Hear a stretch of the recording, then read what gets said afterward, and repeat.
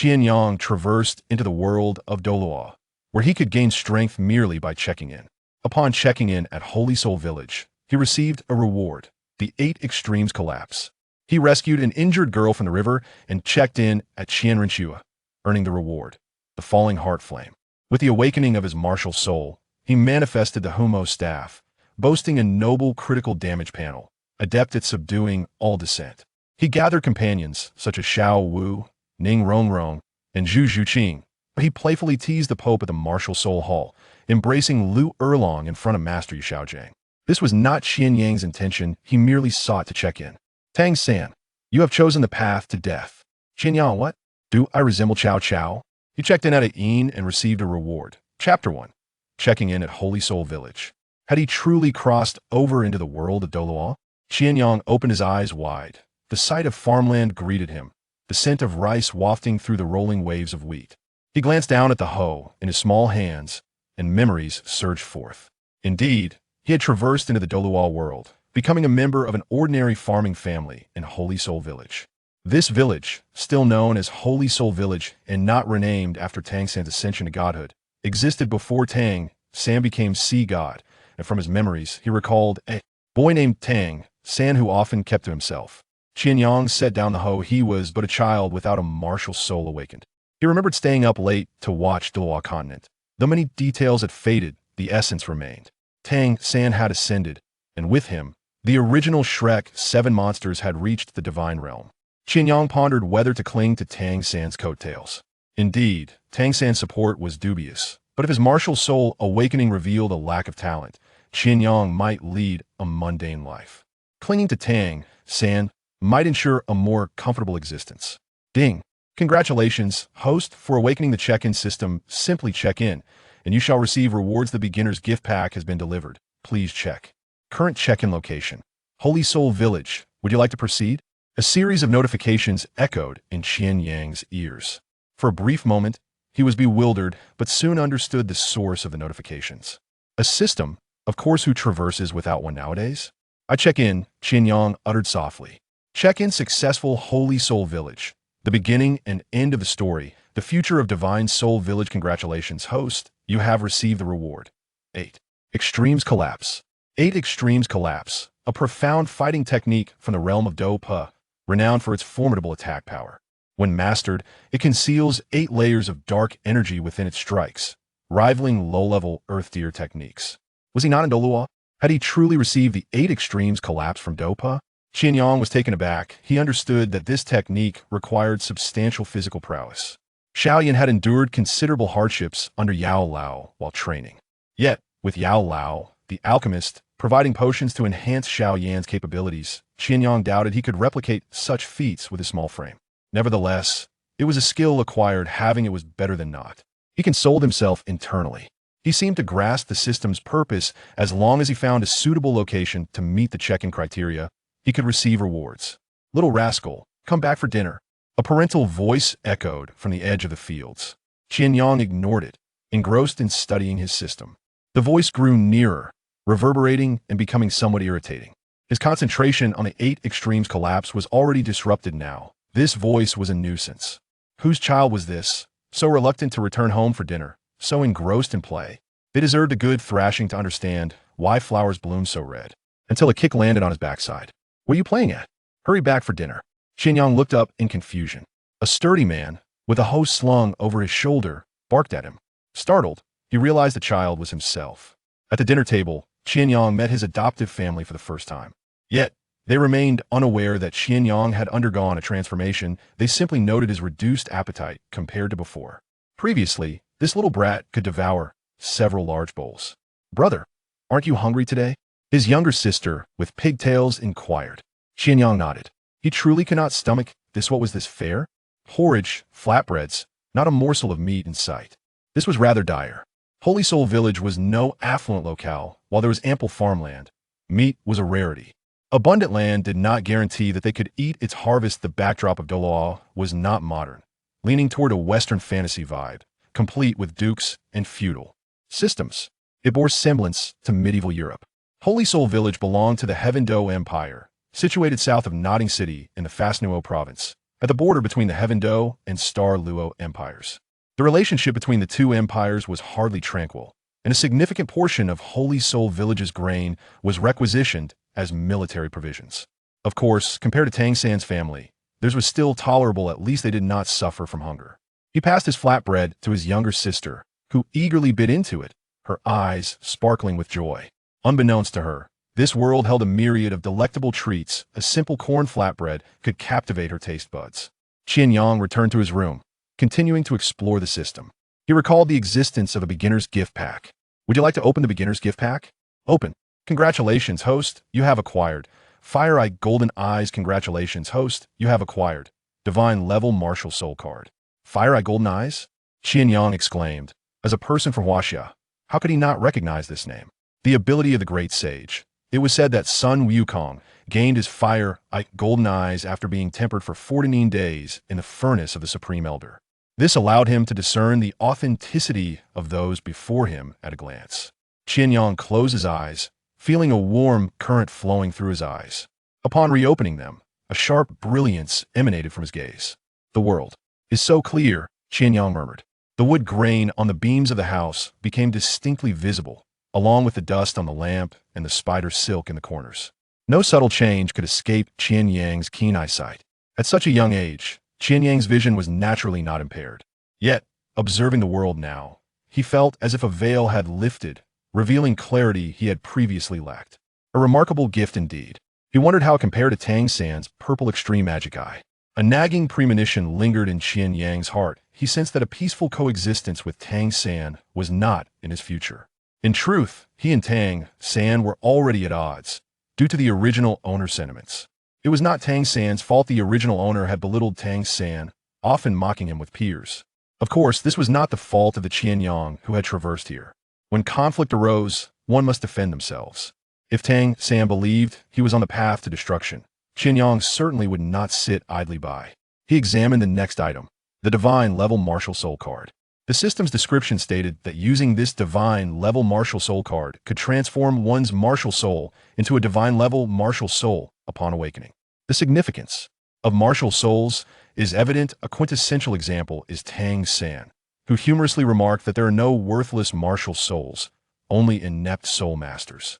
With his twin martial soulsa, formidable Haotian hammer, and the regal blue-silver emperor, one must ponder which of them could be deemed inferior. In contrast, Yu Shaojiang, throughout his life, never ascended beyond the 60th rank. With this card in hand, Qian Yang's martial soul is assured to be at least a divine-level foundation. Both his future potential and limitations are thus secured. On the first night of his journey in the Douluo continent, Qian Yang found it difficult to slumber as his father's snoring resonated like thunder, reverberating through the wooden planks into Qian Yang's chamber. It was not until the early hours that he finally succumbed to sleep. Chapter 2. Qian Renxue in the stream. A boy stood amidst the flowing water, his fists crossed resolutely over his chest as he practiced his stances. The 8 extremes collapse required diligent training. Qian Yang, drenched in sweat, had no internal skills to cultivate. Thus, he resorted to the most rudimentary method of enhancing his physical condition. However, his young body was ill-equipped to endure such strenuous training. At his tender age, he was merely an ordinary farmer's child. After just a brief moment, darkness enveloped him, and he collapsed into the river. The icy water jolted his senses, forcibly rousing him from unconsciousness. He was soaked, unable to discern whether the moisture on his skin was sweat or water from stream. This was unacceptable. Why, he pondered, was he so fatigued despite possessing a system? He sat in the water, allowing the current to wash over him, beads of sweat cascading from his forehead into the stream. What was a system? A life of extraordinary privilege needs no explanation. One merely has to relax and let the system guide them. Why should he exhaust himself so? After enduring such strain, he could no longer find the will to simply rest and enjoy life. It seemed that a revelation dawned upon Qian Yang as he lay still in the water. Suddenly, a vivid scarlet hue caught his eye. With his keen perception, every detail magnified before him. The crimson streaks in the water were unmistakable. Startled, Qian Yang sat uprig. What was happening? Scooping up a handful of water, he discerned several faint traces of blood. Following the current upstream, he discovered the source of the blood. It was a person, a young girl. The girl lay motionless in the water, as if lifeless, her dress floating gently with the current, revealing her porcelain skin beneath. What was going on? Qian Yang pulled the girl from the water, her delicate features devoid of color, golden hair clinging wetly to her back, lips pale, and veins starkly visible on her hands. He checked her pulse. It was faint but present. He carried her to the shore and commenced resuscitation. Although he had never formally learned CPR, he could mimic the motions. As his hands pressed against her chest, he was surprised to find softness beneath his palms. It seemed that despite her youth, the girl possessed some endowment. He pressed down on her chest, gazing at her pallid lips, leaning closer. "This is to save you," he reassured himself inwardly, and then he kissed her. "Congratulations, host. You have successfully encountered the character. Qian Renxue, 2 attempts remaining. Qian Renxue, daughter of Pope Bajibeng, future goddess of angels, reward obtained, fallen heart flame." While he was still administering mouth-to-mouth, the system's notification nearly caused him to choke. "Who? Qian Renxue?" Qian Yang's eyes widened as he looked at the girl beneath him. Her eyes remained shut, brows slightly furrowed. He had never anticipated encountering Qian Renxue so fortuitously. No wonder her chest bore such significance. He continued his efforts to expel the water from her lungs, not knowing how many times he had pressed or kissed her. At last, Qian Renxue coughed violently, expelling a mouthful of water, her stunning eyes gradually opening. In those beautiful orbs, Qian Yang saw his own reflection. "Who are you?" Qian Renxue's voice was icy, yet her gaze betrayed an awareness of her unusual state, a blush creeping onto her cheeks. This was not the cold goddess of angels she would become. At this moment, her expressions were vividly human, her frosty visage softening with youthful shyness, utterly enchanting. Qian Yang. He was still cradling Qian Renxue in his arms. Although she had regained consciousness, she lacked strength, unable to free herself from his grasp. "Let go of me," she commanded. The peculiar sensations coursing through her body made her feel vulnerable, and being held by a younger child only intensified her embarrassment. Had she not known he had saved her, she might have considered striking him. "My chest hurts," she admitted, the desire to retaliate lingering. Qian Renxue fixed her gaze upon Qian Yang's face, but he did not heed her request to release her. He felt her lack of strength and carried her away from the river, eventually settling her against an ancient tree. Water dripped from her damp hair. The sight of her exposed white skin was not lost on Qian Yang's discerning eyes. He contemplated the system's notification regarding his remaining attempts. Could a single person allow for 3 encounters? Yet, why, when Qian Renxue was right before him, could he not proceed? As he reflected on the circumstances of his earlier attempt, he realized it had been triggered by that kiss. Subsequent kisses, however, had failed to activate the opportunity again. Could there be other spots? He scanned Qian Renxue's form, his gaze drifting down her slender, fair legs, growing bolder with each moment as he explored further. Noticing his gaze, Qian Renxue's icy demeanor returned. "If you keep staring at me, I will kill you," she warned. Qian Yang quickly turned his head, not out of fear, but because he found his thoughts suddenly unsettling. What on earth was he contemplating? He roughly grasped where the remaining 2 attempts might lie, but they could not be executed now. Qian Yang was still young, and so was Qian Renxue. Those opportunities would have to wait. However, the reward from Qian Renxue's encounter were indeed bountiful. The fallen heart flame, an extraordinary fire from Douluo Songqiong, ranked 14th on the list of exotic flames, could perpetually aid its master in refining both body and energy, often referred to as a cultivation cheat. This flame was precisely what Qian Yang needed at this moment. He aspired to practice the 8 extremes collapse, and the body-tempering effects of the fallen heart flame were the perfect supplement. "How are you?" Qian Yang inquired, kneeling before her. Her chest heaved slightly, and although she was unaware of what had transpired, it was evident that she bore a wound on her back, exacerbated by drowning and excessive blood loss, rendering her remarkably weak. Qian Renxue met his gaze but remained silent. She had intended to infiltrate the Heaven-Do Empire, but an unforeseen incident had derailed her plans. Now, she could only hope that the Spirit Hall's offerings would find her soon. She felt her life slipping away. As her silence deepened, her complexion grew increasingly pale, alarming Qian Yang, who still had 2 rewards to claim. "You must not succumb," he implored, ignoring her frigid stare. In her current state, Qian Renxue's threats were mere bluster. She lacked the strength to act, even though she was a level 20 innate soul master. "Your wound needs immediate disinfection and bleeding control, or you will lose your life." He moved behind her, gently supporting her slender waist as he opened her garment. Qian Yang noticed the wound on Qian Renxue's back. He surveyed the surroundings, realizing that the secluded place he had chosen was unlikely to have anyone nearby. Take it off, he instructed Qian Renxue, needing to tend to her injury. Otherwise, the blood loss alone could lead to her demise. Qian Renxue paused, her already flushed face turning even redder with indignation. Do you really want me to kill you? Could you be a bit more obedient? Qian Yang, failing helpless, playfully slapped Qian Renxue's backside and warned, if you don't take it off, I'll have to tear it. Think carefully about the consequences. Still reeling from his boldness, Qian Renxue heard his words, and a rush of color flooded her cheeks. You dare. Her voice was weak and trembling. Qian Yang looked at the girl, resembling a little kitten, and was reminded of the saying that threats appear quite adorable when one is vulnerable. Ignoring her consent, he proceeded to remove her clothing. Her already damp garments were difficult to take off, and with Qian Renxue's lack of cooperation, it took him considerable effort to strip her down. Her fair form was fully exposed before him.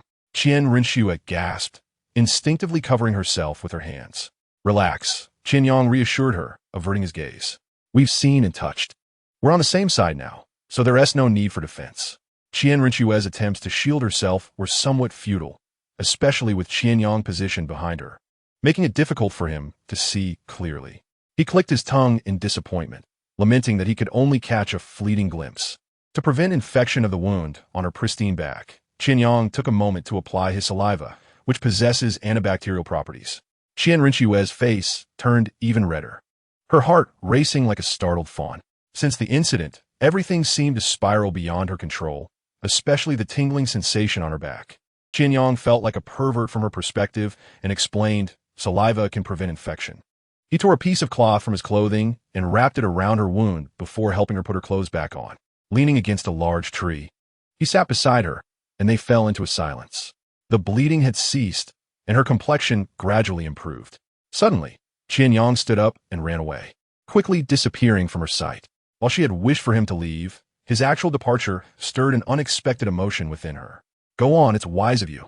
Otherwise, once I recover, I'll surely kill you, Qian Renxue muttered to herself, though the disappointment in her eyes was unmistakable. Chapter 3. The innocent Qian Renxue, why did he have to leave her? What had she done wrong? Her mother had never liked her, and her father had died by her mother's hand. The world had shown her its cruelest face. Although Qian Yang had treated her wound, the pain still lingered. The weakened Qian Renxue closed her eyes wearily, her lost strength slowly returning, yet her spirit began to wane. There is no greater sorrow than a withered heart. To live, one must have purpose. But what was hers? Qian Renxue's thoughts emptied, and the world around her became desolate. No, she could not die yet. With a sudden jolt, she opened her eyes, her phoenix-like gaze shimmering with determination. She had to show that woman the formidable being she would become. Having made up her mind, Qian Renxue began to channel her soul power to heal her body. Her martial soul, the six-winged angel, inherently possessed healing abilities.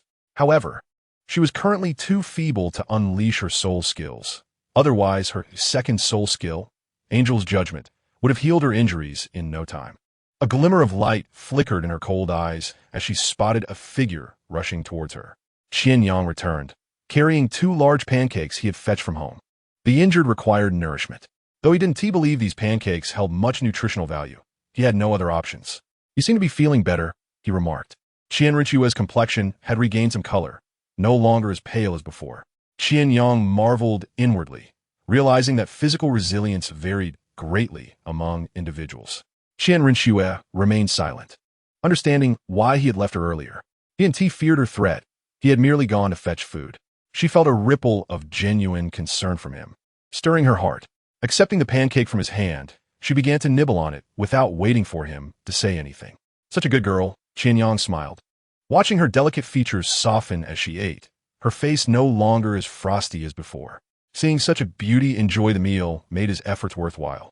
A blush crept onto Qian Renxue's lovely face at his words.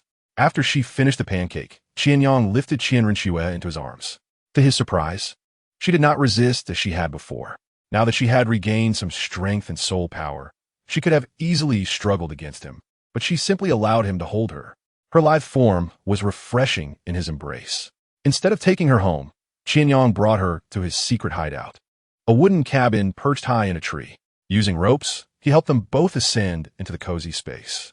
The cabin was modest, containing only a small bed and some fruit on the floor. This was Qian Yang's sanctuary, a place he retreated to when he could no longer tolerate his father's snoring. As he gently laid Qian Renxue on the bed, he couldn't help but wonder why she was suddenly so compliant, not once threatening him with death, which was quite unusual. He observed her curled up, still damp from the river. "Would you like to change your clothes?" he inquired.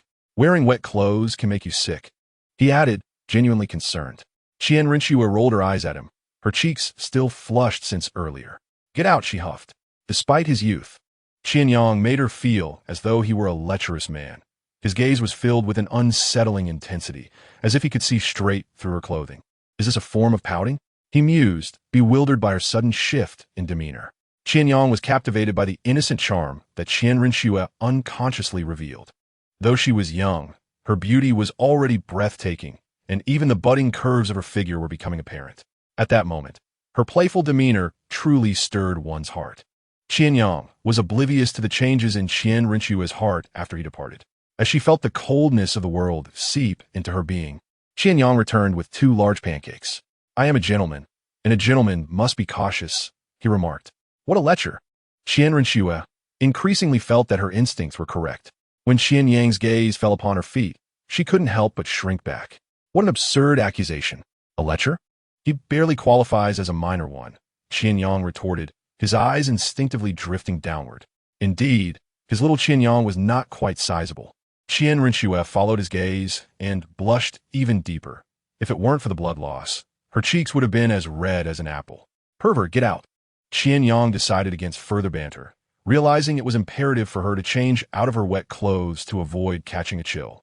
By the time he returned to the study, Qian Renxue had already changed into a nightgown that concealed most of her skin, even covering the previously exposed, pristine leg. Only her delicate, fair feet remained visible. What exquisite feet! Such beauty will only bring you trouble. Qian Yang pondered for a moment before recalling that in the Douluo world, there existed a special item known as a soul guide. At this point in the Douluo timeline, soul guides were still primarily used for storage purposes. It appeared that Qian Renxue possessed one. Qian Yang felt a tinge of regret. That night, Qian Yang and Qian Renxue lay together on the small bed, the faint scent of her body lingering in the air. He had never inquired about how she had come to be injured by the river or what her name was. This left Qian Renxue feeling somewhat melancholic. Even if Qian Yang were to ask, she would not provide an honest answer. This was not something he could involve himself in, and she did not wish to drag him into her turmoil. Yet, his silence frustrated her. The following morning, Qian Yang awoke to find himself an octopus clinging to Qian Renxue. It was unintentional, of course. He glanced at Qian Renxue's nightgown and carefully extracted his limbs from her grasp. Her golden hair spread across the bed, and her tranquil face resembled that of an angel. Not wanting to disturb her, Qian Yang stealthily got out of bed and descended the treehouse, unaware that Qian Renxue had quietly opened her eyes after he left. "And he claims he's no lecher," she murmured. After covering some distance from the treehouse, Qian Yang unleashed a powerful punch, piercing a nearby tree's trunk. The fallen heart flame had indeed enhanced his abilities significantly. Had this been the previous day, he would have injured his own fist rather than the tree. Now, a burning pain radiated from his hand, yet he was finally able to strike as intended. The intangible heart flame continually honed his strength. As he examined his fist, he could see through the hole in the tree to another towering tree behind it. He had not yet fully mastered the 8 extremities collapse. The abilities granted by the system required no training, as his experience gauge was already filled to the brim. His physical condition, however, was still playing catch-up. Otherwise, the tree before him would not have merely been penetrated, but rather shattered by the hidden force of the 8 extremities collapse. Chapter 4. Parting and promise. After lying in the wooden cabin for 2 days, Qian Renxue finally regained her strength.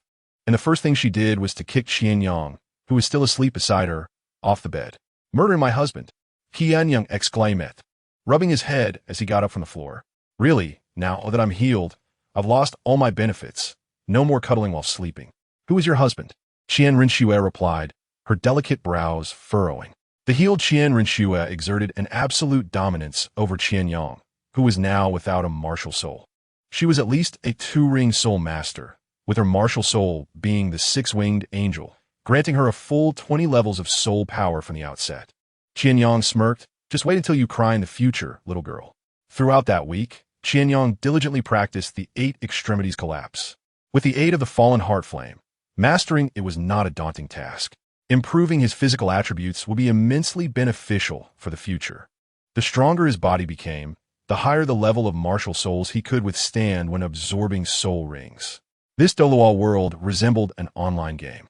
The longer a soul ring existed, the more powerful it was. Leaning against a tree, Qian Renxue, clothed in a flowing yellow and white dress, watched as Qian Yang repeatedly punched. What kind of ability is that? She wondered. Qian Renxue was certain that Qian Yang was not a soul master.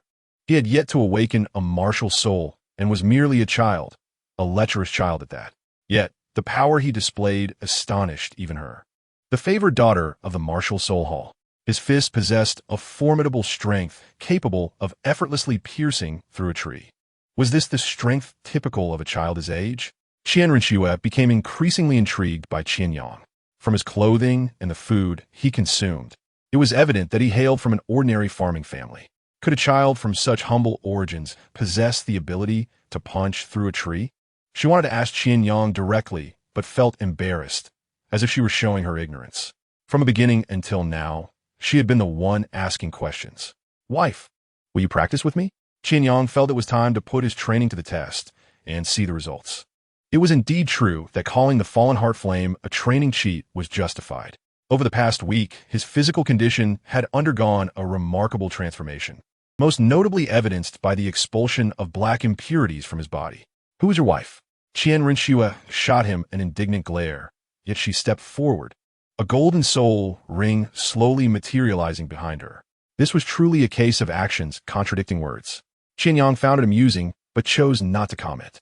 A surge of golden light appeared in Qian Renxue's hand as she clenched it into a fist, divine energy gathering therein.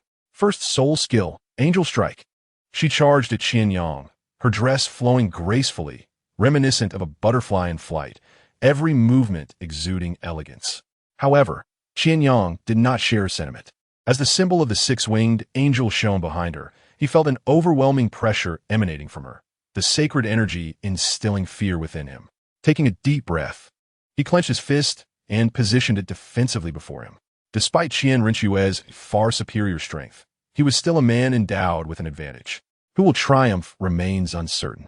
He bent his legs slightly, his body taut like a spring, the essence of the 8 extremities collapse coalescing at his fingertips. Can you withstand this punch forged over a decade? Qian Renxue's angel strike surged forth like a bolt of golden lightning, slicing through the air with an unstoppable momentum directed at Qian Yang. However, Qian Yang did not retreat. On the contrary, he advanced with unwavering determination. His fist clenched tightly as he met the golden fist head-on. A thunderous impact resounded, causing the leaves of the surrounding trees to cascade to the ground. The collision of Qian Yang's fist with Qian Renxue's sent forth a powerful surge of energy. The two figures stood in close proximity, and Qian Yang could distinctly sense the astonishment in Qian Renxue's gaze. You don't understand, little girl. This is the system. Qian Renxue could hardly believe that her angelic assault was met head-on by Qian Yang. She had anticipated that her soul power and martial soul would render him utterly defenseless, even with his peculiar abilities. After all, she was a 37-level soul sovereign, wielding a divine martial soul, the six-winged angel. Yet, the scene before her shattered her understanding. A person without a martial soul could actually withstand an attack from a soul master of her caliber. She was not merely an ordinary great soul master. She was the absolute darling of the heavens, her six-winged angel deemed invincible among her peers. Yet here it was, an undeniable reality. Qian Yang's muscles were as unyielding as steel, and the force behind his punch delivered an unprecedented shock to her. A surge of fierce fighting spirit ignited within Qian Renxue as she gathered her soul power once more. She was the type of girl who refused to concede defeat. Strangely, she felt a wave of delight swell within her. She had not anticipated that this little lecher could bring her such immense surprise. Very well, little lecher. The stronger you are, the better. Come closer, just a little closer. As long as you keep moving forward, I will be waiting for you at the forefront. A slight smile graced her lips as she concentrated her soul power once again, preparing to unleash an even more formidable attack. Second soul skill, angelic judgment. The second soul ring illuminated as expected. In a flash, she surged toward Qian Yang like a meteor, her speed and momentum more ferocious than before. Qian Yang realized that he could no longer withstand this onslaught. He had witnessed Qian Renxue utilizing this soul skill for healing, if employed for restoration. The light element within the skill would aid her in recovering from injuries. However, if wielded in battle, that judgmental force would corrode the enemy's body. Presently, Qian Yang possessed no magic resistance. He swiftly adjusted his stance, his body rotating in mid-air as the power of the 8 extremities burst erupted instantly. His fist slicing through the air toward Qian Renxue. Their figures rapidly converged. Yet, just as their fists were about to collide, Qian Renxue vanished in a blink, only to reappear behind Qian Yang as if she were a specter. In her hand, a golden longsword had materialized, its tip aimed directly at Qian Yang's back. Such speed, Qian Yang was momentarily stunned. The sudden burst of speed from Qian Renxue left him defenseless. Even with his keen vision, he could only catch a glimpse of her fleeting form, his body unable to react swiftly enough to counter. This was an absolute suppression of speed. You cheat. Wielding a weapon, Qian Yang remarked with a wry smile. Qian Renxue's lips curled into a playful smile at his words, her golden sword trembling slightly as if mocking his statement. In the heat of battle, there are no rules. She winked, her eyes glimmering with mischief. Qian Yang shook his head in resignation, yet he could not help but admire Qian Renxue's speed, which truly lived up to her angelic martial soul, rendering others unable to keep pace. Poseidon upon the ocean, Tang, sand on the ground, and Qian Douluo in the skies. The 3 strongest beings on the Douluo continent. He wondered what his martial soul might be. Taking a deep breath, he prepared to face Qian Renxue's assault once more. He had not yet exerted his full strength. He had refrained from unleashing the dark energy of the 8 extremities burst, concerned that it might harm Qian Renxue. Qian Yang's fist tightened once more. But Qian Renxue did not continue her attack. Instead, she sheathed her long sword and appeared before him in a flash. She suddenly drew near, so close that they could almost feel each other's breath. Qian Yang was taken aback. What was this girl up to now? The next moment, a radiant smile broke upon Qian Renxue's face as she gently wrapped her arms around his waist. Qian Yang's heart raced, feeling her soft body pressed against him, the faint scent of her youthful fragrance intoxicating him. Pathetic, he chided himself. Time is running out. Qian Renxue suddenly uttered a perplexing statement. In her perception, 2 exceedingly powerful and familiar waves of soul power were not far off.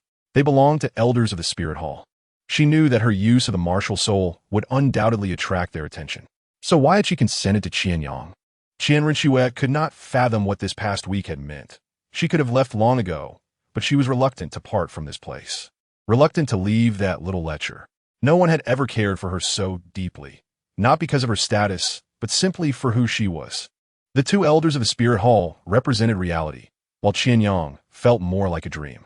Dreams fade and part ways. I must go. Qian Renxue released Qian Yang. Having seen the emotional turmoil within him, her words struck Qian Yang's heart, leaving him momentarily paralyzed. The sudden revelation caught him off guard, flooding him with an indescribable sense of loss. Then, farewell, Qian Yang replied. In the next moment, he felt a sharp twist on his thigh, as the girl glared at him, seemingly accusing him. What's wrong? We'll meet again. It's not as if we're parting for life and death. Qian Yang chuckled. Qian Renxue regarded him, her eyes shimmering with complex emotions. She parted her lips. I am Qian Renxue. You must remember this without fail. She did not forget to issue a threat. If you dare to forget, no matter where you are, I will find you and kill you. Qian Renxue's voice turned icy once more. She turned away, her golden hair fluttering in the breeze like the wings of an angel. Chapter 5. Divine Martial Soul Card, Your Highness. The snake spear Douluo and another title Douluo from the Spirit Hall bowed to Qian Renxue. Let's depart. Qian Renxue said calmly, her face again displaying that lifeless chill. Even before 2 title Douluo, she remained unfazed. Yes, the snake spear Douluo glanced toward Qian Renxue's direction, hesitating to speak, yet he followed her as they left. I do not wish for news of him to escape your lips, understood? Qian Renxue's cold gaze swept over the snake spear Douluo and the other title Douluo, despite the significant disparity in their ranks. Qian Renxue's eyes bore down on the two title Douluo with palpable pressure. "As you command, Your Highness." A tempest of emotions surged within the two title Douluo. Even without visual confirmation, they sensed Qian Yang's presence. Clearly, Your Highness's actions were intended to protect that individual. Exchanging glances, they recognized the mutual resignation in each other's eyes before following Qian Renxue out. This marked the first time in a week that Qian Yang returned home for dinner. Mother observed that Qian Yang had only taken a few bites before setting down the large pancake, concern etched on her face. "What's wrong? Why is your appetite so small today?" Father cast a questioning glance as well. In recent days, Qian Yang had been taking ample food to eat outside, matching his previous portions. "I just can't seem to eat much," Qian Yang admitted. Previously, he had taken his own share along with an extra portion for Qian Renxue. But now that he was eating alone, it was only natural that he could not consume as much. "Do not rush your cultivation. Your health is paramount," Mother advised. For the past few days, Qian Yang had been residing in the treehouse, citing his desire to hasten his training to become a formidable soul master, aspiring to elevate his family's living standards within 3 years. His parents were unaware of the specifics of this improved lifestyle, but they felt immense joy at Qian Yang's determination to become a soul master. In the Douluo world, the status of a soul master was exceedingly high, especially within the region of Douluo. If their family could produce even one soul master, their lives would undergo a monumental transformation. "Please eat. I must take my leave now," Qian Yang announced, placing his chopsticks down and dashing out the door before his parents could respond. This child mother shook her head in resignation. Father continued to chew thoughtfully. "There's little to do in the fields these days. Perhaps I should seek work in the city," he suggested. "It's rare to have a moment of ease. And you still wish to go to the city?" "Your health cannot withstand it," Mother objected. "I am in good health. That little rascal is working so hard. As his father, I must strive even harder," Father replied, taking another bite of his meal. He was deeply moved when Qian Yang expressed that his relentless training was to ensure a better life for the family. Such burdens should not rest upon the shoulders of a child like Qian Yang. Mother sighed, knowing her husband's stubbornness. Once he made a decision, it was as if 10 mules could not pull him back. All she could do was remind him, "Please take care of yourself. Do not overexert." Beneath the moonlight, Qian Yang made his way back to the treehouse. Along the path, he encountered another figure, a boy of similar age with short black hair, dressed plainly yet neatly, his eyes glinting with intelligence. "Tang-san." Their gazes locked for a brief moment before they both instinctively averted their eyes, continuing on their separate paths in silence. Returning to the treehouse, Qian Yang adeptly used ropes to hoist himself up. This time, unlike before, there was no girl quietly lying on the bed or waiting at the door for his return. Yet, he could still sense the lingering fragrance of her presence. "Qianlong, do not forget to send your little Qian Yang to the spirit hall for his soul awakening on time," called Old Jack, the village chief, from the entrance. The annual soul awakening ceremony was about to commence. "Understood." At dinner, Father spoke to Qian Yang about the soul awakening. Every individual possessed a soul, and each year the awakening ceremony took place, overseen by the spirit hall. Though the spirit hall in Saint Spirit Village was merely a wooden shack, it still held significance as a place of awakening. In his previous life, Qian Yang had held a fairly positive view of the spirit hall. Aside from the brutal suppression initiated by the authorities later on, the spirit hall initially provided free soul awakenings to the common populace, even reaching remote villages like Saint Spirit Village. For this reason alone, the spirit hall could be considered a commendable organization. This year, 8 children from Saint Spirit Village were set to undergo soul awakening, with Qian Yang being one of them, along with 7 other village children, all of whom were personally notified by Old Jack in advance. Old Jack earnestly hoped that the village might produce another soul master, as even a single one could drastically alter the village's fate. Standing before the dilapidated wooden structure of the spirit hall, Qian Yang mused that this might be the most run-down spirit hall imaginable. Could this truly be called a spirit hall? The surrounding children appeared anxious and restless, uncertain of what kind of soul they would awaken or whether they possessed the potential to become soul masters. Qian Yang, however, felt no such trepidation.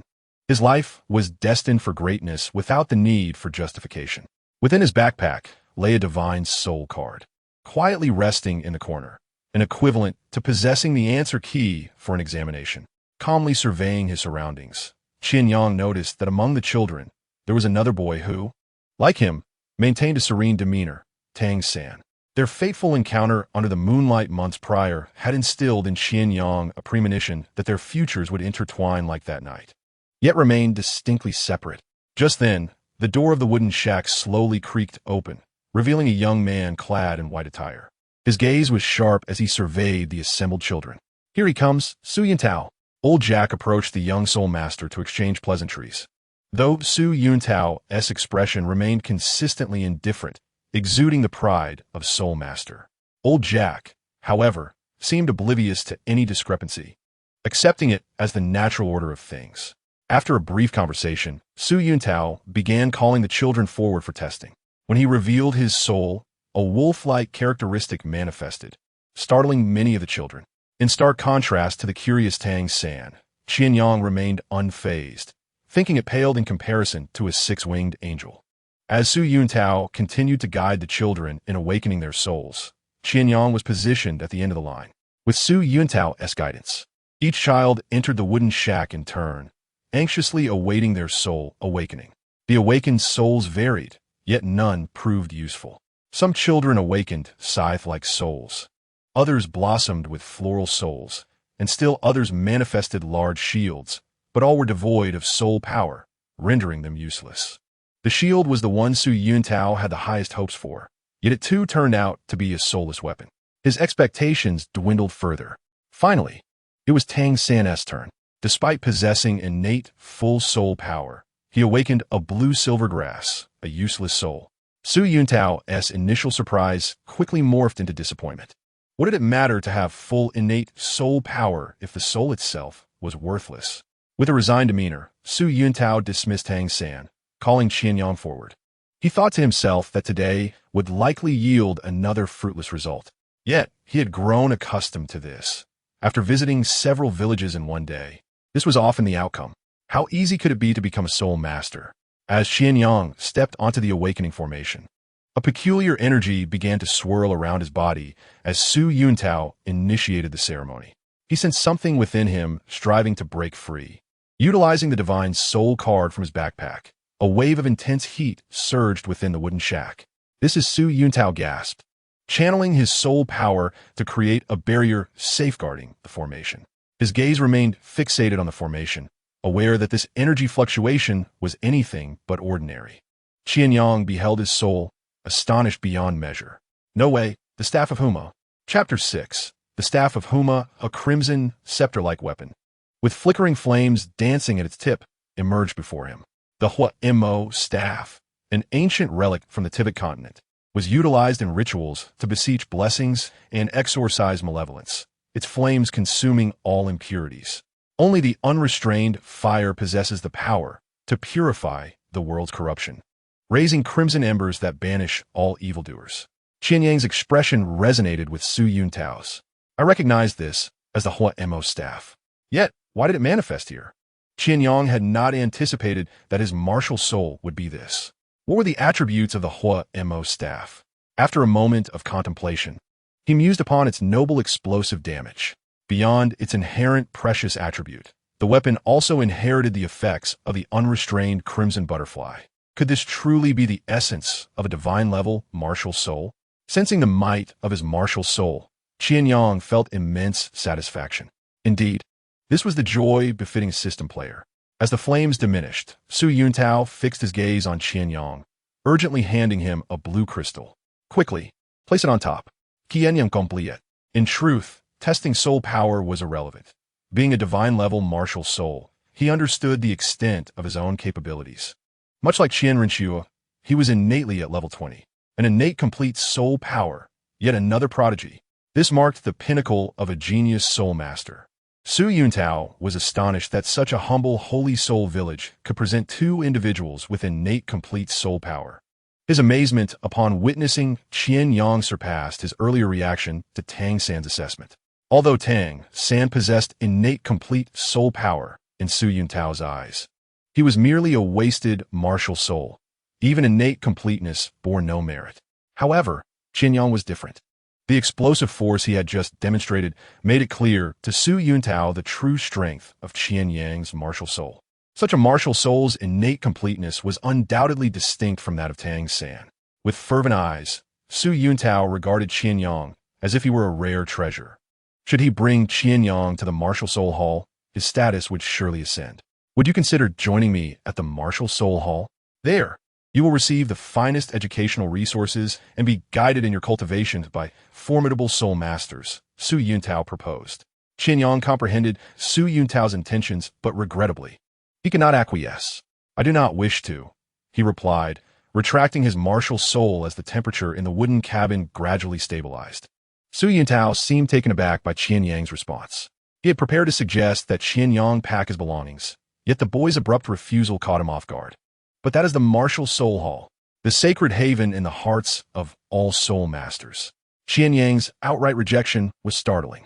A glimmer of disbelief flickered in Su Yuntao's eyes as he re-evaluated Qian Yang, searching for any sign of uncertainty on his calm countenance. He hoped to see confusion reflected in Qian Yang's gaze, believing that such a decisive refusal stemmed from ignorance of the Martial Soul Hall's grandeur. However, Qian Yang merely shook his head in quiet resolve, unperturbed. I apologize, esteemed sir, but I have no desire to join the Martial Soul Hall. I do, however, wish to seek out the Pope's saint for a visit. Yet, all things must be approached gradually. I must first find Xiao Wu. Do you realize how many dream of such an opportunity?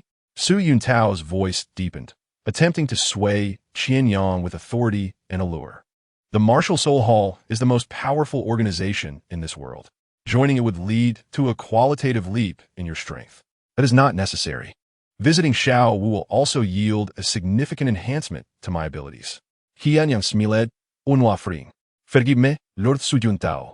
I am well aware of the Martial Soul Hall's might, yet I have my own choices to make.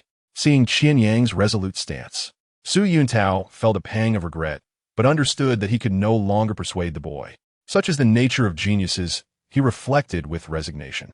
Taking a deep breath, he replied, Since you have made your decision, I shall not press further, but understand this. Opportunities are fleeting. Qian Yang nodded in gratitude, acknowledging that Su Yuntao had awakened his martial soul. What transpired? Old Jack inquired as he stood outside the door, observing Su Yuntao and the recently tested Qian Yang emerge. Beside him stood Tang San, who regarded Qian Yang thoughtfully. Moments earlier, he had sensed a searing heat emanating from the cabin. Aware that Su Yuntao's martial soul was not of such nature. What was the source of that energy? With a glance at Qian Yang, Su Yuntao sighed. Your village is fortunate. He reiterated his previous words. Have you truly considered this? Not joining the Martial Soul Hall? Isn't it said that opportunities are rare? How could another arise so swiftly? Qian Yang retorted, recognizing the astonishment and joy reflected in old Jack's eyes. This revelation was bound to lead to endless chatter. What? Old Jack gasped. To be personally invited to the Martial Soul Hall by Su Yuntao spoke volumes of Qian Yang's talent. He had entirely forgotten Tang San's innate complete soul power associated with blue silvergrass, his earlier vexation dissipating as he observed Qian Yang with fervent eyes, as if the boy were the last eligible maiden in a marriage market. Young Qian Yang, you must accept this opportunity. Seize it, old Jack urged, anxious that the Martial Soul Hall might withdraw their interest. Su Yuntao smirked slyly, pleased with the outcome. If he could not convince Qian Yang, he would let others do so. He believed that the adults in this village would support Qian Yang in making the right choice. Fully aware of the Martial Soul Hall's might. How shameless, Qian Yang thought, recognizing Su Yuntao's smile. You cannot persuade me, so you seek to enlist others. He understood Su Yuntao's desire to elevate himself alongside such a prodigy, which was comprehensible. Yet, Su Yuntao must also comprehend Qian Yang's stance. The time was not yet ripe for comparisons with Bibi Dong. Sometimes, misplacing priorities could lead to dire consequences. Village Chief, I understand this is a rare opportunity, but I have already devised plans for my future. The Martial Soul Hall is indeed formidable, and I will consider joining in the future, but not at present. Qian Yang stated. He also assured Su Yuntao that if he were to join the Martial Soul Hall in the future, he would mention Su Yuntao's name. Realizing that Qian Yang would not accompany him, Su Yuntao felt a mix of disappointment and satisfaction at receiving a small promise from the boy. He turned to depart for the next village, leaving Qian Yang and old Jack behind. Although old Jack felt somewhat disheartened, he could only sigh in resignation upon seeing the determination in Qian Yang's eyes. Chapter 7. The Master During Dinner, as anticipated. Qian Yang faced a relentless barrage of nagging from his mother. Old Jack had informed Qian Yang's parents about his refusal to join the martial soul hall. At a loss for words, Qian Yang realized the cunning of Su Yuntao's final maneuver. His father, weary from his recent endeavors, remained silent, while his mother, after a lengthy tirade, noticed Qian Yang lost in thought, which only fueled her frustration. That is the martial soul hall. The illustrious reputation of the Spirit Hall positions soul masters above ordinary individuals, rendering the Spirit Hall a sanctuary revered by every soul master. It is perplexing to think that one's own son could stumble upon such fortuitous luck to join the Spirit Hall, an invaluable opportunity that Qian Yang so easily rejected. For the first time, Qian Yang realized how articulate his mother could be. Her words flowed like a mesmerizing melody. He lowered his gaze toward the bowl of rice before him. Suddenly, a piece of meat was placed into his bowl. It was his father, who had returned from the city with more provisions for their home. Although Qian Yang was unaware of the nature of his father's labor, the weariness etched in his father's eyes spoke volumes about the arduous tasks he undertook. It was not difficult to speculate. As a farmer, what other work could his father possibly engage in? The child has grown and has his own ambitions. Let him be, his father remarked. Qian Yang's mother was momentarily taken aback. These were words spoken by Qian Yang's father. As their eyes met, Qian Yang felt an unspoken connection. The world beyond was vast, and his father could no longer shield him from life's storms. The journey ahead was one he must traverse alone. Leaving the village, Qian Yang's father found himself overwhelmed by the enormity of the outside world. He understood that what he had witnessed was merely the tip of the iceberg, and the true expanse of the world might remain beyond his reach for a lifetime. As a father, uttering such words brought him profound sorrow. As parents, they were powerless to shape their child's path. Yet, they understood that the realm of soul masters was one where they could not intervene, allowing Qian Yang to explore it on his own. Brother, what is a soul master? After dinner, his younger sister, Qian Yu, bounced over to inquire. At her tender age, she was unaware of what a soul master entailed, but she could discern from her parents' demeanor that it was something of great significance. When her innocent question echoed in the air, Qian Yang was reminded of their father, the one who had just placed meat in his bowl, the father whose snoring had kept him awake, the one who toiled tirelessly to provide for their family. A smile crept across Qian Yang's face as warmth swelled within him. He gently ruffled Qian Yu's hair and said, "A soul master is a remarkable individual endowed with powers that surpass those of ordinary people, capable of protecting those they cherish, such as family." His father's care resonated within him, despite their initial encounter being less than pleasant. Wow, I want to become a soul master too. To protect Mom and Dad and you, brother, Qian Yu exclaimed, her eyes sparkling with curiosity and longing. That's wonderful, but becoming a soul master is no simple feat. Little Qian, you must work hard. Her enthusiasm was fleeting, as she soon dashed off to chase fireflies. Qian Yang's father stepped outside, standing beside his son. Your talent seems promising. I've heard that the awakened spirit's power varies. What level of soul power do you possess? Unlike the village head, Qian Yang's father was not well versed in the intricacies of soul masters, having learned about soul power from his workmates, who had chuckled at his naivete but patiently explained the concept. He soon grasped that an innate soul power of varying levels indicated differing talents. The first level being the lowest, and the higher the innate soul power, the greater the aptitude. Full soul power, Qian Yang declared. My son is truly impressive. No wonder the Spirit Hall covets you. Though Qian Yang's father was only partially informed, he believed his son would achieve greatness and become a formidable soul master. He patted Qian Yang on the shoulder, encouraging him, "Son, give it your all." As anticipated, Qian Yang secured the soul student worker position in the village. Originally, this opportunity was intended for Tang San, but this time, Tang San's blue silvergrass spirit could not compete with Qian Yang, even though both possessed innate full soul power. Until Tang San revealed his Haotian hammer, the blue silvergrass was regarded as a useless spirit by the masses, leaving no room for contention. In truth, even if Tang San were on equal footing, his success depended more on his other abilities than solely on the blue silvergrass. Without Xintian Kung Fu, hidden weapons, and the Haotian hammer, Tang San's potential would undoubtedly be limited. The notion that there are no useless spirits, only useless soul masters, is merely a jest. Nevertheless, inexplicably, Tang San also managed to secure a student worker position, which did not surprise Qian Yang. After all, he was the protagonist of this tale and deserved such treatment. Furthermore, Tang San's father, the village blacksmith, was a titled Douluo. On the eve of their departure to Nodding City, Qian Yang struck a 2-meter-long boulder by the riverside with a punch, yet the boulder remained unmoved. However, the next moment, it began to crumble from within, disintegrating into a heap of debris. This was the power of the 8 extremities collapse. After extensive training with the fallen heart flame, Qian Yang had fully mastered the technique. Moreover, upon awakening his spirit and acquiring soul power, the true might of the fallen heart flame could finally be unleashed. Qian Yang could now harness soul power to ignite the fallen heart flame. This was his trump card. This intangible heart fire could truly extinguish life without leaving a trace. Are hidden weapons formidable? He pondered. Most hidden weapons leave traces, but the fallen heart flame would leave no evidence. As the day of departure approached, Qian Yang bid a brief farewell to his parents and sister before following village head Jack and Tang San to report to the Nodding Junior Soul Master Academy. Nodding City was not particularly large, yet it was leagues more bustling than Sacred Soul Village. This was Qian Yang's first venture beyond the village. And as he observed the bustling streets, a familiar silhouette flickered in his mind. Calculating the time, he mused that Qian Renxue had likely transformed into Xue Qinghe and was now lurking within the Heaven Do Empire. Wait for me, he thought. Throughout their journey, Qian Yang and Tang San exchanged few words, as if they were not even from the same village.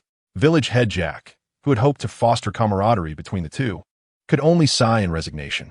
Upon arriving at the Academy's entrance, they encountered the doorman, who initially subjected them to unwarranted scrutiny. The doorman's tone dripped with the arrogance of a city dweller, looking down upon Qian Yang and the others for their rural origins. It was difficult to comprehend such a mindset. Even as a dog, he believed himself to be of noble lineage among canines.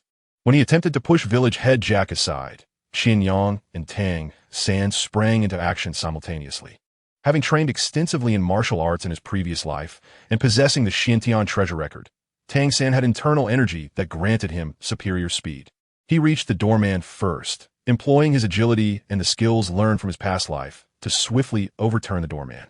The humiliation of being toppled by a child was unbearable for the doorman, who angrily charged at them. Just then, Qian Yang followed suit, his fist striking the academy wall with tremendous force. Dust erupted as a hole was smashed into the wall, debris scattering in all directions. The doorman's feet felt as if they were rooted to the ground, his eyes wide in disbelief as he gazed at Qian Yang. Is this truly a child?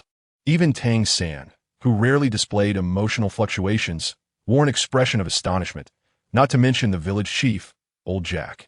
Qian Yang withdrew his fist and glanced at the doorman. If you don't open the door, I shall breach the wall myself. Will you still attempt to stop me? The wall may shatter now, but next time it could very well be a person.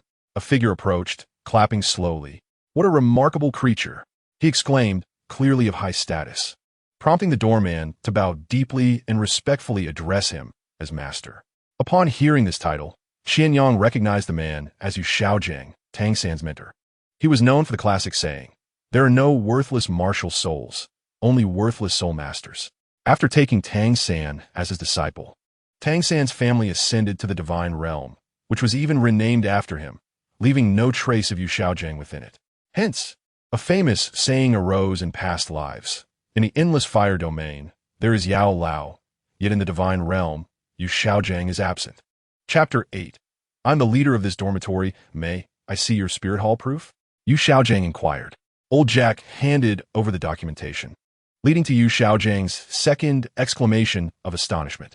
Today we have encountered two remarkable individuals. Yu Xiaojing turned his gaze towards Tang San. Qian Yang understood that Yu Xiaojing had discerned Tang San's dual martial souls, yet he remained uninterested, his focus instead on Tang San's displayed abilities. Qian Yang pondered who would emerge victorious in a confrontation with Tang San. After some reflection, he concluded that victory would undoubtedly be his, provided he was not caught off guard, such as by Tang San's concealed crossbow arrows. In a fair fight, the outcome was clear. Subsequently, Yu Xiaojing reprimanded the doorman and guided Qian Yang and Tang San to register. During this period, Yu Xiaojiang expressed his desire to take both Qian Yang and Tang San as disciples. Tang San acquiesced, but Qian Yang declined, believing that Yu Xiaojiang could not impart anything of value to him. He sought strength not through theory, but through experience. However, he was puzzled. He had anticipated the opportunity to gain experience upon arriving at the academy, given that Nodding Academy was part of the main storyline. Yet there was no prompt for him to do so.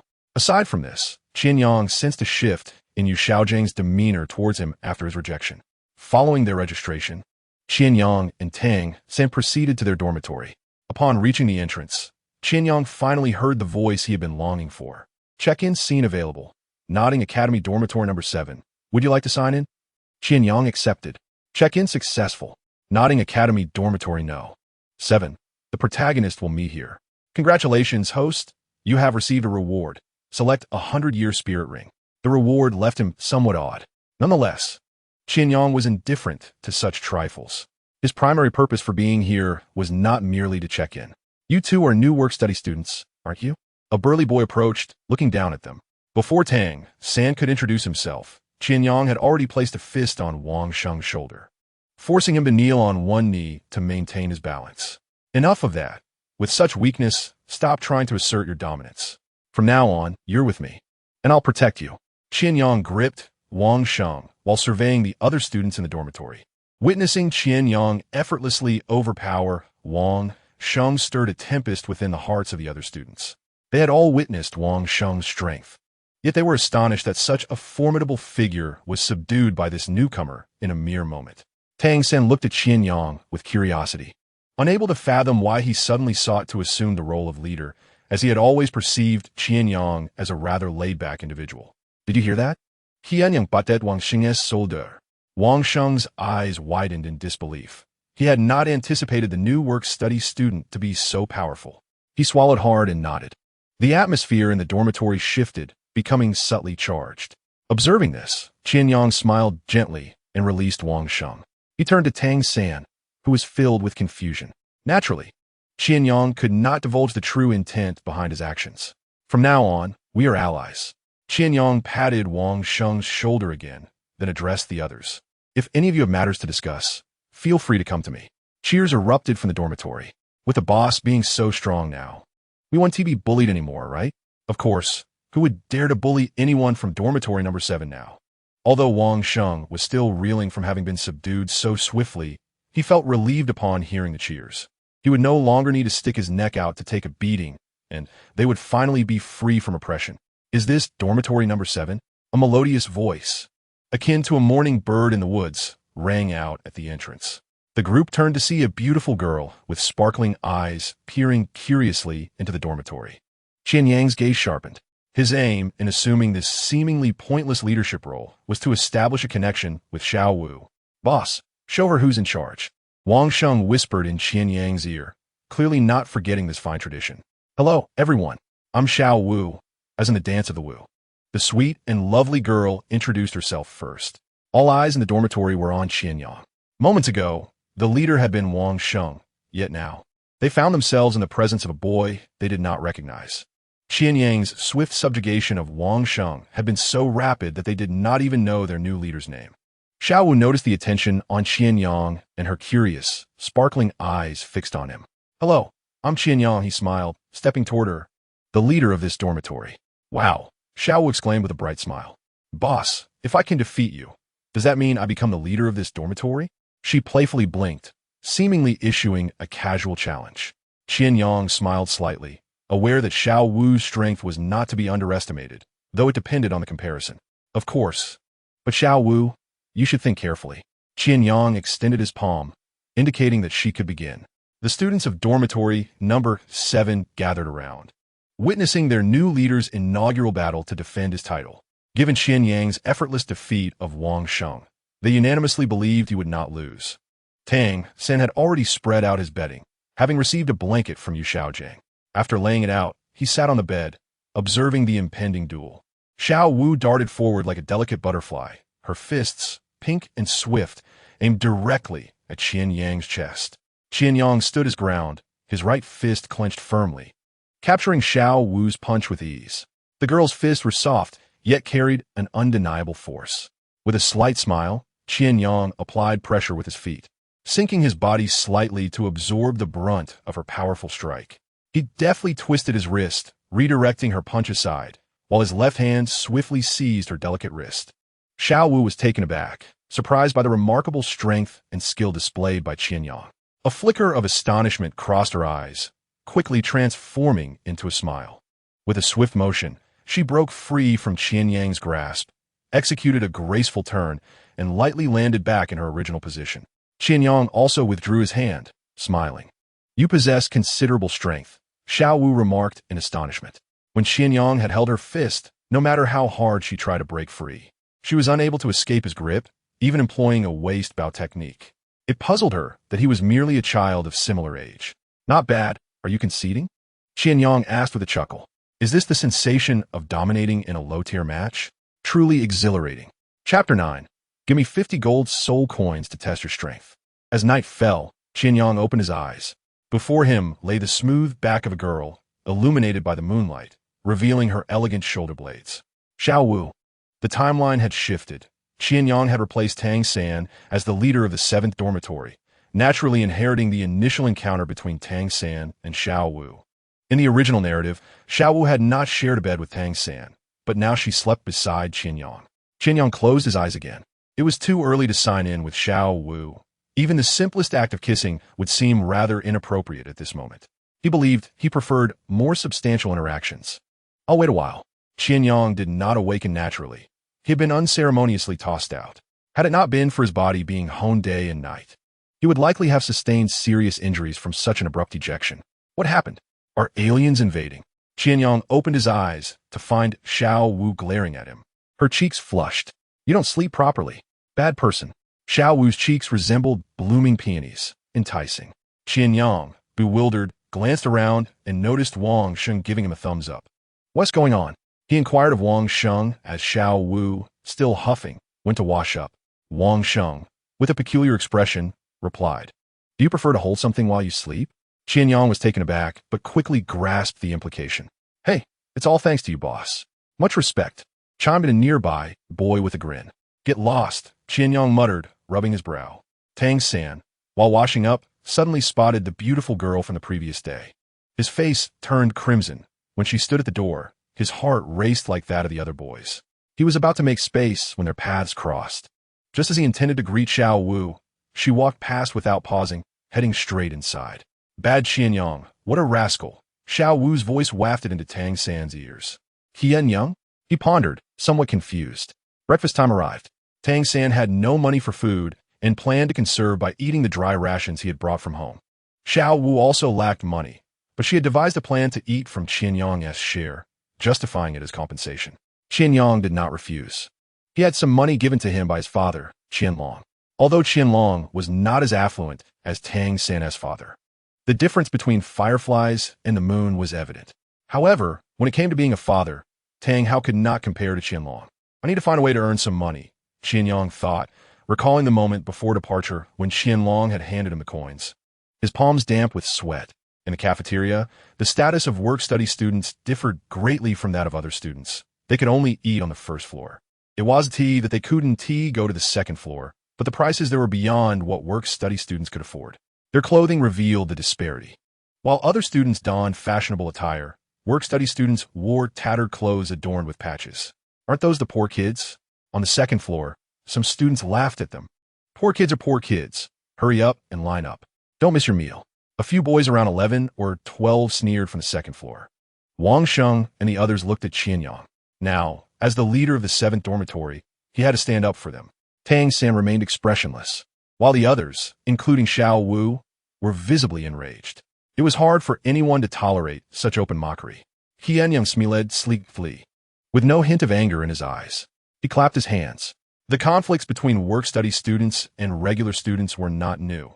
Others relished the spectacle. As Qian Yang clapped, he captured the attention of everyone present. Everyone, since they looked down on us work-study students, Qian Yang elongated his tone. "Then let them prove their strength to us," he stated with a smile, each word resonating with conviction. "Give me 50 gold soul coins to test your strength." The room erupted in an uproar. This was a serious demand for money. Wang Xing covered his face, feeling embarrassed. Laughter ensued. Have you gone mad? 50 gold soul coins? Who do you think you are? The second floor students scoffed. In the Douluo continent, the currency conversion rate dictated that 1 gold soul coin equaled 10 silver soul coins, which in turn equaled 100 copper soul coins. A single gold soul coin could cover the expenses of an average family of 3 for several months. Thus, Qian Yang's demand for 50 gold soul coins was not merely audacious, but downright outrageous. Even if they weren't work-study students and came from better families, they could not produce such a sum. Qian Yang continued to smile. If you don't have money, what are you pretending for? You poor wretch, what are you saying? Retorted one of the second-floor students angrily. Forget it. Forget it. No need to waste time with these poor kids. We still need to eat. As one of his companions prepared to rush down, another quickly restrained him. Wang Sheng and the others began to reassess Qian Yang. The leader was not only formidable, but also possessed a thick skin. In this situation, Qian Yang remained cheerful. The verbal tussle-s victor was unclear, but it was evident that Qian Yang was not the one blushing. This astonished Wang Sheng and the others. Engaging in verbal sparring was indeed a disadvantage for work-study students. After all, lies do not hurt, but the truth is a sharp blade. They were undeniably poor, but so was Qian Yang, who still managed to mock the opposition, even causing their faces to flush with anger. Truly remarkable. Unable to produce 50 gold soul coins, and yet you flaunt yourself, Xiao Wu scoffed. Echoing Qian Yang's earlier sentiments, the members of the 7th dormitory were left in disarray. Goodness, that is 50 gold soul coins, not just 50 glass marbles. Xiao Wu's comment shifted the attention of the second-floor students away from the audacious Qian Yang. Upon seeing Xiao Wu, their eyes lit up. What a beautiful little girl. Too bad she is with a bunch of poor kids. Qian Yang found it perplexing why these individuals felt so superior. If this were a world of wealth, akin to his previous life, they might have a point. However, this was a world of martial spirits. What gives you the right to act so high and mighty? After discussing Xiao Wu's beauty for a while, she clenched her tiny fists and prepared to charge at them. Yet, as she took a step forward, Qian Yang firmly restrained her. What are you doing? Xiao Wu glared at Qian Yang, her voice tinged with grievance. You refrained from offering assistance, merely observing the situation unfold. Wang Sheng and his companions are fully prepared for the impending confrontation, their fists clenched in anticipation. Tang San surveyed the surroundings, uncertain whether he should join in the fray. Wang Sheng had invited him to dinner, which, in a sense, made him a part of the 7th dormitory. Tang San's fists were restless, the hidden crossbow concealed within his sleeves. Suddenly, the chatter from the second floor ceased. From their elevated position, they could clearly discern the expressions of those on the first floor. They noted that Qian Yang's smile had vanished completely. Chapter 10. The Principal. No smirking today. Yu Xiaojiang had intended to dine, but as he approached the entrance of the cafeteria, a resounding crash echoed through the air. The sound was eerily familiar. Taking a few steps inside, he soon comprehended its origin. The staircase leading from the first to the second floor had been shattered, but fortunately, an alternative staircase remained. Otherwise, those on the second floor would be unable to descend. Debris was strewn everywhere, reminiscent of yesterday's scene, with the same mastermind behind it all. Yu Xiaojiang felt a headache coming on. He had merely wished to enjoy a meal. The students on the second floor were ashen-faced, having witnessed firsthand how Qian Yang had effortlessly crushed the entire staircase with a mere finger. The staircase, composed of aged wood, had succumbed to the force of Bajibeng's hidden power with astonishing ease. They were fortunate to have observed Qian Yang's explosive display of strength. With a gentle prod, the staircase had splintered, each step collapsing like a divine hand dismantling it. Qian Yang stood on the first floor, his expression still adorned with a smile. As if all of this were of no concern to him, he slowly retracted his hand. Xiao Wu's cheeks flushed crimson as her mind replayed Qian Yang's words. With me around, no one will dare to bully you. Coupled with the sight of Qian Yang lightly tapping the staircase railing, effortlessly obliterating it, this moment was indelibly etched in Xiao Wu's memory. Yu Xiaojiang regarded Qian Yang with a burgeoning curiosity. The young man's prowess seemed incongruous with his age. What was the nature of his martial soul? At that moment, the cafeteria doors swung open, and a middle-aged man clad in a flowing gray robe entered. His gaze swept over the assembly before settling on the remnants of the staircase beside Qian Yang. My staircase. The principal of Nodding Academy gazed mournfully at the wreckage. The scattered debris, clearly incapable of forming a complete staircase. After receiving a reprimand, Qian Yang exited the principal's office, where he encountered Yu Xiaojiang standing outside. Their eyes met briefly. Qian Yang offered a subtle nod, while Yu Xiaojiang, avoiding any further acknowledgement, pushed open the office door. Qian Yang made his way to the 7th dormitory. Along the path, students who spotted him were filled with trepidation. Qian Yang's strength had far surpassed their imaginations. In this realm, power reigned supreme. The residents of the 7th dormitory awaited Qian Yang's return. Upon seeing him, Wang Sheng nearly lunged at him. "Boss, are you all right?" Wang Sheng's hefty frame pressed against Qian Yang, who felt an overwhelming urge to shove him away. Such matters were better left to Xiao Wu. The softness of her form was far more agreeable. What could possibly be wrong with me? Despite his irritation, Qian Yang refrained from pushing Wang Sheng away upon sensing the genuine concern in his voice. He was certain he was unharmed, merely summoned for a discussion about refraining from reckless actions at school and avoiding damage to school property. After all, Qian Yang's talent was evident, and the academy would not take punitive measures against him for such a trivial issue. The remnants of the staircase served as the best testament to his abilities. "Boss, you truly are formidable. What have you been eating to grow so strong?" Wang Sheng sighed in relief upon learning Qian Yang was fine, his eyes sparkling with admiration. Initially troubled after being bested by Qian Yang yesterday, Wang Sheng now felt only awe and respect. What had transpired yesterday was nothing more than being pinned down by the boss. Had Qian Yang not held back, a mere tap on his head would have sufficed. Wang Sheng's grin grew increasingly reverent. Sometimes, when the disparity is minor, individuals may harbor negative feelings, but when the gap is vast, one shines brightly before others, leaving only admiration in their wake. "All right, everyone, go about your business. Don't linger here, lest we all suffocate from the heat." Qian Yang dismissed the other students of the 7th dormitory and returned to his bunk, where Xiao Wu was seated, gazing intently at him. Her legs dangled over the edge of the bed, her large, sparkling eyes filled with mirth. "You heartless creature, while everyone else gathers around, you sit here all comfortable. Qian Yang setlet beside Xiao Wu. After all, you're bound to return here anyway," she teased, playfully sticking out her tongue. "Just don't kick me off the bed in the morning. It hurts." Qian Yang remarqued. Xiao Wu's eyes widened in protest. "No way," she declared, shaking her head, a blush adorning her cheeks. "You must not hold me while sleeping. No crossing boundaries." Qian Yang chuckled mischievously. "How about this? If you kick me now, I'll let you sleep in my embrace tonight." Tang Sen observed the playful banter between the two, feeling an inexplicable bitterness within. Why was Qian Yang so powerful? Tang Sen pondered. Despite possessing the experiences of a past life, the Tang sect's secrets, and formidable techniques, why was he still no match for Qian Yang?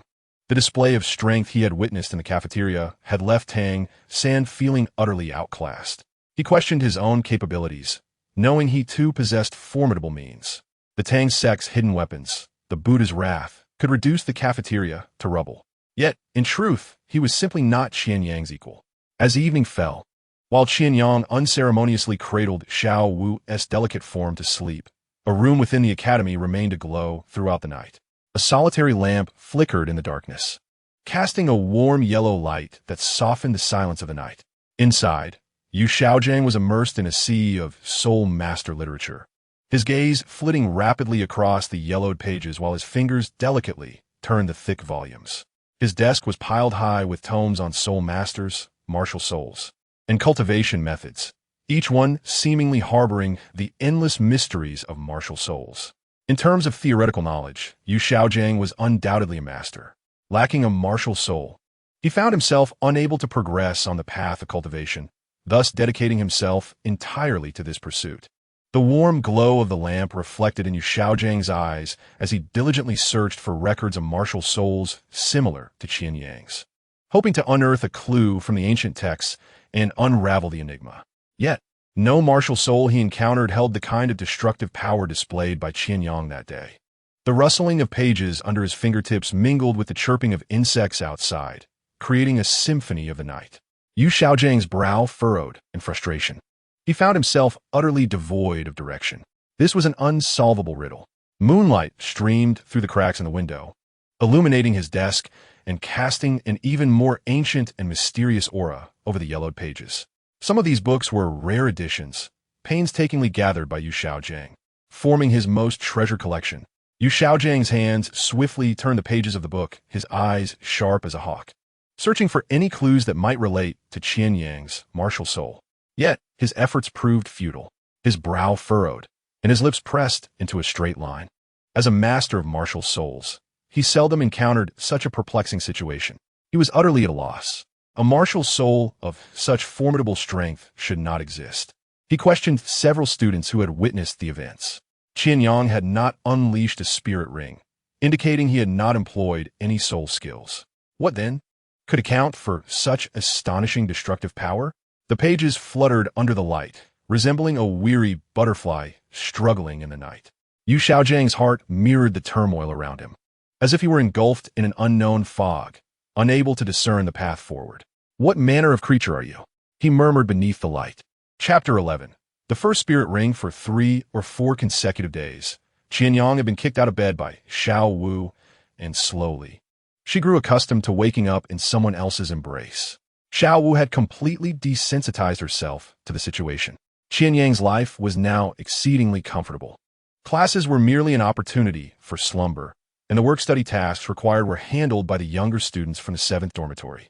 Following his astonishing performance in the cafeteria, the teachers were aware of the prodigious student in the lower grades. Even when Qian Yang slept during class, the instructors turned a blind eye, understanding that he was a genius. "Boss, what exactly is your martial soul?" Wang Sheng inquired, his eyes brimming with curiosity. Each member of their group possessed their own martial soul, whether strong or weak. Every student here had the potential to become a soul master, and their martial souls were their most cherished assets. Wang Sheng's martial soul was that of a battle tiger, destined to become a battle soul master. Yet, Qian Yang had never disclosed his martial soul, which left an air of mystery surrounding him. They all sensed that Qian Yang's martial soul must be extraordinarily powerful, a fact they could surmise without much thought. Wang Sheng leaned in closer and whispered, "Qian Yang, what is your martial soul? We've known each other for days. You've never mentioned it or used it." The 7th dormitory students were all intrigued, and Xiao Wu joined in, equally curious about Qian Yang's martial soul. Qian Yang smiled faintly, a glimmer of depth in his gaze. "Do you wish to know my martial soul?" he asked. Wang Sheng nodded eagerly, like a chick pecking at grain. Qian Yang chuckled. "I shall not tell you. I need to step out for a while," he added. That evening, Tang Xin stood before Qian Yang, blocking a substantial beam of light. This marked the first occasion Tang San had initiated a conversation with Qian Yang. Qian Yang was momentarily taken aback. "If you want to go out, just go. Why tell me? We are not in primary school, where one needs to inform the teacher before using the restroom." Tang San had no ulterior motives. He merely felt that, as the dormitory leader, it was courteous to inform Qian Yang of his departure, especially since he was uncertain of his return. Qian Yang regarded Tang San, noticing the serious expression on his face, which indicated he was not joking. Frustrated, Qian Yang thought, why has Tang San, who was in his 20s in his previous life, now reverted to a mere child after his transmigration? "Go ahead," Qian Yang granted his approval. Tang San hesitated for a moment before continuing, somewhat bashfully, regarding my work. Qian Yang snapped his fingers. "Xiao Li. Boss, I am here." The matter was resolved seamlessly. Tang San left the dormitory to accompany the master in search of a spirit ring. As a naturally full spirit power individual, he could directly absorb a spirit ring and become a soul master. Speaking of spirit rings, Qian Yang recalled the reward he had yet to claim. The 100-year spirit ring selection card he obtained when he checked in at the 7th dormitory. His innate spirit power was at level 20, fully realized. With just 2 spirit rings, he could attain the remarkable rank of a great soul master, on par with most teachers at the school. Stealthily exiting the dormitory, Qian Yang ventured to a secluded area to absorb the spirit ring. Utilizing the selection card, nearly 30 spirit rings materialized before him, each distinct and drawn from various spirit beasts. The durations range from 100 to 900 years, encompassing a wide array. Each martial soul glowed vibrantly. A powerful spirit energy emanated from those luminous rings. Qian Yang inhaled deeply, sensing his martial soul rejoicing. The staff of Homa sensed the presence of the spirit rings and could no longer contain its desire to devour them. The spirit rings before him sparkled like brilliant stars, each radiating a unique brilliance. As he surveyed them, he felt the latent power of the spirit beasts contained within each ring. One spirit ring shimmered, surrounded by an oceanic aura. It belonged to the trihorned fish, a 500-year spirit ring. Absorbing a spirit ring was not a casual endeavor. If one attempted to absorb a ring too powerful without sufficient strength, it could lead to catastrophic consequences, such as exploding under the overwhelming force.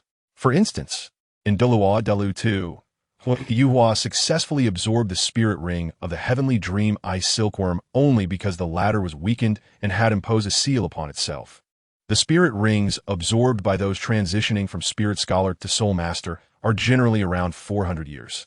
Exceeding this threshold could pose a serious risk to one's life. Qian Yang's gaze shifted among the numerous spirit rings, each exhibiting diverse attributes. A 600-year spirit ring from the sword-spined porcupine caught his attention. This spirit beast, found in the Stardow forest, was robust and entirely covered in sharp spines.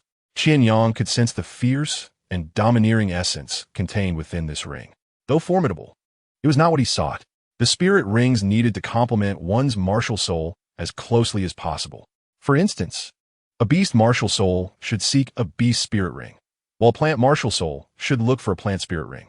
Before reaching the 1,000 or 10,000-year spirit rings, the age of the ring was not as critical as finding one that suited oneself.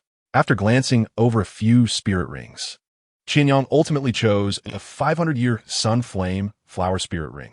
The sun flame flower is a peculiar plant that thrives on the edges of volcanoes, blooming under extreme heat.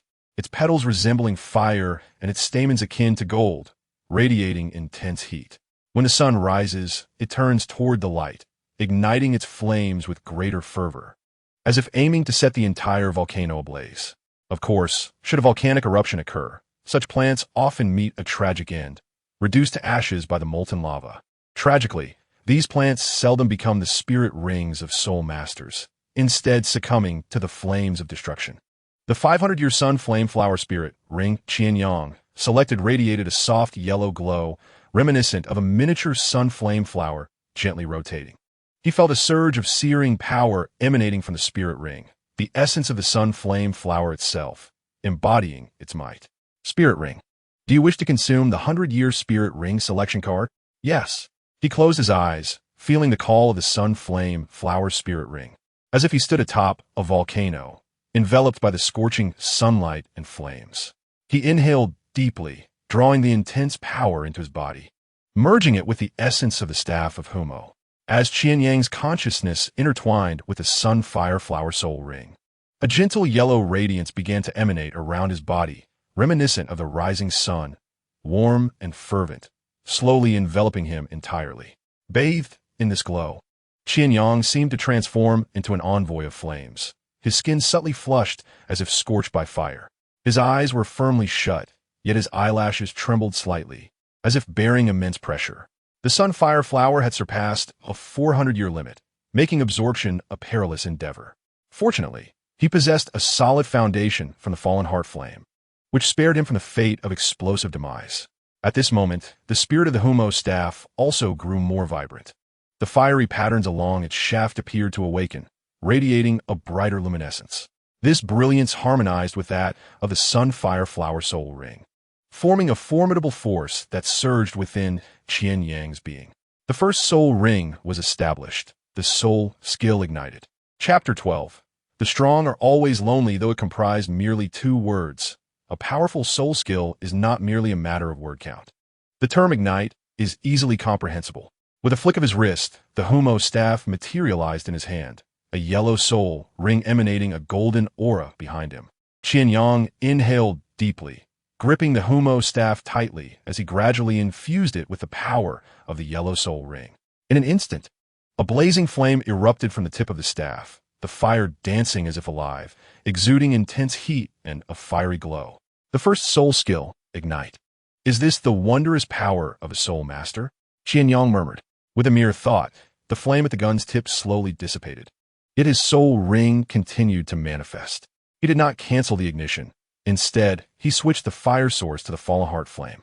The intangible fire ignited, and Qian Yang's complexion visibly paled, although he possessed the seed of the fallen heart flame within him. The conflicting worldviews of Douluo and Douluo made wielding these as effortlessly as Xiao Yin did impossible. Qian Yang relied entirely on his soul power as a medium to wield.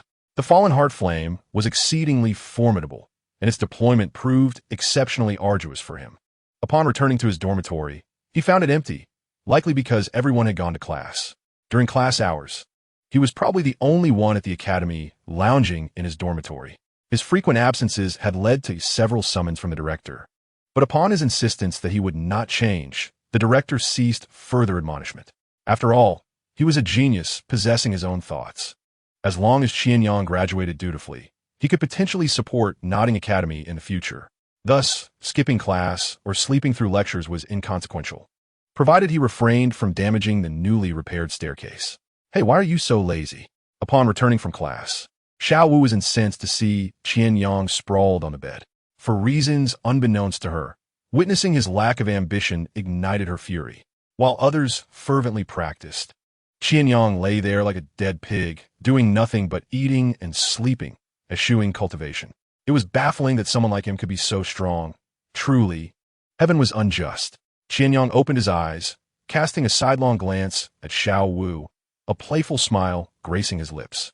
He sat up and stretched leisurely, as if every bone in his body were unfolding. "Xiao Wu, do you know? Cultivation doesn't solely rely on diligence," he remarked nonchalantly. "Sometimes, mindset and comprehension are far more crucial. Look at me. Although I don't cultivate and merely lounge about, I remain this powerful. Hard work is for the mediocre. We geniuses never adhere to such rigid thinking." Xiao Wu's eyes widened, astonished by his audacity. "Don't start," she retorted, hands on her hips, sitting at the edge of the bed. "If you keep this up, I'll—" Qian Yang was curious what she could threaten him with. "I'll never let you hold me while you sleep again." Perhaps it was the indifference in Qian Yang's gaze that irked her, for she continued with indignation. Yet, this threat felt akin to a kitten waving its tiny pink fists, or perhaps a rabbit. All right, I'm afraid of you. Come here. I'll share a secret with you." Xiao Wu regarded him with curiosity, noticing the enigmatic smile on Qian Yang's face, suggesting something profound. Although she was well aware that nothing profound could emerge from his lips, her curiosity got the better of her. "Come closer, Qian Yang instructed." Xiao Wu leaned in, now within close proximity of him, though not as close as during sleep. Actually, he whispered softly in her ear, "I'm a title de law." Xiao Wu's eyes widened once more. How could there be such a brazen individual? In the soul-hunting forest, after Tang San absorbed his first soul ring, he walked back with Master Yu Xiaojiang. Yu Xiaojiang had been poisoned, but fortunately, despite Tang San sometimes behaving like a Navi child, he was reasonably reliable and capable of assisting Yu Xiaojiang in detoxifying. Inside the carriage, Yu Xiaojiang felt exhilarated. Even though he was poisoned and nearly met his ancestors, experimenting with his theories through Tang San made him feel that even death would be worthwhile. This proved he was not a failure. Yu Xiaojiang, expelled from his sect due to his mutated martial soul, sought at every moment to validate this point. While explaining the intricacies of martial souls to Tang San, he suddenly inquired, "Teacher, what kind of situation does Qian Yang's martial soul belong to? How can he possess such strength?" Yu Xiaojiang's brow furrowed, and after a moment of contemplation, he replied slowly, "To be honest, I do not know what his martial soul is. His prowess seems not to derive entirely from the martial soul itself." For several nights, Yu Xiaojiang had tirelessly searched through texts, yet he could not uncover the secret behind Qian Yang's martial soul. Such a powerful martial soul was simply inconceivable, a paradox. Yu Xiaojiang was confident that he was the closest person to understanding the complete secrets of martial souls. Yet, Qian Yang seemed entirely detached from the martial soul system, transcending its confines.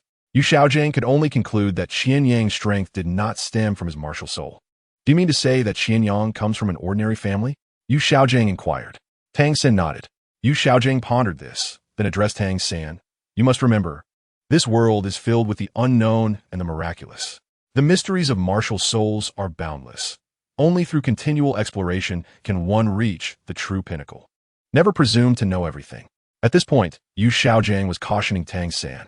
"Yes, teacher," Tang San replied. "How boring, truly devoid of interest."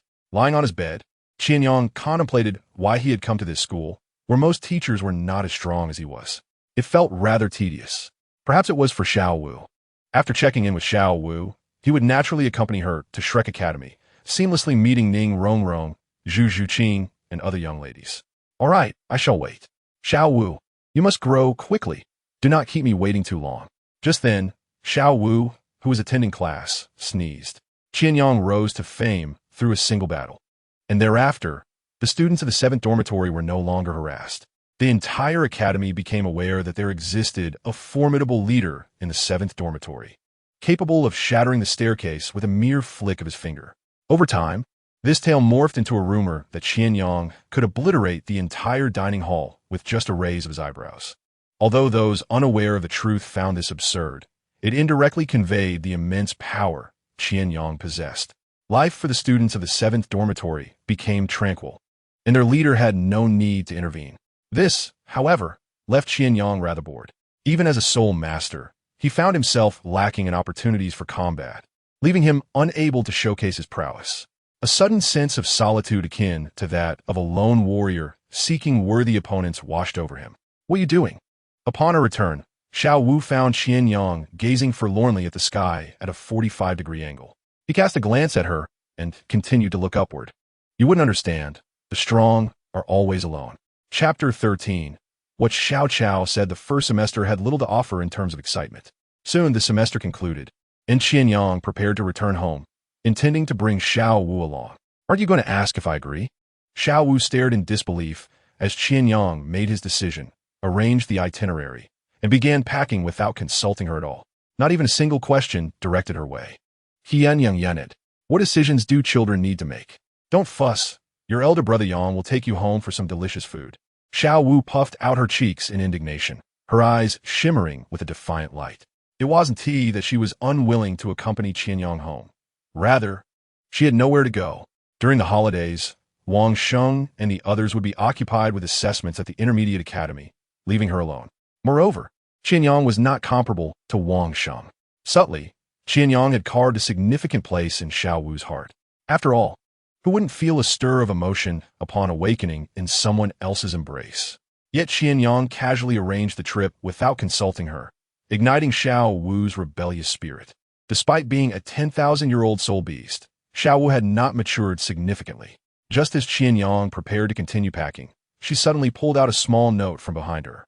This is my agreement with Xiao Hua. We're going to train together during this holiday. Her voice held a hint of that na-ve charm characteristic of a younger sister. Without raising his head or opening his eyes, Qian Yang replied, all right, as long as Xiao Chao has no objections. Xiao Hua, is your friend named Hua Qiangu or Hua Xianzi? Xiao Wu was momentarily speechless, her little face flushing crimson, her bright eyes now sparkling with displeasure. Clutching the small note, which seemed to have been hastily retrieved from somewhere, she pondered how to counter Qian Yang's nonchalant dismissal. Suddenly, she turned her back to him, took a deep breath, seemingly preparing to unleash something. Then, she whirled around, hands on her hips, a defiant expression gracing her features. How can you do this? She pouted. This is my agreement with Xiao Hua. You cannot simply disregard it. Her face was etched with dissatisfaction and grievance, as if she awaited Qian Yang's affection and an apology. However, Qian Yang merely glanced back, a playful smile dancing on his lips. Xiao Wu, dear actress, please remember to tone down that smile during your next performance. Don't elevate it so high. Xiao Wu's attempts at feigning grievance were rather ineffective. Who manages to appear both wronged and smiling at the same time? Even she struggled to maintain her composure. Sighing in resignation, Qian Yang surveyed Xiao Wu's face, feeling a familiar paternal instinct well up within him. Next time you create a name, could you at least choose something that resembles a human name? Xiao Hua, do I look like a fool? Upon hearing Qian Yang's words, Xiao Wu felt as if a balloon had been punctured. Her expression of grievance vanished, replaced by awkwardness and embarrassment. She stared wide-eyed at Qian Yang's expression, reminiscent of someone who had just finished comforting a child, and an inexplicable emotion surged within her. Suddenly, she stomped her foot and lunged at Qian Yang, wrapping her arms tightly around his neck. You big bad guy, you just love to bully me. Qian Yang hurriedly steadied himself to prevent them from falling. Feeling Xiao Wu's arms around his neck and her little head resting against his chest, He sighed again, gently patting her back. Dear comrade Xiao Wu, may I inquire which big bad guy would spend his money on you? Xiao Wu had no concept of money. She would buy anything she fancied without a second thought, never saving a dime, even though the Spirit Hall provided monthly subsidies for soul masters, which were insufficient for her needs. So where does all the food and drink come from? Upon hearing Qian Yang's words, Xiao Wu felt a bit shy. Just a little bit. Young lady, let go. If we linger any longer, we will miss dinner. At the mention of dinner, Xiao Wu quickly hopped off Qian Yang, her face brightening as she eagerly asked, "What are we having?" "Braised rabbit heads," Qian Yang replied with a mischievous grin. Just before they left, Tang San happened to return from outside, and Qian Yang and Xiao Wu brushed past him, although they hailed from the same village. The bond between Qian Yang and Tang San remained as distant as when they had first met under the moonlight, completely disconnected. "I walk my own path, and you traverse your narrow bridge." Qian Yang felt no guilt for taking Xiao Wu away. He had too many people to care for to feel remorse over each one. After leaving the dormitory, Tang San turned around, already unable to see their backs. "Why is your home so far?" Xiao Wu asked for what felt like the umpteenth time. Walking side by side along the country road, Qian Yang and Xiao Wu found the distance to be rather manageable, though still considerable for two young children. Sunlight filtered through the gaps in the leaves, casting mottled shadows along the path. Xiao Wu pouted, her face displaying signs of fatigue, her steps slowing until she was nearly dragging along.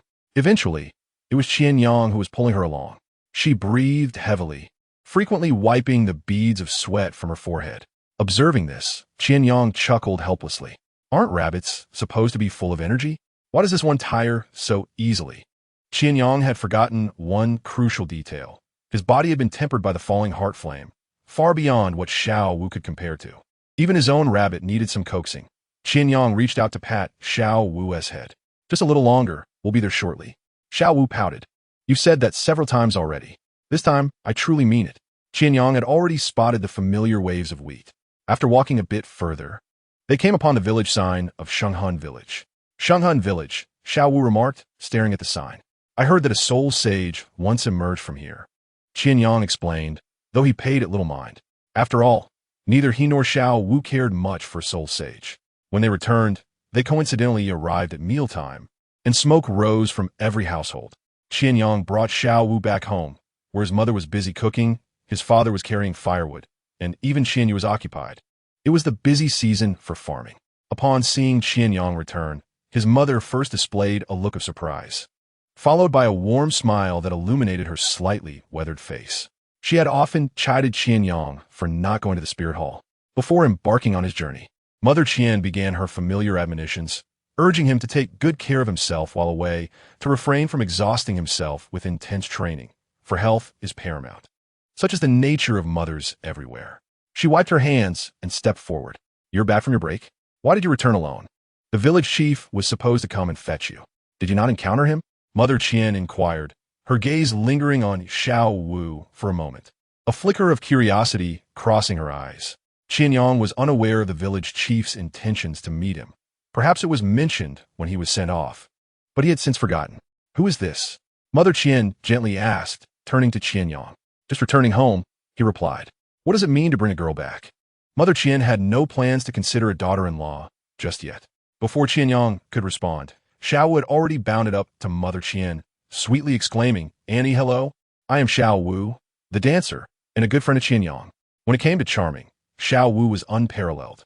Delighted by Xiao Wu's company, Mother Qian, upon hearing that Xiao Wu had been eating alongside Qian Yang all day, shot him a disapproving glance before ushering Xiao Wu inside for a meal, while Xiao Wu turned back to make a funny face, leaving Qian Yang momentarily stunned.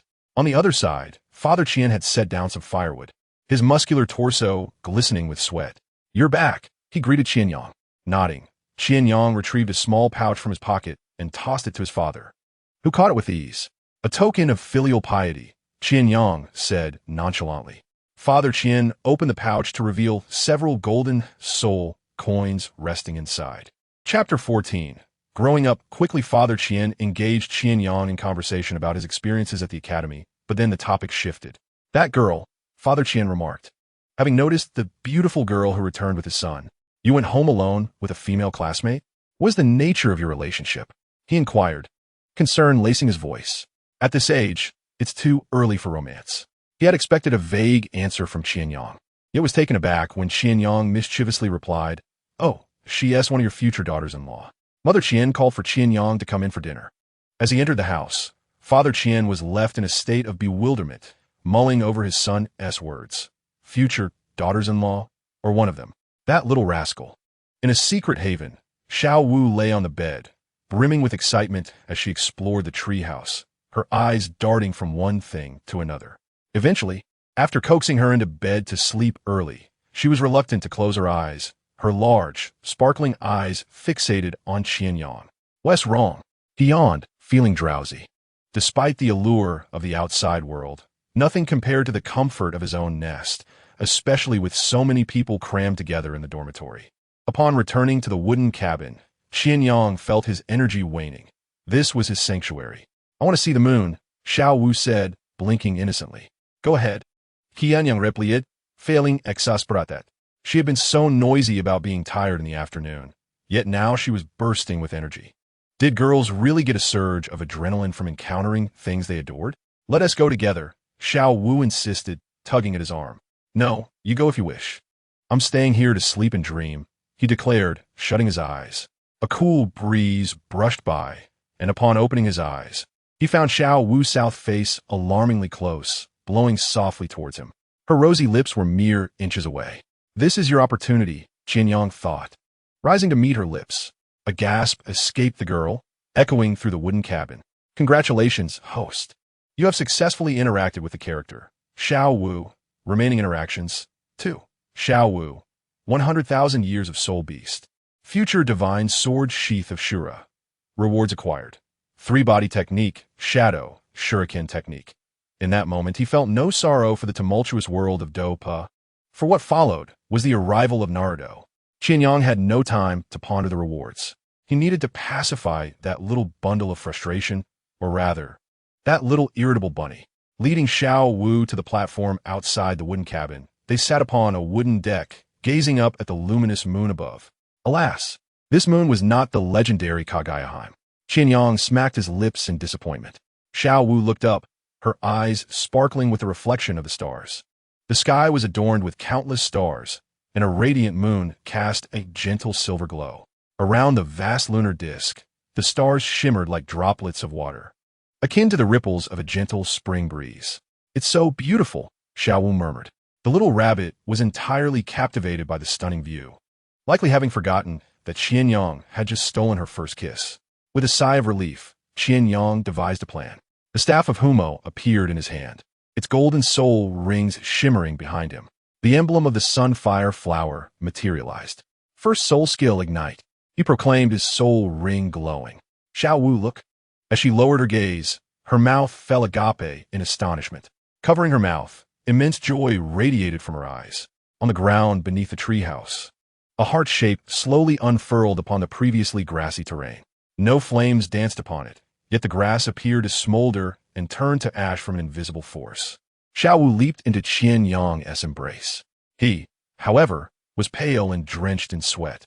Using such a minuscule amount of fallen heart flame had nearly drained all of his soul power. Nevertheless, it was worth it.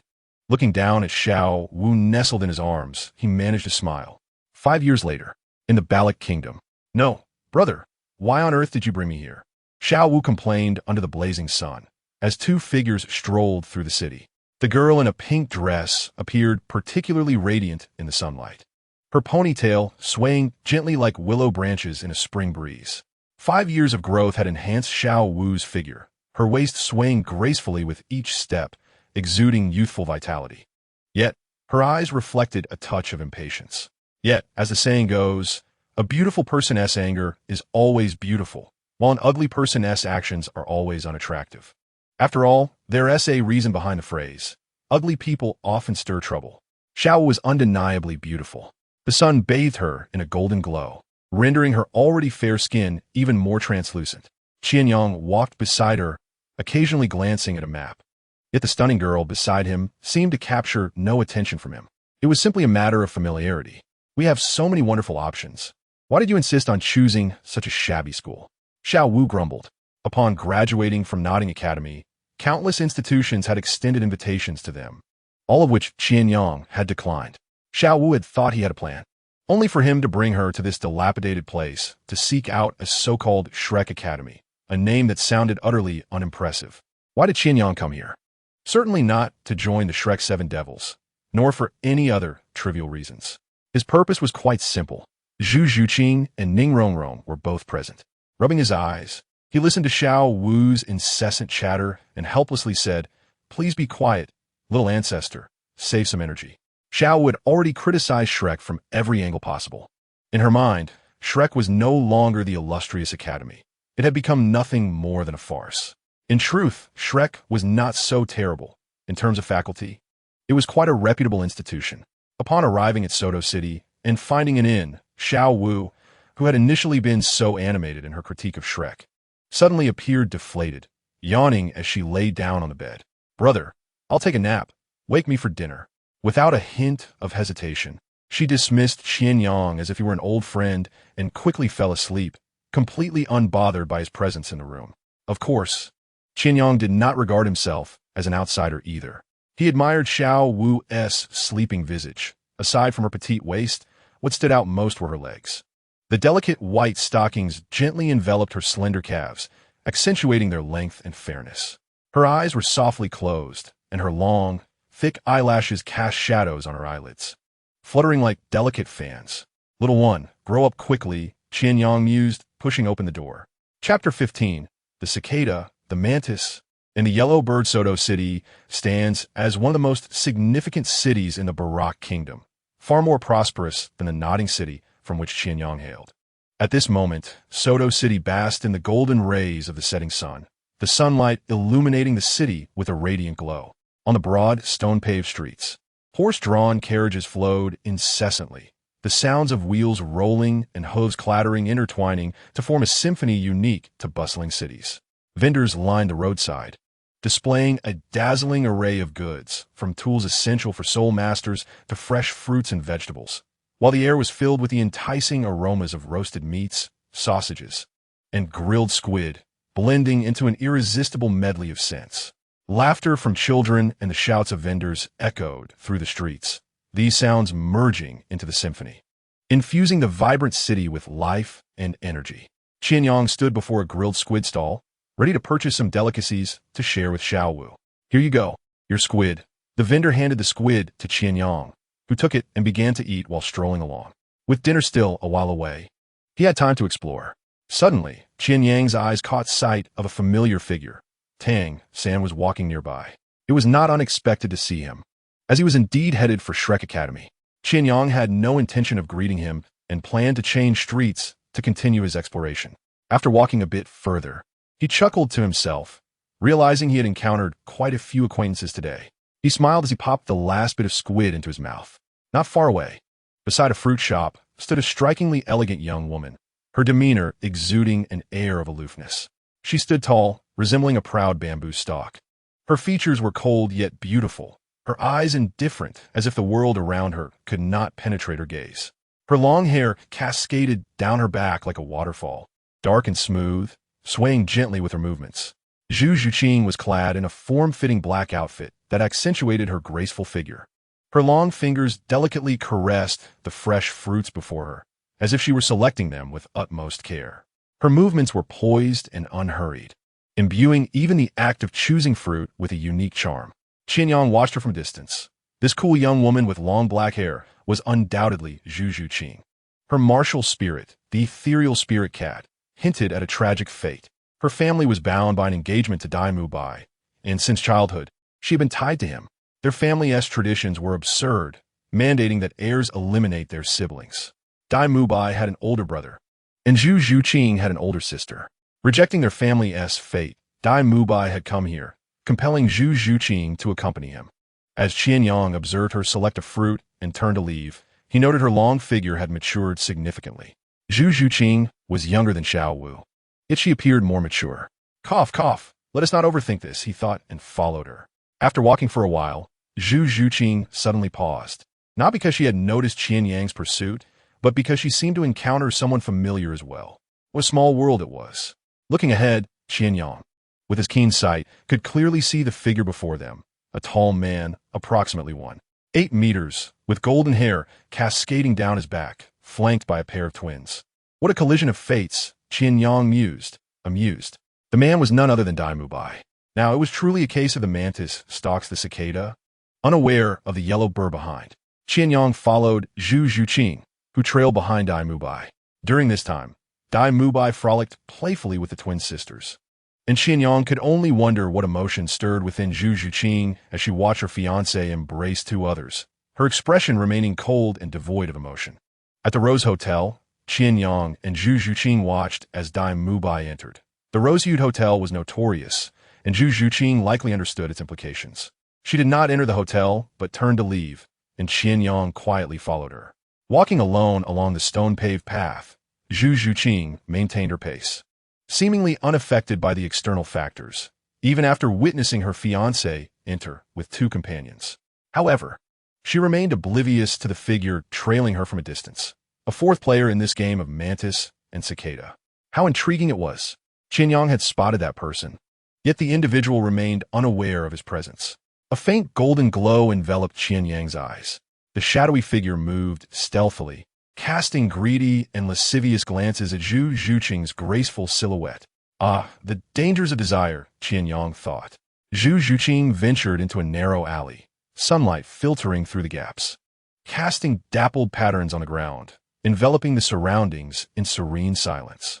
She halted, sensing something amiss, and slowly turned, her cold eyes glimmering with vigilance.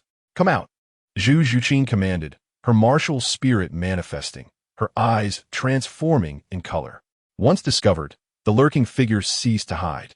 From the depths of the alley, a diminutive figure emerged, wearing a lewd smile, his eyes brimming with malice. He approached Zhu Zhuqing step by step, a dagger glinting ominously in the sunlight. "Oh, little beauty, what are you doing all alone here? Such a lonely night. Let me keep you company," the stalker taunted, deliberately slowing his pace, uttering crude remarks as he drew closer. Zhu Zhuqing gazed coldly at the brazen individual, her eyes now transformed, a sign of her martial spirit's activation. She raised her hand slightly, fingers curling, sharp cat claws extending from her fingertips, her gaze fixed on the approaching figure, poised to strike at any moment. Two soul rings appeared behind her, marking her as a 27-level agility-type spirit master, a true prodigy. The man laughed lewdly, unfazed by Zhu Zhuqing's intimidating presence. As he approached, the soul rings behind him illuminated one by one, 3 yellow rings. A short, grotesque-looking man, who appeared to be a soul master, stood before her. Zhu Zhuqing moved with the grace of a spirit cat, swiftly charging towards the lascivious man. Her movements were as clean and precise as her words. Her speed was such that one could only glimpse a fleeting shadow. Her claws glimmered with a chilling light, slicing through the air and aiming directly for the man's throat, the most vulnerable part of the human body.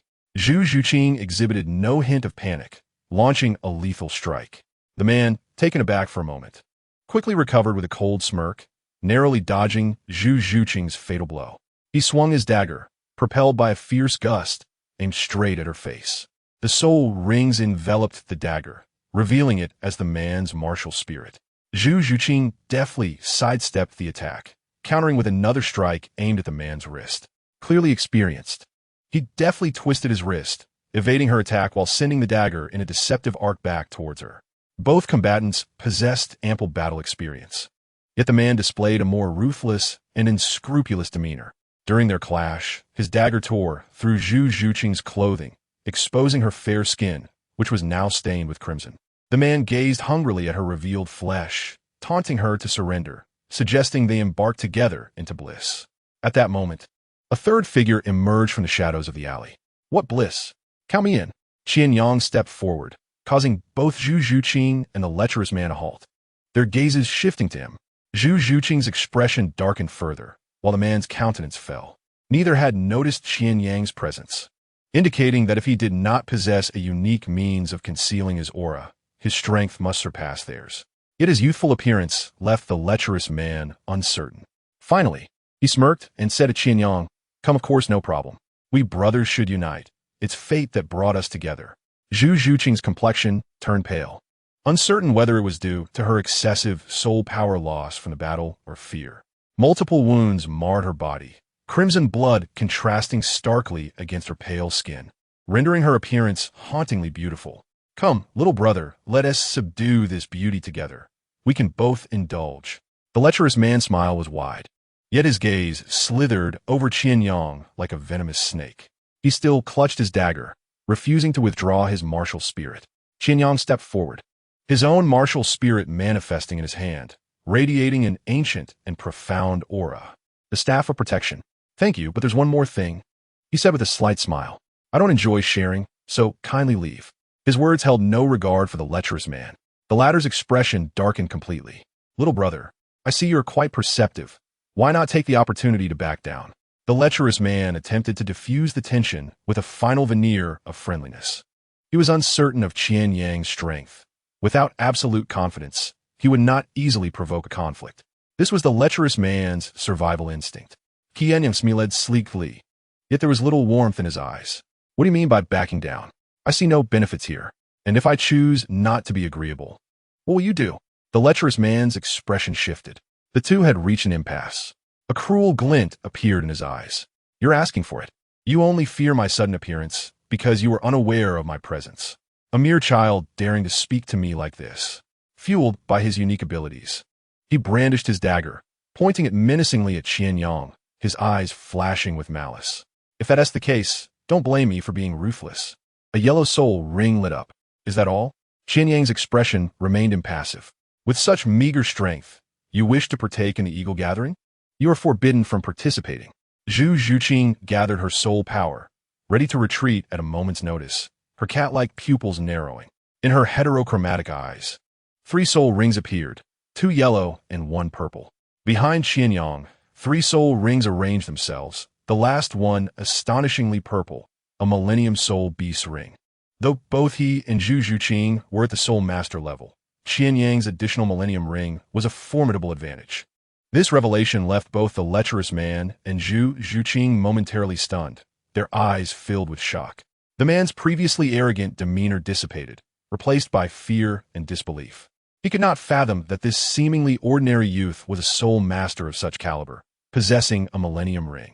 The thought of defeat surged in the lecherous man's mind, and he turned to flee without a moment's hesitation. Run? Can you escape? Qian Yang raised the staff of protection, pointing it at the man's back. Behind him, the purple soul ring trembled. 3rd soul skill, the feast of long celebration. As the fleeing lecherous man felt an immense force pulling at his back. It was as if invisible ropes bound him tightly. No matter how he struggled, he could not break free from that constraining power. A haunting melody seemed to echo around them. Terrified, he glanced back to see Qian Yang wielding the staff of protection, its tip glowing with purple light, approaching him like a specter, locking him in place. This was a control soul skill. The lecherous man, of equal rank but inferior strength, found himself utterly unable to escape. The surrounding air seemed to freeze, the only movement coming from the pulsating purple light, radiating a disquieting energy. Sunlight dappled the walls of the alley. The lecherous man's face turned as pale as parchment, his eyes wide with terror. He regretted ever giving in to temptation, realizing he had nowhere to run. Soon, a searing heat engulfed him, and before he could let out a scream, he was consumed. 1st soul skill, Ignite. The invisible heart of falling flame completely devoured the lecherous man. While Qian Yang effortlessly dispatched the lecherous man, Zhu Zhuqing stood frozen, her eyes filled with disbelief. She had never anticipated that this boy, seemingly of her age, possessed such formidable power. When Qian Yang turned to her, she trembled uncontrollably, recalling his earlier words. In her struggle against the lecherous man, she had been at a disadvantage. Yet now, the youth before her could effortlessly eliminate him. As Qian Yang approached, Zhu Zhuqing prepared for the worst. However, she was taken aback when he removed his coat and draped it over her shoulders. During the earlier confrontation, the lecherous man had deliberately torn her clothing, exposing much of her fair skin. Qian Yang's gesture shielded her from view. Thank you. Zhu Zhuqing raised her eyes to Qian Yang and spoke. The youth before her did not seem like the type she had imagined. A sense of calm settled in Zhu Zhuqing's heart. It's all right, this is what I ought to do, Qian Yang said with a cheerful smile. He took Zhu Zhuqing's hand. Her cool, smooth touch akin to warm jade, a sensation most pleasant. Zhu Zhuqing wished to pull away, but her efforts were evidently in vain. Moreover, Qian Yang audaciously placed his hand on her waist. What do you intend to do? Zhu Zhuqing's expression turned icy once more. To take my spoils back. Qian Yang replied with conviction. At the inn, brother, is this your idea of bringing me dinner? Xiao Wu smiled, though the mirth did not reach her eyes. Before her sat a girl of ethereal beauty, Zhu Zhuqing, who sat in a chair at the inn, her expression as frigid as ice. What nonsense is this? This is not yours. It's your elder brother's dinner. Qian Yang coughed as both girls turned their gazes towards him. He felt no tension despite being in a precarious situation, exuding a sense of benevolence as if he were embracing both of them. All right, let's go have dinner now, Qian Yang declared. Xiao Wu wanted to say something, but Qian Yang swiftly took her hand, simultaneously grasping Zhu Zhuqing's. Holding the hands of two exquisite beauties, Qian Yang's mind wandered to a serious question. What will happen when there are more people in the future? Chapter 17. When foes cross paths, enjoying the company of two is often met with disdain. This evening, Qian Yang faced a significant amount of disapproving glances. Flanked by two young women, each possessing their own unique charm, both were stunningly beautiful.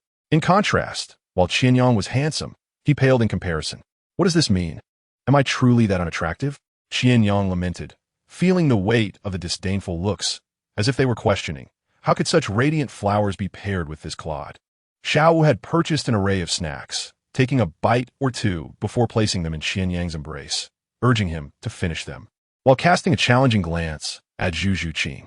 Unfazed by Xiao Wu's provocation, Zhu Zhuqing maintained a stoic demeanor, her expression as unyielding as eternal snow. Would you care for something to eat? Qian Yang inquired of Zhu Zhuqing. She initially intended to refuse, but upon meeting Xiao Wu's fierce gaze, she found herself nodding in acquiescence. Qian Yang procured a wrap for Zhu Zhuqing, and as they awaited their meal, he spotted two familiar faces. What a small world, he mused. Not far away, for figures walked side by side. Leading them was a broad-shouldered, handsome man with golden hair, accompanied by two girls who were identical twin sisters. Beside the trio, an ordinary-looking boy trailed behind, engaging in conversation with a man from time to time. Dai Mubai and Tang San. Qian Yang instinctively glanced at Zhu Zhuqing, who did not even spare Dai Mubai a glance. What a stunning beauty, Dai Mubai noted, his attention drawn to Qian Yang's companions rather than him. His flamboyant golden locks danced in the breeze, and an unusual emotion flickered in his deep blue eyes. He observed Xiao Wu and Zhu Zhuqing, both captivating in their own right, causing the twins beside him to seem rather lackluster in comparison. People often overlook what they possess while coveting what others have. And given the extraordinary allure of Xiao Wu and Zhu Zhuqing, Dai Mubai could hardly focus on anything else. Just as he was about to whistle in admiration, Tang Sen interjected, Qian Yang, Xiao Wu. Recognizing Dai Mubai's intentions, he was quick to speak, concerned that a delay might lead to unnecessary conflict. Despite their brief acquaintance, Tang Sen understood Dai Mubai's temperament and was well aware of Qian Yang's prowess. During their time at Nodding Academy, older students had sought vengeance against Qian Yang. Yet even a two-ringed soul master paled before him, as Qian Yang effortlessly resolved the conflict. Tang Sen remained uncertain of Qian Yang's true strength.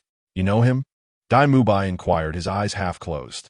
Yes, we are classmates, Tang Sen replied, initially intending to say friends, but reconsidered, realizing their relationship had not yet reached that level. What kind of relationship do you have? Dai Mubai squinted, intrigued by the quality of his potential prey, unwilling to let go easily. Tang Sen hesitated to answer, realizing their connection was rather tenuous, merely acquaintances at best. It seems rather lackluster, he admitted. Dai Mubai smiled, his grin growing increasingly frosty. Qian Yang retrieved the wrap from the vendor and handed it to Zhu Zhuqing, who accepted it, taking small bites without glancing at her betrothed. Ah, twin sisters, how amusing, Qian Yang murmured, intentionally provoking a chillier reaction from Zhu Zhuqing. He reminded her not to forget that he was the one who rescued her from the lecherous man earlier.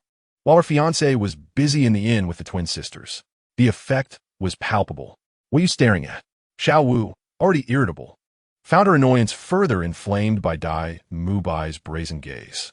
Though Dai Mubai noted her displeasure, he did not retract his gaze. Instead, He scrutinized the two beauties with unabashed fervor, a playful smirk adorning his lips while his eyes remained cold, as if the world rested in his grasp. Truly, two unparalleled beauties. What a stroke of fate we have tonight. Since we are so fortunate, why not share a drink? Dai Mubai provocatively suggested. Xiao Wu, her temper flaring, sprang to her feet, her bright eyes ablaze with fury. The agitated rabbit was ready to teach this oblivious man a lesson. Zhu Zhuqing, maintaining her icy exterior, also exhibited a flicker of barely concealed anger. Just as Tang San was about to speak, he was cut off by Dai Mubai. Tang San, mind your own business. Hey, my good fellow, there is someone else here. Are you truly going to ignore them? Qian Yang coughed, hoping for Dai Mubai's attention. When Dai Mubai finally allowed his gaze to settle on him, Qian Yang smiled. Tell me, is it possible that Tang San is concerned I might give you a beating? Dai Mubai chuckled coldly. Then I shall see what you are capable of. As soon as he finished speaking, he released the twins and lunged toward Qian Yang like a leopard, his physique more akin to a massive, powerful tiger. Golden soul power erupted from him, forming a dazzling golden light. Yet Qian Yang remained unfazed, a playful smirk gracing his lips. A wicked-eyed white tiger? Merely a kitten? He deftly sidestepped Dai Mubai's fierce assault. The piercing inside of the fiery gaze captured the trajectory of Dai Mubai's attack. The body, tempered by the fallen heart flame, was more than capable of enabling Qian Yang to swiftly respond. Simultaneously, he coalesced his fingers into a fist aimed directly at Dai Mubai's throat. Should Dai Mubai take this blow head-on, it was quite possible that the future of the Shrek 7 monsters would lose its leader. Dai Mubai's expression shifted dramatically as he quickly retreated, sensing the immense power contained within Qian Yang's fist. His battle experience fervently warned him that this young man was formidable. White Tiger, manifest! Dai Mubai shouted. 3 soul rings ascended in succession, identical in configuration to Qian Yang's, 2 yellow and 1 purple. As the soul rings shimmered and activated his soul skills, Dai Mubai transformed his hands into claws and lunged toward Qian Yang. The intense confrontation between Dai Mubai and Qian Yang caused bystanders and vendors to hastily flee, seeking refuge from the sudden clash, especially after Dai Mubai revealed his soul rings. Even those among the crowd who were not soul masters understood the implications of the faint purple glow, an emblem of a Millennium Soul Ring. This young man possessed a Millennium Soul Ring, possibly even that of a Soul Venerable. The once bustling street quickly became desolate, leaving only the silhouettes of the 2 combatants. The golden radiance enveloping Dai Mubai grew increasingly brilliant, his eyes glinting with a fierce light. The intertwining deep blue gleam of his quadruple pupils seeming to threaten to engulf Qian Yang. His clawed hands sliced through the air, leaving behind afterimages, each strike accompanied by a deafening rush of wind, as if attempting to rend the very fabric of the atmosphere. Qian Yang remained steadfast, his gaze as tranquil as still water, as though the onslaught before him was nothing more than a fleeting shadow. Indeed, within the same tier, few could pose a genuine threat to him. Without even utilizing his martial soul, Qian Yang maintained the upper hand in his duel with Dai Mubai. Relying solely on the 8 extremities collapse, Dai Mubai, as a battle soul master, was forced to measure his strength against Qian Yang. Yet, even with the White Tiger's manifestation, it was clear that Dai Mubai would be the one to falter in a contest of fists. The subtlety of the 8 extremities collapse's hidden energy was remarkable, each layer of dark force surpassing the last. Damn it, Dai Mubai's complexion shifted. How could this individual be so powerful? The opponent hadn't even tapped into his martial soul. Gritting his teeth, the purple soul ring on his body trembled, his muscles swelling, rendering his already strong physique even more formidable. Black stripes appeared on his body, resembling those of Tiger. 3rd soul skill, White Tiger Diamond Transformation. He roared, charging at Qian Yang. How impressive! Exclaimed the younger sister of the twin sisters, her cheeks flushed as she observed Dai Mubai's bulging muscles, her thoughts seemingly drifting elsewhere. In Qian Yang's eyes, Dai Mubai's figure loomed larger, and with the enhancement of his fiery gaze, he could distinctly see each muscle on Dai Mubai's body contracting and exerting force. The White Tiger Diamond Transformation was aptly named, for Dai Mubai truly resembled a diamond-like beast. Qian Yang noticed Dai Mubai's fist drawing ever closer, growing larger by the moment. Yet, He remained unfazed, standing like an immovable mountain. As Dai Mubai charged toward him like a tiger descending a mountain, Qian Yang gently raised his arm. The dark energy of the 8 extremities collapsed, coalescing instantaneously around his fist. Bang! The collision of their fists erupted in a tremendous shockwave. Although Dai Mubai's white tiger diamond transformation augmented his strength, Qian Yang's 8 layers of dark energy crashed against it like a tidal wave, dissipating Dai Mubai's might into nothingness. Dai Mubai was indeed strong, yet in the face of Qian Yang, he was merely insignificant. Dai Mubai felt an irresistible force strike him. As if he had been struck by a colossal hammer, his body uncontrollably propelled backward, crashing into a nearby vendor's cart with a resounding crack, shattering it. Dazed and disoriented, Dai Mubai tumbled through the air several times before landing heavily. Struggling to rise, the pain coursing through him rendered him immobile. Before him stood Qian Yang, his expression still calm, as if the earth-shattering strike had been nothing more than a trivial occurrence, as if he posed no threat whatsoever. If Qian Yang were aware of Dai Mubai's thoughts, he would surely affirm their accuracy. Indeed, had he not intended to seek Ning Rongrong at Shrek Academy, he would have held back further. Otherwise, Dai Mubai would not have sustained such injuries. Just hours earlier, a soul venerable had perished at Qian Yang's hands. No, it's impossible, Dai Mubai muttered, disbelief etched across his dual-pupiled eyes. As a battle soul master, to be defeated so easily in a mere exchange of blows was nothing short of disgraceful. His opponent Han Ti even utilized his martial soul. Qian Yang offered no respite as he swiftly appeared before Dai Mubai once more. He gently lifted his hand, powerful dark energy once again coalescing around his fist. Dai Mubai's pupils constricted, instinctively attempting to evade, yet his body felt as if it were frozen in place. Just as Qian Yang's fist was about to descend upon him, a blue figure suddenly materialized, positioning itself in front of Dai Mubai. Tang San, with a gentle lift of his palm, a wave of soothing soul power stabilized Qian Yang's fist. The resilience of the blue-silver grass proved challenging to escape from, employing softness to overcome hardness. Tang San demonstrated impressive mastery of Taiji. Although Qian Yang's dark energy was formidable, it vanished without a trace against Tang San's soul power. The blue tendrils of blue-silver grass ensnaring Qian Yang. I apologize, Qian Yang. Tang San spoke with a hint of reluctance.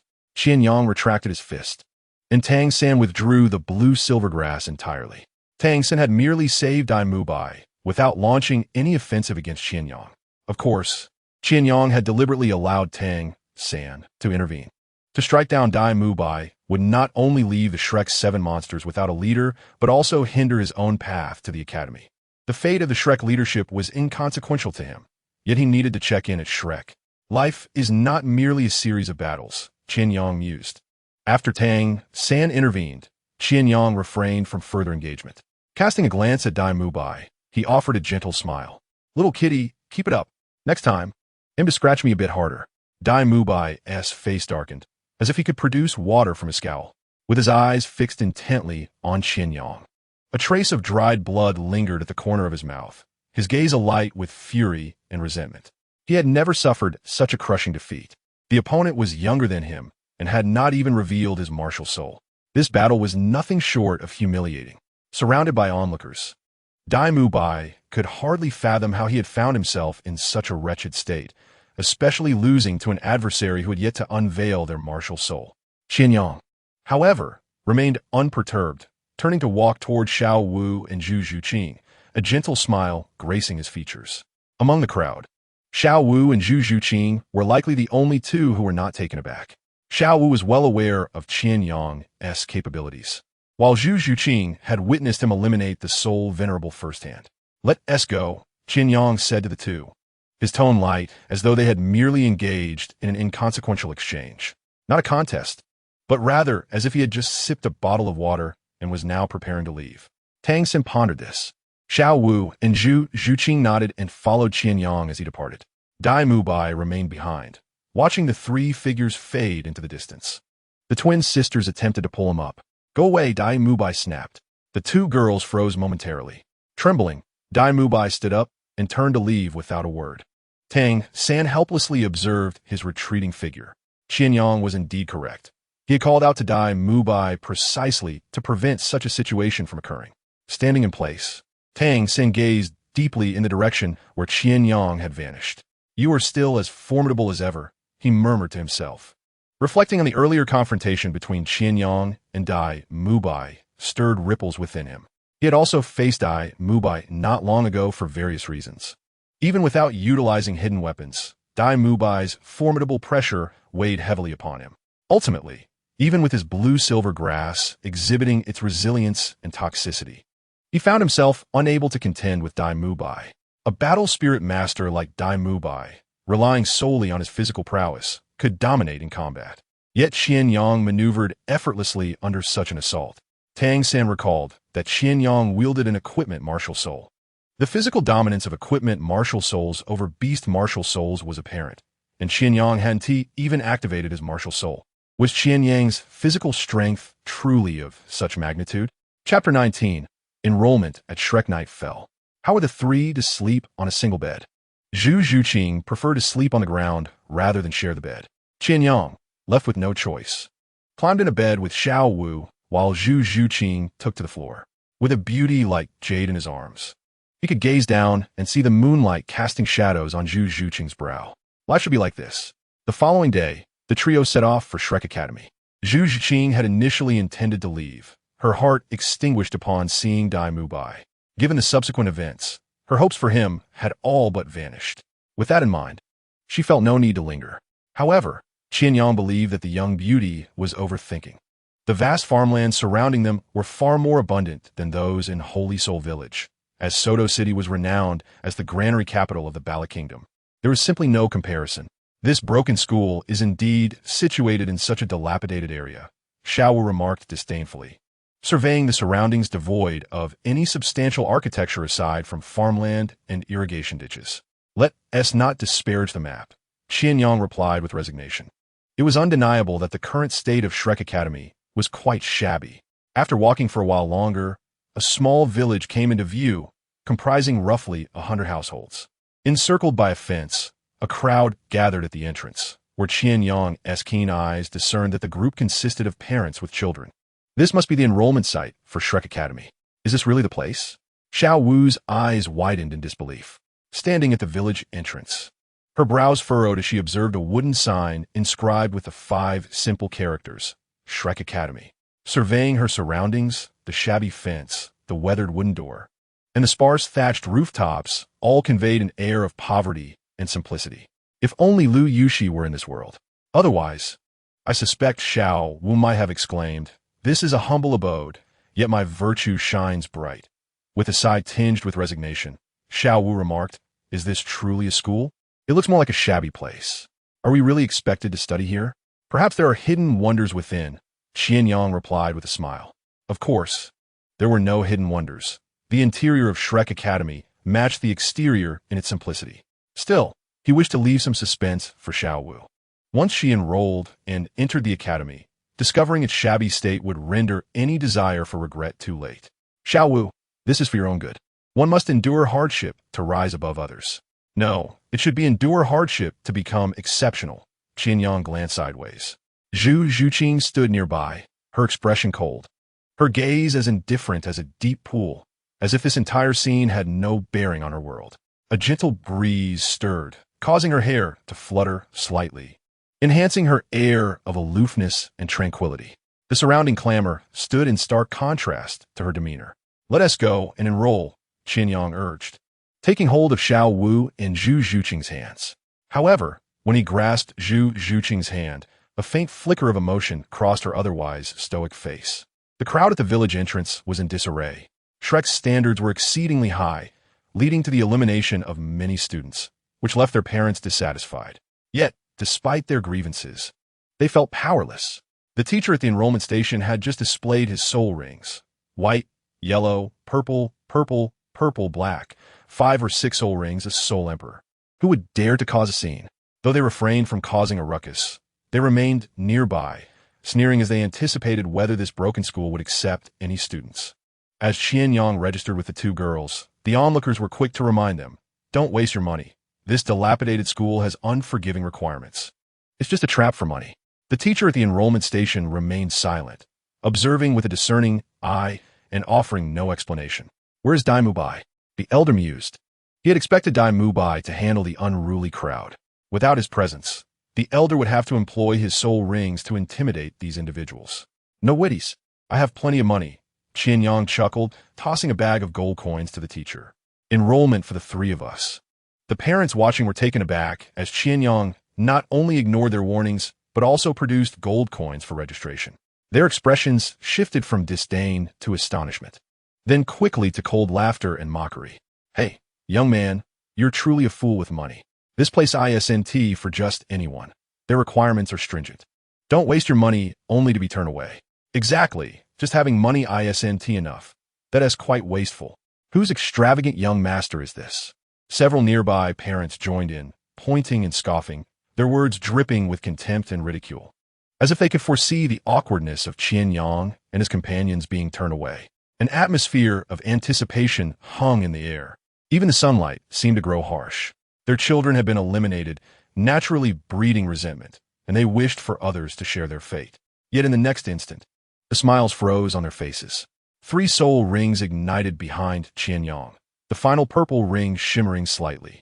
Sole ancestor of 3 rings. The disparity was evident. The parents, who had just been raucous with jeers and scorn, suddenly felt as if they had been stripped away from reality, the surrounding clamor dissipating, their mockery abruptly silenced. All eyes focused on Qian Yang. Those 3 soul rings shone like the brightest stars in the night sky. No, they were like the sun. In the presence of those 3 soul rings, their earlier ridicule became a source of deep embarrassment, especially that final shade of purple, glimmering with an undeniable brilliance in the morning light. That purple struck their faces with a forceful impact. The parents exchanged glances, their eyes filled with disbelief and shock. The first to mock now gaped in silence, unable to utter a word. Other parents displayed a range of expressions. Some instinctively took a step back, as if the power within those soul rings inspired an involuntary reverence. Not to mention the children. The air seemed to freeze, and even the act of breathing became cautious. The 3 soul rings would not surprise them. Yet the significance of such a feat lies in the age of the individual. Can a primary school student solving a complex calculus problem be compared to a university student achieving the same? Qian Yang's youthful visage, coupled with these 3 soul rings, required no further validation of his prowess. "So what do you think? My strength is quite respectable, perhaps just a tad superior to your child's," he remarked with a grin directed at the parents. He bore no grudges. Any animosities were settled on the spot, never held back. In the Douluo continent, the Pacific Ocean did not exist, and these parents were oblivious to its implications. However, from Qian Yang's smile, they likely comprehended it as a retort to their earlier jests. "Brother is still the same," Xiao Wu commented, observing Qian Yang's retreating figure, her tongue poking out playfully. Zhu Zhuqing remained unmoved. "Let me see your hand." The teacher at the registration desk, who had appeared to be dozing off, suddenly opened his eyes upon the revelation of the soul rings. This action seemed somewhat superfluous. Yet as he grasped Qian Yang's wrist, the elder's eyes lit up with surprise. Good. This is the student we desire at Shrek Academy, a true prodigy." He regarded Qian Yang with admiration, stating, "You are indeed our greatest find this time." Indeed, Qian Yang nodded in accord. Nobody found Qian Yang shameless. After all, those 3 soul rings were undeniably real. With Qian Yang setting the standard, the subsequent candidates could hardly outshine him, save for the beauty of the next few girls.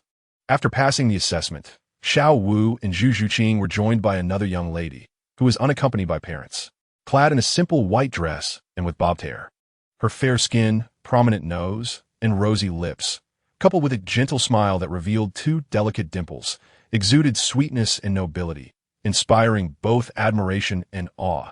"Do your family members know you're here?" the elder inquired, frowning at the girl. Just as Qian Yang was about to depart, he halted upon seeing her, resisting the urge to leave even when Xiao Wu pinched his thigh. The girl introduced herself as Ning Rongrong, the little princess of the 7 Treasure Glazed Tile School. "It doesn't matter. I'm here to study," she replied with a smile. The elder hesitated, but eventually nodded, gesturing for her to join Qian Yang and his companions. Ning Rongrong looked at the trio and warmly introduced herself. "Hello, I am Ning Rongrong. Qian Yang extended his hand, smiling. Qian Yang. All the pieces had come together. He pondered whether to whisk Ning Rongrong and Zhu Zhuqing away, but quickly realized that while abducting Zhu Zhuqing might be straightforward, Ning Rongrong was not so easily taken. Being a princess of the Seven Treasure glazed tile school, there were eyes watching over her. Qian Yang, at present, lacked the strength to contend with the sect that boasted 2 titled Douluo. Xiao Wu turned her head away. Just when Zhu Zhuqing is still processing things. You're already flirting with someone new. She hasn't even extended her hand, and you're reaching out. This is Xiao Wu, and this is Zhu Zhuqing, she introduced, clearly uninterested in conversing with Ning Rongrong, while Zhu Zhuqing remained the epitome of an ice queen. Ning Rongrong, surprised by Qian Yang's outstretched hand, observed the expressions of Xiao Wu and Zhu Zhuqing, as if she had stumbled upon something amusing, before extending her own hand to shake his. Her soft hand felt delicate, as if it were made of clouds. Let us go in together, she suggested, and the 4 entered side by side. After walking for a while, Qian Yang spotted 2 familiar faces, Tang San and Dai Mubai, standing together. Tang San turned to see them, offering a smile without uttering a word. Dai Mubai's expression darkened upon seeing Qian Yang. So you are a senior. I beg your pardon. Qian Yang initiated the conversation. Little kitty, why the long face? How intimidating. You're here, right? We just need to complete the final assessment, Dai Mubai stated, seemingly unwilling to engage further with Qian Yang. Tang San, feeling obliged to step in, explained that the 4th challenge would be overseen by a teacher named Zhao Wujing, with varied content for each assessment, mostly practical. The atmosphere felt oddly tense as they proceeded, with Ning Rongrong curiously observing the peculiar dynamics among them. Teacher Zhao, I've brought participants for the 4th assessment, Dai Mubai announced as they approached an open area where a middle-aged man, over 50, sat in a chair, dozing. Upon awakening and seeing the 5, he appeared quite astonished. Is this year truly remarkable, or have 5 students over level 25 appeared? Zhao Wujing inquired. They all boast soul power above level 25, exempting them from the 2nd and 3rd assessments, Dai Mubai added, crossing his arms. Zhao Wujing's interest peaked at the mention of 5 students surpassing level 25 and 1 exceeding level 30. Is that you in the center? Zhao Wujing directed his gaze at Qian Yang, immediately recognizing his level. Yes, Qian Yang affirmed. Would you like to know how I discerned that? Zhao Wujing teased. Having observed their positioning, with Qian Yang standing confidently in the center, flanked by others. I know, Qian Yang replied with certainty, because I am the most handsome.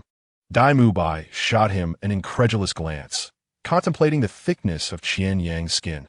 I can't believe I lost to someone like him, he thought, fuming. Ning Rongrong's mouth fell open in surprise as she regarded Qian Yang, realizing that this boy, seemingly of her age, was already a soul master. Zhao Wujing chuckled, finding Qian Yang memorable. The final assessment will be practical. Within the duration of an incense stick, you shall familiarize yourselves with each other's abilities. Following that, you must withstand my attacks for the same duration. As long as one of you endures to the end, you will all pass. With a grin revealing his white teeth, he added, do not attempt to take shortcuts, nor assume you can fend off my attacks alone. His gaze turned to Qian Yang, including you, young one. Do not underestimate your strength in my presence. Dai Mubai, inform them of my capabilities so they may prepare, Zhao Wujing instructed. Understood, Dai Mubai replied, and the group huddled together. Although Dai Mubai was reluctant to converse with Qian Yang, the latter remained cheerful, as if the earlier events were of no consequence. After all, it was not he who had been beaten. Senior, what abilities does the teacher possess? Qian Yang inquired, having a general idea of Zhao Wujing's prowess, being the unmovable king, while Xiao Wu and the others were unaware. His question was purely for their benefit. Dai Mubai cast a glance at Qian Yang and replied with a hint of annoyance. Teacher Zhao is a level 76 soul saint with a beast martial soul, the formidable battle soul saint. The rest of the group, except for Qian Yang, were taken aback, astonished to learn that the seemingly ordinary middle-aged man from earlier was indeed a soul saint. How do we contend with Teacher Zhao's prowess? Tang Sen inquired. His martial soul is the great strength diamond bear, flawless in its entirety, Dai Mubai responded, his tone softening as he spoke to Tang San. Teacher Zhao is nicknamed the Immovable King. Do you understand? In terms of defense, he has reached the pinnacle of mastery. After enlightening the others about Zhao Wujing's capabilities, They began to introduce their own strengths. There was little of note for Qian Yang. Ning Rongrong's martial soul drew astonished gazes from Tang San and the others. Yet to Qian Yang, he understood Ning Rongrong far better than they did. Martial souls, soul rings, titles, divine positions, and more. Teacher, let us commence. Everything is ready. The seven-treasure glazed tile was summoned, and Ning Rongrong was the first to activate her martial soul. A radiant, seven-colored glazed tower materialized in her hands, shimmering with brilliance. 2 yellow soul rings appeared beneath her feet.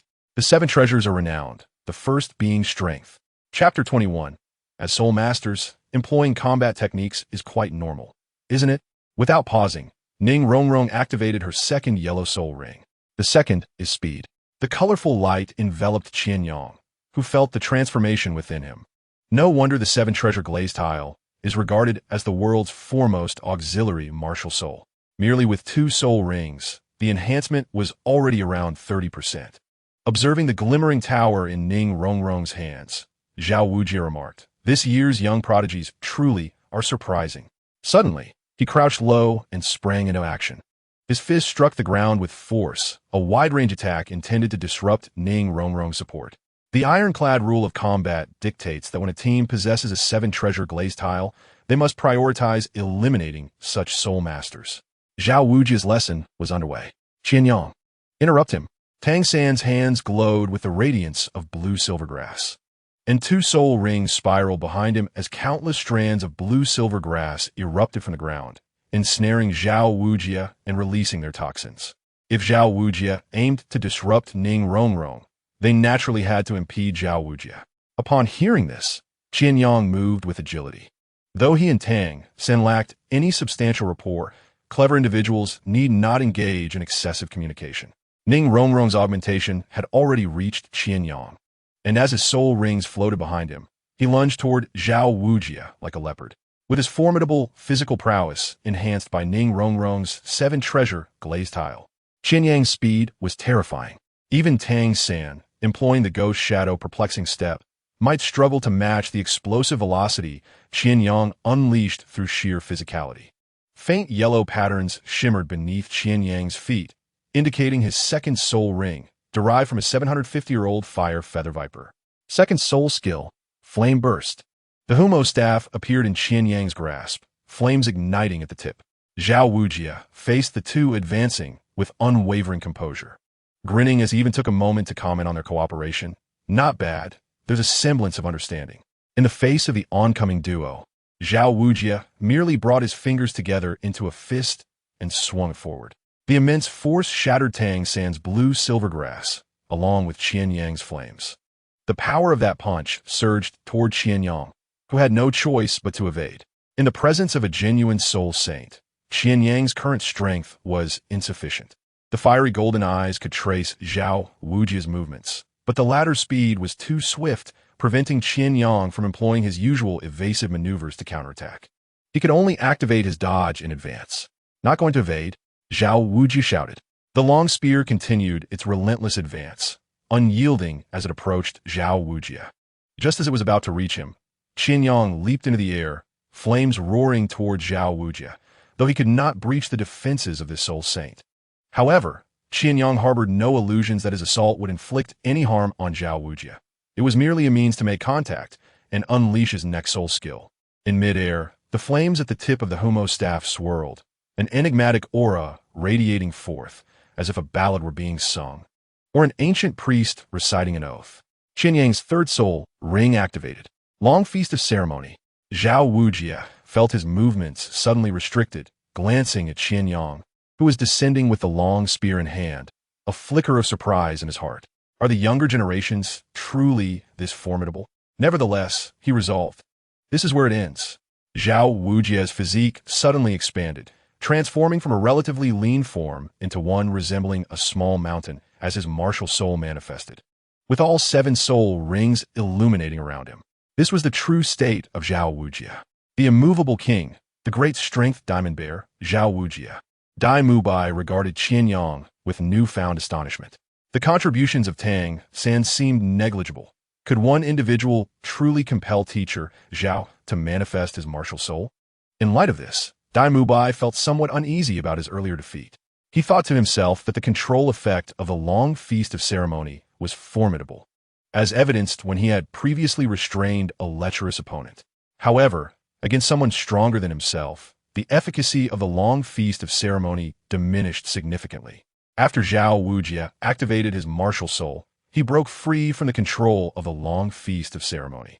With a smile, he unleashed a punch towards Qian Yang. "Little one, you've done well, but this is where it concludes," Zhao Wujie stated. "Brother." Xiao Wu dashed forward, her feet pounding against the ground as she sprinted toward Zhao Wujie. Zhu Zhuqing remained silent, but was equally swift in her approach. The speed of their rescue was no match for the swiftness of Zhao Wujie's fist, and by the time they reached him, his colossal punch had already descended upon Qian Yang. Tang San's hands glimmered with blue light as blue silver grass surged once more, attempting to ensnare Zhao Wujie's fist. At that moment, Tang San was merely a great soul master. His blue silver grass was utterly insufficient against Zhao Wujie. Dai Mubai's eyes sparkled with contemplation as he weighed whether to intervene. "What tests you is your teamwork, not individual prowess," Zhao Wujie mused internally. He observed their movements, lamenting that perhaps it was too late for a combined effort. This young lad evidently served as the primary attacker, and a single punch would surely render him incapacitated. If that were to happen, who would this team rely upon? He needed to find a reason to allow them to pass. While Zhao Wujie pondered these thoughts, Qian Yang retracted his martial soul and readied his fists. "Sigh, I hardly resemble a soul master. What kind of soul master resorts to combat techniques every day?" Qian Yang remarked, forming his fingers into a fist. Just as Zhao Wujie's seemingly earth-shattering fist was about to collide with Qian Yang's own, the air felt as though it had solidified. Xiao Wu and Zhu Zhuqing could not reach them in time, gazing at the unfolding scene. All of Qian Yang's strength converged into his fist. 8 extremes collapse. A thunderous explosion reverberated, akin to the sound of heaven's thunder. The terrifying force of the 8 extremes collapse met Zhao Wujie's fist, unleashing a tempest of energy that sent dust swirling around them, centered on the two combatants. Qian Yang's body soared like a kite severed from its string, propelled into the air by a tremendous recoil, spinning several times before crashing heavily to the ground, kicking up a cloud of dust. A trickle of blood escaped the corner of his mouth, his complexion as pale as parchment, yet his eyes shone with an extraordinary brightness.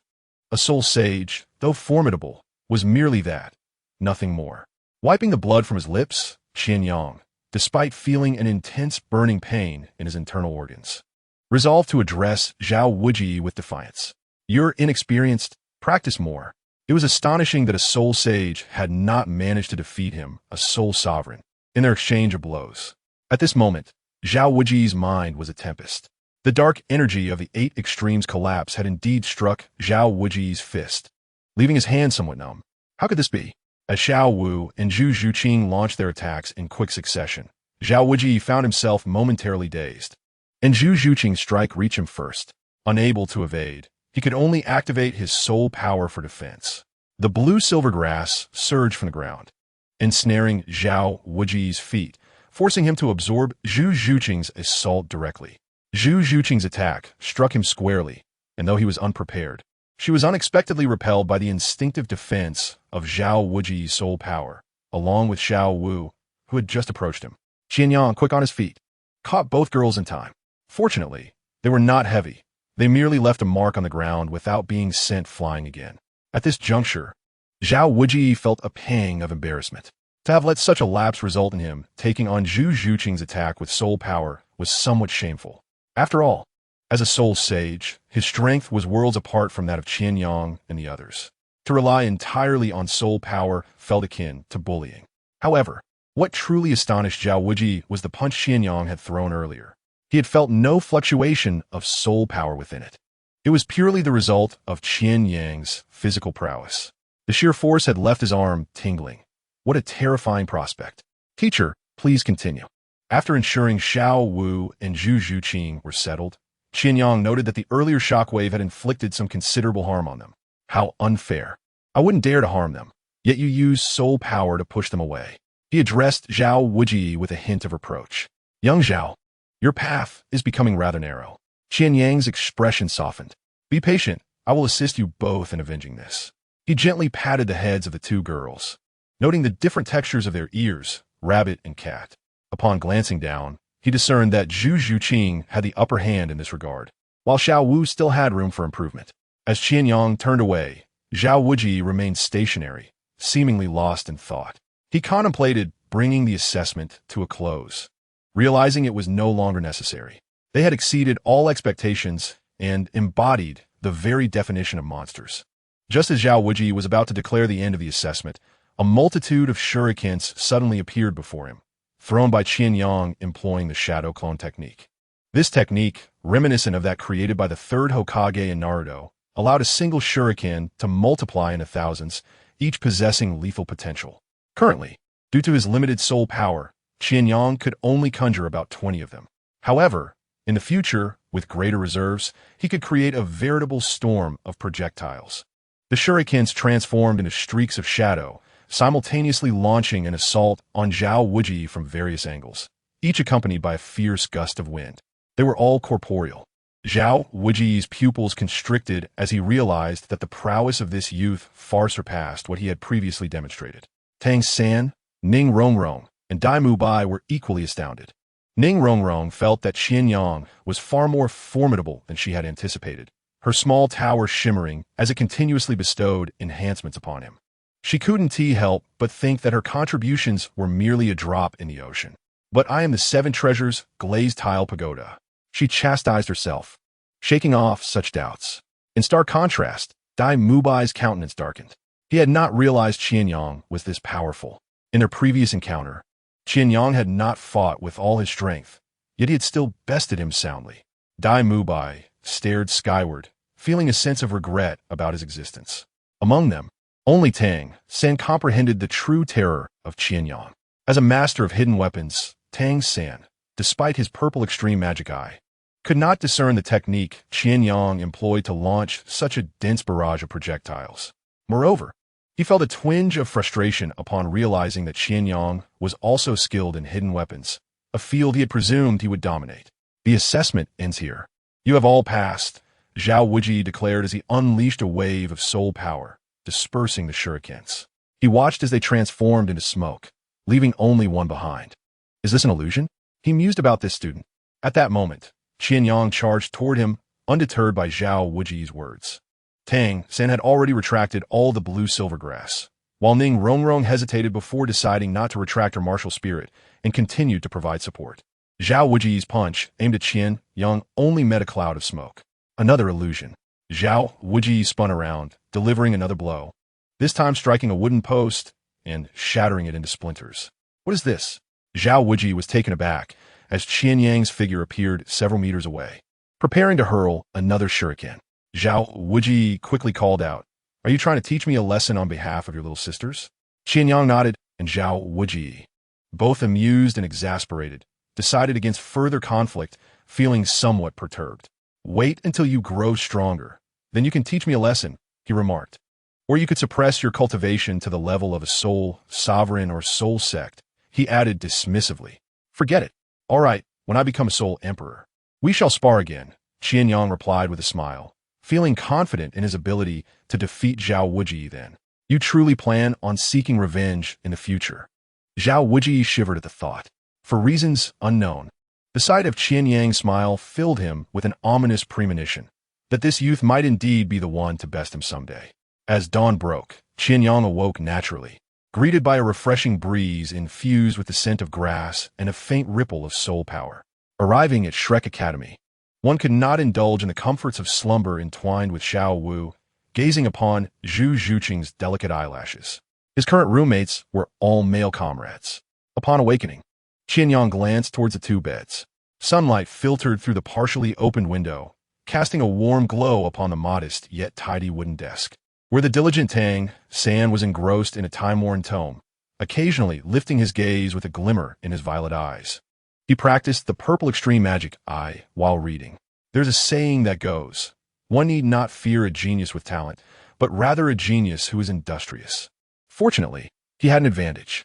His other roommate, Oscar, known for his sausage creations, reclined at the edge of his bed, toying with a glistening sausage as he pondered the next flavor to invent. Upon noticing Qian Yang's awakening, Oscar sprang up, his eyes lighting up. Hey, Qian Yang, would you like a sausage? No, thank you.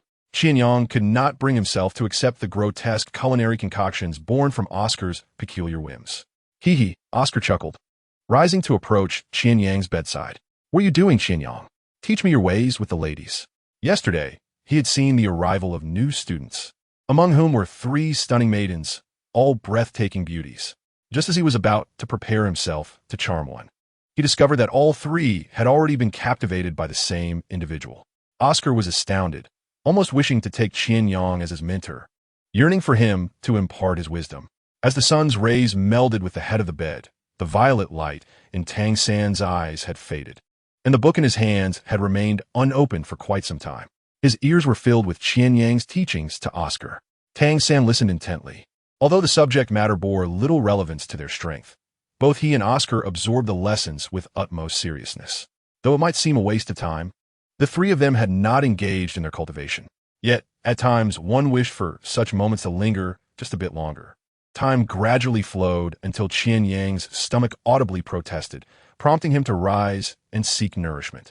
Teacher Qian, you should try this, Oscar suggested, brandishing the sausage, having been so enraptured by the discussion that he couldn't let Qian Yang depart easily. Qian Yang smiled in silence, resolute in his refusal to partake in Oscar's dubious sausage. Stepping out of the dormitory, the sun warmed his face. The sunlight was just right. It was uncertain how much Oscar grasped from their conversation. For the saying goes, a teacher opens the door, but the cultivation lies within the individual. Qian Yang could only take it thus far. Tang San and Oscar followed him out of the dormitory. Oscar gazed enviously at Qian Yang as he approached the 3 maidens, marveling at his prowess. Qian Yang, accompanied by Xiao Wu and Zhu Zhuqing, sought to procure some food, unexpectedly joined by Ning Rongrong. Qian Yang welcomed her presence. Sunlight streamed through the sparse clouds, casting dappled light upon Ning Rongrong's exquisite visage, enveloping her already beautiful features in a soft golden hue. She donned an elegant white dress, the hem swaying gently with her steps, akin to the gentlest breeze of spring caressing the heart. With her short hair brushing her shoulders, Ning Rongrong wore a subtle smile, clearly prepared for the day. Qian Yang was struck by the girl's beauty, noting the stark contrast between her and the other 2. Xiao Wu resembled a playful neighbor girl, lively and mischievous, while Zhu Zhuqing exuded the chill of an unyielding ice beauty. Ning Rongrong, in contrast, embodied the grace of a refined lady. Where do you hail from? Yangge, Ning Rongrong inquired, standing close to Qian Yang's right, with Xiao Wu on his left and Zhu Zhuqing trailing behind them. A small village, hardly noteworthy, certainly not comparable to the 7-treasure glazed tile school, Qian Yang replied with a grin. Not just less comparable, but utterly incomparable. Ning Rongrong presumed Qian Yang was a disciple of some significant power, unaware that he had no backing whatsoever. Her enchanting eyes flickered, her lips poised to speak yet hesitating. What else with the look? Xiao Wu shot a glance at the 2, sensing an unspoken exchange. In her eyes, Zhu Zhuqing was far more agreeable than Ning Rongrong. What? Do you not believe me?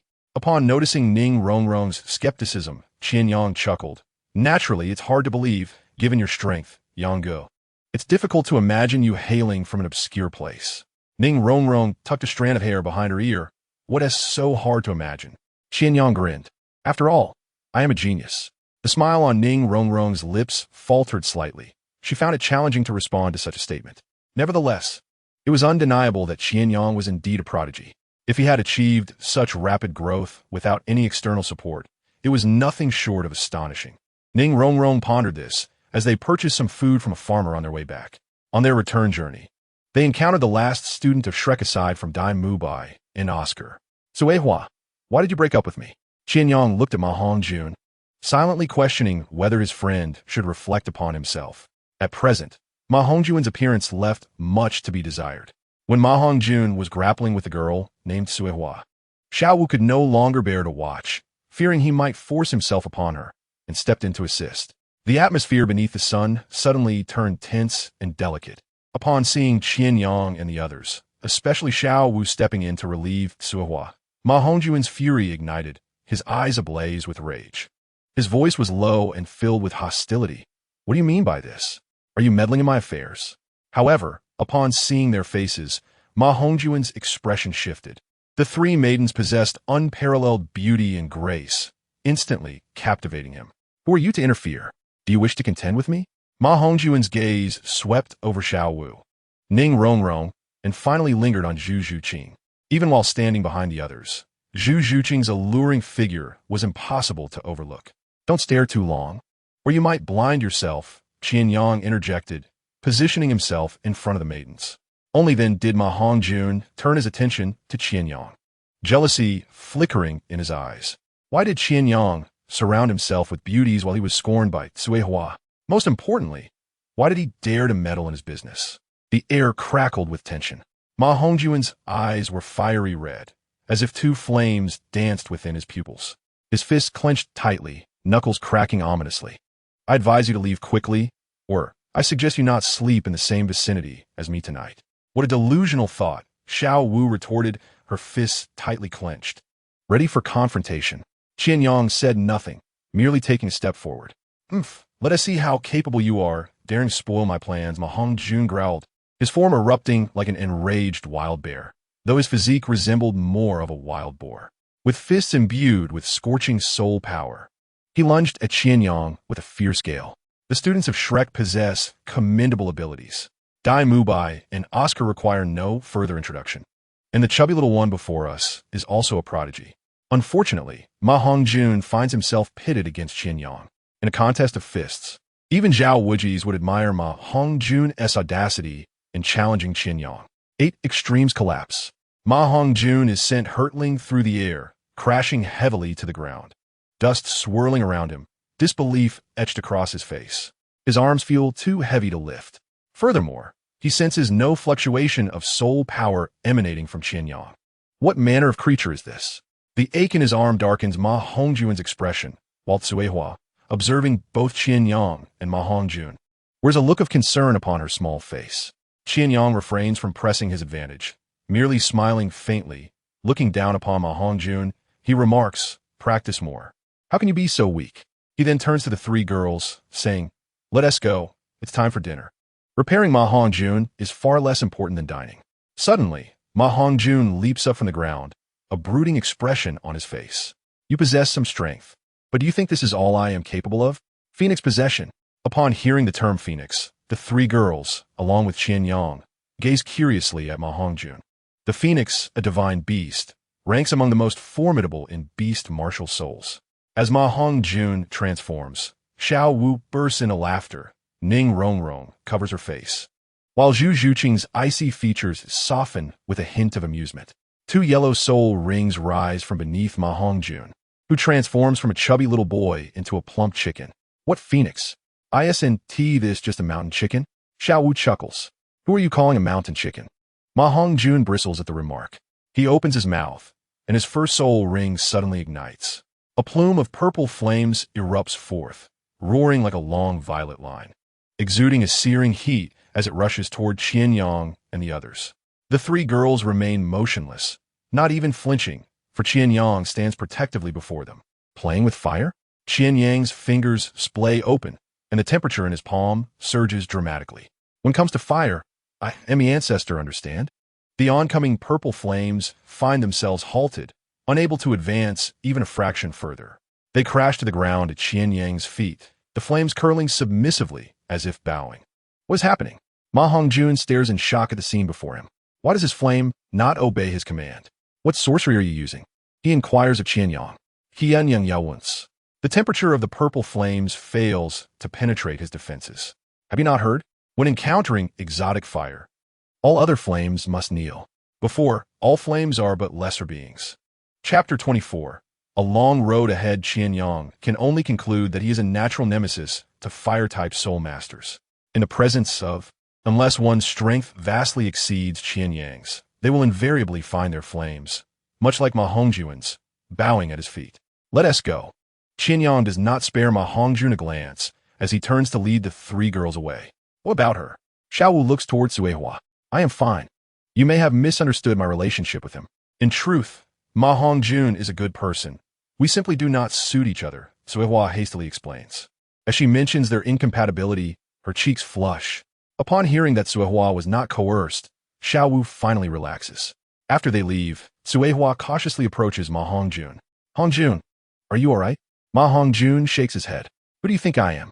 How could I possibly be harmed? I simply chose to spare them today. Yet, his arm remains unmovable. Ma Hongjun's gaze sharpens. What kind of monster is this? Why did his flame submit to Qian Yang? Could it be that Qian Yang is a fire-type soul master? After Qian Yang and his companions finish their meal, they hear a series of ringing sounds. Confused, they are informed by Oscar that it is the bell calling for a meeting with the principal. Following Oscar, they arrive at the playground. Qian Yang observes Dai Mubai, who is meditating with his eyes closed, while Tang San and Ma Hongjun stand nearby, seemingly engaged in conversation. Upon seeing Qian Yang and Oscar, Tang San greets his two roommates.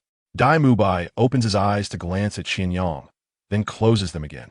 What level of strength do our teachers possess? Xiao Wu hesitantly inquires of Oscar. The principal? He is a rank 78 soul sage, wielding a flying-type martial soul, even more formidable than teacher Zhao. Oscar replies. Wow. Xiao Wu exhales a soul sage. Thankfully, there are no soul Douluos in our school, right? None at all. There are only about 100 soul Douluos across the continent. Oscar assures her.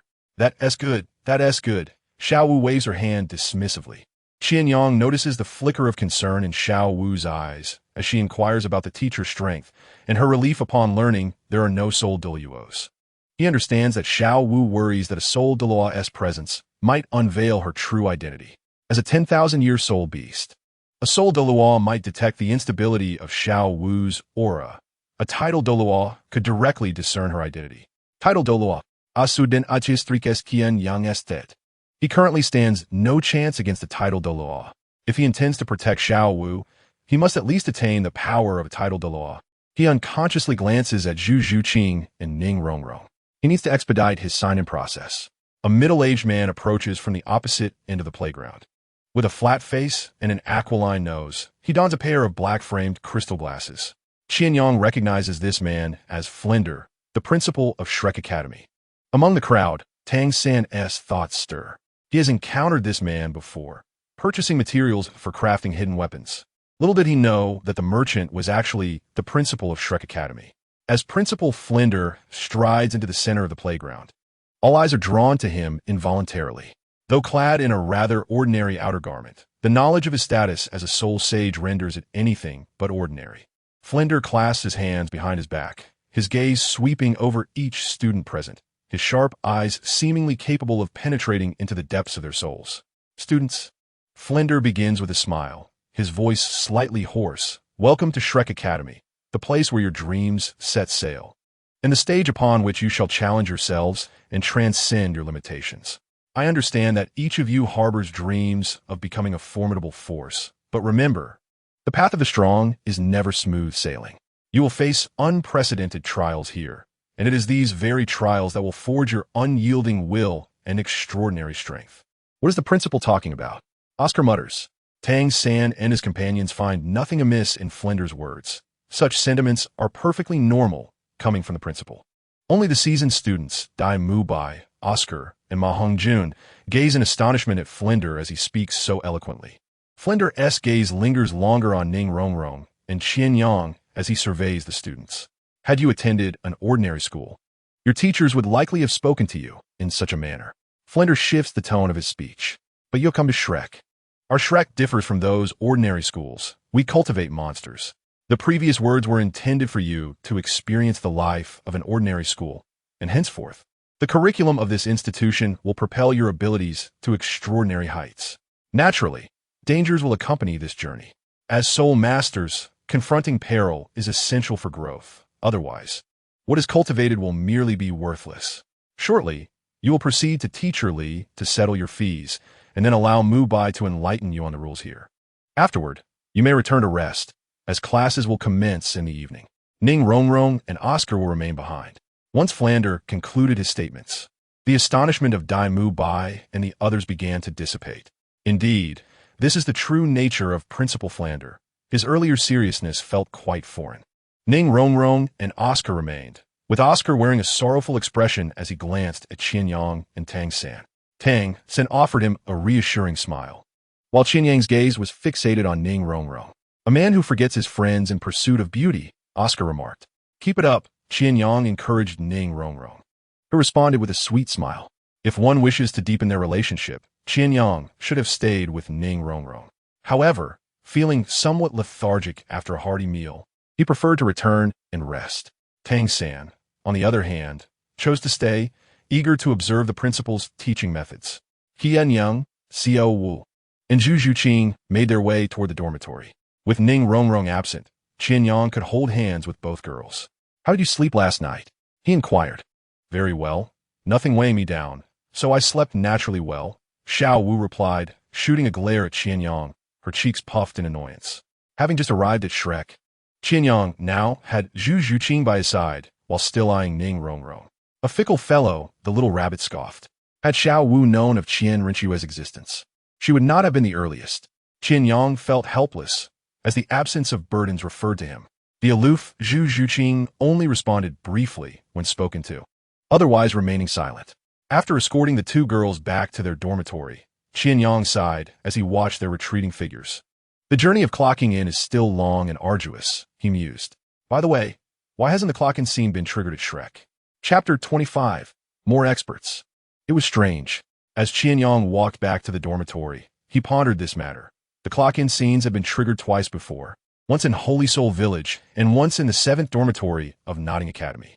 He had assumed that arriving at Shrek would trigger another scene, yet it did not. It was disheartening. Lying in the dormitory until nightfall, Qian Yang once more heard the bell, signaling Principal Flanders' summons. He joined Xiao Wu and Zhu Zhuqing as they headed to the playground, where an unusual atmosphere enveloped them. Flanders squinted at Ning Rongrong, who wore a proud expression, while Oscar beside her appeared helpless. Flander, remember, you are merely a small soul saint, Ning Rongrong declared at that moment, startling everyone. When did a soul saint ever share the honorific little? After a moment of contemplation, Qian Yang surmised that this scene was likely Flander admonishing Ning Rongrong. She was far from the obedient girl she appeared to be. As a cherished princess of the seven-treasure glazed tile school, she was also a little demoness. Now, with an air of haughtiness, she lifted her chin defiantly, disdainfully addressing Flander. Xiao Wu beside, Qian Yang widened her eyes in disbelief. Having thought Ning Rongrong was a demure girl, the contrast was shocking. She nudged Qian Yang, signaling that Ning Rongrong was not as simple as she seemed. Qian Yang responded with a smile, recognizing that character can be cultivated, but beauty cannot be. It was not a significant issue. Upon noticing Qian Yang and the others approaching, Ning Rongrong did not revert to her docile demeanor. The temper of the little demoness surfaced, impervious to restraint. At the seven-treasure glazed tile school, where she was doted on by the titled Douluos Chan Exen and Gurong, Ning Rongrong had never been loudly reprimanded, let alone by Flander. Flander's expression turned cold. Indeed, I am merely a small soul saint, but as a great soul master, you lack the qualification to utter such words. Two paths lie before you. First, pack your belongings and leave this place immediately. Second, prove your worth to remain here and demonstrate your commitment to abide by the rules henceforth. There is no third option. As the principal of Shrek Academy, your stay here requires adherence to my directives. At this moment, Ning Rongrong's gentle demeanor dissipated, replaced by an imperious gaze directed at Flander. It will not be so easy to expel me. I advise you to mind your own business, lest you face consequences beyond your capacity to bear. Ning Rongrong's aura matched Flanders in intensity. The onlookers, Oscar, Tang San, and Ma Hongjun, exchanged curious glances at her boldness. Flander smirked. This is my territory. What is there to fear? Apologies, but there is nothing here that intimidates me. Dai Mu stepped forward, his gaze at Ning Rongrong filled with incredulity. As she appeared strikingly different from the previous day, perhaps she had concealed her true nature well, and considering her martial spirit.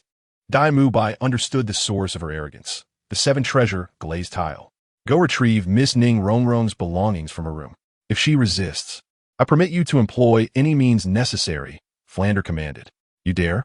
Ning Rongrong exclaimed. Dai Mu advanced, prepared to assist her in packing. He was not one to fear, given his own background. Ning Rongrong attempted to stop him, but her petite frame was dwarfed by his towering stature. Brother Dai, Qian Yang interjected slowly, I advise against moving. Otherwise, I too shall resort to any means to obstruct you. Upon hearing the familiar voice, Ning Rongrong turned abruptly, finding Qian Yang with his arms crossed, observing her and Dai Mubai. A sudden realization dawned upon her. Dai Mubai hesitated, for Qian Yang was not jesting. After witnessing Qian Yang's battle with Zhao Wuji, Dai Mubai understood that his current strength could not compare to Qian Yang's. Interesting. Flander's sharp gaze fell upon Qian Yang. Are you intending to stand up for her? Xiao Wu wished she could throw Qian Yang to the ground. But at that moment, she was bracing herself for action. Zhu Zhuqing remained silent, her previously wandering gaze now focused. Oscar watched the scene unfold, pondering if this was the tactic for courting. Yet, Qian Yang was confronting the notoriously vengeful Principal Flander. Initially, Oscar had thought Ning Rongrong's remark about being a little soul saint had left everyone speechless, only to discover that there were indeed more formidable individuals present. Flander spoke coldly. Disorganized and unruly, each of you thinks too highly of yourselves. Being a titled Douluo means little. Is it not inappropriate to casually expel others? We all paid 100 gold soul coins to be here. A mere stone thrown can make a sound, yet this 100 gold coins seem to have yielded nothing, which is rather unjust, Qian Yang remarked. Anyone who does not adhere to the school's regulations must leave my institution, Flander stated, his crystal lenses reflecting Qian Yang's face. Typically, students must abide by school rules.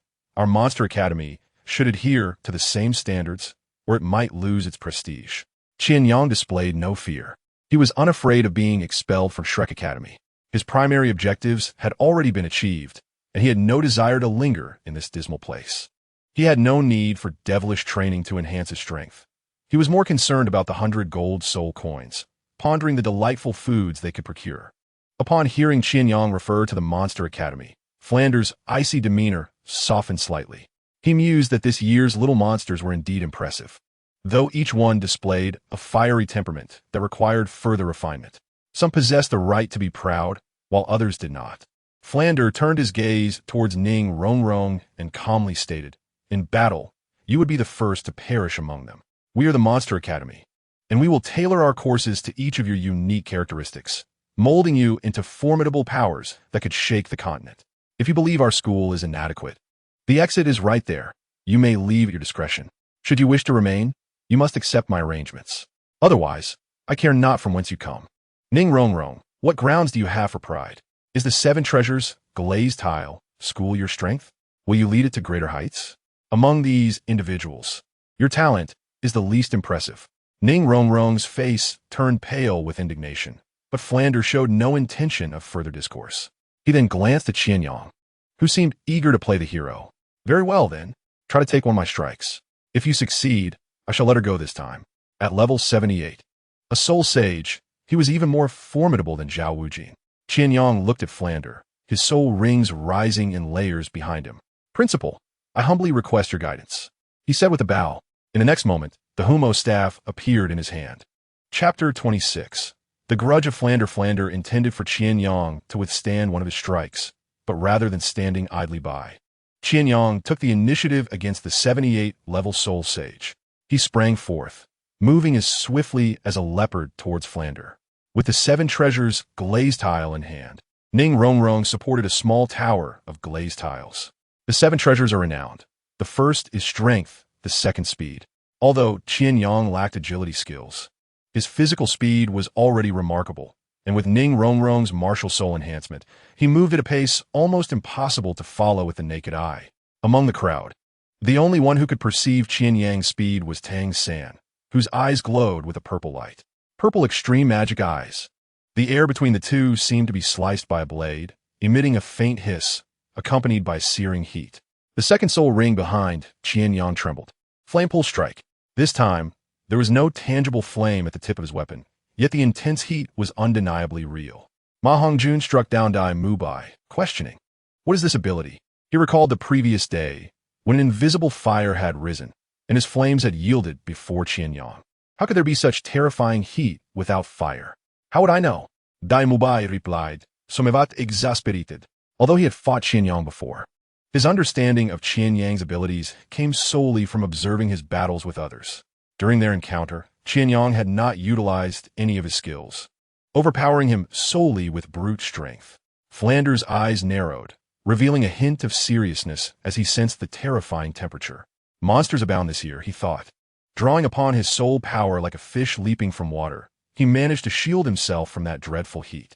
As a soul sage, even without the beast martial soul of Zhao Wujin, his soul power defense was an insurmountable barrier for Qian Yang. Though Qian Yang possessed numerous techniques, none among his peers could best him.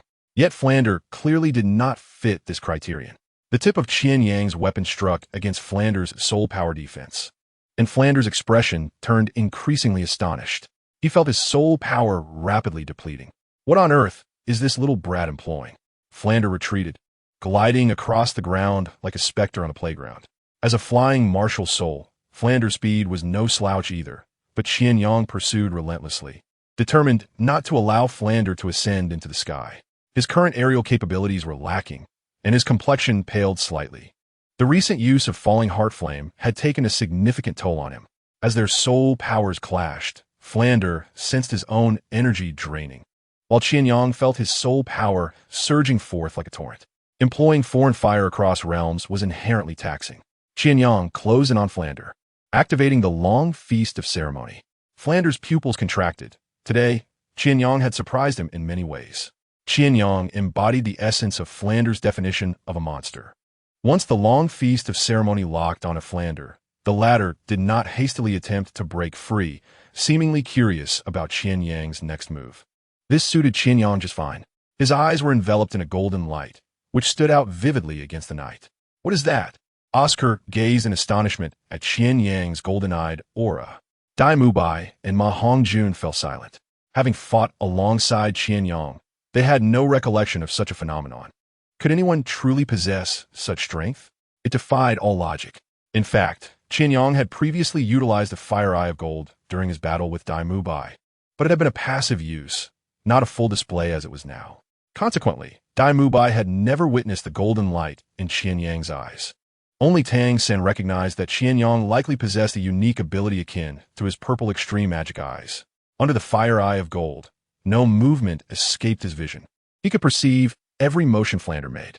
A shuriken materialized in his hand as Qian Yang hurled it, forming seals to execute a ninjutsu technique. The shuriken shadow clone technique. Multiple shurikens aimed for Flander's vital points. When employing this technique against Zhao Wujin, the latter had mistaken it for an illusion. However, every shadow clone bore the same lethality as the original. Suddenly, 7 soul rings appeared behind Flander. 2 yellow, 2 purple, and 3 black. A soul sage. The moment Flander revealed his soul rings, the constraints of the long feast of ceremony were shattered. Though he sought to test Qian Yang's strength, however, he was constantly being oppressed and attacked by Qian Yang. Does Flander not care about his reputation? Flander is indeed the type to hold grudges. Qian Yang had just undermined his dignity, acting like a thorn in his side, and naturally, Flander would seek to teach him a lesson. Otherwise, how could he continue to be the principal? Several soul rings flickered behind Flander as he soared into the air, looking down at Qian Yang. His first soul skill, Eagle Strike. Second soul skill, Cat's Eye. Third soul skill, Seek Weakness. And fourth soul skill, Blade of Qi. Flander unleashed 3 soul skills in succession. But only the final one, the Blade of Qi, was truly an offensive maneuver. Thus, it cannot be deemed a breach of contract. Upon witnessing Flander's series of soul skills, Qian Yang realized trouble was imminent. This old man truly harbors grudges. The first 3 abilities were merely enhancements for himself. Only the 4th was an actual attack. Nevertheless, as a soul sage, Flander indeed regarded him highly. The Blade of Qi descended. Qian Yang crouched down, utilizing the ground's elasticity to evade the blade, much like a nimble squirrel escaping from a tree. A crack appeared on the ground. No mercy was shown. The remaining blades swept toward him. Qian Yang formed seals once more. Earlier, he had already tossed several branches onto the playground, and now, utilizing the substitution technique, he evaded Flander's lethal blades. The versatility of different systems proved advantageous. While Flander's Cat's Eye and Seek Weakness could indeed capture Qian Yang's movements and vulnerabilities, they could not predict his actions in advance. Flander's blades lacked tracking capabilities, and with a few deft movements, Qian Yang evaded them all. From his aerial vantage point, Flander witnessed how Qian Yang dodged his attacks. Qian Yang had managed to switch places with a branch, appearing where the branch was, while the branch took his place, absorbing the attack. This ability was undeniably advantageous on the battlefield. Today, Qian Yang had astonished him far more than he had anticipated. Of course, Flander was not the only one taken aback. Yesterday with Master Zhao Wujia, and today with Principal Flander, Tang San and the others were equally stunned by Qian Yang's display. He was clearly of similar age to them, perhaps even younger. Yet he could perform so remarkably under a soul sage's assault. Chapter 27. All my wings return to the team. Flander glanced at Qian Yang, his expression neutral, and spoke calmly. Qian Yang was utterly exhausted, his sweat-soaked hair clinging to his forehead. He looked up at Flander, realizing the chasm between a soul sage and a soul zune was indeed vast. He had exhausted all his efforts, yet had not even grazed Flander's attire. Were it not for his substitution technique, a mysterious power from the ninja realm, he would have had no means to evade Flander's attack. Just as Xiao Wu intended to assist Qian Yang, she was outpaced by a graceful figure who rushed forward to support him. A fragrant breeze enveloped her. The girl's shoulder-length hair was adorned with a blue headband. Qian Yang turned his head. Ning Rongrong was focused on aiding him, her delicate hands resting gently on his shoulders, as if he might shatter with the slightest pressure, her beautiful eyes filled with concern. Score, Qian Yang thought to himself. Among the three girls, Ning Rongrong was the hardest to win over. Xiao Wu was a bond nurtured since childhood, and Zhu Zhuqing could be forcefully kept around. But Ning Rongrong was different. She was the princess of the seven-treasure glazed tile school, a little witch. Winning her affection required considerable effort, which was precisely why Qian Yang seized the opportunity to confront Flander head-on. Humph. Xiao Wu observed this scene, her heart heavy, and turned her head away, unwilling to watch them. There will be no next time. Flander cast one last glance at Qian Yang before fixing his gaze on Ning Rongrong. If there is a next time, you must leave my school. If someone pleads for you, then they shall leave with you. Flander said coldly. Ning Rongrong was about to rebut Flander when Qian Yang placed a hand on her shoulder. She turned to him, and he shook his head. Only then did she relent. A true expert. This is what a true expert is. The onlooking Oscar exclaimed in astonishment. Teachers are indeed remarkable. Look, look. This is what a master of romance looks like. Oscar had elevated Qian Yang to the highest esteem. Little San, take notes. It will be beneficial for you in the future. Oscar winked at Tang San. Tang San smiled, though there was a hint of bitterness in his expression. What should I learn? How to avoid confrontation with Master Zhao Wujia and Principal Flander. How does one even learn that? Be quiet. Dai Mubai interjected, feeling a headache coming on from Oscar's incessant chatter. He was in a gloomy mood, unable to match Qian Yang in combat. He also fell short in matters of romance. Qian Yang outshone him in every aspect. If Dai Mubai could smile, it would be a miracle. Boss, with your good looks, you can forego learning. But you can't stop us from studying. Ma Hongjun was fully engrossed, afraid of missing a detail. He had completely pushed aside any grievances he had with Qian Yang. Young people are quick to anger, but also quick to forget. Seeing Oscar as serious as he was, Ma Hongjun felt a pang of jealousy and retorted, Oscar, with that pretty boy face of yours, what are you learning for? This lesson is for me and Tang San. He was worried that Oscar, with his stunning looks, would steal women from him once he learned the techniques. Get lost, he is my teacher. Oscar shot back. Xiao Wu and Zhu Zhuqing were nearby. Xiao Wu pouted as she glanced at Zhu Zhuqing, who, at that moment, seemed much more pleasing to the eye. Ahem, everyone is so lively. Flander observed them, smiling. Although he wore a smile, Dai Mubai and the others knew this was the precursor to some scheme. Upon seeing that smile, they instinctively shuddered. Flander's enhanced hearing allowed him to perceive clearly that their focus was on romance rather than Qian Yang's displayed prowess. This realization brought a signature smile to Flander's face. It was time to discipline this group of unruly students. Follow me, Flander declared, rising and moving forward. Oh, Oscar's spirits plummeted. Quick, keep up. Dai Mubai took the lead, and the others followed. Ning Rongrong looked at Qian Yang, reaching for a handkerchief to wipe the sweat from his forehead. If the people from the Seven Treasure Glazed Tile School saw their little witch treating a boy this way, they would surely be left speechless. Can you still manage? If not, we can skip this. Don't worry, he wouldn't dare expel us. Ning Rongrong sighed. Qian Yang was indeed in a rather depleted state. The consumption of his was tremendous. This unique flame was quite domineering, capable of igniting even a soul sage's energy barrier, but the cost was that once he used his soul power would ignite like natural gas.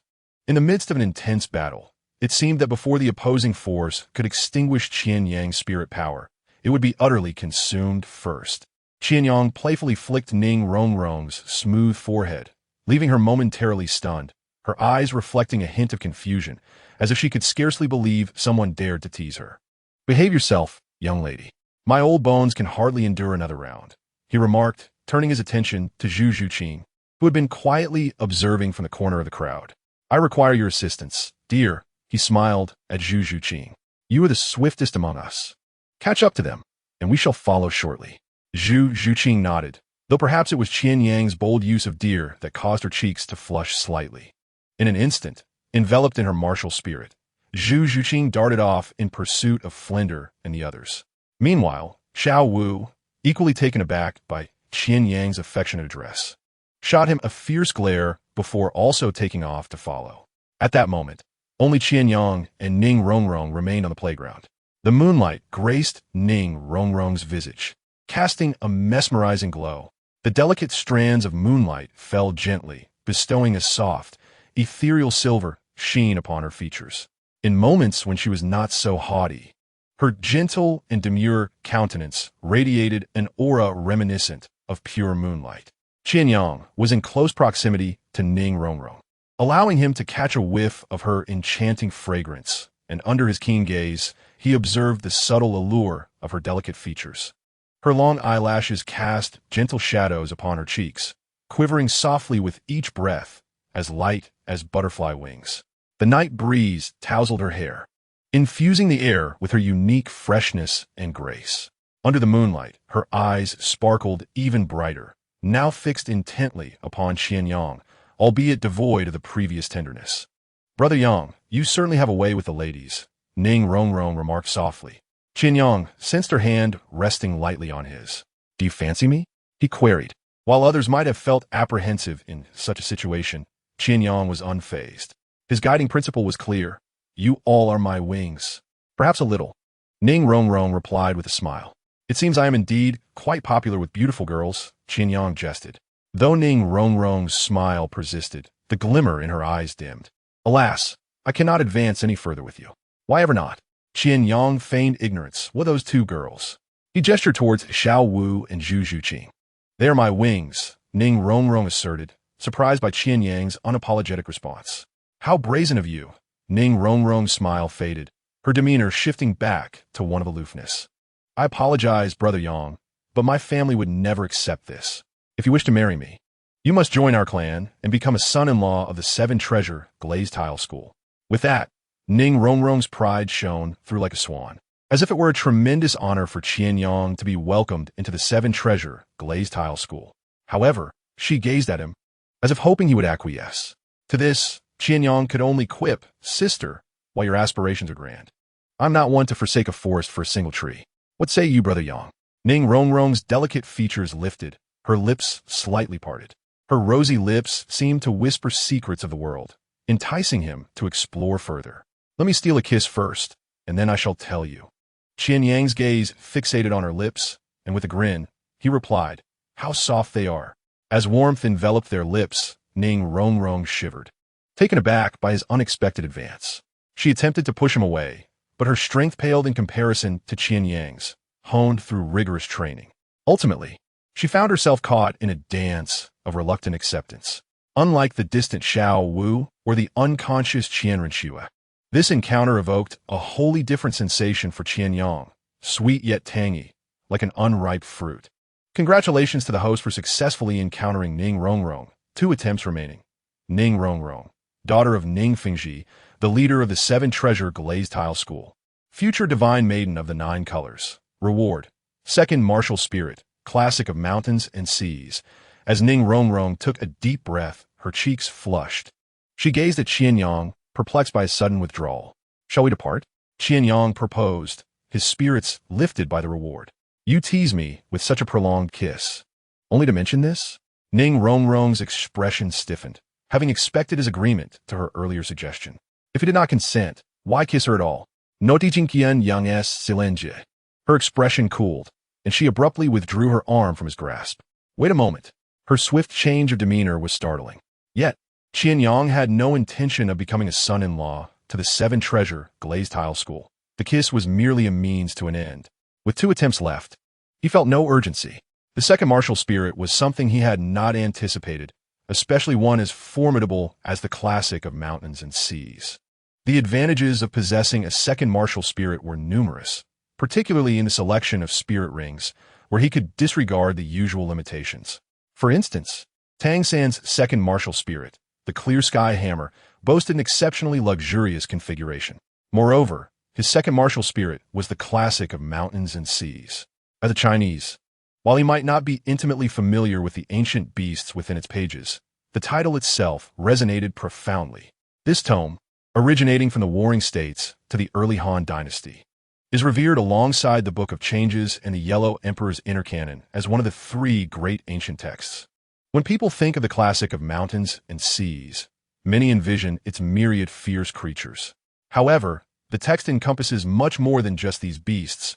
It chronicles geography, history, mythology, astronomy, botany, medicine, religion, and marine life, effectively serving as an ancient encyclopedia. As Qian Yang felt the pulse of spirit power, an ancient bamboo scroll materialized in his hand. The scroll bore no text within, only the 3 characters inscribed on its exterior, classic of mountains and seas. Unlike weapons such as the Staff of Homa, it was difficult for Qian Yang to fathom the abilities that the classic might bestow upon him. Nevertheless, given the weight of its title, it could hardly be weak. Stowing the scroll away, Qian Yang ambled forward, reminiscing about the delightful encounter he had just experienced. Indeed, it was quite pleasant. In Soto City, although night had fully descended, the city appeared to awaken, its streets aglow with lights, bustling even more than during the day. Qian Yang was the last to arrive, and by the time he joined the group, Flinder had already finished briefing the others. Ning Rongrong had arrived early, seated among them. Flinder acknowledged Qian Yang with a glance, but refrained from commenting, aware that Qian Yang was presently lagging behind. If you have any questions, feel free to ask them, Flinder instructed, as Qian Yang surveyed the group. Ning Rongrong did not spare him a glance, her chest rising and falling, clearly still upset over the earlier incident. Xiao Wu glared at him, radiating an aura of hostility. The unique attentiveness of girls allowed her to notice the mark on Ning Rongrong's lips and the disheveled state of her clothing. If her attire was in disarray due to running, how could one explain the imprint on her lips? Qian Yang forced a sheepish smile. It was still Oscar, feeling sympathetic towards their teacher, who handed Qian Yang a cup of tea before beginning to explain their upcoming tasks. Not far from the tea shop stood a grand edifice, the Soto Great Spirit Arena. As the group ventured inside, none of the 3 girls acknowledged him, prompting a sigh from Qian Yang. The joys of companionship had transformed into solitude. Such was the irony. Ning Rongrong was off limits now, as was Xiao Wu. Qian Yang quickened his pace and grasped Zhu Zhuqing's small hand. Zhu Zhuqing cast a glance at him, her piercing gaze reflecting the impenetrable thickness of Qian Yang's skin. With a hint of resignation, Zhu Zhuqing allowed him to hold her hand. Upon entering the Great Spirit Arena, Qian Yang was still admiring the majestic architecture when the system's notification chimed in his mind once more. You can now check in at the Soto City Great Spirit Arena. Do you wish to sign in? Sign in. Was he out of his mind not to? Qian Yang was taken aback that he could trigger the scene to check in here. After all, even Shrek Academy could not do so. Useless Shrek. Check-in successful. Soto City Great Spirit Arena. Here, you shall grow, hone your skills, learn through combat, and advance through blood. Congratulations, host. You have received a reward. A 1,000-year soul ring selection card. What a delightful coincidence. Just after awakening the Shanhai Jing, he was gifted a soul ring selection card. Oscar explained to Qian Yang their purpose for being there, the graduation requirements. Though Qian Yang had no intention of fulfilling any graduation criteria, given that he could easily dominate his peers, he figured he might as well have some fun with it. When registering, the staff member who processed Qian Yang's registration looked at him in shock. Such a small child, yet he was a soul master. Even the experienced staff could not hide their astonishment at the sight of Qian Yang's young face, which belied his status as a 3-ringed soul master. He will cover my expenses, Qian Yang said while handing over his share along with Xiao Wu and Zhu Zhuqing. When it came time for Ning Rongrong, she suddenly pointed at Qian Yang. As he turned to her, she reiterated, he will pay. Ning Rongrong tilted her chin defiantly, as if seeking revenge. Qian Yang found it amusing. The illustrious princess of the seven-treasure glazed tile school could not produce 10 gold soul coins? Did she think it would bring her joy to make him pay? Just 10 gold soul coins. As a soul master, Qian Yang received a considerable sum of gold soul coins from the Spirit Hall each month. After sending some home, the remainder was spent on food and entertainment. As he had little need to purchase cultivation resources, Qian Yang fished out 10 gold soul coins from his pocket and handed them to the staff member. Without a word of thanks, Ning Rongrong turned and walked away. Watching her retreating figure, Qian Yang recalled their earlier entanglement beneath the moonlight.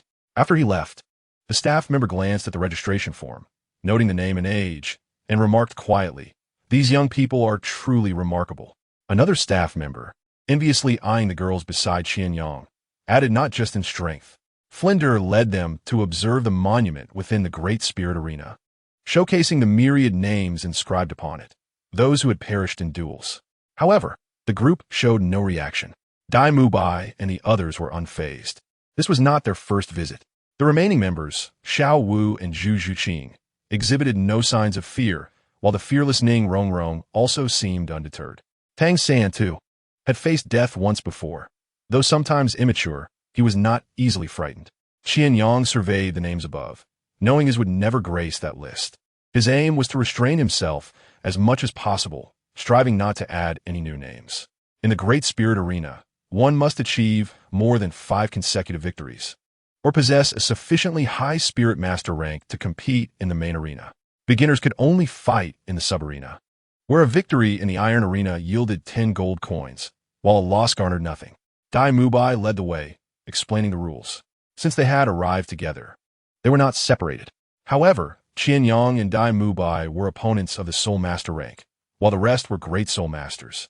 There were a total of 24 sub-arena venues, each divided into various fields: the Gambling Zone and the Life and Death Zone, with each category featuring 3 formats: 1-on-1, 2-on-2, and team battles. Observing Qian Yang's wandering gaze, Oscar quietly explained, "No one respects you more than I do, teacher." Thus, each sub-arena had 6 isolated platforms. Qian Yang nodded, and the group entered the rest area. Other Soul Masters expressed astonishment upon seeing them, as their ages were indeed quite young. However, none ridiculed them. Only a couple of individuals cast glances at the girls' appearances. Zhu Zhuqing shot a disdainful look at a young man who had been eyeing her. He appeared to be around 20, with freckles and an ordinary face, whose lewd expression made him exceedingly unattractive. Upon meeting Zhu Zhuqing's gaze, the freckled youth showed no shame for his lascivious behavior, instead brazenly ogling her figure. "TSK, quite a nice figure," he smirked. But soon, a young man stepped in front of Zhu Zhuqing, blocking the freckled youth's view. The latter's expression darkened. "Qian Yang reminded impassive. I could gouge your eyes out," he said coldly. Throughout the journey, many eyes lingered upon Zhu Zhuqing. After all, her youthful beauty was beginning to shine through. Yet, this freckled youth was the first of his kind. "This is my wife. What are you staring at?" he snapped. "Little brother, who gave you the courage to speak to me in such a manner?" The freckled youth, feeling humiliated before the beauty, retorted angrily. "Your father did." "What of it?" came the response from Ma Hongjun. Seeing Oscar constantly hovering near Qian Yang, he too wished to bask in Qian Yang's presence, hoping to learn a trick or two to impress girls. However, after being reprimanded by Qian Yang last time, Ma Hongjun felt a bit embarrassed. Now, seizing the opportunity to showcase himself in front of Qian Yang, he boldly stepped in. Qian Yang found it amusing. This chubby fellow, after being scolded, now looked at him with pride, as if seeking validation. The freckled youth's face darkened ominously, a wave of soul power radiating from him, revealing that he possessed soul master-level strength. Yet, Ma Hongjun remained unfazed. He understood Qian Yang's prowess. A soul master would hardly be worthy of consideration in his presence. Who was he trying to intimidate? You are merely masquerading as a gorilla to instill fear in others. Aside from your dark complexion, what resemblance do you bear to a gorilla? Do you possess that robust physique? Ma Hongjun's loud voice continues to berate.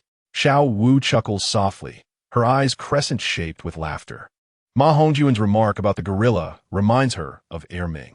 The freckled youth glares intensely at Ma Hongjun, but refrains from striking. Firstly, there are staff members of the Soul Arena present. Outside the platform, Any form of aggression is strictly forbidden. Should he breach the regulations of the Seoul arena, facing permanent expulsion would be a mild consequence, one he could not afford. Secondly, there is the harsh reality that Ma Hongjuan's group is numerous, though they are all quite young. Their presence here clearly indicates that they are not ordinary children. Moreover, there stands a tall and imposing Dai Mubai. With a cold expression, Dai Mubai's piercing gaze possesses a significant deterrent effect. Although he does not engage physically, he cannot allow his dignity to be tarnished. The freckled youth hurls a menacing warning, claiming that if he sees them on the platform, it will not end well. This statement was carefully considered by the freckled youth, as he does not believe that Qian Yang and his companions possess any soul ancestors. At most, they are merely a group of newly promoted soul masters. Besides, he is unlikely to encounter them on the platform. However, the freckled youth did not anticipate that he was treading on solid ground. Qian Yang glances at the youth and suddenly smiles, his expression calm yet tinged with a hint of frost. The last time Qian Yang smiled this way, a soul ancestor met a grim fate. How fortuitous! You are also a soul ancestor. Shall we engage in a life-and-death battle? A surge of soul power ripples through Qian Yang, matching the intensity of the freckled youth's aura, perhaps even surpassing it. The onlookers, soul masters themselves, widen their eyes in disbelief. This young man is actually a soul ancestor. Chapter 30. Unless you let me kiss you again, the freckled youth's expression freezes. Despite his many calculations, he never anticipated that Qian Yang would be a soul ancestor. Such a young soul ancestor hints at the powerful backing he must have. The freckled youth cannot fathom that Qian Yang achieved this level through his own effort. He assumes Qian Yang must hail from a prestigious family. He regrets offending Qian Yang, questioning how he could have been so foolish. Children from prominent families are not to be trifled with by someone like him, a wandering rogue. The freckled youth remains silent, disregarding any notions of pride, and turns to flee. He is cunning. Staying to face Qian Yang's challenge would only lead to humiliation, so he decides to escape early. Qian Yang, however, never considered that the freckled youth would accept the life-and-death challenge. The methods of a scion from a powerful family are far beyond what a free-spirited rogue like him can contend with. Moreover, even if he were to defeat Qian Yang, killing him would lead to dire repercussions, although the rules state that no retaliation is permitted after a life-and-death battle. Such claims are often disregarded when one considers the potential fallout of eliminating an heir of a powerful faction. For someone like him, offending a major force could lead to fatal consequences. Ma Hongjun observes the freckled youth's hasty retreat and scoffs.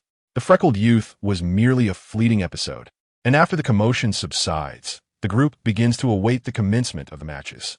The one-on-one battles will require some time, so you may wish to explore other options, such as the two-on-two matches. Dai Mubai suggests assessing the situation on the platform and determining that it will not be their turn shortly. Before Qian Yang can approach Xiao Wu and Zhu Zhuqing, he notices Xiao Wu clinging to Zhu Zhuqing's arm, eagerly registering for participation. Xiao Wu shoots a playful glare at Qian Yang and sticks out her tongue. He is unable to join them in the two-on-two format. This girl, Qian Yang thinks to himself, feeling frustrated. His rank as a soul ancestor limits him to competing only with other soul ancestors. Currently, Dai Mubai is the only one present who meets this criterion.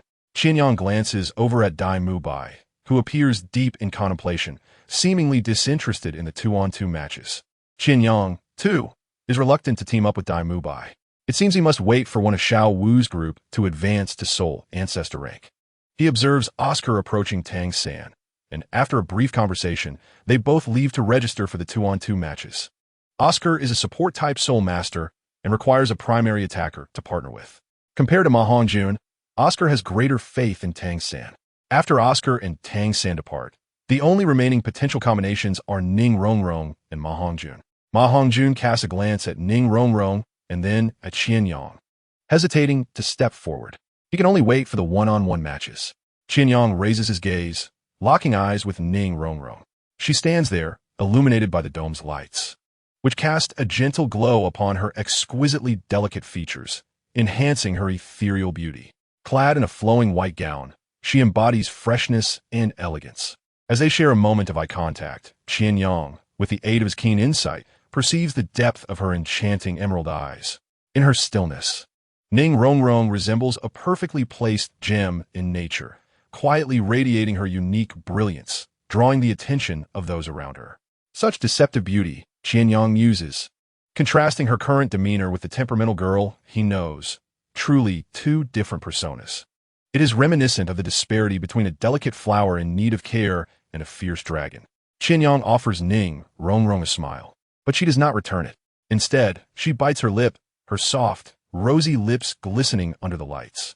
Is she reminding herself of something? Qian Yang fegens ignoranje.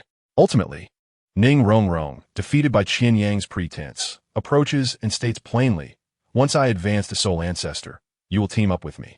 As a support-type martial soul, she, like Oscar, requires a primary attacker for collaboration. Naturally, Ning Rongrong would not consider partnering with Ma Hongjun. Her sights are set on Qian Yang. "No," Qian Yang replies decisively. "You dare." Ning Rongrong glares at Qian Yang, her small face brimming with indignation. Just moments ago, he had kissed her, yet now he refuses to team up with her. The little sorceress is unaccustomed to such treatment. "What do I have to fear?" Qian Yang responds with a smile. "However, if you wish for me to accompany you, it is contingent upon one condition," he whispers into Ning Rongrong's ear, "unless you let me kiss you again." Next, the fifth match of the one-on-one battles at the Soul Arena commences. The participants are two Soul Ancestors. Qian Yang, wielding the weapon Martial Soul, the Guardian Staff, faces Chun Feng, a Soul Ancestor with the Battle Tiger Beast Martial Soul, who has achieved 3 consecutive victories. The host's emotionally charged introduction fails to ignite the audience's enthusiasm, as the sparse crowd engages in murmurs regarding Qian Yang's youthful visage. He is a Soul Ancestor? Impossible. Absolutely impossible. How could he possibly be a Soul Ancestor? A Soul Ancestor at such a young age? If he's a Soul Ancestor, I'll eat dirt. What nonsense. How could he be a Soul Ancestor? A middle-aged man with a scar across his face glares at those seated nearby, having been the first to voice such incredulity. Ma Hongjun gazed at Qian Yang on the arena, a glimmer of cunning flashing in his eyes. He addressed the middle-aged man languidly. "Uncle, do not forget the words you just spoke." On the stage, Chen Feng looked at the youthful figure before him and kindly cautioned, "Little brother, this is not a place for you. You should leave." Despite the announcer having declared Qian Yang's rank, Chen Feng found it hard to fathom that this young lad was indeed a soul master. Qian Yang remained silent, yet his actions conveyed everything he wished to express. Yellow, yellow, purple. 3 soul rings ascended in succession behind him. If the announcer's words had cast doubt, the 3 soul rings now served as irrefutable proof.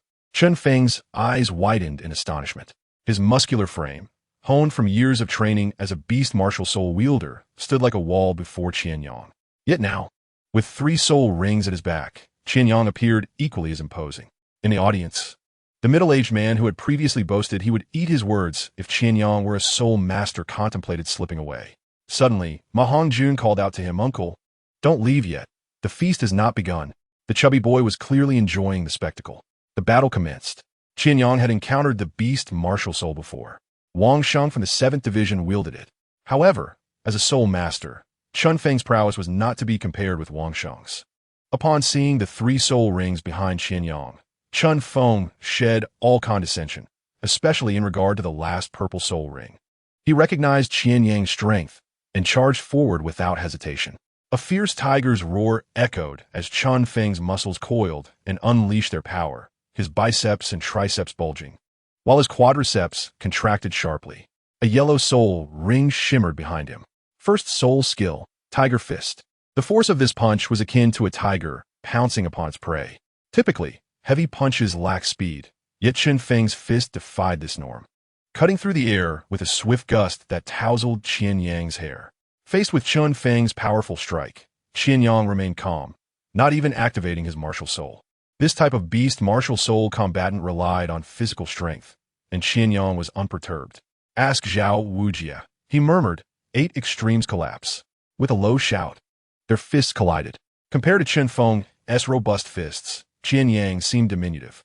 Yet when they struck, it was Chun Feng who staggered back 5 steps before finally halting his retreat. Bewildered, he stared at Qian Yang, unable to comprehend the source of such formidable strength without the activation of a martial soul. "Leave now," Qian Yang declared, retracting his fist and strolling with the grace of a master. He had refrained from employing the hidden power of 8 extremes collapse, which was why Qian Feng remained standing. Though Qian Feng was strong, he was not on par with Dai Mubai. By withholding his hidden strength, Qian Yang was perhaps reciprocating Qian Feng's prior warning. "You are indeed powerful," Qian Feng acknowledged, his muscles taut yet not expanded. "Be cautious. My next punch will come swiftly and with great force." Qian Feng did not heed Qian Yang's advice to withdraw. Having triumphed in 3 consecutive matches, he was no novice. While Qian Yang's abilities were indeed peculiar, Qian Feng had yet to concede. He still possessed his ultimate technique. The second soul ring around Qian Feng glimmered, causing him to shrink slightly, reducing his size by a fist's width. This was his trump card. It was unexpected that Qian Feng would resort to this ability so swiftly. Clearly, he found Qian Yang a formidable opponent, prompting this early deployment. "A true hero emerges from youth," the announcer's voice echoed. Without needing to speak, Qian Yang could see that Qian Feng's face was flushed, sweat cascading down him like a river. He seemed unable to sustain this state for long. "Will you not unveil your martial soul?" Qian Feng's voice was thick with strain. Qian Yang extended his hand, forming a fist. "No need." Qian Feng, feeling belittled by Qian Yang's lack of martial soul activation, remained silent. Despite Qian Yang's enigmatic strength, Qian Feng possessed unwavering confidence in his own abilities. He perceived Qian Yang's reluctance to reveal his martial soul as a slight against him. With determination, Qian Feng activated his third soul ring. Like a lion pursuing its prey, he lunged at Qian Yang. His form surged forward, akin to an arrow released from its bow, his shrunken physique leaving a blurred trail in the air. His speed astonishingly doubled. This acceleration indicated that his second soul ring provided some enhancement. In the audience, Ma Hongjun observed the unfolding battle, glancing at Dai Mubai. "It seems he has contracted his muscles together for maximum explosive power," he mused. Dai Mubai discerned Qian Feng's transformation. Ning Rongrong, however, regarded the bout with disdain. The explosive strength acquired through such bodily strain paled in comparison to the augmentation offered by the 7 treasures glazed pagoda. On the stage, Qian Yang's keen eyes activated. Perceiving Qian Feng's speed as if it were slow motion, he could clearly see the crimson glare in Qian Feng's eyes, blazing like fire. Each movement imbued with the ferocity and decisiveness of a beast. This method of extracting strength from one's body was reminiscent of a wild animal. Under Qian Yang's watchful gaze, Qian Feng's actions became painfully clear. With a seemingly casual shift, Qian Yang effortlessly evaded Qian Feng's relentless assault. Qian Feng's eyes widened in disbelief. He had not anticipated that Qian Yang could dodge a strike. The speed of Qian Yang's reflexes was astonishing. Oscar and Tang San approached, having concluded their own match with overwhelming victories. Upon arrival, they were greeted by this intriguing scene. Compared to them, the surrounding soul masters were even more astonished. Some among them were not strangers to Qian Feng's ability, renowned as a secret weapon that he seldom employed unless absolutely necessary. Each time he utilized it, he required weeks to recover. Yet, when he did unleash it, he typically dispatched foes with powerful blows. This was the first time they had witnessed Qian Feng employ his technique only to have it so easily evaded. How formidable must that young man's strength be? Even agile attack-type soul masters would struggle to escape such a punch. Moreover, Qian Yang did not appear to be an agile attack-type soul master. By the heavens, how can an agile attack-type soul master compete with a beast martial soul warrior in a direct confrontation? Qian Feng had exhausted all his means, yet Qian Yang remained unscathed. The chilling reality of Qian Yang's terrifying strength became increasingly evident to Qian Feng. He understood his own speed was remarkable amongst peers. Even agile attack-type soul masters could not evade his strikes, yet Qian Yang had effortlessly sidestepped them. This velocity was truly astonishing. However, Qian Feng did not concede defeat. This punch was not without opponents who evaded it, yet none managed to dodge as effortlessly as Qian Yang. He was the first Qian Feng had encountered to do so. This ignited a fierce desire for victory within Qian Feng. He could accept defeat, but not the ease with which he had succumbed. Qian Yang had not even unleashed his martial soul. For a soul master, being bested by an opponent who had yet to reveal their martial soul was undeniably an affront. A surge of blood rushed to Qian Feng's head, and adrenaline began to radiate throughout his body. With a muffled grunt, he tasted blood in his mouth, having bitten down on his own cheek. He forcefully twisted his body mid-air, resembling a fluttering leaf, leveraging the momentum to counterattack. His fist cutting through the air with a howling wind, aimed squarely at Qian Yang's side.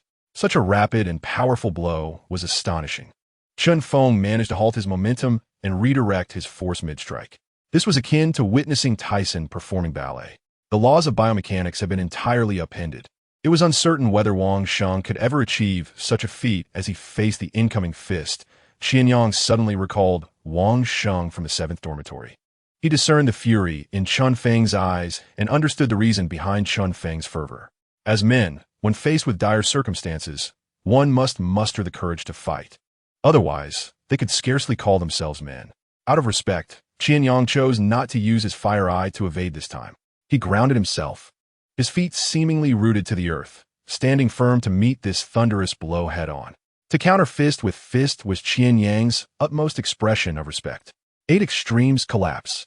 The moment their fists collided, the air seemed to tear apart.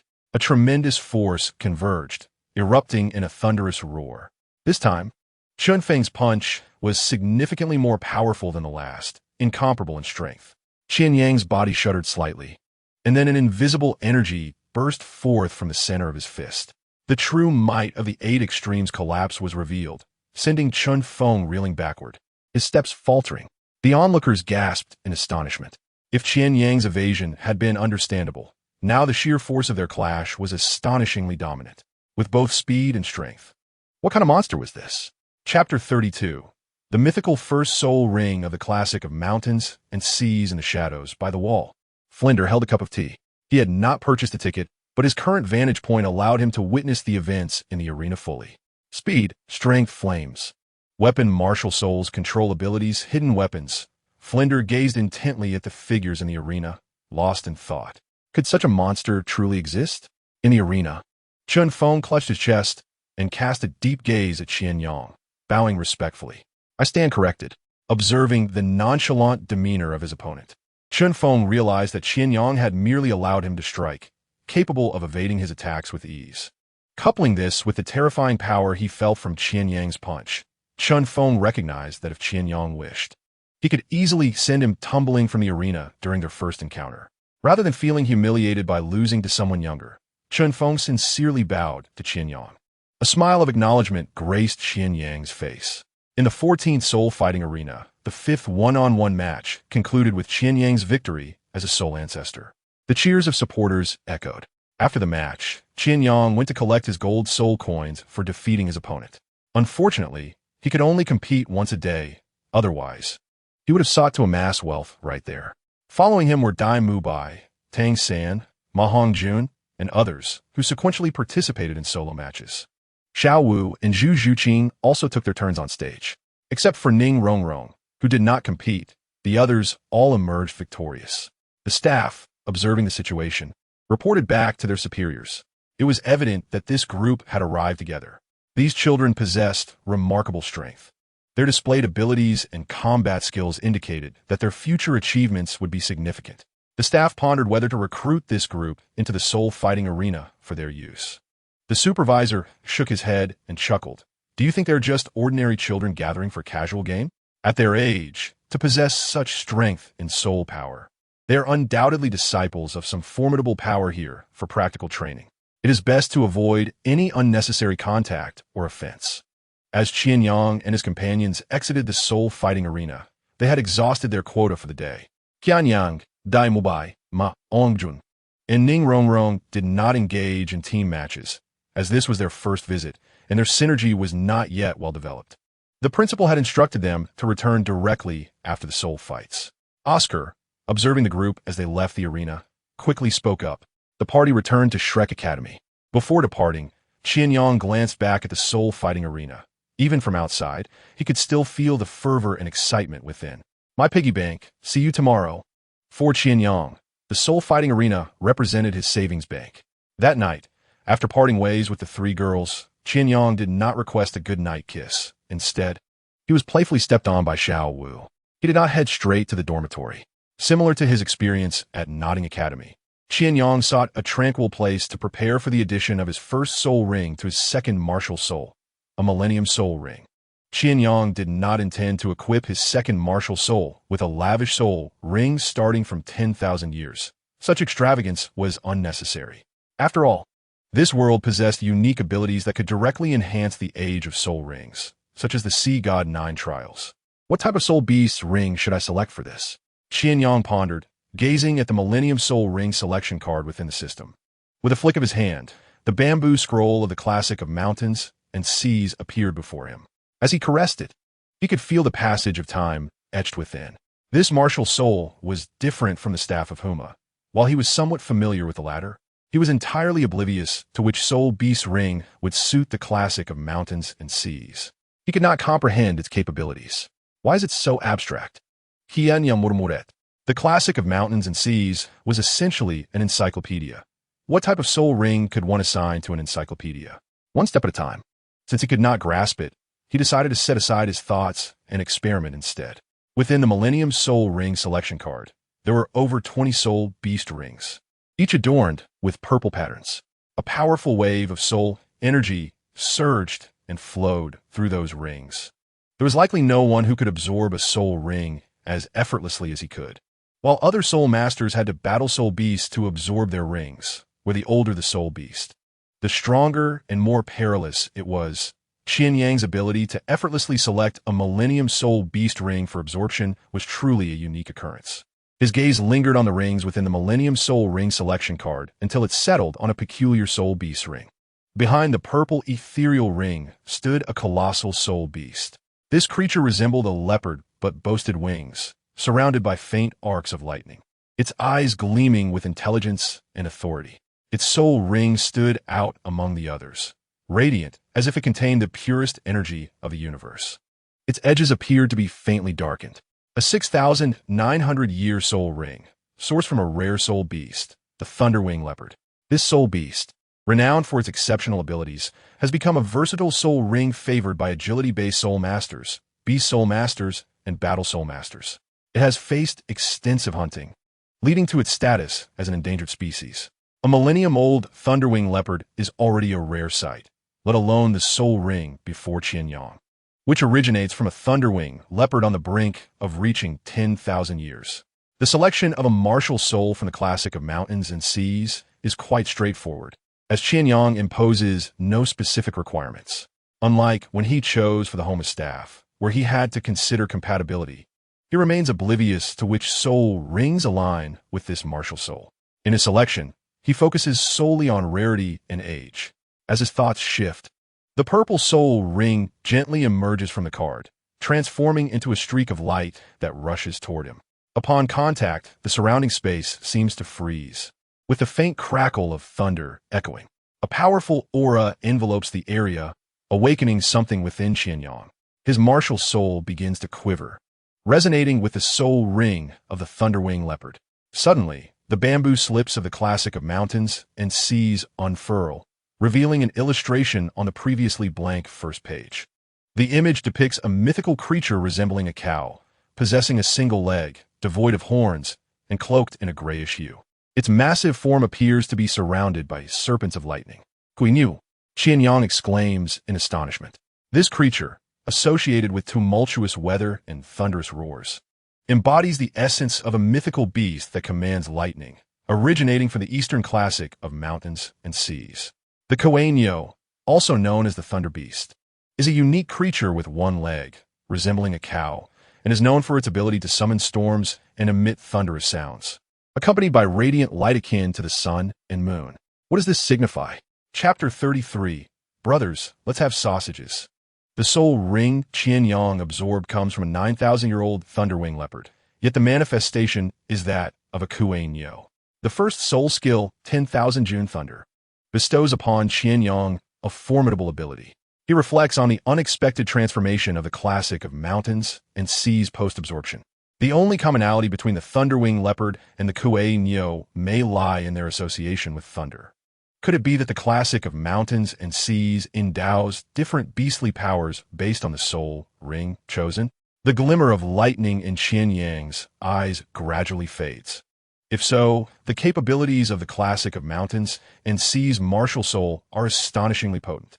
Regardless of the martial soul he absorbs, it seems destined to grant him a formidable beastly ability. How do the soul skills endowed by soul beasts compare to those chronicled in the classic of Mountains and Seas? Rising, Qian Yang makes his way back to the dormitory. Oscar is already fast asleep, curled up in his blanket under the dim light. Breathing steadily while seemingly murmuring about a dish from the cafeteria, or perhaps invoking the spell for his beloved sausages. Conversely, the occupant of the bed diagonally opposite him commands Qian Yang's respect. Tang San's figure, illuminated by the faint light, appears particularly resolute, especially in stark contrast to Oscar. Seated cross-legged, he is enveloped in a gentle aura of soul power, with a blue-silver grass spiraling around his fingertips. Truly impressive, Qian Yang muses. He perceives that Tang San is either in the midst of training or on the path of cultivation. Whenever he opens his eyes, Tang San is practicing, and even before closing them, he is still engaged in his training. As Qian Yang gently approaches his bedside and lies down, he soon drifts into slumber, having expended considerable energy in his earlier battle with Flender. Under the soft glow, Tang San opens his eyes, now imbued with greater intensity. Sensing the aura emanating from Qian Yang, he sighs inwardly as he gazes at the sleeping figure beside him. When will I catch up to your pace?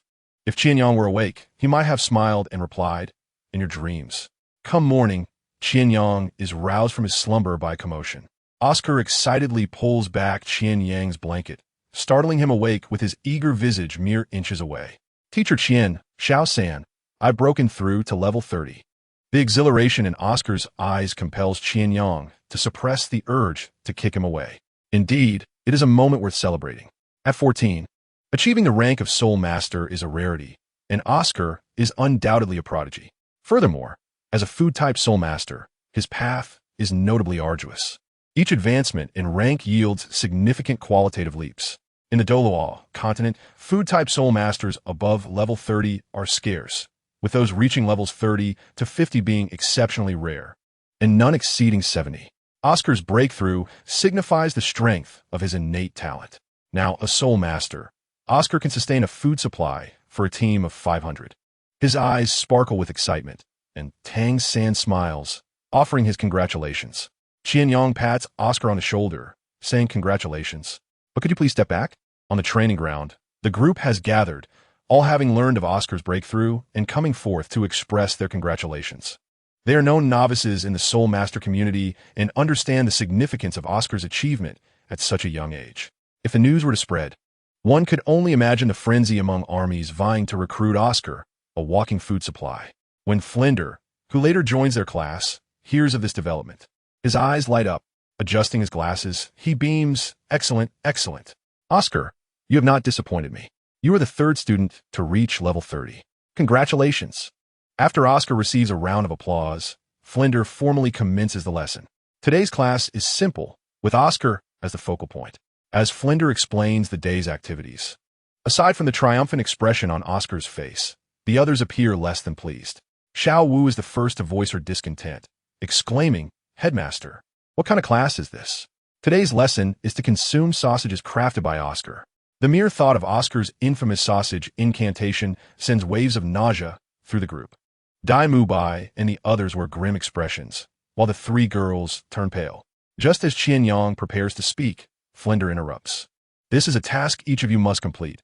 Otherwise, you need not remain here. If you cannot overcome even a minor psychological barrier, how can you become the mightiest Soul Masters? Flender commands with a stern demeanor, leaving no room for dissent. Oscar, begin. Qian Yang contemplates whether he should withdraw from this endeavor. He glances at Xiao Wu and the others. While his primary objectives have largely been accomplished, he still desires to accompany the main characters through the storyline. Many of the moments and character encounters in his memories align with the main cast, making it easier to achieve his goals alongside them. For instance, the near character Meng Iran, or the distant one, Poseidon. Qian Yang is undeterred by the potential consequences of his actions, whether they may create ripples or waves in the fabric of fate. However, he was too lazy to seek out those individuals himself, lacking a map for navigation. This was not an online game where one could automatically accept quests and find a way. Sai, must I really eat? Qian Yang frowned. He glanced at Oscar, who, sensing Qian Yang's gaze, smiled back at him. What a ridiculous smile. Qian Yang shot a glare at Oscar, causing the latter's grin to fade into a look of feigned innocence. It's not my fault. I didn't force you to eat, after all. Who is going first? Flandre inquired.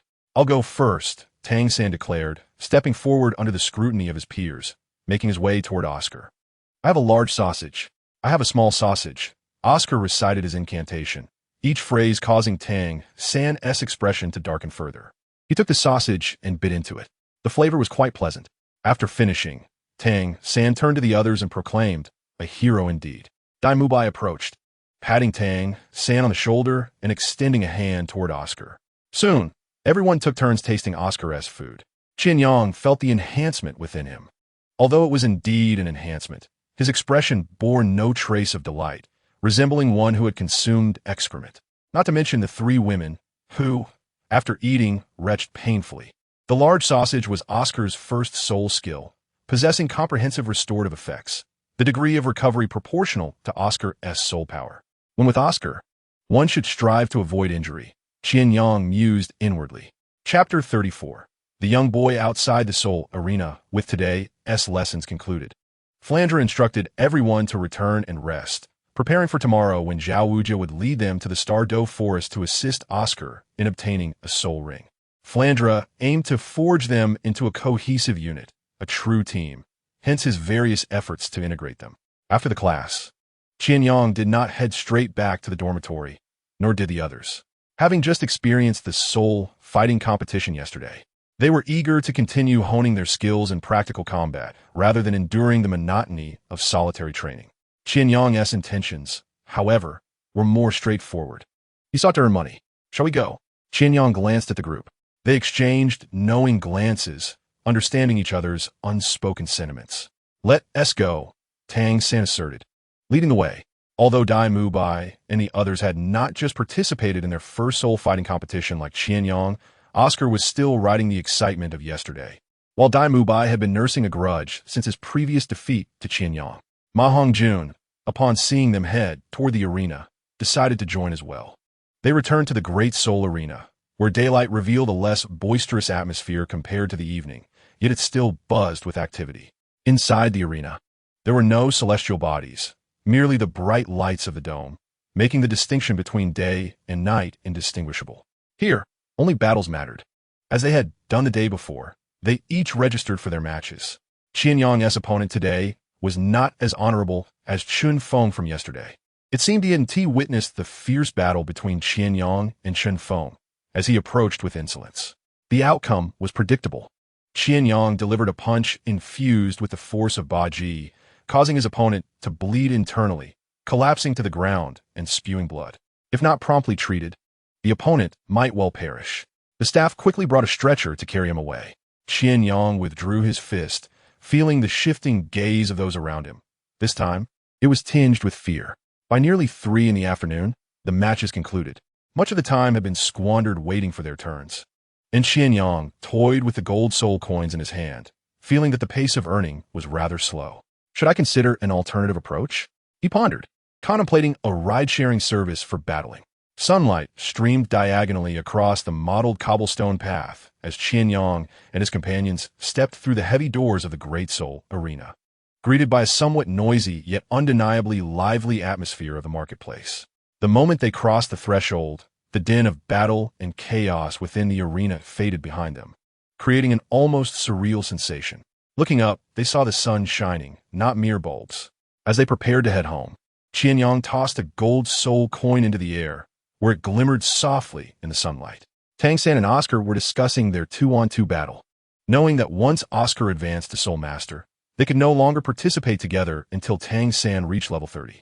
Dai Mubai remained stoic, his hands clasped in front of him, speaking little during this time.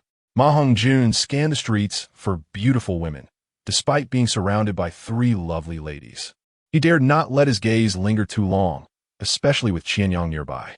Today, aside from Ning Rongrong, he had witnessed Qian Yang deliver a devastating blow to a 35-level Soul Master, and he certainly did not wish to share that fate. Xiao Wu's attention was captured by the street vendors, always eager to purchase peculiar yet useless items. Ning Rongrong trailed behind Qian Yang, her demeanor soft and gentle, resembling a delicate flower. Zhu Zhuqing's gaze was the most observant. Thus, she alone noticed an unusual scene not far off. A staff member clad in the Great Soul Arena uniform was impatiently shoving a frail young boy. The boy appeared no older than 7 or 8. Tattered clothes clinging to his thin frame, his eyes filled with desperation. Zhu Zhuqing furrowed her brow. Qian Yang noticed Zhu Zhuqing abruptly change direction, heading toward the commotion, and followed her gaze to see the staff member and the boy seemingly embroiled in an argument. "Leave this place. It's not for you," the staff member stated, his frustration mounting after multiple unsuccessful attempts to send the child away. The young boy's fragile body swayed perilously under the staff member's push, his eyes, filled with yearning and defiance, fixated on the badge on the staff member's chest. The Soto City Soul Arena attracted not only those like Qian Yang seeking trials and practical combat experience, but also desperate soul masters in need of money. For some low-level soul masters, this was their last glimmer of hope. "Let me participate, please. I truly need the money." The boy's voice was faint yet underscored by an undeniable resolve. His timidity stemmed not from fear, but from hunger. He lacked the strength to speak louder, yet dared to dream of entering the soul fighting competition. Setting aside his age and condition, he wasn't even a soul master. It was no wonder the staff member was enraged. Despite numerous attempts to dissuade him with kind words, the child remained resolute. "I need money." The boy's plea failed to stir any compassion in the staff member. There were countless others in the world who needed money. Should he extend charity to every individual who approached him with such claims? He too needed money. Whom should he ask for it? The staff member's brow furrowed in irritation as he waved his hand dismissively. "Listen carefully, child. I'll say this once more. You haven't even awakened your soul power. Why are you here making a fuss? The Soul Arena is not an amusement park. Life can be lost here." The boy clenched his teeth, stubbornly refusing to yield, his small hands gripping tightly onto the staff member's clothing. He was acutely aware that he did not belong to the exalted ranks of soul masters, and he knew all too well that the soul battles could be fatal. Yet, this was his final glimmer of hope. "I can do it, just grant me one chance." His eyes brimmed with tears, which he valiantly suppressed. "A chance to die, perhaps," mused the staff member inwardly, smirking as he prepared to speak when suddenly, a graceful figure materialized behind the young boy. The staff member swallowed his words. "My lady," he addressed respectfully. The newcomer was Zhu Zhuqing. The staff member showed deference to the much younger girl, displaying no hint of reluctance. Just last night, he had witnessed Qian Yang and his companions display their prowess in the soul arena, particularly that formidable Qian Yang. The boy, perceptive to the dynamics around him, noted the staff's unusual respect for the older, beautiful sisters, and thus turned his hopeful gaze toward Zhu Zhuqing, yearning for her assistance. "What is the matter?" Zhu Zhuqing inquired. Chapter 35. The Sun Will Not Halt. "Esteemed Soul Master, it's like this," the staff explained to Zhu Zhuqing. "I am not trying to make things difficult for him. Rather, he is the one causing me distress." The staff member forced a smile. Zhu Zhuqing's eyes fell upon the frail boy, whose slender frame seemed as if it could be toppled by a mere gust of wind, clad in ragged clothing that bore holes. Soto City was relatively affluent, yet the presence of poverty was undeniable, regardless of local wealth. Zhu Zhuqing turned to glance at Qian Yang, who had followed her closely. With a heart attuned to the circumstances, Qian Yang retrieved the pouch containing 10 golden soul coins earned in the soul battles and tossed it gracefully into the air, where it landed precisely in Zhu Zhuqing's hands. Zhu Zhuqing added her own 10 coins to the pouch, tied it securely, and handed it to the boy. Without uttering a word, she turned and left. The boy, momentarily stunned, called out to Zhu Zhuqing's retreating figure, "Sister, thank you. My name is Yang Tian, and I will repay your kindness." "What is your name, sister?" Yang Tian gazed at her silhouette, his youthful face bearing an unexpected resolve. "Her name is Lei Feng." Qian Yang replied with a smile. Zhu Zhuqing approached Qian Yang, casting a sidelong glance at him. She was unaware of who Lei Feng was, thus did not comprehend Qian Yang's jest. "Lei Feng?" Yang Tian echoed in surprise, not expecting such a beautiful sister to bear that name. Zhu Zhuqing offered no explanation as she stood beside Qian Yang. "Let us go." Perhaps spurred by Qian Yang's earlier cooperation, the seemingly aloof Zhu Zhuqing initiated the conversation. Qian Yang nodded. Before turning away, he cast a knowing glance at the staff member, who recognized the threat in Qian Yang's eyes, a warning against harboring any ill intentions toward the pouch of coins.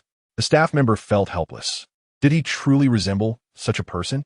As Qian Yang and his companions departed, the staff member looked down at Yang Tian, who remained transfixed, clutching the pouch as if it were his lifeline.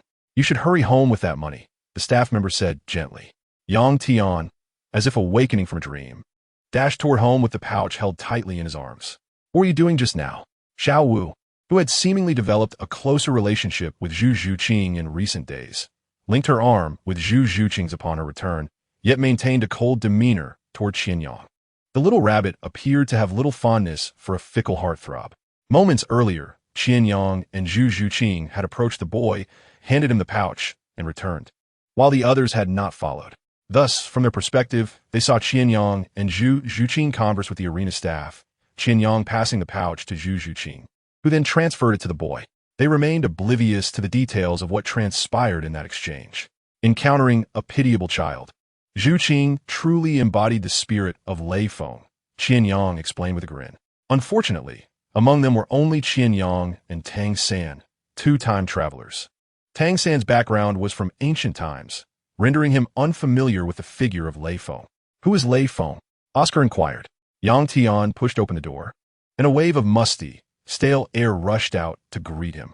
Dim light barely penetrated the roof's holes, casting mottled shadows across the room.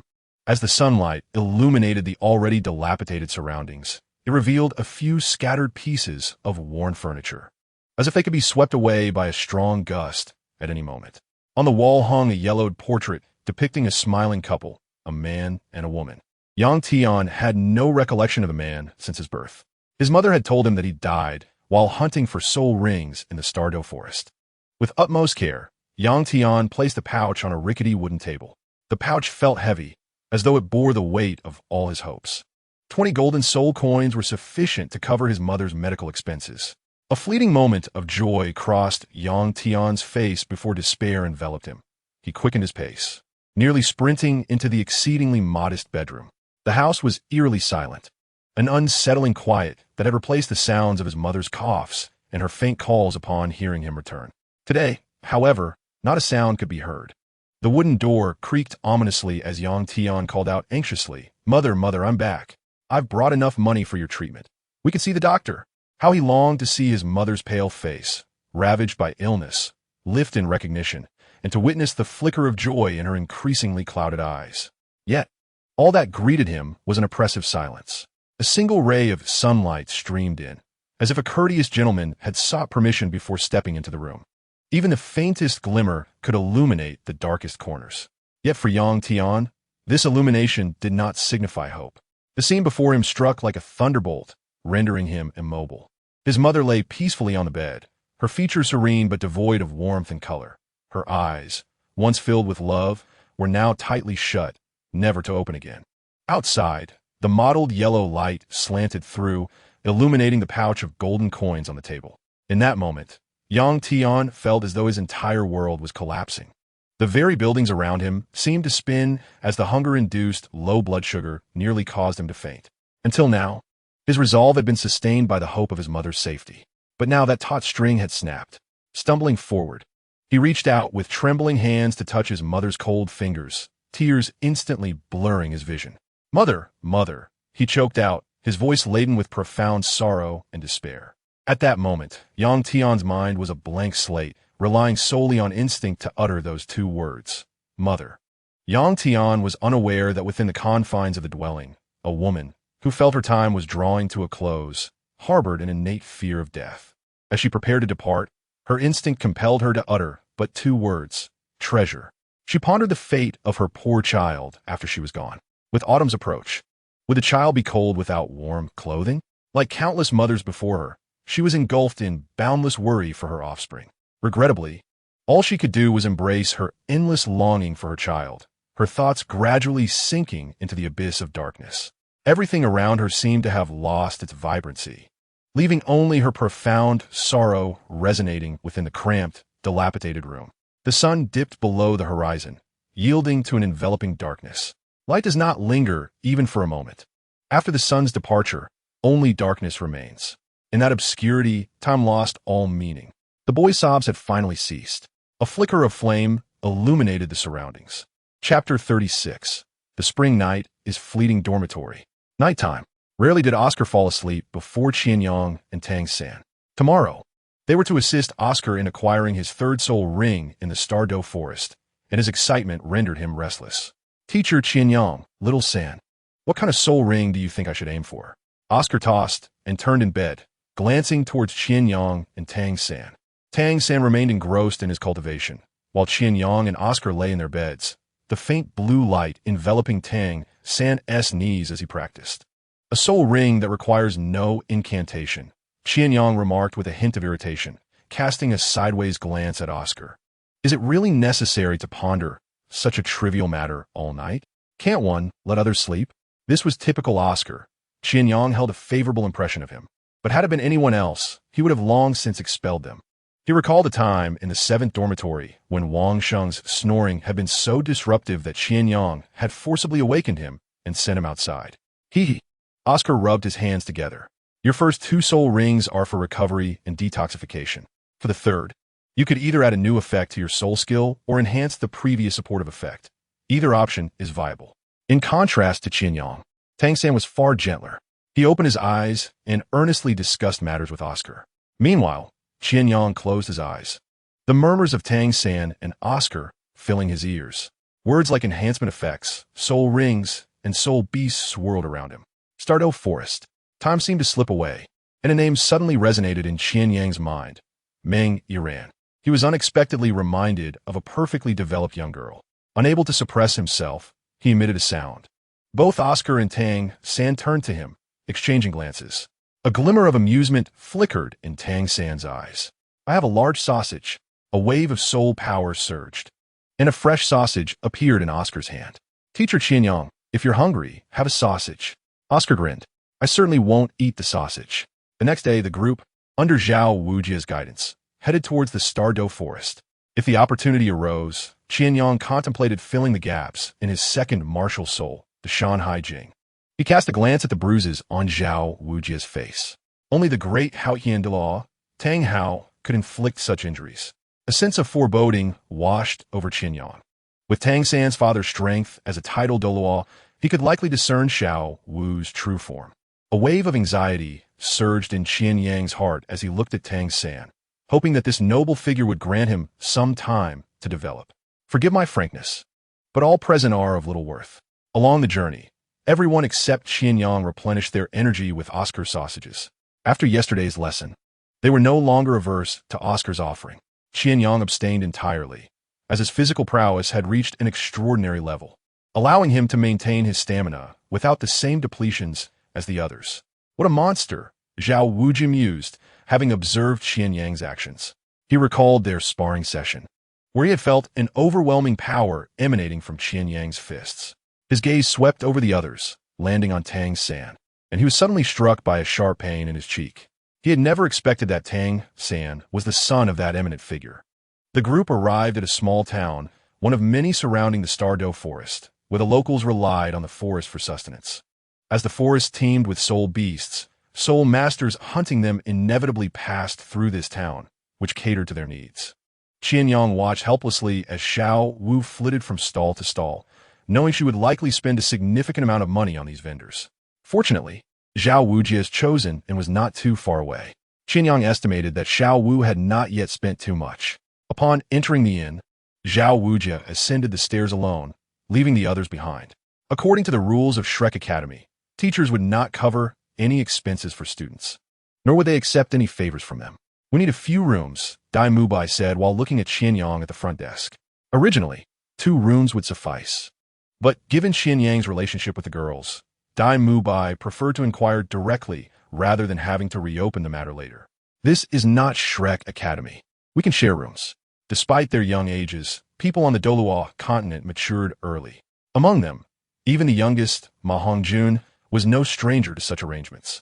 3 rooms, Qian Yang said, glancing at Xiao Wu and Zhu Zhuqing. Dai Mubai said nothing further and proceeded to book the rooms. The intent behind this arrangement was clear to everyone. Ma Hongjun and Oscar looked at Qian Yang with envy, while Xiao Wu blushed playfully stepping on Qian Yang's toes. Zhu Zhuqing's usually cold demeanor faltered. Ning Rongrong cast a lingering glance at Qian Yang. After dinner, Xiao Wu pulled Zhu Zhuqing aside with the intention of entering the room before Qian Yang and locking him out, but her plan was thwarted, and Qian Yang followed them inside. How ruthless! Qian Yang feigned injury, clutching his chest as if deeply wounded by Xiao Wu's indifference. She had been uncharacteristically dismissive of him in the past few days, ever since he had kissed Ning Rongrong. Who was being ruthless? You, the fickle one. Xiao Wu glutted at Qian Yang. Seeing her reaction, Qian Yang suddenly smiled. Are you perhaps feeling jealous? Who is jealous? Xiao Wu feigned ferocity, yet her tone betrayed her. Qian Yang said nothing. In front of Zhu Zhuqing, he stepped forward to embrace Xiao Wu, leaning down to kiss her. Moonlight streamed through the window, casting a soft silver veil over her delicate form. As Qian Yang held her, Xiao Wu initially attempted to struggle. Her face flushed with embarrassment and anger as she lightly pounded his back, but soon she succumbed to the moment. Breathless, their lips parted, and Qian Yang gently guided her. As a soul beast of 100,000 years, Xiao Wu is indeed utterly inexperienced in this regard. Qian Yang gazed down at the girl in his arms. Her pair of lively eyes seemed to contain the vastness of the stars and the sea, shimmering with intricate and subtle emotions. Her long hair cascaded down to her waist, gently swaying with her slight movements, exuding a natural fragrance. Under the moonlight, her skin appeared even more delicate, akin to freshly blossomed petals, revealing a faint blush. Xiao Wu's attire accentuated her exquisite figure, particularly that perfectly shaped curve, drawing involuntary glances. At this moment, the corners of her eyes flushed crimson, her breath unsteady, and her cheeks slightly rosy. Spring nights are fleeting, and the sun rises high. Thus, the monarch shall not rise early. Qian Yang suddenly recalled this line of poetry. Chapter 37. The language of the dragon clan. As the kiss concluded, Xiao Wu appeared dazed and enchanted. Qian Yang's peripheral vision caught sight of Zhu Zhuqing not far away. Her face was flushed, and she turned away, avoiding their gaze. Qian Yang certainly did not let this opportunity slip. He had yet to check in on Zhu Zhuqing. Congratulations. Host, successful check-in. Zhu Zhuqing. 2 check-in attempts remaining. Zhu Zhuqing, daughter of the Zhu family from the star Luo Empire. Future goddess of speed. Reward acquired. Random language spirit of the dragon clan. Moonlight cascaded through the window. To Qian Yang's left lay Xiao Wu, and to his right lay Zhu Zhuqing. Such is the pinnacle of life. Language spirits. Qian Yang contemplated the reward. This ability, originating from the dragon clan, represents an ancient dragon tongue, signifying the divine capability of my words become spirit. Besides the dragon clan, hybrids of dragons and humans can also wield this ability, drawing upon their dragon bloodline. Upon seeing this reward, Qian Yang's first thought was not about what language spirit he might summon. Instead, a vision of a girl with red hair surfaced in his mind. We are all little monsters. One day, we shall be vanquished by the righteous Ultraman. Jiangnan's old thief. The memories of his past life rippled quietly across his heart's lake as Qian Yang closed his eyes. A spinning wheel appeared in his mental realm. Dustless Land, Eye of the Wind King, Time Zero, Holy Judgment, Black Sun, Trial, Scythe Weasel, Sovereign Flame, Serpent. Various language spirits manifested upon the wheel in his consciousness. Drawing a language spirit. The powers of these language spirits are formidable. For instance, Dustless Land commands that no matter may approach, even against extreme heat. Time Zero accelerates one's speed to the point of extending time. Scythe Weasel enhances auditory perception. And there is also the Judgment of Arii, a true killing move. Congratulations, host. You have acquired. Emperor, language spirit. Emperor, commands the dragon bloodline to heed the call of the ancient dragon emperor. Recollecting the majesty of the supreme dragon emperor and traversing time to remember the era of dragon supremacy over the world. This language spirit hails from the Black Emperor Nidhogg. In the worldview of the dragon clan, he is the absolute sovereign. Qian Yang was taken aback. This is preposterous. Among so many language spirits, any one of them would significantly enhance his strength. Yet he drew the most useless one, the Emperor. This is Ayist. This language spirit from the Black Emperor can command the hybrids and dragons under his dominion. However, he traverses the Douluo continent, not the dragon clan. Where would he even find hybrids? Who would have thought that amidst such powerful language spirits, he would summon a seemingly useless martial soul? Statistically speaking, this could also be considered a stroke of luck. The following morning, the group assembled, ready to venture into the Douluo forest. Scene check-in available. Douluo forest. Do you wish to sign in? Sign in. Check-in successful. Douluo forest. One of the 3 most renowned gathering places for soul beasts on the Douluo continent. Its depths harbor secrets yet to be uncovered by anyone. Congratulations, host. You have acquired Heavenly Fire 3 Mysteries Transformation. Heavenly Fire 3 Mysteries Transformation, a secret technique belonging to the Burning Flame Valley in the world of Douluo, capable of significantly enhancing one's strength for a short duration. We have now arrived at the Douluo forest. Please be cautious. I will not intervene unless absolutely necessary. Zhao Wujie cautioned the group, surveying the vast expanse of forest before them. The primary purpose of this expedition, beyond assisting Oscar in acquiring his 3rd spirit ring, was to hone Qian Yang and the others. Thus, Zhao Wujie would refrain from intervening unless in dire circumstances. Additionally, everyone must stay close to me. Do not stray too far. No one is permitted to attack soul beasts without my command. The Douluo forest is not akin to those small woods where soul beasts are domesticated. Here, 10,000-year soul beasts abound, and the number of 1,000-year soul beasts is plentiful. There are even legends of a mythical 10,000-year soul beast deep within the Douluo forest. Understood, the group replied. Oscar had distributed sausages among them, and even Qian Yang, after some thought, picked up a detoxifying sausage from Oscar. Hey, teacher Qian Yang, do try it. It's truly delicious, Oscar said with a playful grin. As they ventured deeper into the Douluo forest, Xiao Wu appeared particularly joyous, skipping with glee. This, after all, was her home. As they delved further, Zhao Wujie positioned Qian Yang, Dai Mubai, and Tang San at the forefront, taking up the rear himself, while Oscar and Ning Rongrong occupied the middle, with Xiao Wu and Zhu Zhuqing flanking either side.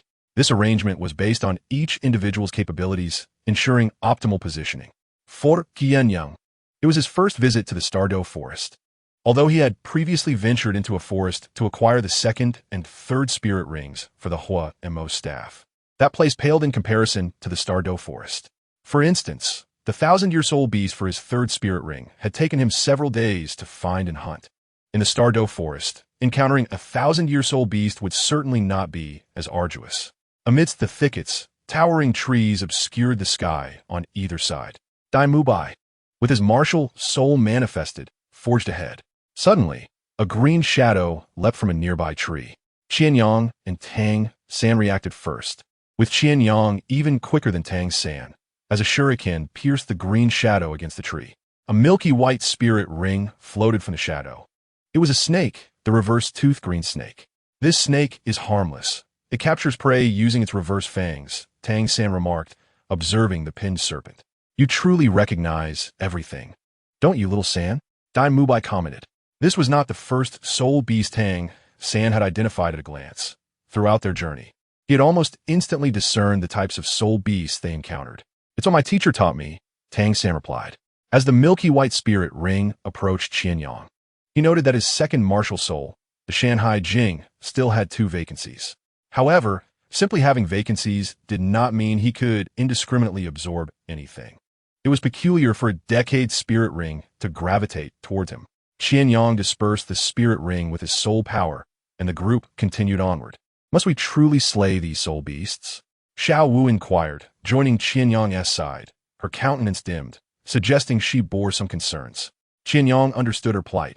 However, he was unable to provide solace for her, as this was an unsolvable dilemma. To grow stronger, soul masters must hunt soul beasts to obtain spirit rings.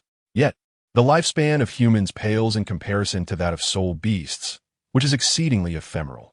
Take Zhao Wujie's 10,000-year soul ring as an example. Although Zhao Wujie is scarcely a century old, he has hunted a soul beast that has existed for millennia. Moreover, a soul master does not merely require a single soul ring. Throughout their lifetime, a soul master may slay far more than just 9. As generations of humans continue to hunt soul beasts, their numbers dwindle, leading many species to the brink of extinction. Should we attribute this to the survival of the fittest and the ruthless nature of existence? Clearly, such an explanation is unjust. In the future, perhaps there lies the potential for change. Qian Yang gazed at Xiao Wu and remarked, in 10,000 years. A person named Hua Yuhao will bring forth the Spirit Transmission Tower. Chapter 38. The phoenix-tailed coxcomb snake. The matters of this world do not always present clear resolutions, especially in the context of the relationship between soul masters and soul beasts. After walking for a while, Qian Yang suddenly turned his gaze in a particular direction, prompting Tang San and Zhao Wujie to also look that way. You feel it too, don't you? Something is moving at great speed. Remain vigilant. Cao Wujie commanded in a graviton. His muscles rapidly expanded, transforming his once slender frame into that of a robust giant. With his martial spirit activated, even a soul saint like Zhao Wujie must exercise utmost caution in the Stardow Forest. Zhu Zhuqing, investigate, he instructed. Among those present, Zhu Zhuqing, a soul master, was the most suited for reconnaissance. She soared into the air, activating her martial spirit, and leaped over the towering trees. It is a flying snake with a large, fleshy crest on its head, which appears larger than its head itself, and its tail is fan-shaped. Zhu Zhuqing's voice echoed down from above. Upon hearing her description, Zhao Wujie and Tang San's eyes brightened in unison. The phoenix-tailed coxcomb snake, they exclaimed simultaneously. You are fortunate. Oscar, this soul beast is quite rare. Its fleshy crest possesses numerous wondrous applications. However, I wonder how many years it has lived. Zhu Zhuqing, in which direction is it moving? Zhao Wujie inquired. It is coming towards us, but it sways from side to side, as if struggling to maintain its balance. Zhu Zhuqing replied. Tang San then asked her about the length and wing color of the phoenix-tailed coxcomb snake, and upon receiving a response, he confidently stated, this is a 1,000-year-old phoenix-tailed coxcomb snake, approximately 1,300 years old. Tang San turned to Oscar and smiled. Oscar, this is perfect for you. Oscar's eyes sparkled with excitement. Indeed, Zhao Wujie praised. Given Tang San's profound understanding of soul beasts, even Zhao Wujie, a soul saint, felt inferior. It was reasonable, considering Tang San was the son of a certain noble. Now, Zhuqing, descend, Qian Yang said, his keen eyes already detecting signs of movement in the nearby thicket where branches had been disturbed by the wind. Zhu Zhuqing did not descend. Instead, she leaped into action. Her martial spirit unleashed and initiated an attack on the phoenix-tailed coxcomb snake. With her first strike, the full form of the snake became visible. It sported a massive, red, fleshy crest, larger than its head. Zhu Zhuqing aimed her attack at the crest, and although the snake evaded her strike, the sudden assault startled it, causing it to expel a cloud of multicolored smoke. In nature, such vibrant colors are typically associated with lethal toxins, Tang San declared. It's not poisonous. It's merely a scare tactic, he added. With his blue-silver grass martial spirit activated, the tendrils surged towards the phoenix-tailed coxcomb snake, while the others also summoned their martial spirits. The 7 treasures are renowned. The first is strength. Ning Rongrong proclaimed as radiant lights emanated from the small glass tower in her hand, directed solely towards Qian Yang, believing that enhancing him would suffice to deal with the phoenix-tailed coxcomb snake. Indeed, she was correct. Qian Yang could effortlessly resolve this matter without her enhancement. The staff of Homa appeared in Qian Yang's grasp, and behind him, a purple soul ring flared to life. An ancient chant resonated once more from the void. The phoenix-tailed coxcomb snake was instantly immobilized. Tang San's blue-silver grass swiftly followed, binding the snake tightly while simultaneously unleashing its toxins. Observing the snake ensnared by Tang San's blue-silver grass, Qian Yang released the restrictions of the long banquet ritual. The absorption of a soul ring required personally resolving the soul beast. He feared that he might inadvertently kill the phoenix-tailed coxcomb snake. Zhao Wujie assessed the actions of the group and realized that they had already subdued the phoenix-tailed coxcomb snake without needing his intervention. He discreetly cast a glance at Qian Yang. He then retrieved a dagger from his waist and handed it to Oscar. Proceed. A strike to its fleshy crest will breach its brain, and its soul ring shall be yours, Zhao Wujie instructed Oscar. Ecstatic, Oscar accepted the dagger, envisioning the imminent acquisition of his third soul ring, thus becoming a true soul master. A soul master your age is quite rare. Especially one of the food system, Oscar mused, imagining a future where he would be accompanied by beautiful women, embracing them closely. At the thought, a lewd grin crept across Oscar's face. Hey, Big Die, were you this lewd when you absorbed your third soul ring? Ma Hongjun inquired, observing Oscar's current demeanor. No, Dai Mubai replied, casting a glance at Oscar's expression. While he could understand if Oscar were gazing at a beautiful woman clad in revealing attire, it was difficult for him to comprehend why he would have such a look while fixating on the fearsome, fleshy crest of the phoenix-tailed coxcomb snake. The group spread out, preparing to provide protection for Oscar. Xiao Wu stood behind Qian Yang, her complexion pale. Qian Yang gently ruffled her hair. If you are afraid, don't look, he advised. Xiao Wu remained silent, for her fear was non-existent. Stop! Just as Oscar was about to strike the phoenix-tailed coxcomb snake, a hoarse command suddenly rang out. Two figures emerged from the distance, one old and one young, both female. The elder appeared to be in her 60s or 70s, her hair white and 6 soul rings swirling behind her. The young girl, with short hair and seemingly around 17 or 18 years old, was clad in form-fitting attire that accentuated her well-developed figure. Her large eyes were fixed intently on the phoenix-tailed coxcomb snake in Oscar's grasp, a 6-ring soul emperor. The elderly woman's 6 soul rings prompted the group to instinctively glance at Zhao Wujia. Zhao Wujia, however, said nothing further. Instead, he simply revealed his 7 soul rings. A soul saint. The old woman's eyes widened as she realized that this group contained a soul saint. Initially, she had not noticed Zhao Wujia's presence due to his lack of action, but now that his rings were visible, she recognized the trouble they were in. The Stardow Forest periphery housed a soul saint. What brings you here? To everyone's surprise, Zhao Wujia's voice was not harsh but rather gentle. The elderly woman's martial spirit reminded Zhao Wujia of someone. Otherwise, given his nature, he would have already acted without hesitation, and certainly would not have spoken so kindly. Esteemed spirit sage, you cannot bestow this soul ring upon the child. The elderly woman forced a smile upon her face. Without the old man by her side, she found herself unable to contend with the imposing Zhao Wujia. Why? Zhao Wujia inquired. The elderly woman provided an explanation, revealing the scars they had previously inflicted upon the phoenix-tailed coxcomb snake. However, to reclaim the creature based on this evidence was nothing short of whimsical folly. Zhao Wujia sneered. May I inquire your esteemed name? He sought confirmation, for if she were not the individual he envisioned, he would be compelled to take lethal action. Grateful for the respect of my fellow soul masters, I am known as Snake Matriarch. My husband, Meng Shu, also known as Dragon Lord, is currently within the Stardow Forest. The elderly woman smiled. The emphasis on Dragon Lord's presence in the Stardow Forest was a deliberate attempt to instill caution in Zhao Wujia. Otherwise, should Zhao Wujia truly harbor intentions of violence, this soul emperor might be powerless to intervene. Dare I ask who you are? The snake matriarch directed her gaze at Zhao Wujia. Upon confirming her identity, Zhao Wujia felt a throbbing headache. As he suspected, she was indeed the legendary snake matriarch, and the Dragon Lord had likely ascended to the level of a soul Douluo. This posed a significant predicament, as the legendary couple possessed a formidable martial soul fusion technique, and unless one were a titled Douluo, it would be challenging to counter their combined strength. Fortuitously, the Dragon Lord was absent. Otherwise, the phoenix-tailed coxcomb snake would indeed be snatched away. I am Zhao Wujia, he stated, his demeanor softening upon recognizing her identity. Chao Tianxiang's expression shifted slightly. It turned out he was none other than the infamous Immovable King. A sense of dread washed over her. The Immovable King was notorious in the realm of soul masters, and encountering him now, it seemed the phoenix-tailed coxcomb snake would be at risk. She glanced down at her granddaughter. The creature was of immense significance to the girl, and must be fought for. I am a few years your senior, so I shall address you as Brother Zhao. Chao Tianxiang began, getting straight to the point.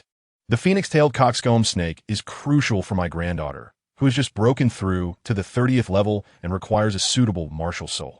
We were the first to discover and injure it.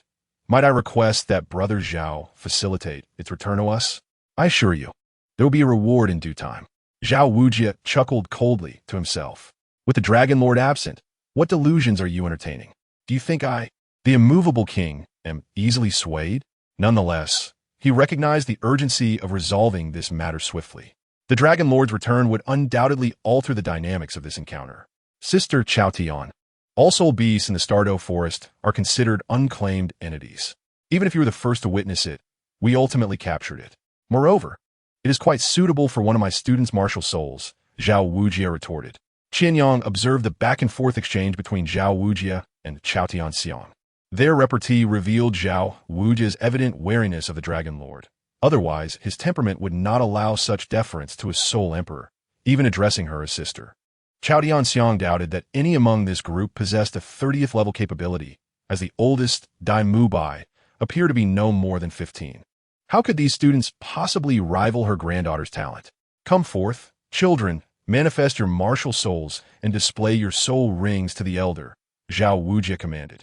Save for Qian Yang, who was disinclined to showcase his martial soul, the others revealed their abilities. Several soul rings materialized around them, each adorned with 2 yellow rings, while Dai Mubai boasted 3, including a purple 1,000-year soul ring. How is this possible? Chao Tianxiang gasped. The youngest appeared to be 12, the oldest 15. Yet they possessed the strength of great soul masters, with one even a soul master. Furthermore, their soul rings were remarkably of high quality, none bearing the white 10-year hue. Chao Tianxiang's astonishment was palpable. Each of these students surpassed her granddaughter, Meng Yiran, in talent. Zhao Wujie looked on, amused by the expression on Chao Tianxiang's face, secretly reveling in her shock. However, he seemed somewhat dissatisfied and called out to Qian Yang, "Why do you not manifest your martial soul? That would be the true ace up our sleeve." He was eager to witness Chao Tianxiang's reaction upon seeing Qian Yang's martial soul. Qian Yang shook his head. "I wouldn't want to appear unseemly." Zhao Wujie was left speechless. Why feign such humility at this juncture? Truly, the child of the immovable king embodied the spirit of youthful heroism. Chao Tianxiang, with a smile that did not reach her eyes, remarked, "Brother Zhao, given our mutual unwillingness to concede, let us adhere to the customs of the Soul Master community, allowing these 2 children to determine the fate of the Soul Ring themselves." "Oh, please elucidate the customs of the Soul Master community," Zhao Wujie replied, for he was notoriously irreverent towards such conventions, having earned a notorious reputation within the realm. "Quite simply, let the children prove themselves through strength. If your disciple can best my granddaughter, we shall depart without further ado. Otherwise, you must relinquish the phoenix-tailed coxcomb snake to us," Chao Tianxiang explained. Zhao Wujie chuckled ruefully. "I regret to inform you, Sister Chao Tian, that it cannot be as you wish." Just as Chao Tianxiang's expression darkened in preparation to retort, Zhao Wujie hastily added, "My disciple is an auxiliary soul master, and the other is a food-type soul master. How could they possibly compare to your granddaughter?" Chao Tianxiang's expression shifted rapidly. "A food type? How is that possible?" She fixed her gaze intently on Oscar. "A food-type soul master at such a young age. His future is boundless. Let someone else take his place," Meng Yiran interjected. She cared little for the type of soul master. Her focus was solely on the phoenix-tailed coxcomb snake. "That is indeed a viable suggestion," Chao Tianxiang nodded, addressing Zhao Wujie. "Brother Zhao, what say you?" Zhao Wujie looked toward Qian Yang and the others, finally settling his gaze on Qian Yang. "I have no objections." "Very well, Qian Yang, you shall compete against Sister Chao Tian." "What?" Qian Yang was taken aback that the ball had landed in his court. Shouldn't it have been Tang San or someone to compete against Meng Yiran? "What?" The astonishment on the faces of Chao Tianxiang and Meng Yiran deepened. They could scarcely believe their ears. Zhao Wujie had actually suggested that the child from their group compete against the Soul Emperor. "Brother Zhao, what do you mean by this?" Chao Tianxiang's expression darkened. Zhao Wujie chuckled, "Sister Chao Tian, let us do it this way. You may use 3 moves. If you do not secure victory within those 3 moves, we shall take the phoenix-tailed coxcomb snake." Chao Tianxiang's countenance shifted as she glanced at Qian Yang before finally nodding. Although she felt somewhat humiliated by Zhao Wujie's proposition, her granddaughter's soul ring was of utmost importance. Since they wished to play this game, she would accept the terms. "Very well, it is settled. I trust Brother Zhao will honor his word." Chao Tianxiang gazed deeply at Zhao Wujie, hoping he would uphold his promise. A gentleman's word is his bond. Zhao Wujie proclaimed with a serious demeanor, "You are truly a coward."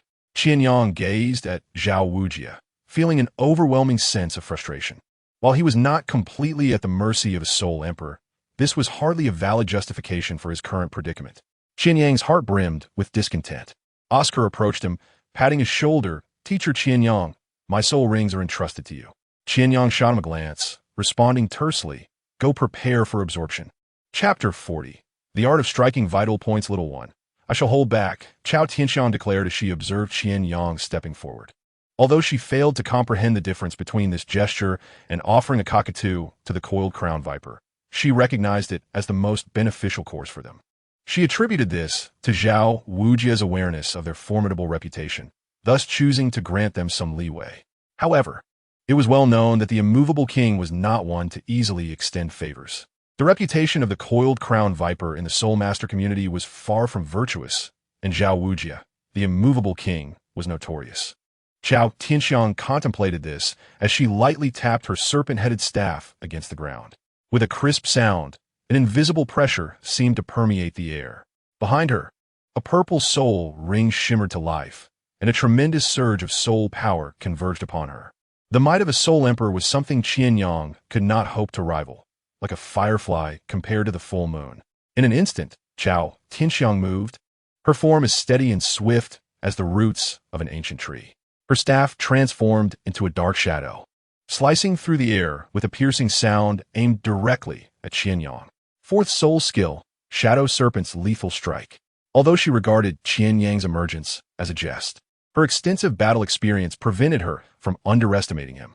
Due to Qian Yang's youth, she refrained from utilizing her subsequent Black Soul Ring to avoid being perceived as overly oppressive, as well as to maintain her dignity. Nevertheless, the Shadow Serpent's Lethal Strike was a prudent choice. It could transition from offense to defense, allowing her to swiftly distance herself from Qian Yang should he falter. Chao Tianxiang's movements were peculiar, reminiscent of a serpent coiling through branches. Yet, under Qian Yang's discerning gaze, her every maneuver was laid bare. His eyes sharpened, a brilliant light emanating from them as he leaped gracefully, evading the forceful blow as if he were a spirit monkey in the forest. He then retaliated with a punch. The force of 8 extremes burst reverberating against Chao Tianxiang. The two danced through the narrow space, their staff and fists intertwining, producing a symphony of collisions that sent tremors through the surrounding air, stirring up dust. In that moment, Qian Yang managed to momentarily suppress Chao Tianxiang's movements, forcing her into a defensive stance. How is this possible? Meng Yiran exclaimed incredulously. Her grandmother was a soul emperor. Yet this young man was managing to overpower her without even revealing his martial soul. Tang San and his companions were unfazed, accustomed to such displays. Zhao Wujia beamed as he observed Chao Tianxiang being subdued. Yet, the one most astonished was Chao Tianxiang herself. She had anticipated that this youth might possess extraordinary abilities, but she had never expected him to be this exceptional. Qian Yang moved with a swiftness akin to lightning. The relentless energy of 8 extremes burst surging forth, each punch imbued with the power to shatter mountains and split rocks, intensifying with each successive wave like an oncoming tide. At the same time, his agility allowed him to deftly navigate the confined space, avoiding the illusory serpents entwined around Chao Tianxiang's staff. The synergy between 8 extremes burst and his keen vision proved formidable. Coupled with his exceptional physical prowess, Qian Yang pressed the attack, leaving Chao Tianxiang struggling to respond. Tang Sen recalled a piece of advice once imparted by Yu Shaojing. A sensitive attacking soul master paired with a power-type battle soul master results in a strength that defies logic. Chao Tianxiang furrowed her brow, the brilliance of her purple soul ring intensifying. She understood well that as a soul emperor, being dominated by a mere youth would bring disgrace upon her name. Thus, she pivoted, transforming her staff into a swirling vortex of purple-black energy, infused with potent toxins and soul power, sweeping towards Qian Yang. This was not merely an attack, but a test. She sought to unveil Qian Yang's true capabilities. Fifth soul skill, sudden surge of purple light. Chao Tianxiang appeared shrouded in an enigmatic darkness, her staff morphing into a tempest of purple-black, resembling a horde of venomous serpents, exuding a chilling aura and lethal toxins as it lunged toward Qian Yang. The air seemed to thicken, each breath becoming laborious. Witnessing this, even Zhao Wujia's expression grew grave. Though it was a test, this strike represented the full extent of Chao Tianxiang's soul power, vastly surpassing her earlier assault. This old hag truly has no shame, Zhao Wujia thought, feeling a bead of sweat form for Qian Yang. Oscar, too, was drenched in perspiration, his hands clasped in prayer for Qian Yang's survival. Let us see how you escape this. Meng Iran declared fiercely. Among the crowd, Tang San's eyes blazed with purple light. Activating his purple extreme demon eyes, he focused intently, determined not to miss a single detail. He was eager to witness how Qian Yang would evade this onslaught.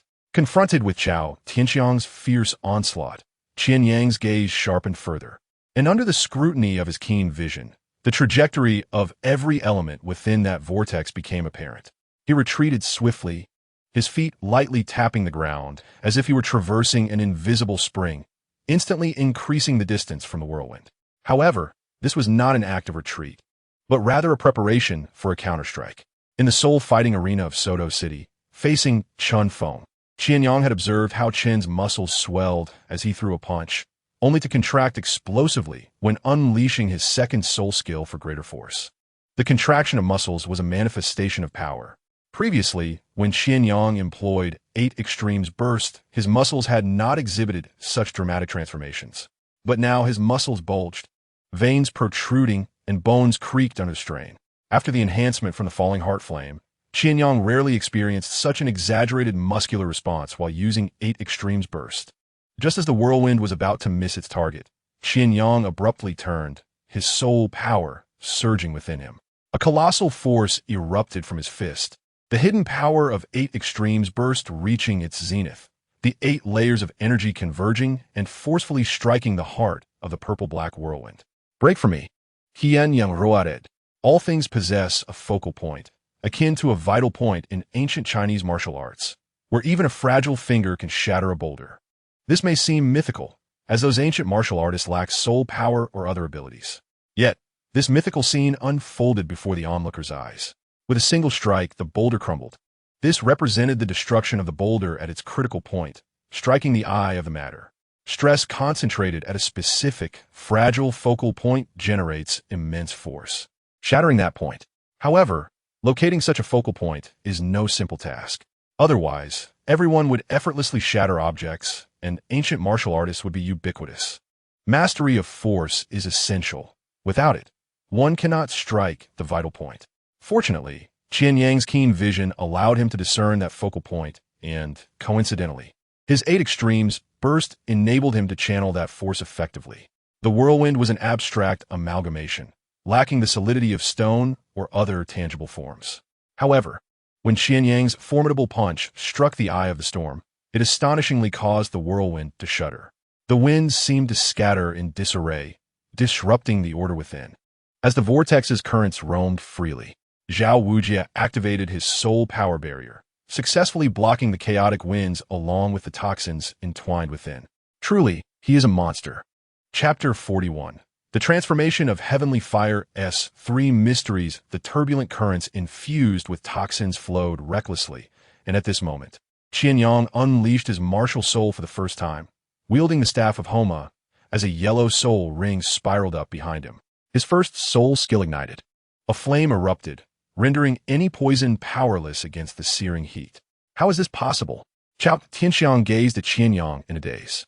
No matter how she imagined it, she could never have conceived such a scene. Meng Iran, too, wore a look of bewilderment. Her grandmother was a soul emperor. What cultivation level does this young man possess? He appeared to be so much younger than her, yet displayed such formidable strength. Qian Yang's overwhelming prowess made her forget the earlier incident with the rooster crest serpent. Now, as she observed Qian Yang's figure, her mind was filled with the image of his sudden punch that shattered her grandmother's soul skill. Tang Xin sighed inwardly. Under the gaze of his purple extreme demon eye, he could not discern how Qian Yang accomplished this feat. He only witnessed Qian Yang's punch, followed by Qiao Tianxiang's soul skill being obliterated, the winds collapsing and flowing wildly. I adore you, Qian Yang, Oscar exclaimed, jumping up and calling out to him. Heaven knows how anxious he had been moments ago, when Qiao Tianxiang unleashed her full soul skill. The immense pressure made him fear for the safety of his rooster crest serpent. Everyone knew Qian Yang was strong, but nobody expected him to be this extraordinarily powerful. Qiao Tianxiang's wrinkled brow furrowed deeply. As a soul emperor, being pressured by such a young child, even her thick skin could no longer bear the humiliation. A profound black soul ring emerged behind her, and an even stronger wave of soul power surged forth from Qiao Tianxiang. This was her final strike. This time, Chao Tianxiang held nothing back. She no longer regarded Qian Yang as a mere child, but as a true adversary. To force her grandmother to use such a technique was astonishing. Meng Yiren's beautiful eyes were filled with disbelief and shock. The soul skill being employed by Chao Tianxiang, combined with her deep, ancient soul ring, signified that she was exerting her full power without reservation. Xiao Wu kept her gaze fixed on Qian Yang. Her small hands clenched into fists, fearing for his safety. If anything were to happen to him, none of them would be able to leave this place unscathed. She silently vowed to Chao Tianxiang. In other situations, Xiao Wu felt powerless, but here in the Stardow Forest, she would not allow any restraint. Qian Yang looked at the rising black soul ring with a bitter smile. Oscar, you really ought to thank me. At the moment Chao Tianxiang released her soul skill. Qian Yang es ahora su denli soaret. The transformation of heavenly fire, S3 mysteries. With a low shout from Qian Yang, his soul power began to ascend in successive stages. Now at level 34, with the enhancement of the transformation, he quickly broke through to level 35, then 36, and finally 37, halting at level 40. This was merely the first transformation with just one kind of exotic fire. The system granted him the transformation of heavenly fire with 3 variations. If Qian Yang had other flames within him, his soul power would continue to rise. He was now but a mere step away from level 41. Strange. What method did this boy employ to elevate his soul power to such heights? Zhao Wujia suddenly spoke up.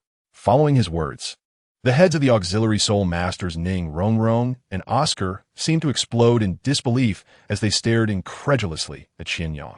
How is this possible? Qian Yang has managed to significantly boost his soul power to this extent. Such amplification techniques were unheard of among auxiliary soul masters.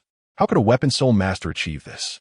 Teacher, does such a soul master truly exist? Tang San's expression was bitter. He recalled Yu Shaozheng's teachings. Realizing that his teacher, who had extensively studied martial souls, had never mentioned the possibility of an all-encompassing individual like this. It was simply unfathomable. A soul master possessing the power of a battle soul master, the speed of an agile attack soul master, the amplification of an auxiliary soul master, and still having control capabilities as a weapon soul master. Tang San could only describe this person as perfect. The brilliance of his purple extreme demon eye remained unwavering. At this moment, on the battlefield designated for the two of them, as Chao Tianxiang's deep black soul ring shone brightly, an ancient and immense soul power surged forth like a mountain torrent, flooding the entire arena. The might of the 10,000-year soul ring was beyond the comprehension of the great soul masters and soul venerables present. Chao Tianxiang, holding her staff in one hand while the other reached out to grasp the void, seemed to command the elements of the world amidst the swirling torrent of soul power. A dark energy vortex gathered above her head, signifying her 6th soul skill granted by the 10,000-year soul ring, the domain of ghostly venom. How annoying. Soul masters who play with snakes only know how to use poison, Zhao Wujia lamented inwardly. Directing a broad-spectrum attack at Chao Tianxiang while enveloping Dai Mubai and the others in a protective light of soul power. Meng Yiren naturally was not within the attack range of Chao Tianxiang's soul skill. Even Zhao Wujia and the others were affected by the direction of the attack. Now, only Qian Yang faced Chao Tianxiang's soul skill directly. Qian Yang's expression grew grave, yet he showed no sign of retreat. Under the ultimate enhancement of the transformation of heavenly fire, a faint flame aura surrounded him, a manifestation of the fallen heart flame ignited by his soul power. He took a deep breath, slowly raising his hands as the flames danced with a life of their own in his palms. With his martial soul summoned and the staff of Homa in hand, the flames climbed from his hands along the length of the spear to its tip. This was a noble explosion. Qian Yang gazed at the staff of Homa. He looked up at Chao Tianxiang with a smile. Have you ever seen a weapon with inherent attributes? Concealed by the veil of Chao Tianxiang's soul skill, she did not see Qian Yang smile. In the face of Chao Tianxiang's formidable domain of ghostly venom, Qian Yang remained motionless, yet his aura stood firm like a pine tree in a tempest. He swung the staff of Homa with sudden force, slicing through the air and producing a series of piercing explosive sounds. As the spear tip passed, space itself seemed to warp under the intense heat, leaving ripples in its wake. Ignite! Qian Yang showed that the soul ring that emerged was unmistakably his first soul ring. Soul skill Ignite. under the enhancements of the transformation of heavenly fire and the fallen heart flame. The ignite Qian Yang was using now was the most powerful instance he had wielded since arriving in this realm. Everything would be reduced to nothingness in the face of this blazing inferno. Damn it, he had both exotic fire and the transformation of heavenly fire. I am indeed Xiao Yan. As I gazed upon the poisonous barrier that I had just shattered, Qian Yang pondered internally. Could it be that I am the Flame Emperor? Chapter 42. The Contest for Talent.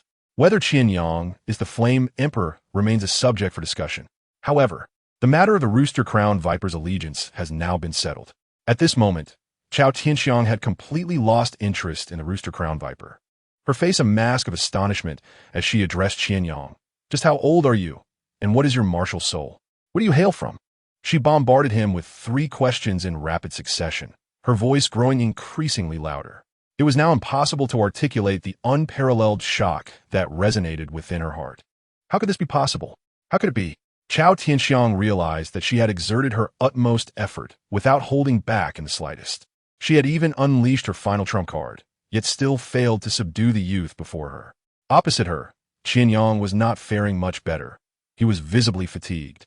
Having used the heavenly fire transformation, which would leave him weakened for a time, coupled with the immense soul power consumed by the exotic fire, he felt drained. He lifted his hand, contemplating whether to indulge in Oscar's large sausage, but ultimately refrained. With a respectful gesture, he introduced himself. I am Qian Yang, a 34th level weapon martial soul battle master, 3 soul rings swirling behind him. My martial soul is the staff of Homa, a soul master at the age of 12. Chao Tianxiang was momentarily entranced. She found herself in a daze, unsure whether it was more astonishing that he was a 12-year-old soul master or that he had managed to withstand her 3 attacks with such prowess. Meng Yiran watched Qian Yang, her mouth slightly agape, her chest rising and falling in astonishment. The purple soul ring that circled behind him, flanked by 2 yellow rings, represented an impeccable configuration. The youth before her was undeniably remarkable from every angle. Meng Yiran's beautiful eyes sparkled as they roamed over Qian Yang's features, which had been refined through years of tempering by the fallen heart flame, revealing a strikingly handsome visage despite his tender age. Big Sister Chao, what now? Zhao Wujie inquired. Yet, Chao Tianxiang ignored him, her gaze fixed intently on Qian Yang. Child, from which sect or family do you originate? Zhao Wujie frowned. I have none of that. Currently, I am studying at Shrek Academy, Qian Yang replied, glancing back at Zhao Wujie. Upon hearing this, a complex emotion flickered in Chao Tianxiang's eyes. She quickly composed herself, drawing closer to Qian Yang with a gentle yet authoritative smile. Child, your talent is exceedingly rare in my lifetime. Though our family may not be of noble lineage, we hold a significant position within the Soul Master community, possessing numerous resources and secret techniques. As she spoke, Zhao Wujie's brow furrowed deeply. They were attempting to poach from Shrek now? Did they think Zhao Wujie was simply idle? The talent Qian Yang displayed was already sufficient to forecast the considerable upheaval he could incite in the Soul Master realm. Zhao Wujie was determined not to let him slip away. Standing beside Zhao Wujie, Dai Mubai could sense the immense pressure radiating from him. This was the aura of a soul sage, a manifestation of his fury. It appears Teacher Zhao is truly enraged, Dai Mubai mused. Yet, Chao Tianxiang seemed oblivious to Zhao Wujie's darkening demeanor. She earnestly continued, if you are willing, I can assure you that our family will provide you with the finest cultivation resources, along with opportunities to access lost soul techniques and soul beast contracts. Furthermore, several elders in our family are eager to mentor you, aiding you in overcoming any bottlenecks in your progress. She even invoked the name of her grandfather, known as Dragon Lord, who could personally guide Qian Yang's training. Fearing that the allure of the elders might not suffice, she kept her serpent-headed staff poised, ready to whisk Qian Yang and Meng Yiran away at a moment's notice. She was acutely aware of the pressure emanating from Zhao Wujie, but felt compelled.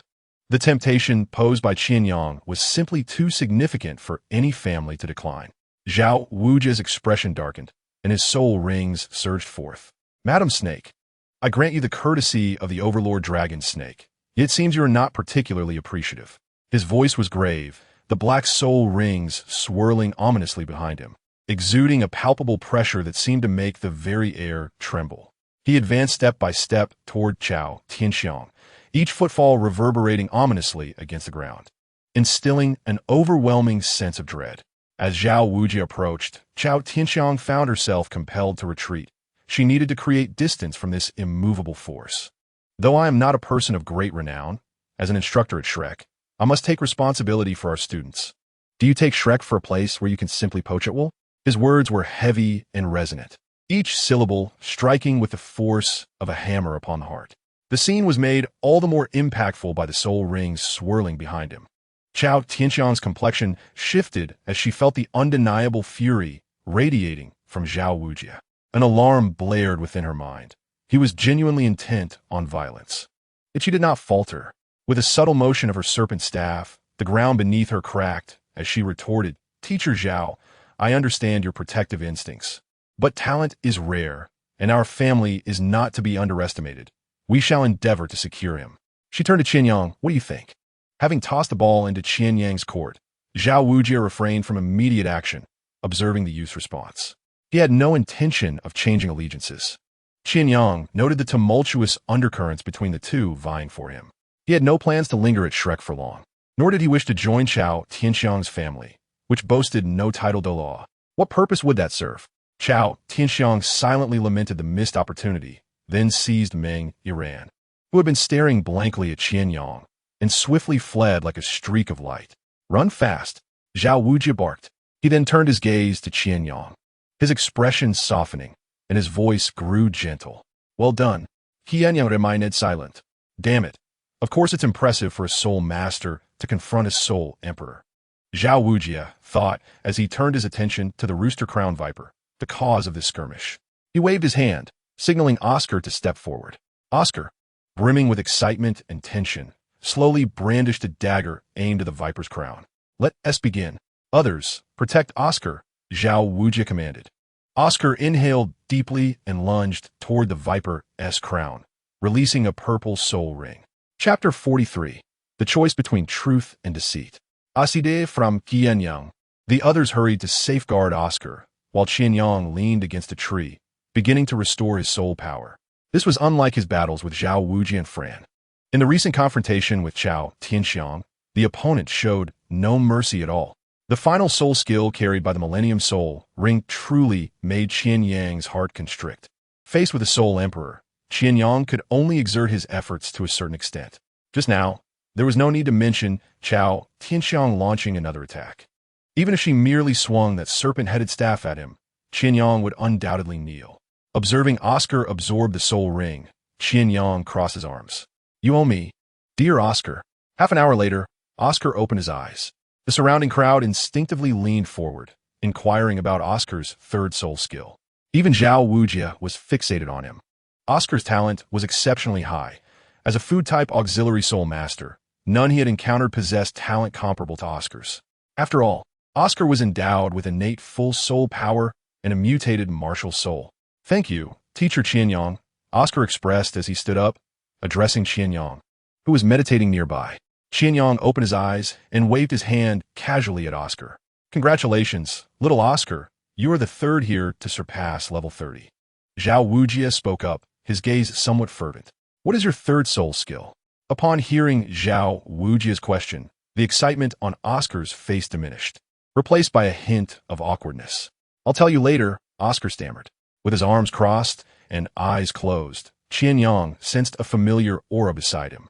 When he opened his eyes, he noticed Zhu Zhuqing standing nearby instead of joining the others around Oscar. "Why aren't you going over?" Qian Yang inquired. "It's boring," Zhu Zhuqing replied, casting a disinterested glance at the crowd. "How do you cultivate?" she asked. Zhu Zhuqing had always aspired to grow stronger.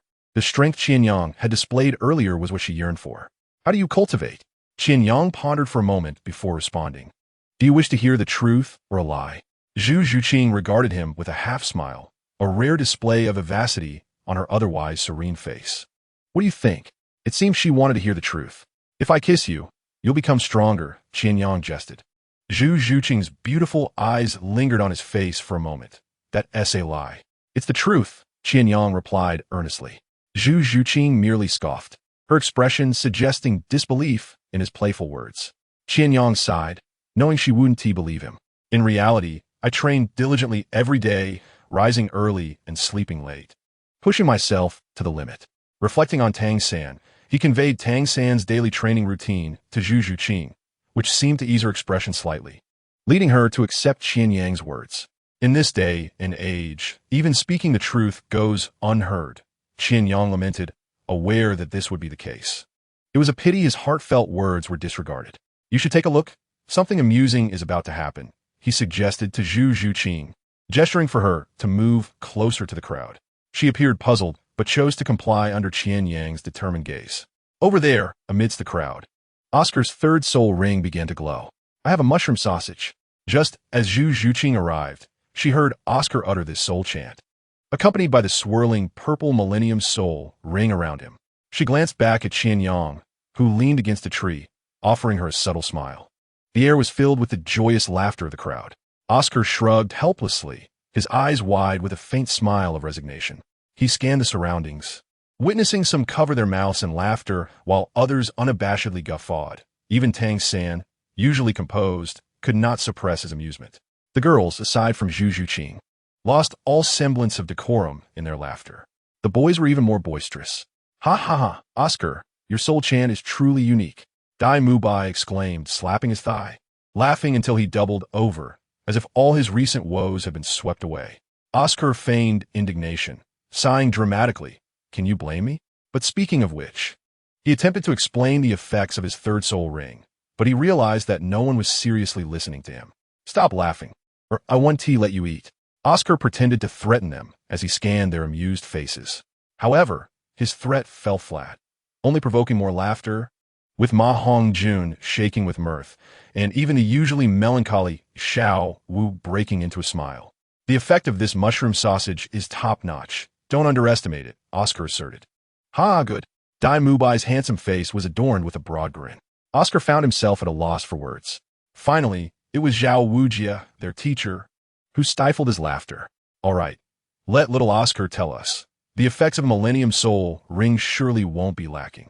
As Zhao Wujia's words settled, the crowd gradually quieted, their eyes once again fixed on Oscar, filled with curiosity and anticipation. Oscar's previous 2 food skills had proven effective. Although the soul chant was somewhat risky, Oscar's talent among food-type soul masters was indeed exceptional. They were eager to learn about the effects of his third soul ring. Noticing that the laughter had finally ceased, Oscar took a deep breath, adjusting his emotions, and donned a serious expression. Teacher Qian Yang, you come. Oscar beckoned to Qian Yang, who was still meditating. The consumption of the celestial fire 3 transformations had drained all of Qian Yang's soul power.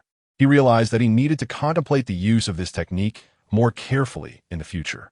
Hearing Oscar call out to him, Qian Yang approached. Hee, Teacher Qian Yang. From now on, I will only let you eat my third soul skill, Oscar said with a mischievous grin, a glint of pride and cunning in his eyes. Qian Yang looked at Oscar. I want to eat it. He understood that the effect of Oscar's third martial soul skill was an extraordinary flight ability. At present, Qian Yang indeed lacked such capability, yet he still had no desire to consume Oscar's sausage. My sausage is quite remarkable, Oscar pouted. Hurry up and tell us. Don't keep us in suspense, Zhao Wujia urged. With Zhao Wujia's prompting, Oscar ceased his hesitation. He raised his hand gently, causing the third soul ring to shimmer at his fingertips. Everyone, I shall name this third soul skill, Rapid Flight Mushroom Sausage. As he spoke, a vividly colored, uniquely shaped mushroom sausage appeared in his hand. What? The others were momentarily taken aback. From Oscar's words alone, it was difficult to comprehend the capabilities of this mushroom sausage. Feeling the astonished gazes upon him, Oscar nodded in satisfaction. Indeed, this mushroom sausage grants the consumer the ability to fly. Upon consumption, you shall experience an unprecedented sensation of flight. Though the duration may be a mere minute, the velocity will rival that of the magnificent chicken-headed phoenix tail snake. Oscar's words brimmed with confidence, as the crowd's taut hearts began to relax upon hearing the brief duration. The mention of a speed akin to that of the snake drew gasps of astonishment. The thought of traversing 2,000 meters in that fleeting minute was indeed breathtaking. Chapter 44. A gem before us, Ning Rongrong observed Oscar, now surrounded by admirers like a celestial body encircled by stars. As a fellow support-type soul master, None could comprehend Oscar's innate talent better than she. His ability to fly, particularly at such high speeds, stirred a whirlwind of complex emotions within her. She recalled Flanders' admonishments, where he had declared that some were deserving of pride, while others were not. Among them, the one with the least talent was she, destined to be the first to perish on the battlefield. Flanders' words echoed in her mind, once dismissed but now hauntingly real. She pressed her lips together, her gaze piercing through the throng to fixate on Oscar. There he stood, at the center, his 3 soul rings swirling around him, radiating a faint glow, a testament to his soul power naturally overflowing. After assimilating the soul rings, Oscar's soul power had reached the 31st level. The young soul master, holding a mushroom sausage, basked in the admiration of the crowd, reveling in his well-deserved pride. At 14, a soul master with a food-type martial soul, he was undeniably the most gifted among them, save for the exceptional Qian Yang. Just as Ning Rongrong entertained the thought of competing with him, she halted, redirecting her attention to Qian Yang. He stood at the periphery, his expression devoid of surprise, as if everything were as it should be. A sudden realization struck her. While Oscar's talent was commendable, it paled in comparison to the brilliance of Qian Yang. Sunlight filtered through the dense canopy of trees, casting dappled shadows upon the group still within the Douluo forest, a tranquil oasis. They had not yet departed. For Tang San's recent breakthrough to the 30th level necessitated a soul ring. The team, now comprising 4 soul masters, felt the weight of expectation upon the remaining members. Even Ma Hongjun had become more diligent as the only one among the boys yet to attain soul master status. We shall search the outskirts for another day. If we do not find a suitable soul ring, we must venture deeper into the forest to secure one for Tang San, Zhao Wujin proposed. Due to the terrifying soul beasts lurking in the depths of the Douluo forest and the need to avoid an encounter with the Dragon King and Snake Lady, he had refrained from leading them into the heart of the forest. However, if they failed to find a suitable soul ring soon, they would have no choice but to delve deeper. As night fell and the camp was set, Qian Yang pondered whether to arrange his 3rd and 4th soul rings from this expedition. However, doing so would inevitably reveal his 2nd martial soul. Perhaps it would be wise to hold back for now, he mused, observing the busy individuals around him. It was likely that his future alignment would not coincide with theirs. Thus, retaining some hidden cards was prudent. At this moment, Qian Renxue remained in the Heaven-Do Imperial City, and he felt an eerie resemblance to the fleeting encounter he had shared with Tang San beneath the moonlight years ago. A peculiar sense of disconnection from Tang San enveloped him, despite his recent interactions, which revealed Tang San as a commendable individual. His memories painted a different picture. What was amiss? Is something troubling you? Tang San, setting up a tent, sensed a shift and turned to Qian Yang. Nothing, Qian Yang replied with a smile, shaking his head. In the morning light, the Douluo forest was shrouded in mist, with sunlight streaming through the treetops, creating a tapestry of light and shadow. The group moved gracefully yet cautiously through the underbrush. As they ventured deeper into the forest, the encounters with soul beasts became increasingly frequent and formidable. They had already faced several waves of attacks, and the nature of their surroundings posed a grave risk. Any combat would inevitably attract more soul beasts, with the scent of blood drawing even greater threats. If they were overwhelmed, even Zhao Wujin would struggle to lead them to safety. As they navigated the forest with utmost caution, a deep, resonant roar shattered the tranquility, heralding the approach of several colossal soul beasts from the depths of the thicket, their eyes glinting with predatory intent. Despite their efforts to conceal their presence, they were not entirely successful. The leading soul beast, resembling a lion-tiger hybrid, was cloaked in dark scales that glimmered ominously in the morning light. Its gaping maw unleashed a foul stench.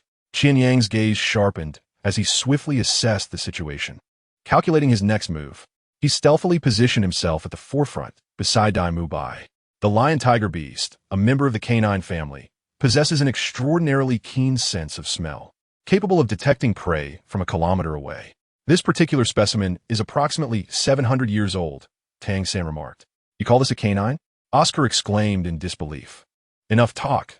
Let's engage. Qian Yang glanced back at Zhao Wujin, who would remain passive unless extraordinary circumstances arose, viewing this encounter as an essential trial for them. Onward. Qian Yang signaled to Dai Mubai and Tang Sam before launching the first strike. The lion-tiger beast had clearly identified their presence and was unwilling to retreat. Thus, battle was inevitable. They needed to conclude the fight swiftly to avoid being overwhelmed. As sunlight danced around them, Qian Yang's movements flowed like water as he grasped the staff of protection, initiating the incantation. His third soul ring surged forth, invoking the long feast ceremony. Invisible shackles ensnared the movements of the approaching soul beasts, momentarily freezing them in place. As he commenced his attack, Dai Mubai and Tang Sen sprang into action simultaneously. Tang Sen leapt forward, his blue-silver grass coiling like a serpent to ensnare one of the soul beast's limbs, while simultaneously unleashing a volley of hidden weapons from his sleeves, striking the beast's vital points with precision. Ma Hongjun, not to be outdone, expelled a torrent of flames from his mouth, transforming them into a dragon of fire that roared toward another soul beast, the fiery inferno crackling as it engulfed its target. Dai Mubai surged ahead, embodying the true essence of a tiger compared to the lion-tiger beast. The battle escalated, intertwining the roars of the soul beasts with the shouts of the humans, creating a symphony that defied description. At this moment, Oscar and Ning Rongrong stood at the rear. Oscar tightly gripped the recovery sausage, prepared to replenish his teammate's stamina at any moment, while Ning Rongrong waved her hands gently, the soft glow of the 7-treasure glazed tile cascading over each teammate, bestowing upon them various enhancement effects. Zhao Wujia noticed someone, Xiao Wu. She still had not made a move. Chapter 45. What will your flame bring to the world? Their coordination had become remarkably seamless. Qian Yang and Dai Mubai charged at the forefront. Tang Sen anchored at the center, while Ma Hongjun and Zhu Zhuqing flanked the sides. The two support soul masters, Ning Rongrong and Oscar, were encircled in the center. Xiao Wu and Zhao Wujia remained at the back. Xiao Wu had yet to act. Zhao Wujia glanced at her and said, "Why do you not engage? Your friends are fighting up there." He gestured toward the front, where Qian Yang and the others were entangled with the spirit beasts, their soul rings flashing and techniques intertwining. Xiao Wu clenched her teeth, her gaze reflecting the figures of Qian Yang and the others battling the spirit beasts. Were it anything else, she would have rushed to join her companions in the fray. However, these were spirit beasts akin to her. Over the past 100,000 years in the Stardow Forest, her footprints had already traversed vast expanses of this land. Now, to kill those spirit beasts, Xiao Wu found herself unable to do so. While humans could slaughter spirit beasts without a second thought, Xiao Wu could not. She did not respond to Zhao Wujia, who chose not to press further. The battle concluded swiftly. The group of lion-tiger beasts posed no threat. They lacked any thousand-year spirit beasts, and the scattered yellow soul rings floated around them without garnering a second glance as they quickly withdrew from the battlefield. After moving approximately 3 kilometers away, they halted to rest. During their respite, Zhao Wujia observed Xiao Wu, hesitating to speak. He had intended to reprimand her for her inaction, but upon glancing at Qian Yang, he dismissed the thought. Addressing Xiao would only provoke Qian Yang to intervene. Troublesome indeed. Let's take a moment to rest and replenish our strength with some food. We shall continue our journey in the afternoon, Zhao Wujia remarked, lifting his gaze to the sun hovering overhead. In Swoto City, the Hall of Spirits, a peculiar child had encountered the enforcers responsible for awakening martial souls. The child, dressed in simple, somewhat tattered clothing, stepped through the grand entrance of the hall with an expression devoid of emotion. Unlike other children who entered with curiosity, eagerly gazing around, the young boy remained indifferent, his demeanor resembling that of a hopeless elder resigned to the world's cruelties. What had this world done to him? The enforcer, intrigued, approached and placed his palm upon the crystal, preparing to commence the boy's martial soul awakening ceremony. Beyond his curiosity regarding the boy, he wondered what kind of martial soul the child would awaken. Underneath such a cold gaze, what form would the martial soul take? As Yang Tian made contact with the crystal, a sudden burst of red light erupted within. The crimson glow illuminated the surroundings. Innate full soul power, the enforcer exclaimed in astonishment. How long had he served as an enforcer at the Hall of Spirits, awakening countless children's martial souls, so many that he could scarcely recall them all? Among all those children, he had only encountered one with an innate soul power level of 8.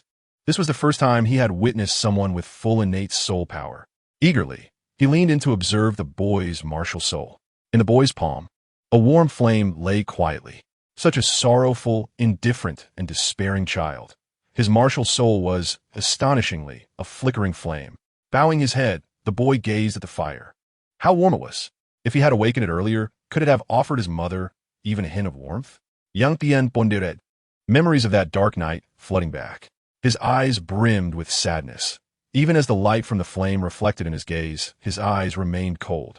The enforcer, at this moment, had no time to consider the expression on Yang Tian's face. This child must join the Hall of Spirits. Just as he had thought when he first encountered Qian Yang, the enforcer was determined to recruit Yang Tian. Securing such a promising talent would elevate his standing within the hall. With this thought, Yang Tian's gaze sparkled with unprecedented eagerness. He slowly approached Yang Tian, his tone gentle and enticing. Young one, your talent is the most astonishing I have ever seen. You may not grasp the magnitude of your potential, but let me assure you, you are destined to become a leader on this continent.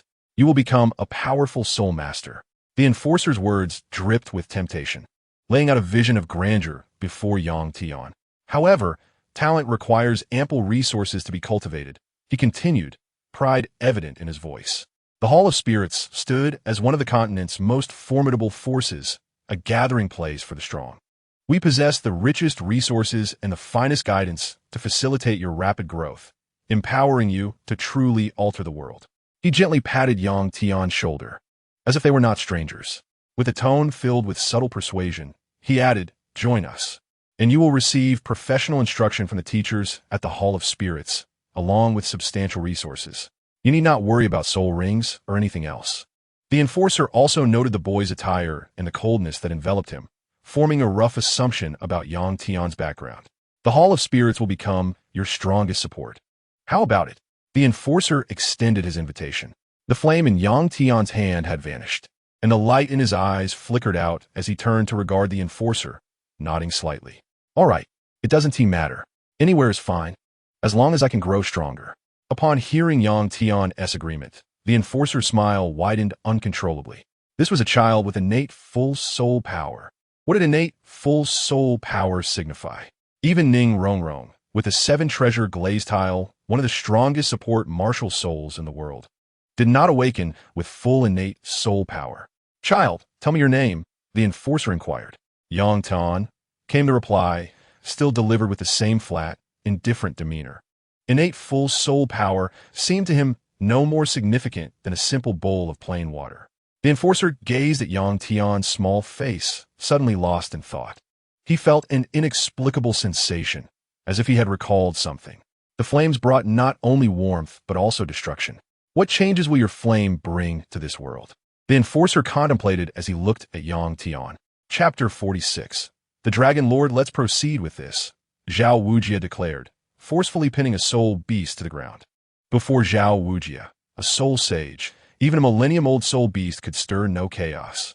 Tang Xin nodded, aware that Zhao Wujia had procured for him a millennium-old human-faced demon spider. This rare soul beast had been elaborated upon by Yu Shaojiang, and it was one of the choices for Tang San's third spirit ring. Yu Shaojiang had informed him of its rarity, indicating that one should not pursue it too zealously. Tang Xin had not anticipated that he would indeed encounter it. Qian Yang observed the formidable soul beast before him, a towering human-faced demon spider, its grotesque appearance strikingly abstract. Yet, to a predator, the spider's limbs exhibited remarkable coordination. 8 long legs, adorned with sharp barbs, clung tightly to the ground, poised for a sudden leap. Its disproportionately large head bore 2 pairs of compound eyes, resembling human faces, glimmering with an eerie green light. Long, slender mouth parts hung from the corners of its jaw, dripping a viscous saliva that emitted a nauseating stench. Its back was armored with a shell as hard as iron, adorned with intricate and mysterious patterns, resembling ancient totems, glinting with a cold metallic sheen under the dim light. Most striking were its front limbs, robust and ending in scythe-like claws that sparkled with a chilling light, instilling a sense of dread at first glance. This creature was a quintessential predator, a veritable nightmare for smaller soul beasts. Finish it off, Zhao Wujia instructed Tang San. Despite the spider's terrorizing presence to smaller soul beasts, it was utterly inconsequential to the mighty soul sage. The immense gravitational force exerted upon the human-faced demon spider rendered it immobile, transforming it into mere prey for Tang San. How ugly! Ning Rongrong whispered from behind. Oscar and Ma Hongjun nodded in agreement, acknowledging the spider's ghastly visage, particularly its bizarre, human-like facial patterns that were profoundly unsettling. Tang San fixed his gaze on the human-faced spider, undeterred and devoid of any disdain. Meanwhile, Ning Rongrong covered her mouth and nose. Her brow furrowed, as if even the stench in the air was unbearable, her distaste palpable. Oscar and Ma Hongjun exchanged glances, their lips curling in amusement, seemingly competing to stifle their laughter. The spider's green compound eyes widened in despair and defiance, its massive, scythe-like limbs futilely struggling, leaving only faint scratches on the ground. Ma Hongjun exaggeratedly pulled a face at the human-faced demon spider, jesting, "Look at you, so hideous you could ward off evil. No wonder you're destined to become a soul ring so soon." "Quit joking around. Everyone prepare to protect Tang San," Dai Mubai interjected. "Here." Zhao Wujia tossed a short blade to Tang San. Without hesitation, Tang San took hold of it and approached the gravity-bound human-faced demon spider. His expression was calm and resolute as he gripped the blade that shimmered with a cold light. Specially prepared by Zhao Wujia, it was sharp enough to pierce any resilient shell. This very dagger had previously aided Oscar in piercing the comb of the rooster snake. As Tang San drew closer, the nauseating odor in the air intensified. Qian Yang watched as Tang San crouched down, locking eyes with the spider's luminous green orbs, thinking to himself how unflinchingly brave Tang San was. Were it him, he would have turned away from such ugliness. Tang San's right hand remained steady, unwavering as he targeted the spider's most vulnerable spots, its glowing eyes. As the onlookers held their breath, he suddenly surged forward, the dagger slicing through the air like lightning, piercing the first eye, followed swiftly by the second, the third, until all 8 eyes had been punctured. During this time, the human-faced demon spider struggled desperately. Yet under Zhao Wujia's oppression, it could not muster even a ripple of resistance. Finally, Tang San plunged the blade into the spider's brain, and a deep violet-black soul ring slowly materialized. "I wish to see who dares to snatch my granddaughter's soul ring." With that authoritative voice echoing through the forest, all eyes were drawn toward its source. An elderly man in a simple, ancient robe gradually stepped into view. His hair and beard white, though his face bore the marks of age, his eyes sharp and hawk-like, exuding an undeniable air of authority and strength. Beside him stood the previously encountered Chao, Tianxiang, and Meng Aran. "Ah, we meet again," Zhao Wujia remarked, a hint of vexation in his tone. The identity of the elder was now unmistakable, the Dragon Lord from the Supreme Dragon and Serpent. "Be cautious," Dai Mubai whispered to Zhao Wujia, noting his gestures. Zhao Wujia's earlier wariness of Chao Tianxiang stemmed from his concern regarding the Dragon Lord, an esteemed soul Douluo of level 80 or above. Now, with both the Dragon Lord and the Serpent Lady present, they possessed a particularly formidable martial soul fusion technique. Zhao Wujia forced a smile, inwardly grappling with the absurdity of the situation.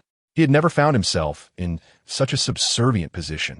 The elder's slow but purposeful strides seemed to press upon the hearts of all present, instilling an invisible pressure. His piercing gaze fixated on Tang San and the newly emerged soul ring. "Once again, it is you lot. Grandfather, they were the ones who previously stole my soul ring." Meng Aran tugged at the elder's sleeve, biting her lip in frustration. After having lost the rooster snake, she was now bereft of the human-faced demon spider. 2 rare soul rings slipping through her fingers, both taken by the same group. "Twice have they thwarted my granddaughter's aspirations." "Very well," the Dragon Lord Meng Shu remarked with a calm smile that bore no trace of his earlier frailty, his demeanor suddenly youthful. 8 soul rings materialized behind him, a testament to his proximity to the title Douluo rank. "You have gone too far, bullying us so brazenly." The surge of soul power emanating from him was far greater than Zhao Wujia's. While Qian Yang had still felt he could contend with Chao Tianxiang, in the presence of Meng Shu, he encountered the true meaning of overwhelming might. "Strong, exceedingly strong," Qian Yang mused, realizing that Meng Shu was the most formidable opponent he had encountered thus far. "Twice have you disrupted my granddaughter's affairs. Today, if I do not receive an explanation." His words trailed off, Yet the implication was clear to Zhao Wujia and his companions. Chao Tianxiang gently patted Meng Yiran's back in a gesture of comfort, then turned to Qian Yang, whispering something to Meng Shu. The elder furrowed his brow. "You are Qian Yang," he stated, his disbelief apparent as he scrutinized the young boy before him. How could such a youth possibly withstand Chao Tianxiang's 3 full-force attacks? Chapter 47. Do not be infatuated with me. Zhao Wujia maintained a stoic expression as he stepped forward, positioning himself at the forefront of the group. Instantly, his muscles swelled, and in a heartbeat, he activated his martial soul. It is evident that Long Gong and Ming Po exert considerable pressure on him. Zhao Wujing is encircled by a faint golden aura, a manifestation of his martial soul's power. In the face of such formidable adversaries, Zhao Wujing constantly attunes himself to his peak state.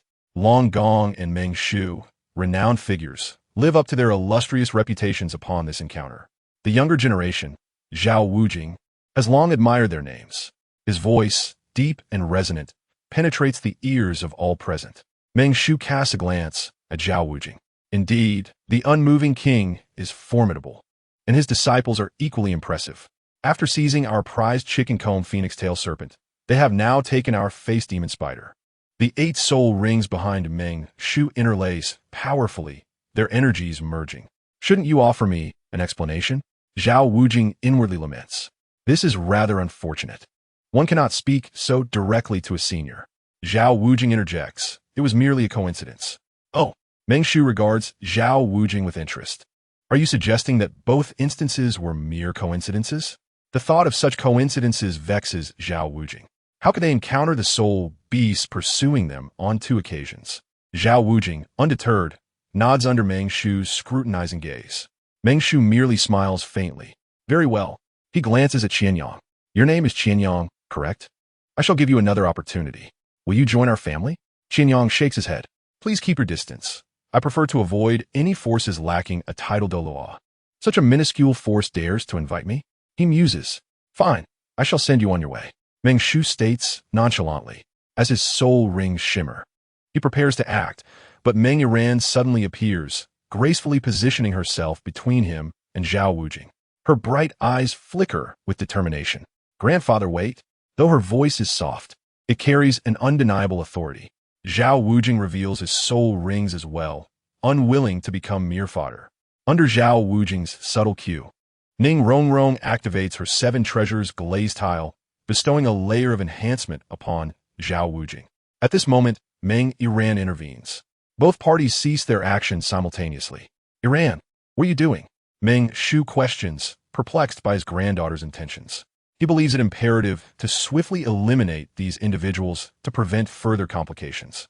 These youngsters exhibit extraordinary talents, particularly that boy named Qian Yang, as mentioned by his wife. Since they have already become enemies, it is best to resolve the matter quickly.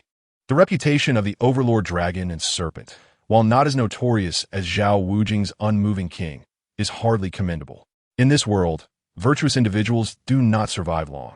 Meng Yiran turns her gaze toward Qian Yang, a complex emotion flickering in her eyes, both admiration and an unnoticeable tenderness. Grandfather, she begins, her expression momentarily faltering. I have a fondness for Qian Yang, and I hope you can, having been preoccupied with the theft of her soul rings.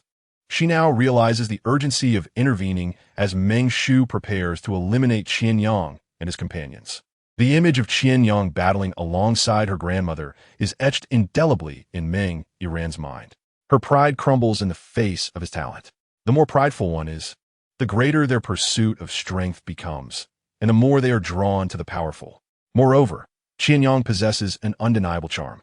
Unlike the handsome Dai Mubai, he radiates a bright, sunny demeanor, and his smile exudes warmth. When confronted with such a powerful and attractive youth, Meng Yiran finds it difficult to resist her feelings. As her words hang in the air, the atmosphere around them seems to freeze. Zhao Wujing and the others display surprise, while Meng Shu furrows his brow, darting glances between his granddaughter and Qian Yang. Meng Shu casts a suspicious look at his wife. You did not mention this to me. Chao Tianxiang also appears bewildered. The 2 elders exchange glances, their eyes reflecting mutual confusion. Yiran, what do you mean by this? Zhao Wujing, taken aback by this unexpected turn of events, turns to Qian Yang. signaling him to resolve the situation. Avoiding conflict would be ideal. After all, he is the unmoving king, not a fool. However, Qian Yang has no time to contemplate such matters. He observes the expressions of the girls. Zhu Zhuqing's face remains as frosty as ever, while Xiao Wu's countenance darkens considerably. Ning Rongrong's gaze meets Qian Yang's, a smile playing on her lips. Well then, just as Zhao Wujing had begun to ease the tensions, it appears that peace may once again be elusive. It seems this is all my fault. How could I be so charming?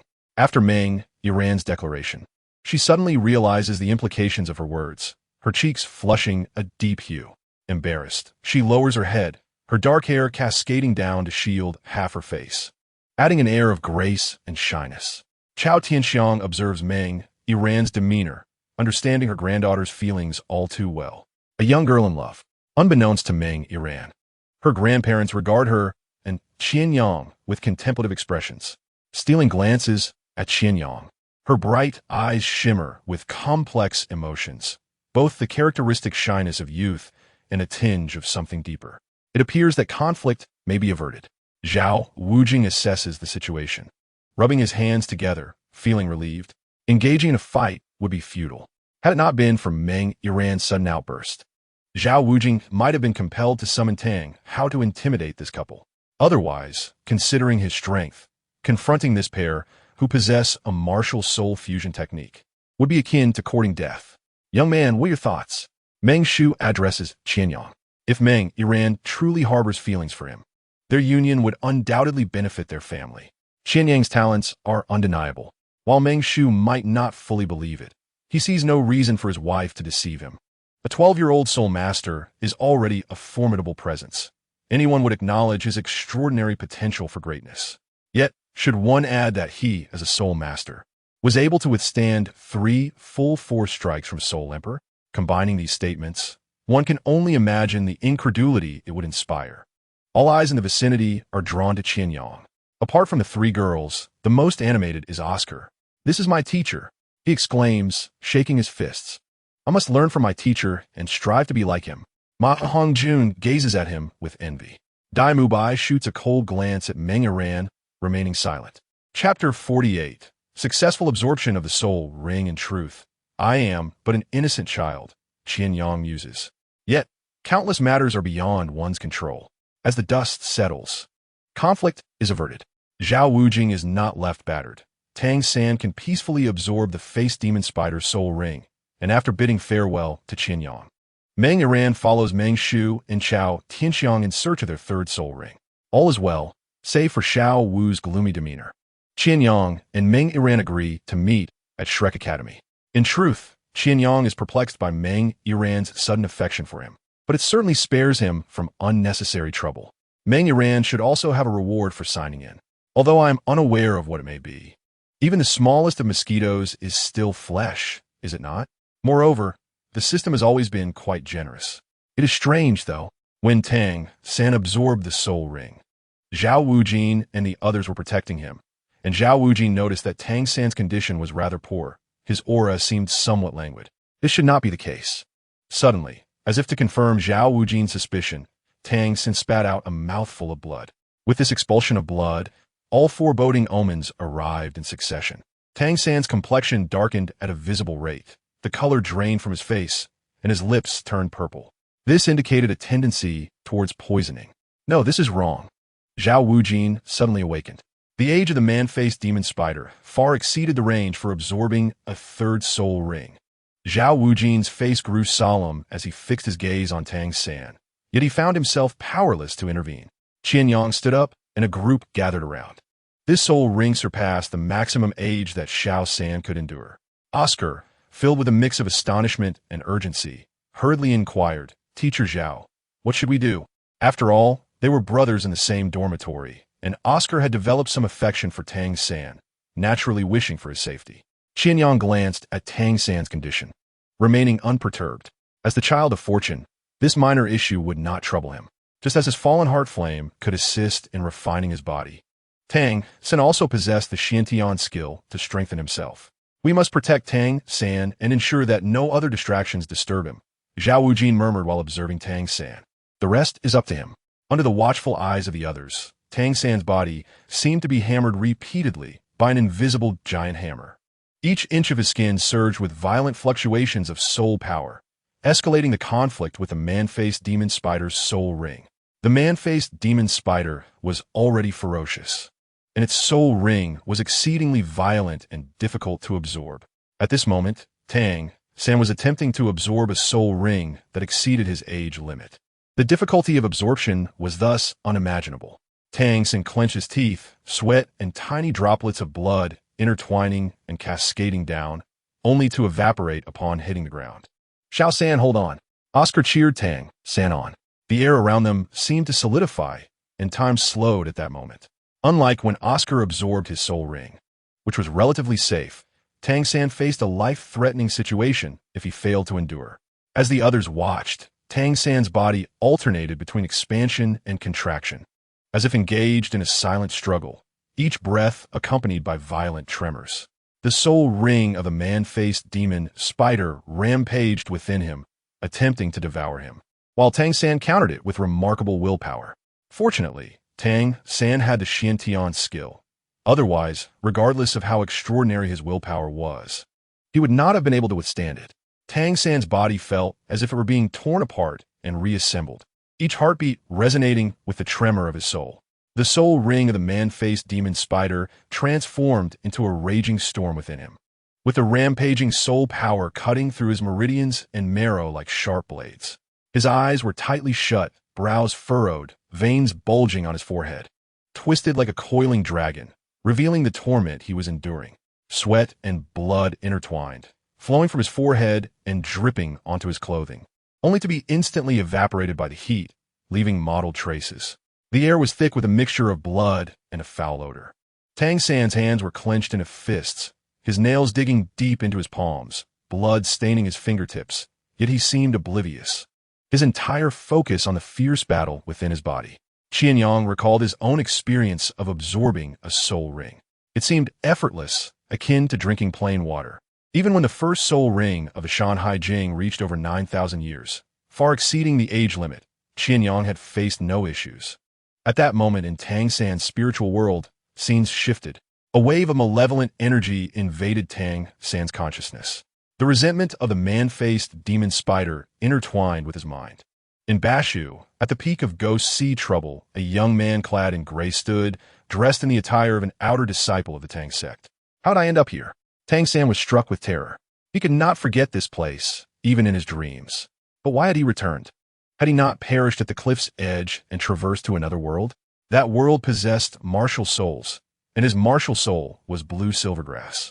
Was he not in the process of absorbing a soul ring? Why had he returned here? Tang San summoned his soul power, attempting to unleash the blue silvergrass, but failed. He took out a few small items from his pocket. Buddha's Rage Tang Lotus. Tang San gazed at these small objects with deep complexity. They were the pinnacle of Tang sect's hidden weapons, the culmination of his lifelong pursuit. Upon seeing these small treasures, Tang San's emotions became intricate. Tang San, you have stolen our sect's secret techniques. What punishment do you deserve? A voice echoed from afar. Tang San smiled faintly, glancing at the elders, and retreated, plunging into Ghost Sea trouble. As light and shadow flickered, when Tang San opened his eyes again, his pupils contracted. He found himself once more at the edge of the cliff of Ghost Sea trouble. Everything was replaying, with a deep, resonant hum. A brilliant light suddenly erupted around Tang San's body, interwoven with strands of purple-black, resembling the most profound stars in the night sky. The light gradually converged, and Tang San's body slowly levitated, surrounded by a faint aura of soul power, as if countless tiny currents were flowing. Most astonishingly, 8 slender and resilient spider legs began to grow from his back, their surfaces covered in fine purple scales that glimmered with a chilling sheen in the light, contrasting sharply with Tang San's originally slender form, adding an air of the uncanny and mysterious. In that moment, Tang San's hair underwent a dramatic transformation, shifting from black to a deep, profound purple, resembling the most radiant river of stars cascading from the night sky, bestowing upon him an aura of untouchable nobility and cold elegance. His eyes slowly opened, and within the purple pupils lay an abyss of endless depth, both profound and powerful. evoking an involuntary sense of awe in all who beheld him. Chapter 49. Tang San's External Soul Attachment Xiao San. Oscar exclaimed with excitement upon witnessing Tang San safely absorb the soul ring. His smile barely formed when he caught sight of the strange brilliance in Tang San's gaze, which froze his expression. Yet, that enchanting and sinister light appeared only for a moment. When Oscar looked again, it had vanished. Believing he had merely imagined it, he rubbed his eyes, but there was nothing amiss. Tang San's gaze remained unchanged, aside from the 8 terrifying spider limbs adorning him. Everything else was just as it had always been. "You're looking quite robust," Dai Mubai chuckled, playfully patting Tang San's shoulder. Only Oscar had noticed the fleeting emotion in Tang San's eyes, while the others remained oblivious. "Congratulations, Xiao San," Zhao Wujin smiled. The previous crisis had truly frightened him. Not to mention the slight teacher-student relationship between him and Tang San. Just considering Tang San's background was enough to send shivers down his spine. Tang San knows better than anyone who his father is. If anything were to happen to Tang San here, the one known as the Crown One would not let it go easily. The name of the title Douluo is one he dares not provoke. A figure so formidable that even the Spirit Hall remains tight-lipped about him. Wow, Tang San, what is this incredible thing?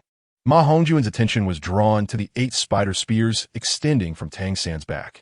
Just as he reached out to touch them, Qian Yang's voice echoed at that moment. "If you don't want to get poisoned, don't touch recklessly," he said lazily. "Those are Tang San's external soul bones, the future sea god's 8 wings." Ma Hongjuan's hand froze mid-air, almost making contact with Tang San's spider spears. "What are those?" Seeing that Tang San was unharmed, Zhao Wujia shifted his focus to the 8 spider spears on Tang San's back. The others, including Qian Yang, were also scrutinizing the 8 spider spears. Soul bones. Qian Yang longed for one, but the system had yet to produce any. Given his current strength, acquiring one on his own would be nearly impossible. Yet, what Tang San possessed was the most precious type of external soul bone. The 8 sharp spider spears extended from Tang San's back, resembling 8 poised purple venomous snakes, each emanating a faint glimmer and deep purple hue, their intricate patterns seemingly infused with cold and eerie power. With Tang San's gentle breathing, they quivered slightly, adding to their otherworldly allure. These spider spears were not only astonishingly long, but also incredibly sharp, capable of effortlessly tearing through flesh and reducing anything in their path to dust. The interplay of purple light and shadow bestowed upon Tang San an aura of wicked charm. "I don't know." Tang San glanced at the spider spears on his back, seemingly seeing them for the first time, his eyes filled with astonishment. He attempted to control the spears, but momentarily lost his grip, nearly stumbling. Zhao Wujia examined the spider spears with a pained expression. Although he was renowned for his combat prowess, he was the type of warrior who specialized in fighting, lacking the theoretical knowledge to understand Tang San's situation. He slapped his forehead, lamenting, "This journey through the Stardow Forest is likely to cost me quite a few strands of hair. Flender, you owe me some compensation for mental anguish." The group gathered around Tang San, their eyes brimming with curiosity and awe. Ning Rongrong stepped forward, delicately reaching out her slender finger as if to touch one of the spider spears, but quickly withdrew, remembering Qian Yang's warning about potential poisoning. Getting poisoned would mean needing Oscar's sausages for an antidote. While she had consumed Oscar's sausages during their special training, it was preferable to avoid them. "Little San, they seem almost alive," Ma Hongjun remarked, fixated on the spider spears, which trembled slightly as if they truly had a life of their own. However, the true essence of these spears was not the human-faced demon spider, but rather a human being. Oscar wore an exaggerated expression, hands clasped together, as if witnessing an extraordinary miracle. "My goodness, this is simply a divine artifact. Little San, will you be able to scale walls and perform incredible feats like a pig in the future?" Dai Mubai tapped his forehead. "All right, enough of the banter." He glanced at the 8 spider spears on Tang San's back, contemplating how outsiders might perceive Tang San as a monster. "Tang San, try to retract those spider spears using your soul power," Zhao Wujia instructed. "Yes." Following Zhao Wujia's guidance, Tang San took a deep breath, closed his eyes, and focused. Feeling his soul power surge within him like a gentle stream converging into a river, he slowly spread his arms, as if conversing with an invisible force, every inch of his skin responding to the call. Tang San felt an itch on his back and distinctly sensed his soul power rapidly depleting. Yet, under the watchful gaze of his companions, the spider spears extended from his back gradually retracted. A faint glow flickered around Tang San as the 8 originally sharp spider spears, enveloped in the warmth of his soul power, began to lose their menace.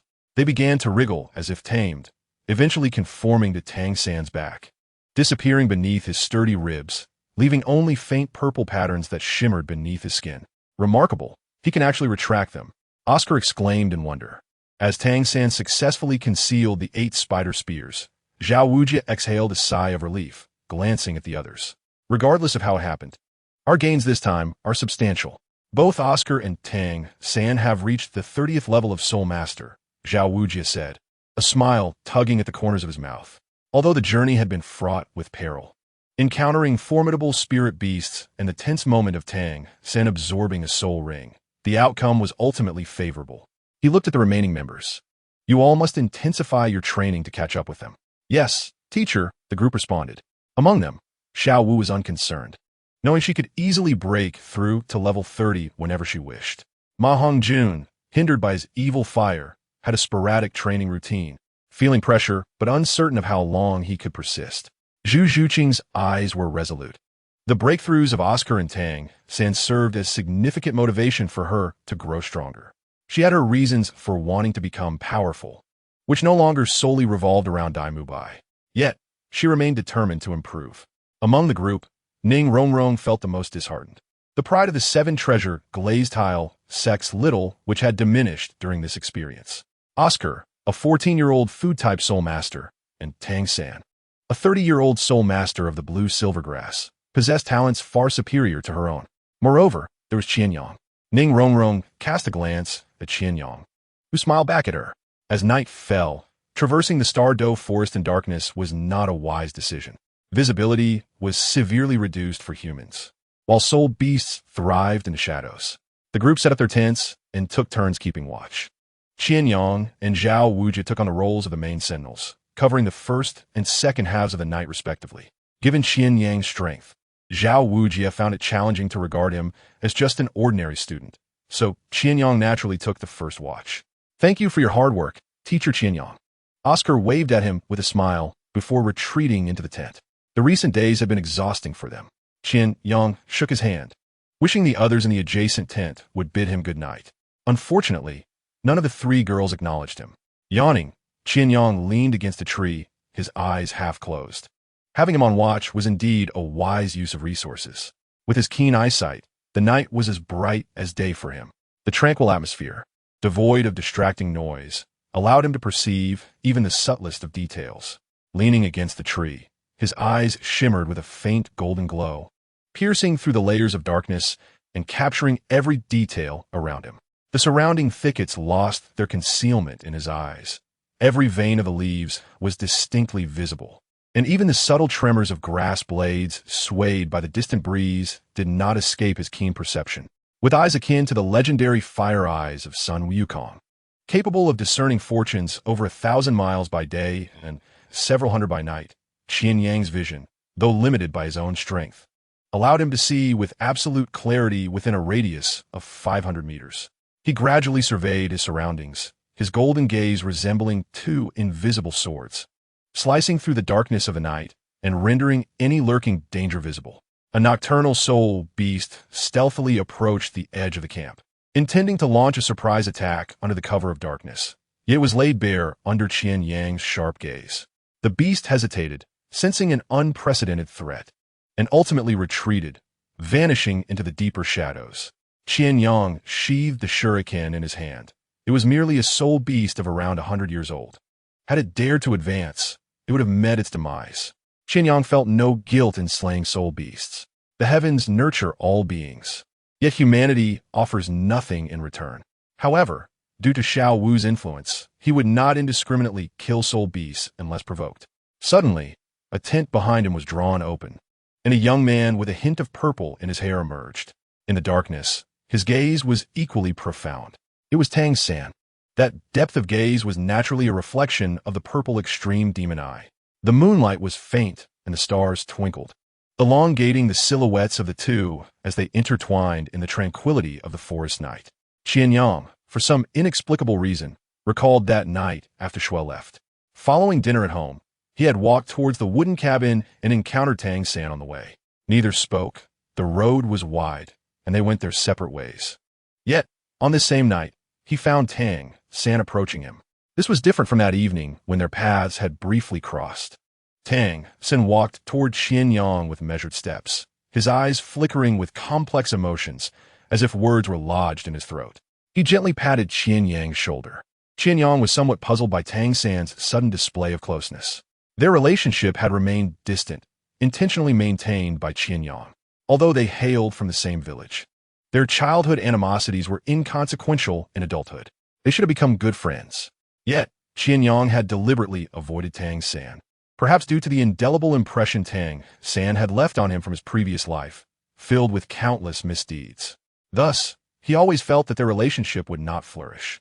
However, after all they had been through, Qian Yang began to see Tang San in a more favorable light. Perhaps he had been overly one-sided and should not hastily judge a person. They sat side by side under a tree. After a moment of silence, Tang San finally spoke, his voice low and earnest. Qian Yang, there are matters I wish to discuss with you. Qian Yang smiled, recalling a past incident. Back at Nodding Academy, Tang San had sought his permission before embarking on a hunt for soul beasts to acquire soul rings. What is it?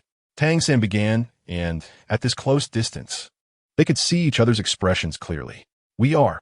Before Tang San could finish his sentence, the scene around him abruptly shifted. Bashu, Tangman, Gui Jianchou. The wind from the cliff rustled the young man's hair. Tang San's expression turned impassive. Even though he had just been in the Stardow forest with Qian Yang, he now found himself back in the Tangman of his former life. Are we friends? Tang San murmured. Unfortunately, Qian Yang could not hear the words now escaping Tang San's lips. Only the distant Gui Jianchou could. A stone thrown from the cliff would take 19 seconds to hear its echo at the bottom, highlighting its height. This was also the origin of Gui Jianchou's name. Tang San had traversed to the Douluo continent, having leapt from the cliff in a pledge of death. He glanced back at the cliff. He had not merely jumped once. During the process of absorbing soul rings, he had inexplicably been drawn back here, leaping off the cliff time and again. He had shattered his bones numerous times. Yet what terrified him more was that this cycle continued. Each time he fell, closing his eyes, he would awaken once more at the cliff's edge. Only after making some sort of change did he manage to return to normalcy. Tang San, you have committed a grave offense by illicitly studying the sect's secrets. A familiar voice echoed from a distance, accompanied by the sound of rushing air. These were the elders of the Tangmen. Tang San weighed a hidden weapon in his hand, the Buddha's Wrath Tonglian. If the previous hallucination had stirred him, now, as he beheld the weapon he had painstakingly crafted, the pinnacle of his efforts and thievery from the sect, he regarded it with the same indifference one might have for a watermelon on the street. Tang San grasped the Buddha's Wrath Tonglian, a milky white glow flickering around him. You have even gone so far as to steal the Xintian treasure record, Tang San. What punishment do you deserve? Tang Da, witnessing the glow, exclaimed in astonishment. But Tang San's actions were even more astonishing. He activated the Buddha's Wrath Tonglian under the influence of his internal energy and hurled it towards the elders. Chapter 51.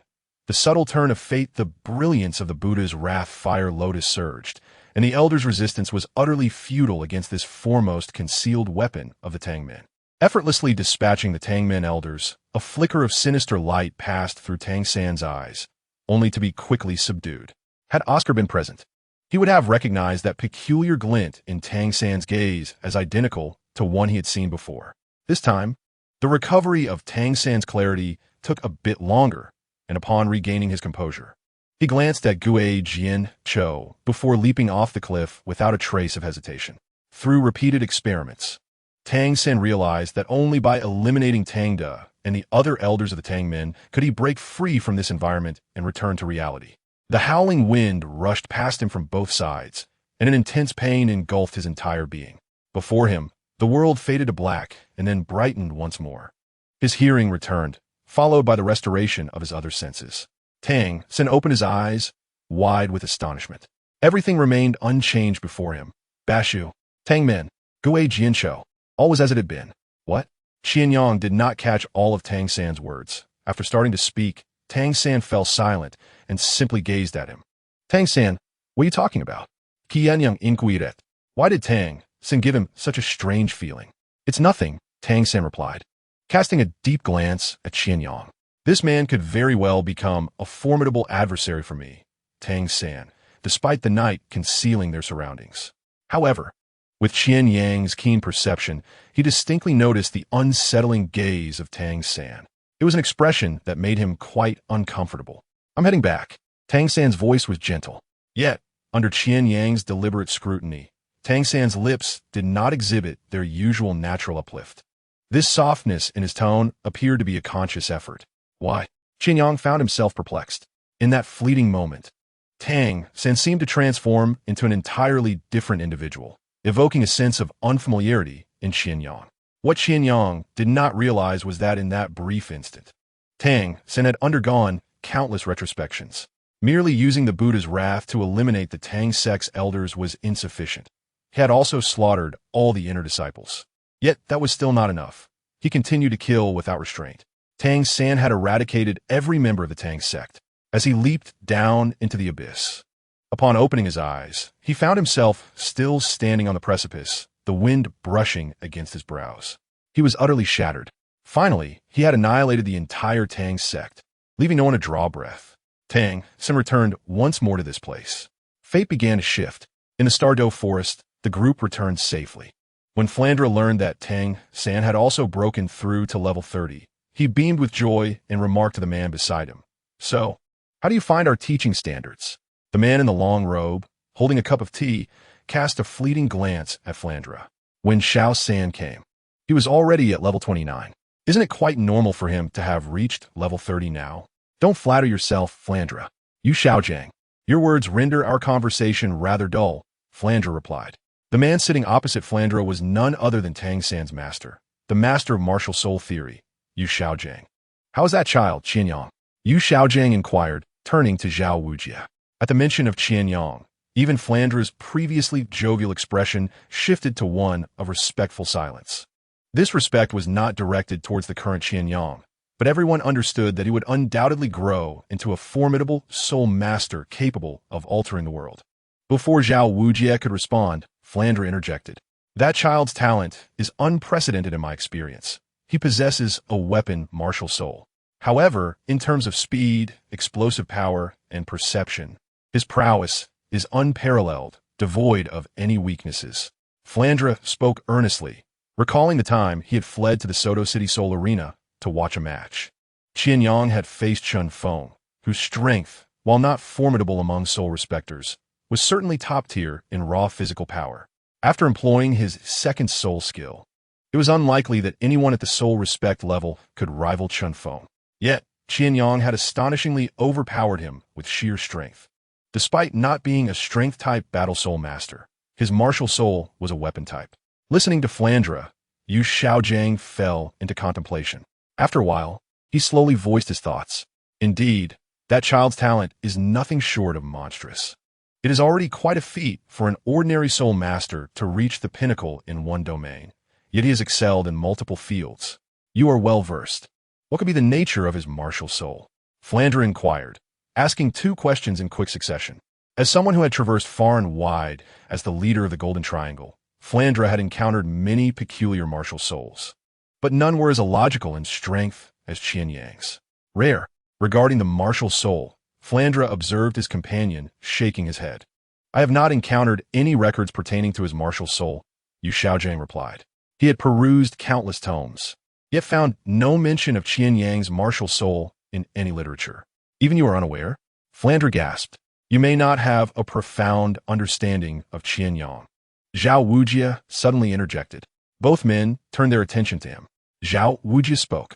Have you ever witnessed a soul respect level individual withstand 3 full force attacks from Soul Emperor? What? Both men were taken aback. Are you saying that Qian Yang withstood 3 attacks from Soul Emperor? Flandra exclaimed in disbelief.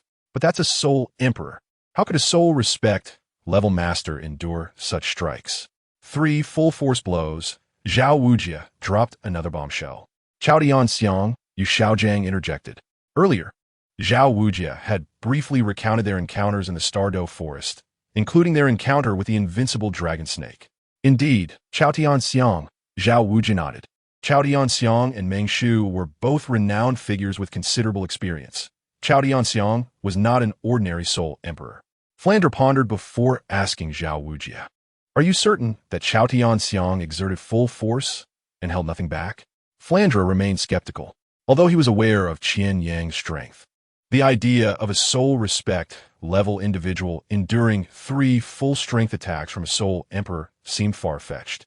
He recalled how long it had taken Qian Yang to overcome the challenge he had posed during their training. Seeing that Flandre doubted his words, Zhao Wujia retorted, "Damn it. He even used a 10,000-year spirit ring for his 6th soul skill. Was that woman holding back? A 10,000-year spirit skill?" Flandre and Yu Xiaojing exchanged glances. It seemed that the name of Shrek was no longer sufficient to intimidate this extraordinary monster. Flandre lamented. Chapter 52. The 10 Core Competencies of Martial Souls. Qian Yang opened his eyes. This time, he was greeted not by the verdant forests, but by the familiar decor of his dormitory, which brought him an inexplicable sense of comfort. In the Stardow Forest, Qian Yang's heart had been in turmoil, as many matters were beyond his capacity to handle. While he was unafraid of ordinary 1,000-year soul beasts, he could not contend with 10,000-year ones. Furthermore, the Stardow Forest was not solely inhabited by soul beasts. There were formidable entities like the Dragon King Meng Per. Had Meng Yiran not intervened, it was uncertain whether they could have returned unscathed. Qian Yang glanced around. Oscar was still fast asleep, while Tang San's bed was empty. At this hour, it was likely that the King of Rolls had already ventured out to commence his training. Qian Yang yawned, contemplating whether to indulge in a brief nap. Yet, at that moment, his stomach grumbled. Honestly, can we not have a soul skill that doesn't require a soul curse? Qian Yang cast a glance at Oscar. Despite having a food-type soul master nearby, Qian Yang felt no desire to partake in his culinary offerings. After a simple meal in the cafeteria, as he pondered whether to return to his dorm for a nap, the bell belonging to Principal Flandre resonated. Reluctantly, Qian Yang made his way to the playground. "Why did the teachers have to bring us here?" Ma Hongjun grumbled, rubbing his eyes, clearly still half asleep. He glanced at the 3 teachers on the playground. He recognized all of them, so there was no need for introductions. "All right, fatty, just stay put," Dai Mubai remarked, noticing Qian Yang and the 3 girls approaching. Though undeniably handsome, and once successful in matters of the heart, Qian Yang found himself constrained in this new environment. On the way, he encountered Xiao Wu and the others, and they proceeded together. Oscar arrived just in time, panting heavily, clearly having run to catch up. As he joined the group, he patted his chest, relieved that the principal had not yet arrived. A glance at the teachers revealed that neither Flandre nor Zhao Wujin was present. "Don't you possess a 3rd soul skill?" Qian Yang remarked with a hint of disdain, nudging the floppy Oscar. "Couldn't you have flown here?" The realization dawned on Oscar. All right. His eyes brightened. "How could I forget? I still have my mushroom sausage." "There's no need to announce that," Qian Yang replied, bemused, while the girls nearby stifled their laughter. Oscar, however, appeared unconcerned, knowing that these girls were not his to impress. Had there been other girls present, he might have toned down his antics. But with Xiao Wu and the others, who belonged to Qian Yang, he felt no pressure. After some discussion, Flandre and Zhao Wujin, accompanied by Yu Xiaojing, arrived at the playground. "Is everyone here? I have several announcements to make," Flandre stated, scanning the group. "Who is that?" Oscar inquired, looking at Yu Xiaojing. The other students also turned their attention to him, as they were well acquainted with the other teachers, but Yu Xiaojing was a new face. Of course, Qian Yang, Xiao Wu, and Tang San recognized him and were not surprised, merely glancing at the silent Tang San. "First, let me introduce our new students to the faculty of this academy," Flandre said, gesturing to the elderly figures beside him. "This is teacher Li Yusong, a soul emperor with the dragon pattern staff, at level 63. Next is teacher Lu Qibin, with a level 66 star chess martial spirit. Lastly, we have Xiao Xian, a level 71 food system soul saint." At the mention of the food system soul saint, gasps of astonishment arose from the new students. Such rare power, even in any soul master family or the spirit hall, one of this caliber would be revered. Qian Yang's attention was also drawn to the food system soul saint, pondering what flavor a soul saint-s jelly bean might possess. Aside from Xiao, Li and Lu's gazes were fixed on Qian Yang, having heard Zhao Wujin's account of how he withstood 3 strikes from a Soul Emperor. Their interest in taking him as a disciple had almost led to a quarrel, only to be dispelled by Zhao Wujin's lighthearted comment. Honestly, I do feel awkward taking him as a student. You two can take him instead. He can already withstand 3 of your strikes, and he has only 12. Zhao Wujin's words jolted them back to reality, and they ceased their thoughts of apprenticeship. After introducing the 3, Flander moved to Yu Xiaozhang's side to provide a more detailed introduction. This is Qian Yang, Tang San, and Xiao Wu, whom you all know. But let me introduce you to our esteemed master. Clearing his throat, he surveyed the group. Dai Mubai nudged the drowsy Ma Hongjun, who, upon looking forward, collided with Flander's gaze. Flander smiled at him, prompting Ma Hongjun to stand at attention. He is the one who, through his research, proposed the 10 core competencies of martial spirits, hailed as the strongest theorist of martial spirits and the wisest soul master. He is also Tang San's mentor, Mr. Yu Xiaozhang. He is my old friend, and we have known each other for decades. From now on, you may refer to him as Master. Dai Mubai turned to Tang San, recalling their experiences in the Stardow Forest with soul beasts. No wonder, he mused, realizing the significance of Tang San's teacher. The interplay of Tang San's capabilities and Yu Xiaozhang's reputation elevated the latter's stature in their eyes. Only Qian Yang remained unconvinced, pondering the validity of Yu Xiaozhang's so-called 10 core competencies of martial spirits. The first point, he mused, seemed almost trivial. Inherent soul power levels correlate with the strength of the martial spirit. Is this even worth researching? Are the people of Douluo continent so not VE? This concept is self-evident. The second point was equally unimpressive. There are no worthless martial spirits, only soul masters who cannot cultivate. Qian Yang wondered if the Shrek Academy truly had no worthless martial spirits. After all, Ma Hongjun's evil fire phoenix was hardly worthless, and neither were Dai Mubai and Zhu Zhuqing. Even Ning Rongrong possessed the top-tier 7 treasure glazed tile. Oscar, a food system soul master with full innate soul power, drew admiration from Xiao. As for Tang San, he certainly had no reason to be considered lacking with his Haotian hammer. How then could Yu Xiaozhang assert that there are no worthless martial spirits? The third and fourth points seemed even more simplistic. There are only weapon spirits and beast spirits. Weapon spirits are primarily supportive, while beast spirits focus on offense. Qian Yang found it hard to comprehend how such elementary notions could be labeled as theory. As he continued to reflect, he could not fathom how Yu Xiaozhang could be called a master. If proposing these theories granted him that title, then Qian Yang must surely be a professor. It made him question the intelligence of the inhabitants of Douluo continent. Listening to his companions, Tang San nodded coolly and said, "That is my teacher. From today onward, all instruction will be under Master S complete authority, and we will all cooperate," Flander informed the group. Qian Yang thought it was time to depart. Whether to endure Yu Xiaozhang's teachings on tire flipping or frog leaps seemed less appealing than honing his skills in the military. Yu Xiaozhang nodded at everyone, acknowledging them with a piercing gaze. As Dai Mubai and the others faced such penetrating gazes, they instinctively straightened their spines. Only Qian Yang remained unmoved. Today, everyone will have a day off to rest. We will resume formal classes tomorrow. During this journey to the Stardow Forest, both Oscar and Tang San have reached level 30. Xiao Wu, Ning Rongrong, Ma Hongjun, and Zhu Zhuqing, you must strive to catch up to your peers, Flander continued, subsequently handing over the floor to Yu Xiaozhang. Yu Xiaozhang's expression was devoid of smiles, his demeanor as rigid as ever. At times, Qian Yang wondered if Yu Xiaozhang had become foolish from his studies, resembling a living statue. There are only 8 of you in the academy now, and you have become a cohesive unit. I have reviewed your resumes and will devise some special training methods for you.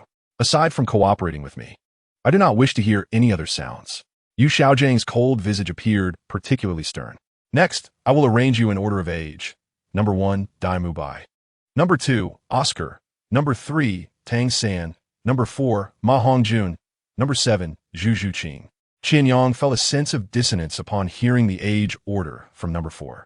As he was slightly younger than Tang San and slightly older than Ma Hongjun, logically, he should have been designated as number 4.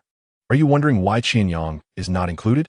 Yu Xiaozhang seemed to have discerned Qian Yang's inner confusion and spoke up. Qian Yang's strength requires no collaboration. He embodies a complete entity on his own. If your team works together, then Qian Yang is the ultimate solo warrior. Yu Xiaojiang stated blandly. Well, Xiaogang, you certainly have an eye for talent, Qian Yang thought to himself, amused. A flicker of displeasure crossed Tang San's gaze as he glanced at Qian Yang's back, a flame of jealousy igniting within him. Why? Why does such a person exist in this world? I, Tang San, have faced death countless times, slaughtered many within the Tang sect, including elders, masters, and brothers. I have spilled blood that stained the entire Tang sect, leaving no one alive within its walls. This is what has brought me to my current achievements. Yet, what gives you the right to possess such power? Tang San's heart roared with resentment, the emotions threatening to materialize. Suddenly, Qian Yang turned around, and Tang San's gaze quickly returned to calm, a serene smile gracing his face. Strange, Qian Yang told, sensing something had been glaring at him moments before.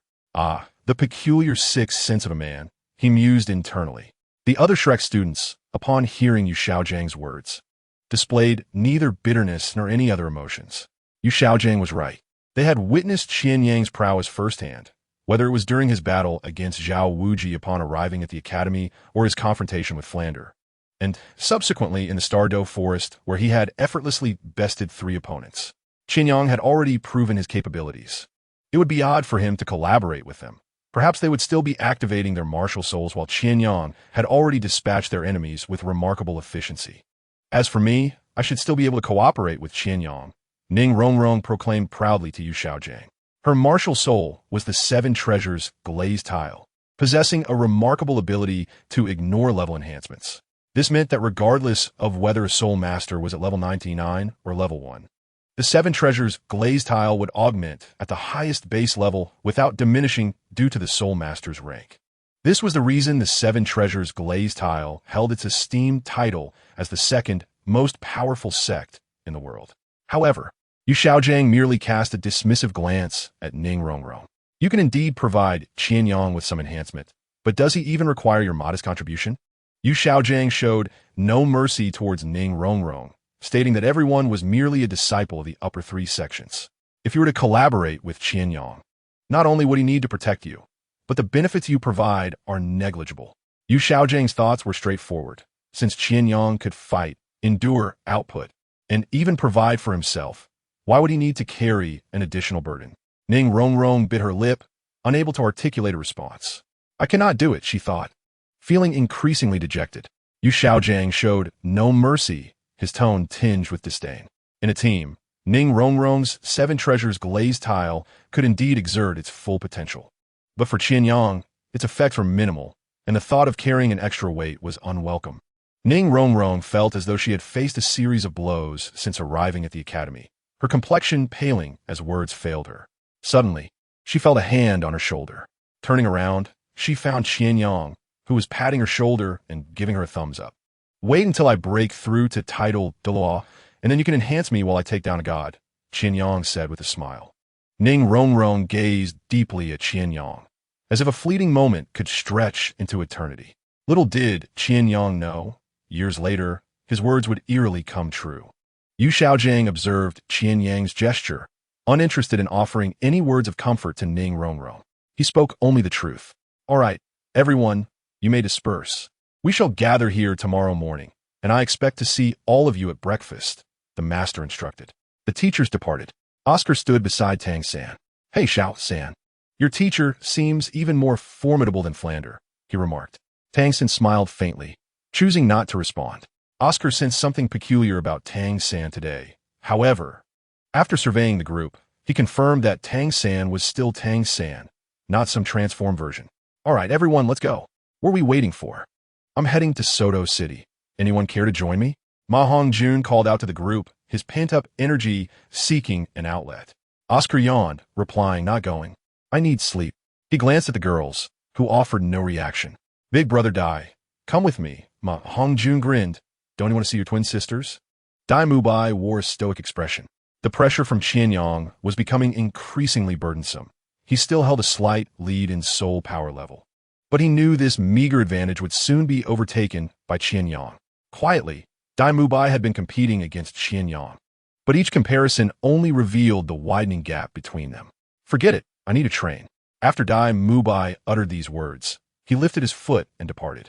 Xiao Wu and Ning Rongrong returned to get their beauty sleep, leaving only Zhu Zhuqing behind.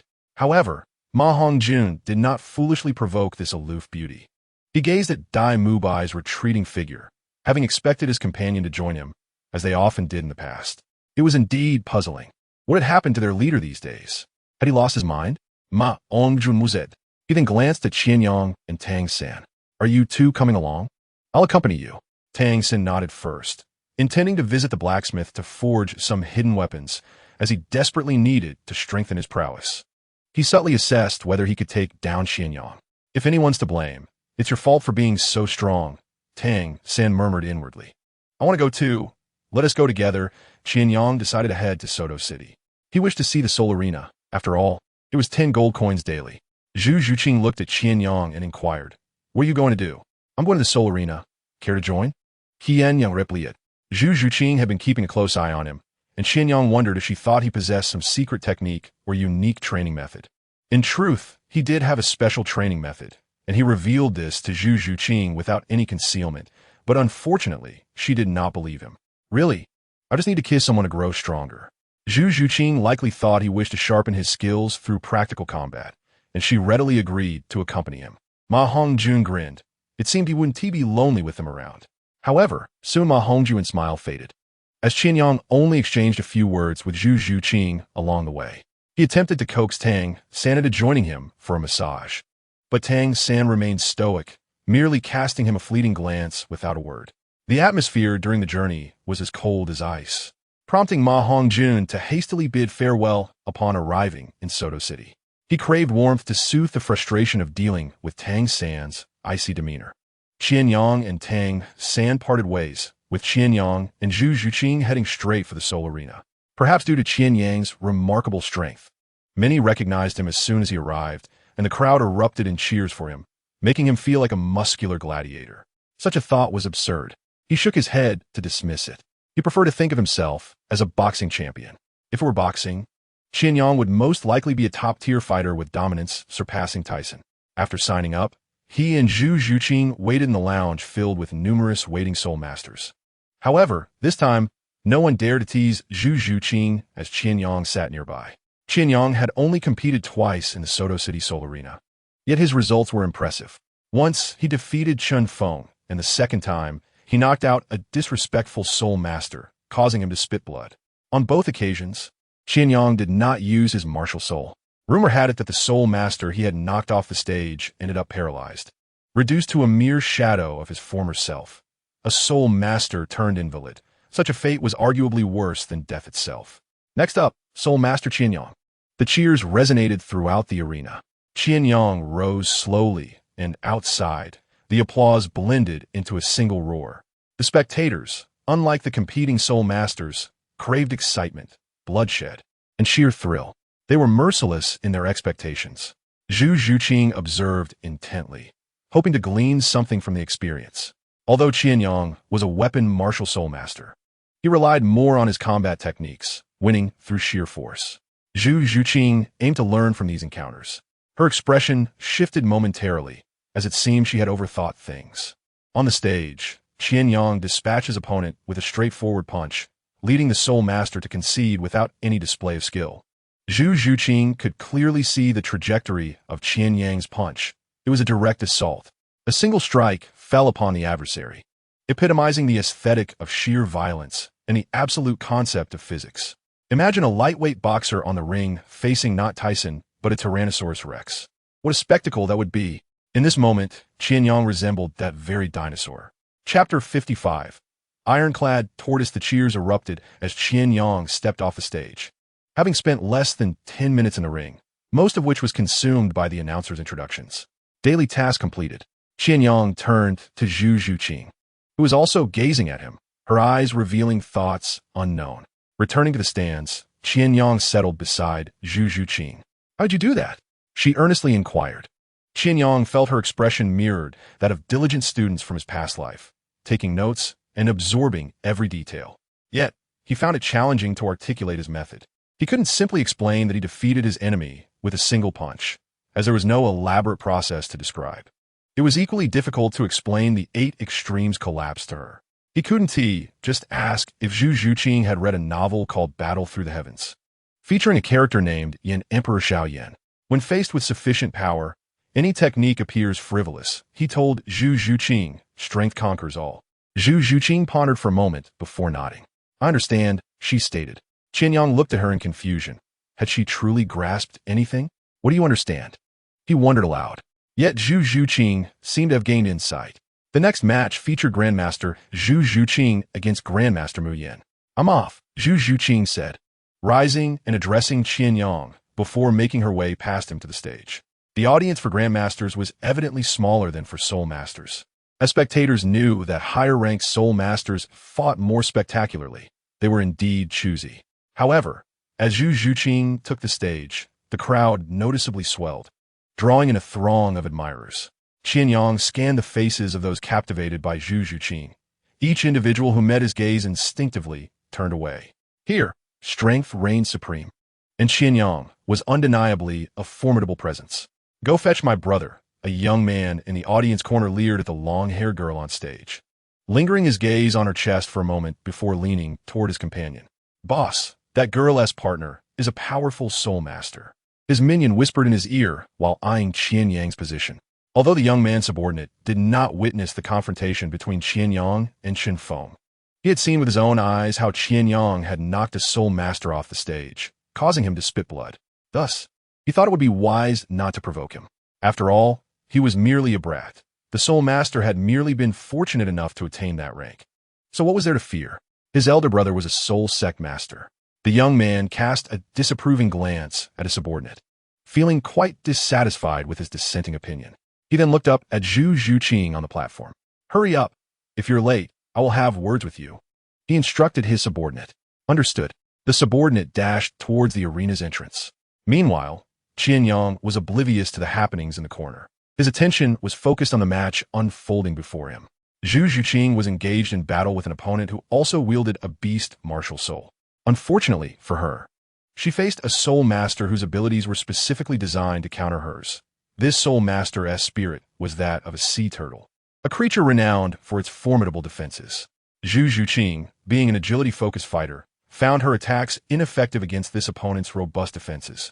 In contrast, the opposing soul master merely needed to remain stationary to exhaust most of Zhu Zhuqing's stamina. As he observed the clash on the arena, Qian Yang was reminded of a toy from his previous life, the spinning top. He marveled at how toy manufacturers could create tops that were categorized into various types: endurance, defense, attack, and hybrid. Zhu Zhuqing was clearly an offensive type, and speed types like her were most vulnerable to defensive types. The situation on the stage mirrored this dynamic perfectly. Despite Zhu Zhuqing's fervent attempts, she could not breach her opponent's defenses. Give up. You cannot break through my defense, the opposing soul master taunted. In the ocean, this soul master's spirit beast was impervious to threats from soul beasts several hundred years its senior, as it could simply retract into its shell. Its hard shell served as an excellent barrier. However, not all soul beasts were powerless against it. A certain avian soul beast could lift this type of creature and drop it from great heights, resulting in a devastating impact. Zhu Zhuqing, maintaining her composure, launched another attack. Yet it proved futile once more. I concede, she said, turning to the referee. Returning to Qian Yang's side, Zhu Zhuqing appeared emotionally unaffected, her demeanor still as icy as ever. However, one could hardly believe that a spirited girl like her felt no inner turmoil. Qian Yang sighed internally. Sometimes, being too resolute could be detrimental. He attempted to console her, saying, "It's all right. It's merely a matter of martial soul counters. It's quite normal." Zhu Zhuqing merely glanced at him, her eyes questioning. Why are you not countered? This question momentarily caught Qian Yang off guard. Upon reflection, he realized there was indeed nothing that could counter him. With the acquisition of his second martial soul, the Shanhai Jing, Qian Yang's previously disadvantaged aerial capabilities had been significantly bolstered. His only weakness had been addressed. In terms of strength and speed, few could rival him. Typically, soul sect masters fell short. When it came to explosive power, there was no need for discussion. The Tianhua Sanxian Bian could instantly elevate Qian Yang's soul power to the threshold of level 40. In terms of endurance, His soul power was among the highest within his rank, and the refining effects of his fallen heart flame had enhanced his physical capabilities to an extraordinary degree. While his control with the Qian Yang ceremony appeared lacking, that was solely due to the overwhelming strength of his opponents, Zhao Wuji, Flinder, and Qian Yang also possessed skills in hidden weapons and ninjutsu. After some contemplation, he turned to Zhu Zhuqing and said earnestly, "In truth, I too have moments of being countered." "When?" she inquired. "When I wish to kiss you," he replied. Zhu Zhuqing's cheeks flushed, the subtle blush on her otherwise cool face resembling the delicate bloom of a snow plum. "Speak properly. Let us go home," she urged, rising and placing her hand in Qian Yang's. With money in hand, Qian Yang and Zhu Zhuqing made their way outside. After walking for a while, Qian Yang suddenly sensed that they were being followed. He gently rubbed Zhu Zhuqing's palm, causing her to glance at him in confusion. He whispered, "Someone is trailing us. Do not unleash your martial soul, and do not look back." Trusting Qian Yang implicitly, she followed as he led them into a secluded alley. Chapter 56. No prize for answering correctly after what felt like an eternity. Qian Yang assessed their surroundings and concluded they had arrived at a suitable location. "Time to send someone to their grave," he announced, turning to address the empty air behind him. "All right, come out. What are you hiding for? Aren't you tired?" Suddenly, the previously empty alley was crowded with figures, led by a burly man in a tank top who grinned maliciously at Qian Yang. Well, kid, you've got guts. Knowing we're following you, yet still daring to come here. This is what they call the path to heaven you refuse to take, yet you stumble into hell." The surrounding lackeys seemed eager to showcase their bravado in front of their leader. The burly man ignored them, his gaze fixated on Zhu Zhuqing. "If you had taken the main road, we would have been hesitant to act. But since you've chosen this route, you're ours now."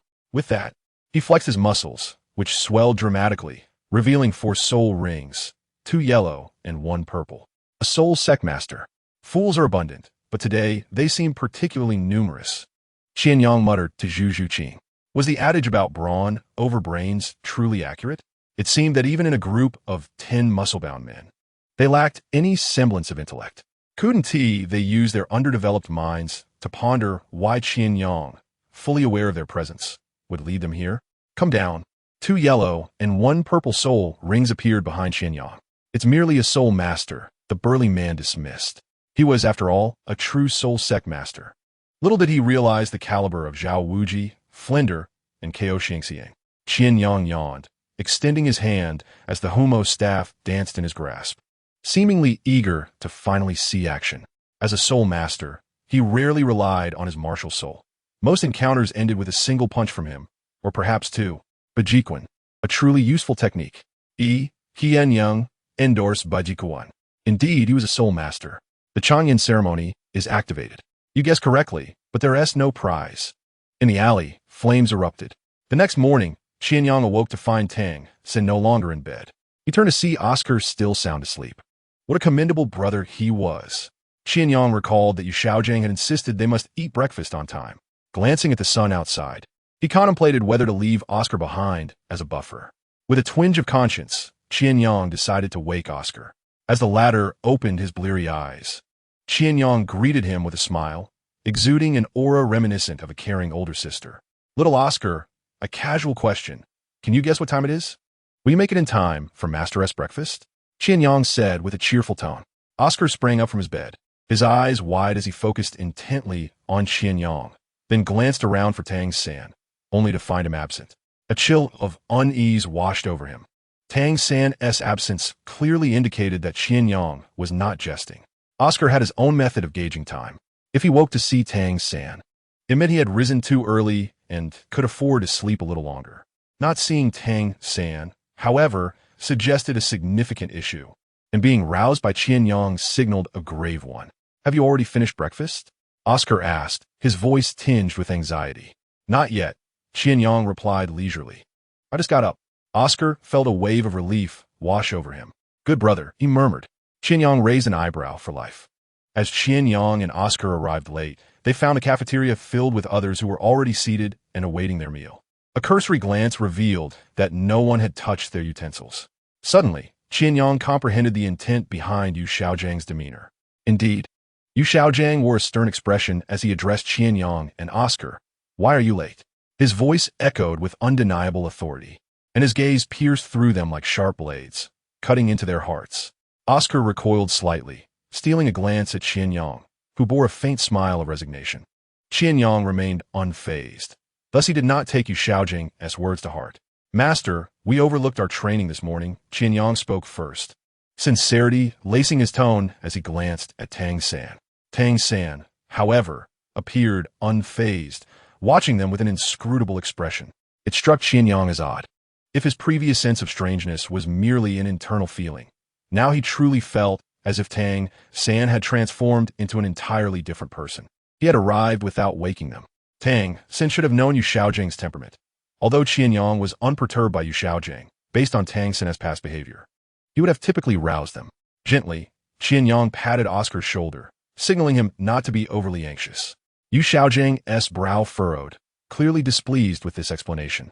He stood and walked toward them, his gaze intense as if to penetrate their very souls. Being late is a disregard for time and a lack of respect for others.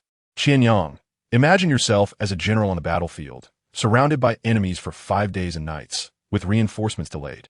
If the reinforcements informed you that they were late due to eliminating a band of mountain thieves, would you accept that excuse? Yu Xiaojing's words rang out, chilling the atmosphere in the cafeteria. Qian Yang fell silent. He knew he was in the wrong. Though he felt Yu Xiaojing did not merit the title of master, he opted to endure the reprimand. Late is late. Yu Xiaojing's example was apt. Had Qian Yang been that general, he might have executed the leader of the reinforcements. Moreover, Yu Xiaojing scrutinized Qian Yang and Oscar. You both have not even broken a sweat from your morning exercises. Oscar lowered his head, silent as a quail. Just as Qian Yang was about to explain, Yu Xiaojing's gaze swept over his face. Be quiet. Oscar, you speak. Oscar looked to Qian Yang for help. What were you exercising for? He hadn't even had a chance to speak. What are you looking at? Oscar, you speak. Yu Xiaojing pressed, his authoritative presence oppressive. When Yu Xiaojing was serious, he indeed commanded respect, especially from a 15-year-old like Oscar. Qian Yang realized that if this continued, Oscar would likely crumble under the pressure. He interjected, Master, today we were practicing practical combat. I did not ask you. I asked Oscar. Yu Xiaojing replied tersely. Is that so, Oscar? Oscar nodded like a chick pecking a grain. He was not entirely inept. Why didn't you break a sweat during practical training? Yu Xiaojing pressed further. Because I'm too weak, Master. Qian Yang defeated me with just one move, so neither of us broke a sweat. Oscar blurted out. A ripple of laughter erupted from the table, not just from Ah Hongjun, but from several others as well, for Oscar's tone was quite self-assured. Qian Yang secretly gave Oscar a thumbs up. His quick wit was commendable. With Oscar's defense, Yu Xiaojing fell silent. After all, Oscar was a food-type spirit master, not particularly adept at one-on-one combat, especially against Qian Yang. You mean you 1T break a sweat going one-on-one with Qian Yang? Yu Xiaojing's expression remained stern, but it was clear he did not believe Oscar's claims. He was not naive. Had Oscar been discussing one-on-one training with anyone else, Yu Xiaojing might have believed him at least somewhat.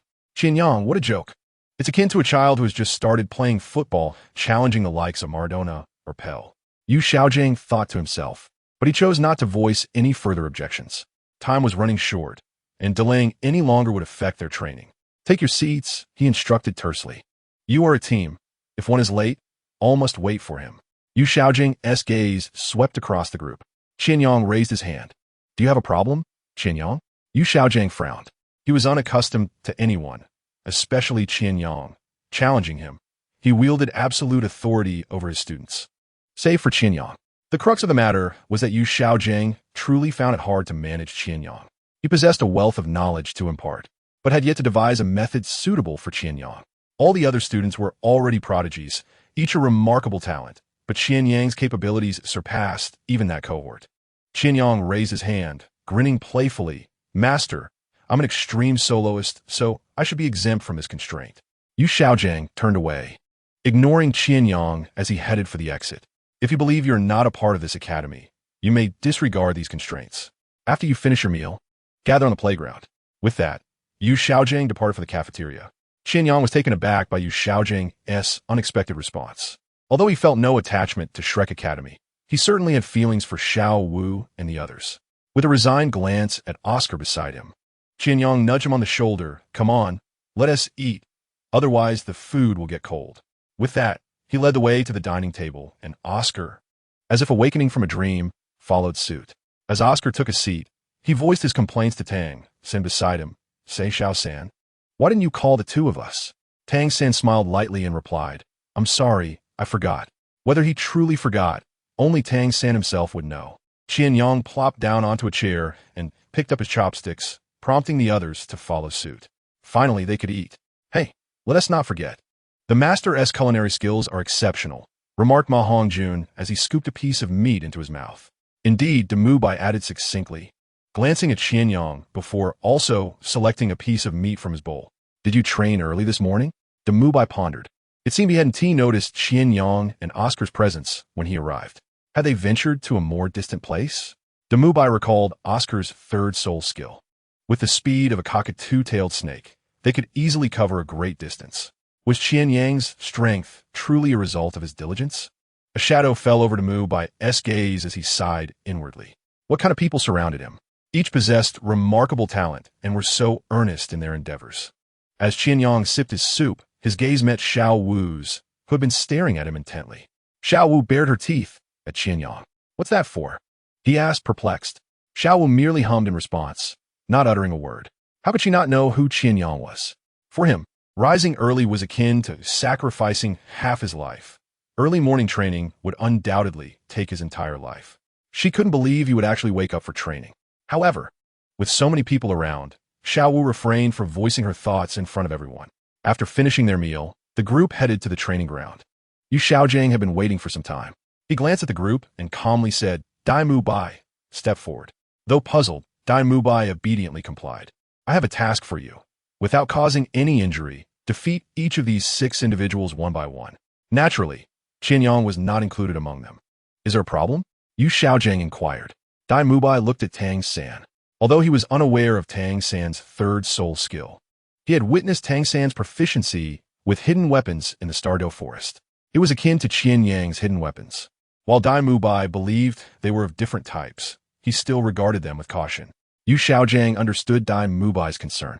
Tang San, you're not allowed to use hidden weapons during this process. After that, he turned back to Dai Mu Bai. Any further questions? Dai Mu Bai shook his head. Although he knew that Tang San's strength was not as simple as it appeared, being the eldest among them and unable to defeat Qian Yang was one thing. Failing to best Tang San would be another. Let us begin, Xiao San. I won't hold back, Dai Mu Bai announced. All right, Tang San smiled, equally prepared to give his all. Dai Mu Bai's muscles tensed, resembling a white tiger poised to strike, his martial spirit being the evil white tiger. His eyes gleamed with a fierce combat spirit. The white tiger was known for its lethality and bloodlust. With slightly bent legs and clenched fists, he emanated waves of soul power, clearly ready for a full-on confrontation. White tiger, diamond transformation, he declared, 3 soul rings levitating around him, with the purple one shining the brightest. The instant Dai Mu Bai utilized his third soul skill, it showcased his seriousness in facing Tang San. Tang San, however, remained composed, slowly raising his hands with subtle movements of his fingertips. His gaze was deep and calm, as if he could perceive every subtle action from his opponent. In truth, he could indeed discern Dai Mu Bai's movements. The light of the purple extreme magic eye flickered in Tang San's eyes. With a gentle utterance, he said, Come. The air seemed to ripple with nearly imperceptible waves. Dai Mu Bai let out a low growl, charging towards Tang San like a fierce tiger descending from the mountain. His fist slicing through the air with a powerful wind aimed directly at Tang San's chest. Yet, just as his fist was about to make contact, Tang San's figure shifted like a specter, effortlessly evading the heavy blow. This was a Tang sect secret technique, the ghost shadow perplexing step. The command was not directed at Dai Mu Bai. Looking down, Dai Mu Bai noticed that, unbeknownst to him, blue-silver grass had sprouted wildly, ensnaring his feet. It's over, Qian Yang realized as the blue-silver grass began to climb up Dai Mu Bai's legs, reminiscent of Zhu Zhuqing's helplessness against the defensive soul master. For a powerful assault type like Dai Mu Bai, facing Tang San's control type was indeed a challenging endeavor. After all, Tang San was undeniably strong. Chapter 58, You Go. No use of martial spirits, the claws of the white tiger did not tear through the blue-silver grass. Watching the scene unfold, Qian Yang noted that the toxins from the blue-silver grass were already beginning to spread through Dai Mubai's body. He confirmed that this was not the Tang San he once knew, or rather, not the same Tang San he had known before. When did everything begin to change? Qian Yang's thoughts drifted away. Stop, Master called, putting an end to the decisive match with Tang San as the victor. He glanced at Tang San, stating, "It was deemed necessary to use your third soul skill." Tang San chuckled lightly. "It's a rare opportunity for a practical test. I wanted to see how it goes." Completely disregarding the impact the toxins would have on Dai Mubai. Dai Mubai's complexion had turned a shade of purple, clearly indicating signs of poisoning. "You should be more cautious when dealing with your companions," Yu Xiaojing admonished. "Yes, master." Tang San stepped forward. "Dai Lauda, I'll help you with the antidote." A jade-like glow appeared in Tang San's hands. This was another Tang sect's secret technique, the Xian Jade Hand. Through Tang San's guidance, the toxins within Dai Mubai's body were dispelled. Dai Mubai cast a deep glance at Tang San, saying nothing, perhaps rendered speechless by the paralysis caused by the poison coursing through his nerves. "You two, return to your positions." Yu Xiaojing maintained his stern expression, revealing no hint of emotion. "Dai Mubai, tell me, what is the strongest ability of a control-type soul master?" "Control," Dai Mubai replied, feeling somewhat gloomy. Having just been defeated in one move by Tang San, he found it hard to feel elated. Upon hearing Yu Xiaojing's question, Dai Mubai answered, "What other ability could a control-type soul master possess besides control?" "Exactly," Yu Xiaojing nodded. "Control abilities are typically unique to control-type soul masters." At this point, he cast a faint glance at Qian Yang, noting that as a battle soul master, his possession of control abilities was indeed inconsistent with the logic of martial spirits. Generally speaking, control-type soul masters have weak attacks, excelling in their control abilities. Yu Xiaojing then glanced back at Tang San. It was evident that Tang San was not among the control-type soul masters with weak attacks. Each of them stood out remarkably. Below level 60, an exceptional control-type soul master could easily subdue a soul master within 10 levels of him, unless one's martial spirit countered his. Otherwise, the best strategy was to maintain distance. Yuxiagang's voice bore a hint of sternness. "Tell me, Dai Mubai, did you create distance from Tang San just now?" "No." Dai Mubai bowed his head, acknowledging the truth. Although he had been vigilant, employing the white tiger transformation from the outset, he had not distanced himself from Tang San. On the contrary, he had sought a swift resolution.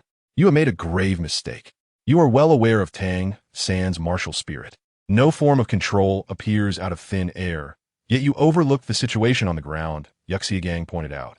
Dai Mubai lowered his head even further, resembling a diligent student listening attentively to a teacher, despite his towering stature. Yuxiagang's theories may have seemed absurd, but his words were indeed insightful, as Qian Yang mused. Dai Mubai, fully cognizant that Tang San's martial spirit was blue silvergrass, had failed to pay heed to the ground beneath him. "Reflect on this. When you compete against Tang San next time, I hope to see a different version of you," Yuxiagang advised. "Yes, master," Dai Mubai replied. Yuxiagang nodded and turned to Qian Yang. "Now, it is your turn. Just as with Dai Mubai, defeat each of these opponents one by one." Qian Yang stepped forward. "Master, can I concede?" Emma Hongjun lamented, truly reluctant to face Qian Yang. He could hardly imagine what he might gain from an encounter that would surely result in his utter defeat. If the purpose of sparring was mutual improvement, an overwhelming victory from one side would hardly yield such results. Moreover, the disparity between them was as vast as a chasm. Ma Hongjun recalled how, during their previous confrontation, his flames had yielded beneath Qian Yang's might. Without his flames, how could he possibly contend with Qian Yang? Would he resort to mere fists? Yet, it seemed that Qian Yang excelled even in that regard. Yuxiagang cast a glance at Ma Hongjun, responding coldly no. Ignoring the lamentations of Ma Hongjun and Oscar, Yuxiagang imposed several restrictions upon Qian Yang. Like Tang San, no hidden weapons are permitted. This first rule was reasonable. However, the next made several stifle their laughter. You are not allowed to use your martial spirit. A soul master forbidden from utilizing their martial spirit was both amusing and a testament to Qian Yang's prowess. "I recognize your strength and speed," Yuxiagang observed. "So, is that acceptable?" Qian Yang nodded, signaling with a gesture indicating no issues. Although Yuxiagang did not comprehend Tang San's hand sign, he understood Qian Yang's intent from his nod. Qian Yang, you will face Tang San first. Do you require a replenishment of soul power? The latter part of the statement was directed at Tang San, who shook his head. Dai Mubai felt somewhat uneasy. Earlier that morning, he had heard Oscar say that Qian Yang had dispatched him with a single move, both of them hardly breaking a sweat. At that time, he had found it amusing. Now, the reality of the situation bore down upon him. Very well, let us begin, Yuxiagang declared. With Yuxiagang's command, Qian Yang and Tang San faced each other, entering a state of confrontation. The atmosphere seemed to solidify, every breath taken cautiously. Everyone anticipated who would emerge victorious from this clash. If Qian Yang were allowed to utilize his martial spirit, the outcome would be evident. No matter how formidable Tang San might be, he would not surpass Qian Yang. However, with the restriction against using his martial spirit, Qian Yang was confined to physical attacks. While Tang San, precisely the type of control-type soul master capable of countering such assaults, stood ready. Dai Mubai observed intently, eager to learn how Qian Yang would engage Tang San without resorting to his martial spirit. Qian Yang's form shifted slightly, akin to a cheetah poised to pounce. While Tang San's eyes were half closed, the aura of blue-silver grass subtly enveloping him, as if every inch of the ground were connected to him. In an instant, Qian Yang launched forward like an arrow released from a bow, charging straight at Tang San. Yet, rather than evade, Tang San waved his hands, and the dense blue-silver grass on the ground seemed to spring to life, weaving into a resilient net intended to ensnare Qian Yang's advance. Fire Eye, activate. Purple Extreme Magic Eye, activate. Qian Yang discerned the trajectory of the encroaching blue-silver grass. He stepped firmly, leveraging the ground to pivot mid-air, narrowly escaping the grasp of the net, then launched a powerful fist, propelled by the sound of wind rushing past, aimed directly at Tang San's face. Chapter 59. One Force Overcomes 10 Skills. Dai Mubai had just erred fatally by failing to observe the ground beneath him. Tang San's martial spirit was, after all, blue-silver grass, ubiquitous yet often overlooked due to its commonality. However, before Qian Yang's keen perception, every subtle movement was laid bare. Golden light and violet light met in a fierce gaze. Tang San activated his ghost shadow perplexing steps, retreating to create distance from Qian Yang. He was acutely aware of the power behind Qian Yang's punches. Even though Tang San possessed some martial skills himself, he realized that his own abilities could hardly pose a threat to Qian Yang. As their forms intertwined, Dai Mubai scrutinized the two figures intently. Although he had witnessed Qian Yang evade Tang San's control with finesse, he was uncertain if he could replicate Qian Yang's movements. Could he truly execute such a sudden shift in midair? As a prince of the Star Luo Empire, Dai Mubai harbored a sense of pride. Yet, during his time at Shrek Academy, encountering individuals like Qian Yang and Tang San, he found his pride to be insignificant. Despite being a few years their senior, he felt dwarfed by their capabilities. Meanwhile, the battle on the field raged on. Tang San flickered like a specter, weaving through the arena. The blue-silver grass martial spirit subtly extending around him, slender vines silently intertwining beneath the surface, patiently awaiting the opportune moment. The all-pervasive blue-silver grass had transformed into Tang San's most effective weapon. Qian Yang understood that to triumph over Tang San, he needed to close the distance. Although he still possessed the fallen heart flame, which could effortlessly incinerate the blue-silver grass, Tang San presented a formidable challenge, prompting Qian Yang to reserve some of his power. The blue-silver grass surged upwards, morphing into a web-like cage aimed at ensnaring Qian Yang. Behind Tang San, a purple soul ring shimmered, emanating from the spirit of the man-faced demon spider. Tang San fixed his gaze upon Qian Yang, fervently channeling his soul power. Earlier, when utilizing his third soul skill against Dai Mubai, he had not exerted his full strength. Dai Mubai was not worthy of it. Now, however, Tang San's soul power surged, expending itself to ensure that his next attack would deliver a decisive blow. 8 Extremes Collapse. Seeing this, Qian Yang's eyes gleamed with golden intensity. In his vision, everything appeared to unfold in slow motion, the grass stems rising, the faint purple light reflecting in Tang San's eyes, and the expressions on the faces of Yuxiagang and the others. Even from 50 meters away, The web spun by a large tree was clearly visible in Qian Yang's eyes. He roared, fists clenched, as if he could tear apart the very air itself, charging toward Tang San with an overwhelming ferocity. Just as the cage was about to engulf Qian Yang, an unexpected surge of momentum enveloped him. The transformation of the heavenly fire threefold change occurred. Yu Xiaozhang's gaze sharpened. He was aware that Qian Yang possessed a means to abruptly enhance his strength. Zhao Wujing had informed him of this. Yet he never anticipated that such a surge could occur without the need for a martial spirit. Qian Yang's soul power instantaneously ascended to the level of 40. And although he did not rely on a martial spirit, the amplification of his power allowed him to exert greater force. He leapt once more, executing a double jump in midair. The onlookers were rendered speechless, and Dai Mubai was particularly taken aback, pondering what he could possibly learn from this. Suddenly, he recalled the day Zhu Zhuqing attempted to learn from Qian Yang. A control-type soul master and a battle soul master. Why were their movements so agile? Tang San clearly did not expect Qian Yang to showcase a double jump. Stunned, he quickly made a decision: retreat. In a one-on-one scenario devoid of defined combat boundaries, Tang San was virtually invincible. As a control-type soul master wielding the blue-silver grass martial spirit, his soul power consumption was minimal. Moreover, he possessed the Tang Sect's ultimate technique, the Ghost Shadow Misty Steps, allowing him to maintain distance from his opponent. Qian Yang soared into the air, evading the blue-silver grass cage before crashing down heavily, causing the ground to fracture. If it were moments ago, it would have been exceedingly difficult for Qian Yang to close the gap with Tang San, especially without utilizing his martial spirit or the second martial spirit, the Flame Pulsar. The disparity between physical prowess and agility was significant. However, the situation had drastically changed. Following Qian Yang's surge in power, the comprehensive enhancement brought forth by his soul power elevated his speed to new heights. Upon landing, Qian Yang launched himself forward with explosive force. Each step caused the ground to tremble slightly. His movements, though heavy, were remarkably nimble.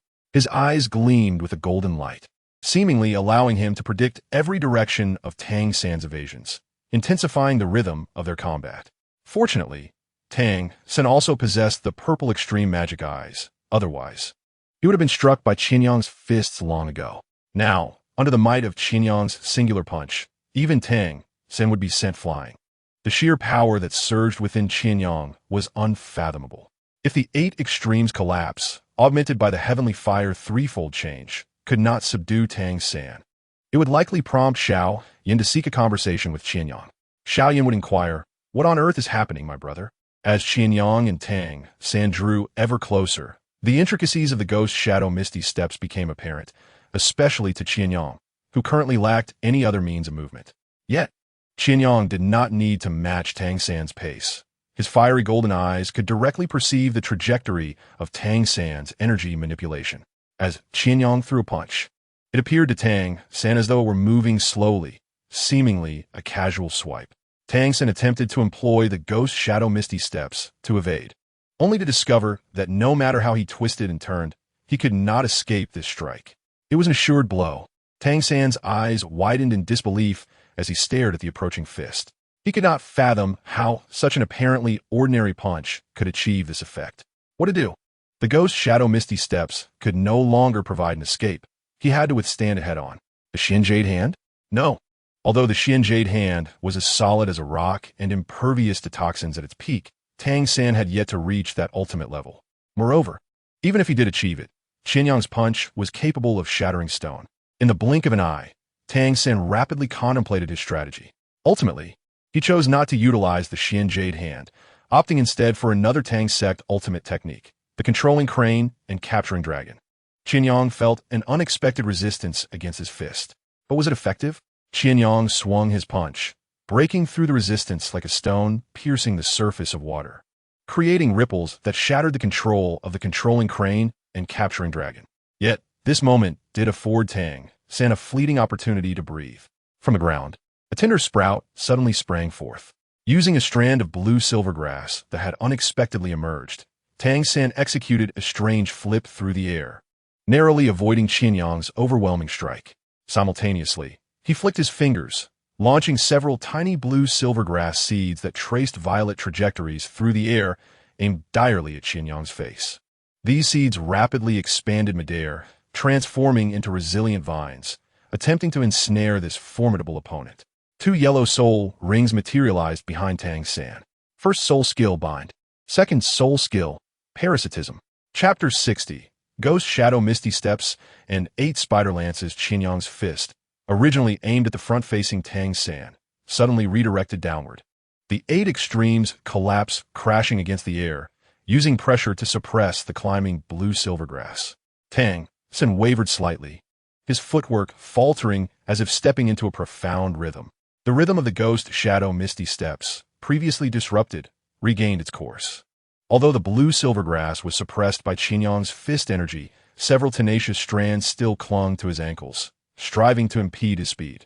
Indeed, Tang San's blue silvergrass was remarkably resilient, especially after absorbing the spirit ring of the man-faced demon spider, elevating its toughness and toxicity to new heights. Are they still human? Ma Hongjun rested his chin on his hand, concerned that if he did not, his jaw might drop in astonishment. Oscar held his forehead. With everyone in the same dormitory, was there really such a vast disparity in their abilities? Ning Rongrong and Xiao Wu's beautiful eyes were fixed upon Qian Yang, each lost in their own thoughts. Zhu Zhuqing gazed at Qian Yang, recalling his words in the Star-Doe forest. If I kiss you, I can become stronger. Could a kiss truly bestow strength? Should she give a try? Among the crowd, the most attentive observer was Yu Xiaojiang. While others marveled at the talents of Qian Yang and Tang San, only he recognized the astonishing combat experience they possessed. This level of instinctual combat knowledge was typically honed over many years by seasoned soul masters. Once more, Qian Yang's fist rose. He had landed, exerting force so tremendous that the ground beneath him caved in, mirroring Zhao Wujing's techniques. Qian Yang surged toward Tang San. Though Tang San had narrowly evaded Qian Yang's previous attack, their distance had closed significantly. The Ghost Shadow Misty Steps had not provided Tang San with enough space. In that critical moment, Tang San's eyes suddenly ignited with a deep blue-violet brilliance, and 8 crystalline, venomous, and terrifyingly penetrating 8 spider lances erupted forth, slicing through the air with a series of sharp sounds, aimed directly at Qian Yang, each one meticulously targeting his trajectory and vital points, filling the air with a chilling aura of death. The external soul attached to the bone, the 8 spider lances. Yu Xiaojing squinted. Just moments ago, he had used the 3rd soul skill against Dai Mubai, and now he employed the external soul attachment against Qian Yang. It seemed he was no longer holding back. However, it now appears that his assessment and understanding of Qian Yang were somewhat lacking. Qian Yang's prowess was evidently far more formidable than he had anticipated. With the sudden eruption of Tang San's 8 spider lances, each lance moved with the agility of a living creature, weaving a deadly web around Qian Yang. His pupils contracted sharply, and a surge of soul power coursed wildly through his body. Instantly, his hands were enveloped in a thick aura of soul energy, and he unleashed the 8 extremes collapse once more, creating a tremor in the air itself. What dog? Qian Yang said inwardly. He refrained from employing hidden weapons or his martial soul, while Tang San had resorted to using external soul attachments, which were tainted with poison. Qian Yang found himself at a disadvantage against Tang San's 8 spider lances. Thus, he could only encase his fists with soul energy for protection. Boom! The moment of collision erupted with a deafening sound as the golden fist shadow clashed violently with the blue-purple 8 spider lances, sending visible ripples radiating outward. Beneath Qian Yang's feet, the ground caved in once more, unable to bear the intensity of their confrontation. Each clash between the lances and his fists was accompanied by the harsh sound of metal striking metal, reminiscent of the most fervent symphony in the heavens. Tang San's gaze was fixed intently on Qian Yang, his blue-purple pupils reflecting a pair of golden eyes. The 8 spider lances danced in the air, each one akin to a serpent emerging from its lair, moving so swiftly that only a fleeting shadow could be discerned. They were not only razor-sharp, but also contained a venom potent enough to corrode iron, saturating the air with a suffocating sense of peril. In a brief exchange, the two fought with such velocity that even Dai Mubai and the others struggled to discern their movements. Even Yu Xiaojiang found it difficult to follow. Qian Yang met force with force. The soul energy within him surged like molten lava, continuously infusing his encased fists. Each strike was accompanied by a thunderous roar as the air was torn apart. Engaging in a head-on confrontation with Tang San's 8 spider lances was indeed a suboptimal choice. Yet, deprived of his martial soul and unwilling to use the falling heart flame, he had no alternative offensive options. Otherwise, with his staff, a single fire would suffice to incinerate Tang San's blue silvergrass. Moreover, he would not have to fight barehanded against Tang San's lances, where he felt so constrained. Suddenly, Qian Yang's form shifted. Moving like a cheetah and utilizing the recoil from his punch, he swiftly retreated several meters, evading the most concentrated assault of Tang San's lances. This was the first time Qian Yang had yielded in this confrontation. Tang San, of course, would not let such a fleeting opportunity slip away. He lightly tapped the ground, propelling himself forward with his lances, appearing as a wraith in pursuit, the 8 spider lances carving breathtaking arcs through the air. Qian Yang recognized the frequency at which Tang San's lances touched the ground, resembling the ghost shadow perplexing step. Tang San had managed to employ the 8 spider lances to execute this technique, and it appeared even faster than when he used it with his legs. Was it true that 8 legs could outpace 2? As Qian Yang retreated, he contemplated the necessity of adapting quickly in the face of Tang San's nearly monstrous combat skills and the terrifying power of the 8 spider lances. The Heaven Fire 3 mysterious transformations could not sustain him for long, and once it concluded, he would face a period of weakness. He was reluctant to resort to the falling heart flame, a last resort. Suddenly, he inhaled deeply, his soul power erupting like a volcanic explosion. Since a direct confrontation was unfeasible, it was time to try something different. Qian Yang growled, twisting his body in an unusual manner, altering his trajectory mid-air. This was a technique he had developed himself. He recalled his battles with Zhao Wujie and Qin Feng, devising a method for short-distance displacement by compressing his soul power and muscles for rapid movement within a confined space. In essence, it was about concentrating energy to achieve peak performance.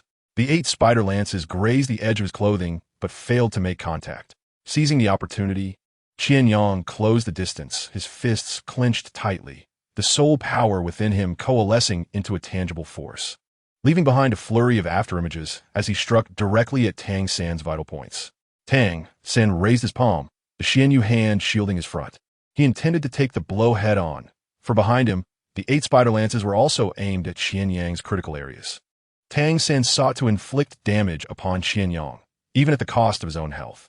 Qian Yang's punch descended unrelentingly, seemingly adhering to Tang San's strategy of not evading. The 8 extremes collapse struck Tang San's Xianyu hand. Although the Xianyu hand could not fully absorb Qian Yang's power, it was sufficient to mitigate a portion of the impact. Tang San instinctively recoiled, allowing Qian Yang's fist to collide with his body rather than his vital points. "Stop!" Yu Xiaojing shouted. The clash between Qian Yang and Tang San unfolded in a flash. And without the keen perception of Qian Yang and Tang San's fiery eyes or the purple extreme demon eye, Yu Xiaojing and the others could not discern the intricacies of their battle. Just as they became momentarily distracted, the intensity of the conflict escalated to a fever pitch. Yu Xiaojing recognized the perilous nature of their exchange. It was no longer a simple sparring match. If this continued, something disastrous could occur. Tang San, of course, had no intention of halting. A cold smirk graced his lips as the 8 spider lances lunged toward Qian Yang. He swallowed a mouthful of blood, determined to witness Qian Yang's flesh torn open. Tang San's gaze was fervent as he looked upon Qian Yang. Despite the searing pain in his chest and the agony radiating from his insides, victory was his. Qian Yang regarded Tang San with indifference, noting the smile on Tang San's face. As Tang San prepared to execute a tactic of mutual harm with his Xianyu hand, Qian Yang discerned his intentions. Alas, it was too late. A glimmer of mockery flickered in Qian Yang's eyes. In the moment Tang San anticipated, Qian Yang's figure transformed into a wisp of smoke. Using the 3-body technique, Qian Yang's body reappeared where a branch had previously rested. He had noticed it during his pursuit of Tang San. Perhaps it had fallen from a tree nearby. This fortuitous occurrence proved immensely beneficial to him. The branch took the place of Qian Yang, becoming the target of the 8 spider lances, which shattered it into countless fragments. Qian Yang's form surged in emotion once more. He clenched his fist, moving with the swiftness of thunder across the grounds. Just as the Heaven Fire 3 mysterious transformations neared its conclusion, his punch's force arrived before Tang San. Little San, I concede. Tang San's expression darkened as he glared at Qian Yang, who spoke to him with a smile. Unable to hold it any longer, he spat out blood. You too, Yu Xiaojing coughed, drawing the attention of Qian Yang and Tang San. With a disapproving expression, he remarked, Do you think you're so impressive?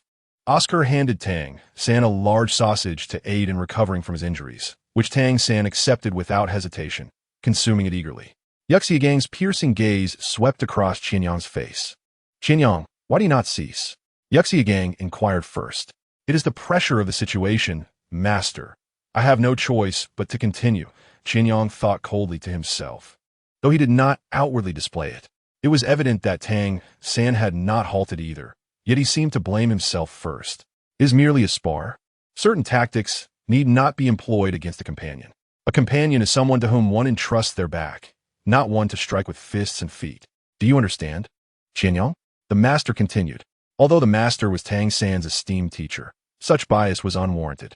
Qian Yang glanced at Yuxiagang without responding. Tang San had deployed his 8 spider lances, and had he not mastered the substitution technique, he would surely have been grievously injured. Damn it! A flicker of golden light ignited in Qian Yang's eyes. An invisible flame gradually burning. This was the fallen heart flame. The master then addressed Tang San. You too. In his treatment of Tang San, the master elevated him only to gently set him down. Is everything all right?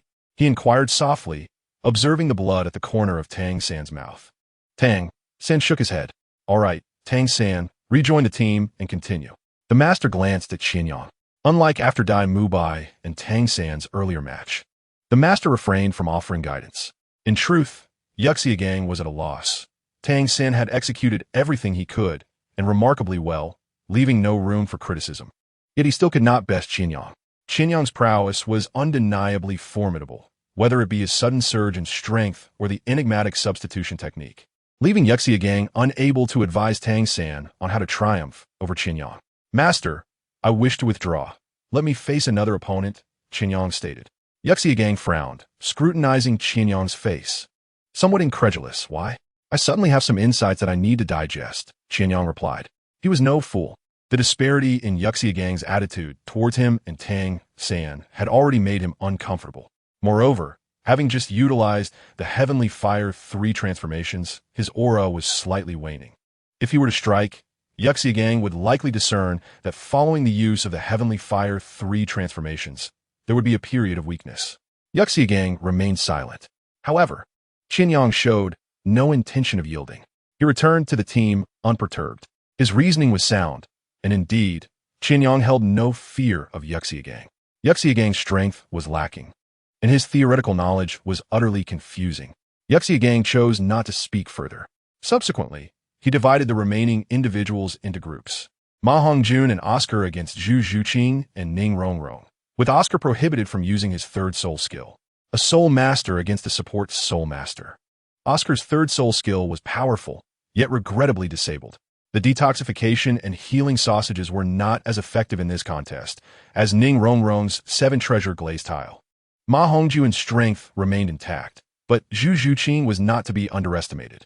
Since realizing that Qian Yang's strength was the result of relentless effort, Zhu Zhuqing had also intensified her training. At the onset of the battle, she relied on Ning Rongrong's speed boost from the 7-treasure glazed tile to deftly evade Ma Hongjun's attacks, causing him to expend most of his soul power without landing a single blow on her. Ultimately, Zhu Zhuqing maneuvered to Oscar's side, swiftly dealing with him before turning her attention to Ma Hongjun. Once the groups were finalized and the matches concluded, Yuxiagang formed a preliminary assessment of their strengths. He first commented on the previous battle, a type of combat he could still evaluate. Listening in, Qian Yang felt he could do the same. Was it not merely the same observations? Why had Ma Hongjun failed to protect Oscar? And what of Oscar's positioning? Had they not heard that it was imperative to prioritize the elimination of a soul master wielding the 7-treasure glazed tile? Perhaps due to his earlier inability to critique the battle between Qian Yang and Tang San, Yuxiagang unleashed a torrent of feedback upon the group. Following this, he sentenced them to carry stones as punishment. Chapter 62. The speed of the flock. Qian Yang found it difficult to comprehend why Yuxiagang was deemed a master. The inability to surpass the 30th level of power was a ludicrous theory, coupled with the harsh training method of carrying stones. Gazing at the bamboo baskets filled with stones at the entrance of Shrek Academy, Qian Yang mused once more about the average intelligence of individuals in Douluo continent. 8 bamboo baskets, woven from bamboo, contained stones of varying sizes, each labeled with their respective names. Upon inspection, Qian Yang noted that his basket contained the most and heaviest stones. Let us go.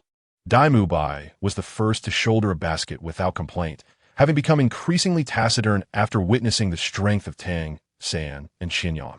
Must we really carry these? Ningrongrong Sikhet. Although her basket was the lightest, as the little princess of the 7 treasure glazed tile, she had never engaged in such labor. No other choice. Xiao Wu shrugged nonchalantly, stepping forward to pick up her basket. Zhu Zhuqing, too, did not grumble and immediately took on her burden. Qian Yang assessed the weight of his basket.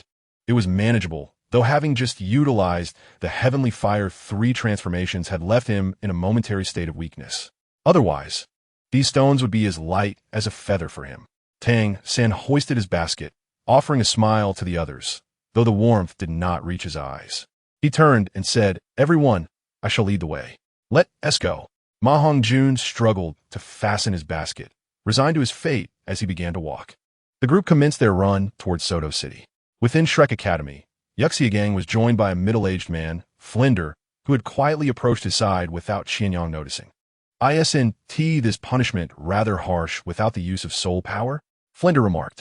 Even he felt that Yuxiagang's prescribed punishment was excessively severe, more so than his own.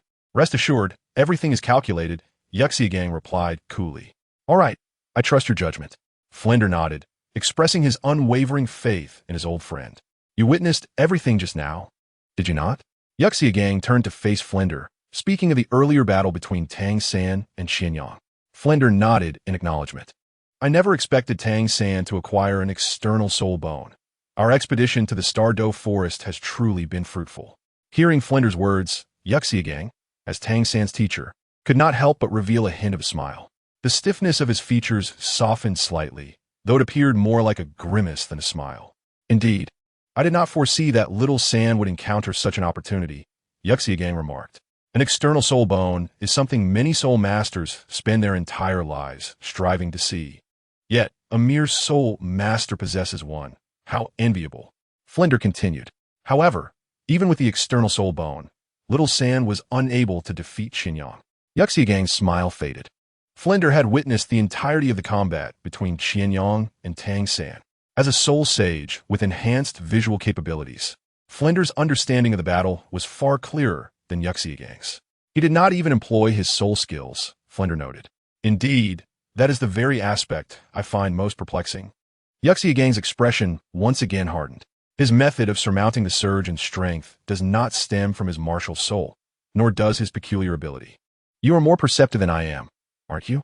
Yu Shaojing glanced at Flinder, whose smile had faded into a serious expression as he nodded in acknowledgement.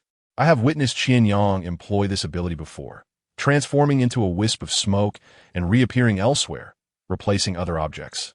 Flinder recalled the scene when he had asked Qian Yang to demonstrate a technique. Yu Shaojing nodded thoughtfully. "In the past 2 years, I have perused numerous documents, yet I have found no descriptions regarding Qian Yang's abilities.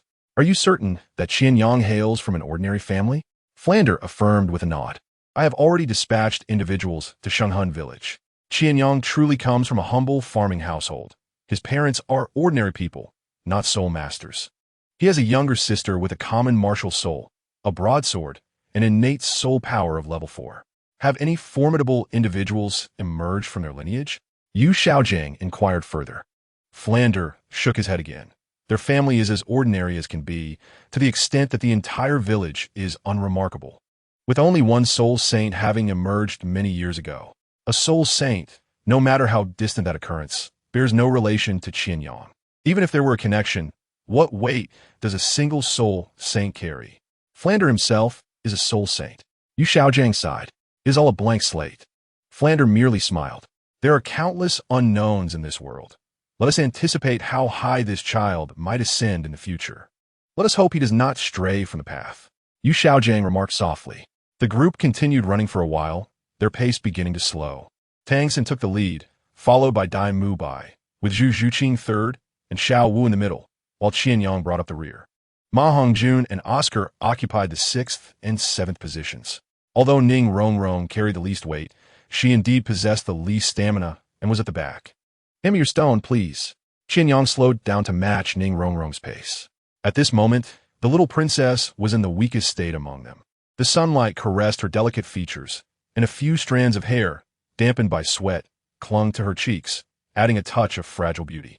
Her eyes, reminiscent of two clear autumn pools, appeared slightly dimmed by fatigue.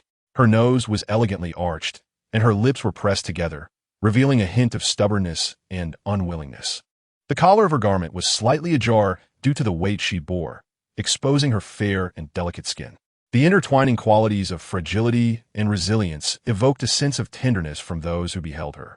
Though Ning Rongrong was reluctant to carry the stone, witnessing her companions manage while she lagged behind, her pride as a princess would not allow her to give up easily, despite the exhaustion weighing upon her. Casting a glance at Qian Yang beside her, Ning Rongrong shook her head. Qian Yang looked ahead. Tang Xin surged at the forefront, fulfilling the role of the leader, controlling the pace of the entire group. As Tang Xin quickened his speed, the entire team followed suit. "This is merely the first leg. We cannot sustain this pace. The herd mentality has disrupted our equilibrium." Qian Yang accelerated, positioning himself beside Zhu Zhuqing. "Zhuqing, slow down your pace, and you too, Xiao Wu. If we continue at this rate, aside from him, Tang San, and Dai Mu Bai, the rest will surely falter." Zhu Zhuqing glanced at Qian Yang and nodded, sensing that the current speed was indeed excessive. The group collectively slowed down, with Oscar and Ma Hongjun following suit. "What is the matter?" Oscar inquired. Chapter 63. Running circles after running 10 laps. "Can you maintain your current speed for 10 more? Qian Yang cast a glance at Ma Hongjun, particularly at Oscar beside him. As an auxiliary soul master, Oscar, along with Ning Rongrong, possessed the weakest physical constitution within their team. "Oh, I see." Ma Hongjun nodded, not lacking in intelligence, and thus followed Qian Yang's lead to ease his pace. A leader of a flock typically governs the speed of the entire group. Only seasoned experience allows one to bear this responsibility. Tang Xin certainly understands how much stamina his current speed would squander. However, now, Qian Yang has seized the prerogative of controlling the pace, positioning himself ahead of Zhu Zhuqing and creating a distance between them and Tang San and Dai Mu Bai, thus taking charge of the speed. "Where are they?" Dai Mu Bai turned back to glance, having previously spotted Zhu Zhuqing. Now behind him lay only the empty country road, devoid of any figures. "They must have lagged behind us." Tang Xin shrugged nonchalantly. "Should we wait for them?" Dai Mu Bai suggested. Tang San surveyed the road ahead. Noting the distance to Soto City, "Let us wait there." After contemplating, Dai Mu Bai agreed with Tang San's perspective. When Qian Yang's group arrived at Soto City, Tang San and Dai Mu Bai had already been waiting for some time. Compared to the panting Ning Rongrong and Oscar, Tang San and Dai Mu Bai appeared quite relaxed. Their physical capabilities were evidently superior to those of Ning Rongrong and her companions.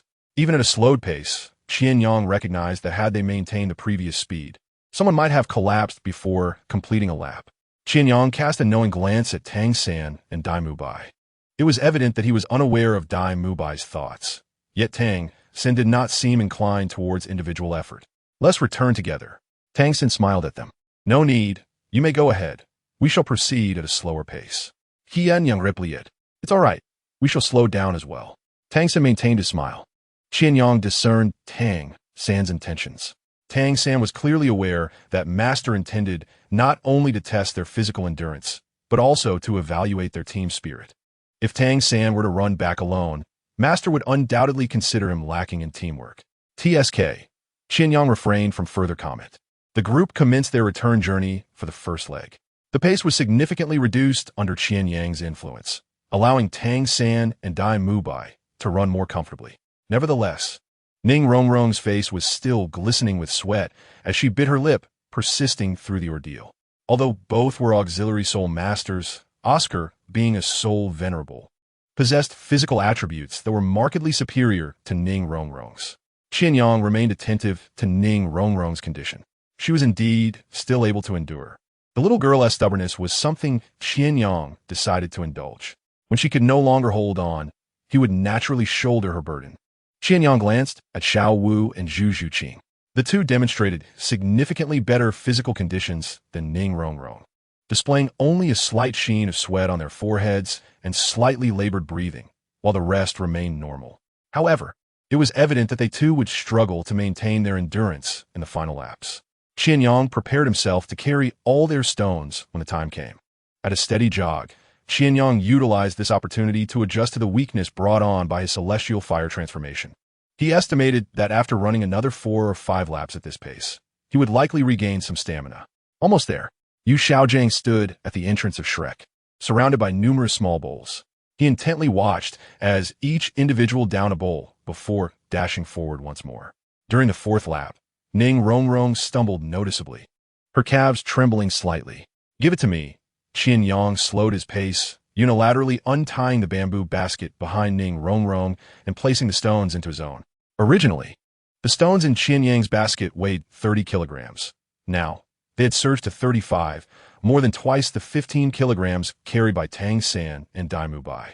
The additional 5 kilograms felt manageable for Qian Yang. "No wonder they say you are a cultivation cheat," he mused. His hand pressed against his chest, where a flickering flame quietly danced. Fallen heart flame.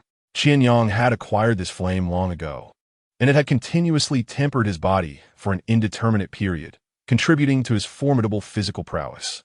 Despite his lack of regular training, the presence of the fallen heart flame ensured he was perpetually in a state of cultivation. Thus, when it came to endurance, none could surpass him. Even in slumber, he was honing his skills. "Are you afraid?" Ning Rongrong's vision blurred as she sensed someone whispering in her ear before the weight on her back lightened. With the burden of 5 kilograms lifted, her breath became significantly less labored. As her pupils refocused, she saw Qian Yang had returned to the front, leaving only his silhouette in her view. Compared to Dai Mubai, Qian Yang's frame appeared less imposing, yet to Ning Rongrong, none seemed taller. She bit her lip, contemplating, "Why was it not you I encountered first? If only we had met sooner. I could have taken you back to the 7-treasure glazed tile school and hidden you away from other girls." The master had set the deadline for completing the laps by noon, yet under Qian Yang's controlled pace, it was evident they would not finish on time. By the end of the 6th lap, noon had already passed. At this point, Dai Mubai's basket contained Oscar's stones, while Tang San opted not to retrieve any stones from others, suggesting instead that they alternate carrying Oscar's burden. Xiao Wu, Zhu Zhuqing, and Ma Hongjun clearly could not manage the entire distance. Tang San's approach was hardly altruistic. Qian Yang had never expected him to assist. Just as Qian Yang remained unaware of what Tang San intended to say that fateful night in the Stardow Forest, he could not fathom the stark contrast in Tang San's personality. Zhu Zhuqing's delicate form was now drenched in sweat, her attire clinging to her, accentuating her alluring curves. Qian Yang took the stones from Zhu Zhuqing's back, who initially resisted, wanting to persist, but after a glare from him, she obediently relinquished them. Among the trio, only Xiao Wu continued to endure. Her physical condition was indeed remarkable. Even as Ma Hongjun appeared utterly exhausted, Xiao Wu pressed on. As they continued, during the 7th lap's return, Tang San reached out to Ma Hongjun for the stones in his basket. Qian Yang glanced ahead, nearing the Shrek entrance, noting that Tang San's timing for requesting the stones was impeccable. Yu Xiaojiang observed the group's condition and the weights in their baskets, particularly noting that Qian Yang's load comprised not only his own, but also those of Ning Rongrong and Zhu Zhuqing, nearly half the total weight of the team. Oscar's stones were with Dai Mubai, while Ma Hongjun was about to yield his. Yu Xiaojiang regarded Tang San's willingness to carry stones for others with an approving gaze. As they entered the 8th lap, fatigue weighed heavily upon all. Both Tang San and Dai Mubai's steps grew sluggish, and the others were no better off. Qian Yang, still not fully recovered and burdened with so much weight, was drenched in sweat, droplets falling incessantly to the ground. Ning Rongrong and Oscar were dazed, relying solely on instinct to keep moving. Ma Hongjun was panting heavily, his face slick with perspiration. During the 8th return lap, Ning Rongrong slipped and nearly fainted. But Qian Yang's quick reflexes saved her from hard fall. "Xiao Wu, Zhuqing," Qian Yang called out. "Xiao Wu, give me your stones, and you and Zhuqing support Rongrong." With one hand steadying Ning Rongrong, he extended the other toward Xiao Wu. "Can you manage?" Xiao Wu glanced at Qian Yang, whose face was equally drenched. and if she added her weight to his, he would be bearing the stones of 4 individuals. No problem, Qian Yang grinned, forcing a smile to alleviate her worries. As a man, how could I say I can't? Though he felt utterly exhausted, he suppressed the urge to unleash his strength and obliterate the boulders behind him. Xiao Wu, assessing Ning Rongrong, nodded and transferred her stones to Qian Yang, while she and Zhu Zhuqing supported Ning Rongrong on either side. Dai Mubai turned to look at Qian Yang. Despite his disdain for him, he could not deny the manliness displayed in this moment. It seemed the burden was indeed lighter. Tang Sen also glanced back at Qian Yang, pondering whether the weight prepared by their teacher was insufficient. After all, could one person really carry the weight of 4? As they entered the 9th lap, the group staggered onward, and Flender reappeared beside Xiaojing. No cheating, no use of soul power, Flender remarked. Throughout their journey, the teachers had been vigilant to ensure the children did not cheat. Qian Yang remained the primary focus of their scrutiny. Yu Xiaojing nodded in response. You are indeed formidable, Flender commented. Observing the children closely, he felt a sense of anxiety for them. This new teacher proved to be several times more stringent than himself. The better the jade, the more it must be polished. Yu Xiaojing's gaze remained fixed ahead, though Qian Yang's group was now out of sight. Hey, old friend, are you not afraid of shattering these precious gems? Flender chuckled. These children possess potential beyond your imagination. I see you are aware that Qian Yang is the safety net. Yu Xiaojing replied, as the stones of Ning Rongrong, Xiao Wu, and Zhu Zhuqing were all now resting on him. Yet Yu Xiaojing shook his head, denying Flender's implication. I did not anticipate Qian Yang would have the capacity for this. Had I known, I would have increased the weight of his stones. Flender's eyes widened. Then he gave Yu Xiaojing a thumbs up. Indeed, you are ruthless. As they approached the final lap, as Ma Hongjun assisted Oscar, Qian Yang carried a stone on his back while cradling Ning Rongrong in his arms. And Xiao Wu along with Zhu Zhuqing leaned heavily on each other as they trudged along. They were all driven purely by sheer willpower. Even Tang, San, and Dai Mubai, at this moment, felt as though their feet were encased in lead. Have we completed our task? Qian Yang asked as he approached Master Yu Xiaojing, who nodded in acknowledgement. With Ning Rongrong in his embrace, Qian Yang heard a series of heavy thuds behind him, and upon turning, he saw that everyone else had collapsed to the ground, unconscious. Am I being a bit out of sync by not falling? He questioned as he looked up at Yu Xiaojing. Ultimately, Qian Yang remained standing. He lay in a medicinal bath, feeling the effects of the herbs dissolve his fatigue. Aside from the intense training during his childhood when he practiced the 8 extremes collapse, he had rarely felt such exhaustion over the years. The damage from the heavenly fire 3 mysterious transformations had yet to fully heal, leaving Qian Yang genuinely drained. After soaking for a while, and as the medicinal effects began to fade, Qian Yang climbed out of the bath and made his way to the dining hall. After finishing his meal, he noticed that none of the others had awakened yet. Departing the dining hall, he glanced back at Tang San and Oscar, still immersed in their baths, before climbing into bed. His soul power had reached level 35. Closing his eyes, he felt the changes within him. Having lingered at level 34 for a considerable period, it was indeed time for a breakthrough. The recent grueling training had naturally propelled him past the boundary into level 35. The following day, after Yu Xiaojing praised them, he resumed their devilish training regimen. This high-pressure training was suitable for their innate abilities, otherwise they would likely have been rendered ineffective by Yu Xiaojing. After 3 months of intense training, everyone besides Qian Yang had endured a thorough trial, resulting in significant improvements. However, for Qian Yang, this intensive training bore little fruit compared to the passive training from his fallen heart flame. In the dining hall, Qian Yang lifted his dinner plate and savored the tender braised meat. As he looked up, he was met with the sight of a pig's head before him. After confirming that it was not on the menu for dinner, he couldn't help but chuckle. Oscar, too, burst into laughter, exclaiming, Ma Hongjun, what happened to you? Did someone beat you into a pig's head? At that moment, Tang San and Dai Mubai were also present in the dining hall. Following Oscar's words, they turned to see Ma Hongjun standing before Qian Yang, sporting a pig's head. Hey, stop laughing, Ma Hongjun mumbled, his words somewhat incoherent, likely due to the beating he had endured. All right, we won't laugh.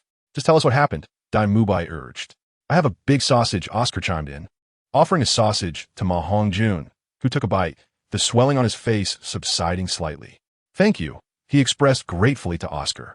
Enough of the pig head. Tell us who did this to you. We'll help you get revenge, Oscar insisted. With a mournful expression, Ma Hongjun recounted the events after the devilish training. Unable to contain his fiery spirit, he had ventured to Soto City to vent his frustrations, only to encounter a phoenix in a henhouse. But was interrupted by a person who intervened. Ma Hongjun's temper flared, and he didn't expect that the seemingly unremarkable, lecherous uncle was actually his soul master. Consequently, he received a severe beating. He even hit me there, Ma Hongjun lamented, his face filled with indignation. Oscar looked on with respect, and Dai Mubai's expression turned serious. It was one thing to bully him, but to do so to his brother was intolerable. Let us go, fatty. I'll take you to get revenge, Dai Mubai declared decisively. Thank you, Boss Dai, Ma Hongjun said, his eyes shining with hope. He glanced at Qian Yang, wishing for his intervention.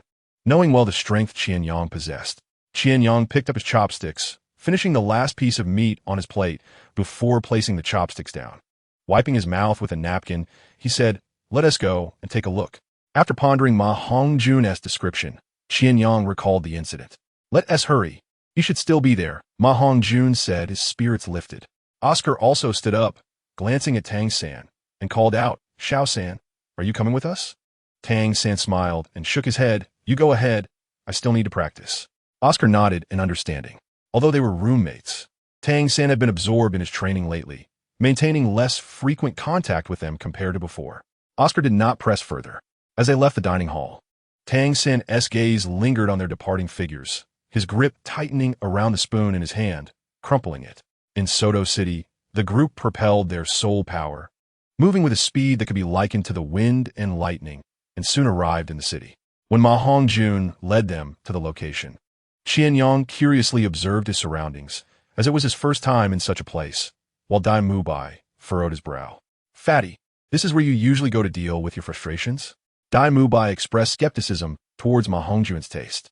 At the entrance of a row of single-story houses, pink lanterns hung, beneath which stood heavily made-up women who appeared to be of considerable age, creating an atmosphere reminiscent of a gathering of spirits in a secluded corner. It was hard for Dai Mubai to imagine how Ma Hongjun could find enjoyment here. Oscar, witnessing the scene, couldn't help but twitch his lips.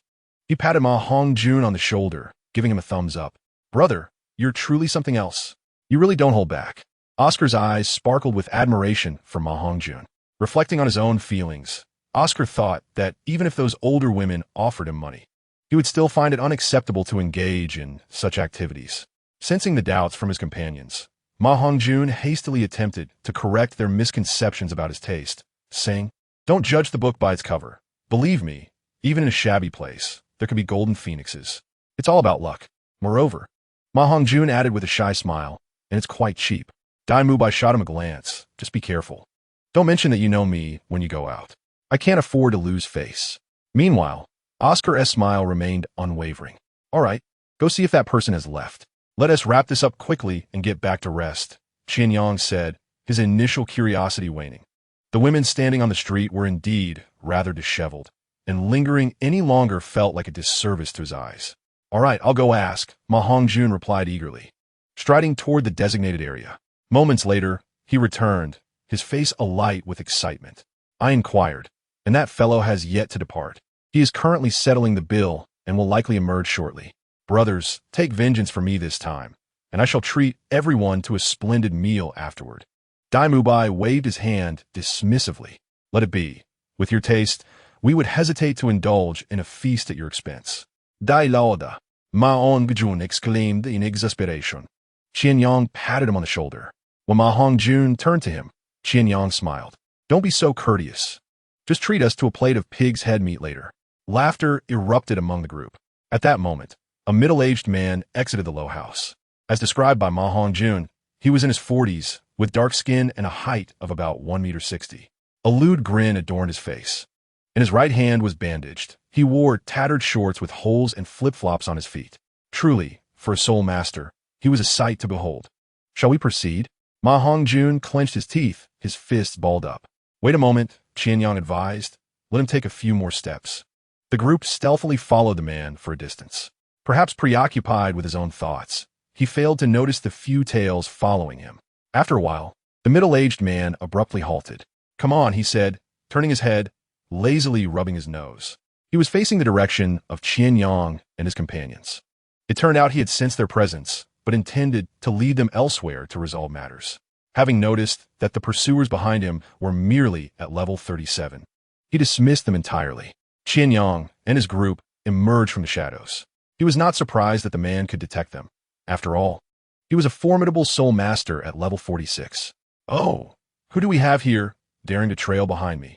The man nonchalantly scanned the group, finally fixing his gaze on Ma Hongjun. "Ah, it's you, the little chick. What's this? Has your face finally returned to normal?" Ma Hongjun, stung by the taunt, was on the verge of charging forward, only to be restrained by Dai Mubai. "So, you called for help to seek revenge?" The man observed the youthful faces of the group. "If you're seeking assistance, at least find someone reliable. Are you looking to be collectively dealt with by me?" A soul ring appeared behind Qian Yang. The purple soul ring activated. "Long feast ceremony. You are quite verbose," Qian Yang retorted, having no time for the man's idle chatter. Feeling a bit weary, he was in a hurry. In the blink of an eye, everything shifted dramatically. He suddenly found himself unable to move, and a fist loomed closer. 8 Extremes Collapse. Chapter 66. What do you wish to accomplish?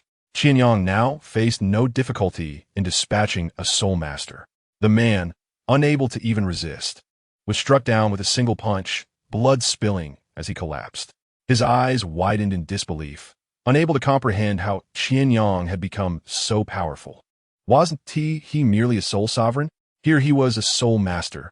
Yet he hadn't even had the opportunity to unleash his martial spirit before being obliterated in one blow. Astonishment and a tinge of fear filled the man's gaze. "Let us go." Having resolved the issue with a single strike, Qian Yang was disinterested in lingering any longer. "Ah, Qian Yang, you are truly formidable now. We didn't even get a chance to intervene," Oscar remarked with a grin. "Next time, you can take the lead," Qian Yang suggested. "Hee, just joking." Oscar was not the kind of monster capable of defeating a soul master so easily, even at the soul sovereign level, especially as a food-type soul master. Having avenged his friend, the group prepared to depart. "You all go ahead. I'll catch up in a bit," Ma Hongjun suddenly said. "Don't overdo it, fatty," Dai Mubai cautioned. "I know, Dai Lauda. I just need a vent," Ma Hongjun replied. Qian Yang turned to see Ma Hongjun heading back towards a man, and he noticed the hateful glare from the incapacitated figure on the ground. "Let's move on," Oscar suggested, stretching as they walked. After a short distance, a cacophony of anguished cries erupted from behind them. Moments later, Ma Hongjun came bounding back, a carefree smile on his face. "Did you go too far?" Dai Mubai inquired. "No," Ma Hongjun shook his head. "Then let us go." The group made their way towards Shrek Academy. In the alley, the man lay drenched in sweat, curled up on the ground. The agony in his lower body was excruciating. "Damn it, Douluo, swear to the heavens, I will kill you all," he seethed through gritted teeth. From the shadows of the alley, a familiar voice echoed, one he had heard for the first time today, but recognized instantly. "Wulis Harthrejit." Beads of sweat frozen on his forehead. In the dim moonlight, the figure appeared almost devilish. "What do you wish to accomplish?" Qian Yang approached, towering over Douluo. Before Douluo could muster a smirk of flattery, a sharp pain erupted on his cheek, causing him to twitch involuntarily. He opened his mouth, unable to utter a word, only able to instinctively scream in agony. This scream surpassed any pain he had felt before. Yet, after a few agonized cries, he could no longer make a sound. His mouth vanished, followed by his face and head. His limbs were the first to disappear, with his body following last. An unseen fire consumed him entirely. A gust of wind swept through, and the world was rid of Douluo. His vengeful gaze had sealed his fate. "Shh, be quiet, don't scream." Qian Yang smiled at the corner, his finger resting on his lips. In the shadows, a girl trembled, her heavy makeup unable to conceal her fear. It was a mystery how she had ended up in this situation. Qian Yang had sensed her presence earlier, but chose to ignore it. He retrieved a pouch of gold coins from his pocket and tossed it to the girl. "Leave this place, forget everything, and consider it our little secret." The girl accepted the pouch, nodding vigorously. Qian Yang was satisfied. It seemed that under the fortunate moonlight, there would be no second disappearance this night. This incident was merely a minor interlude for Qian Yang and his companions. In fact, Dai Mubai and the others remained oblivious to the fact that Qian Yang had stealthily returned, utilizing transformation and duplication techniques to eliminate Douluo. The master's training had now entered its second phase. In the Soul Arena, the meager savings of Shrek Academy had nearly been depleted by the master. Now, Shrek could no longer afford to sustain Qian Yang and the others. The master's rigorous training had consumed a substantial amount of money on medicinal baths and food. Now, it is akin to allowing them to fend for themselves.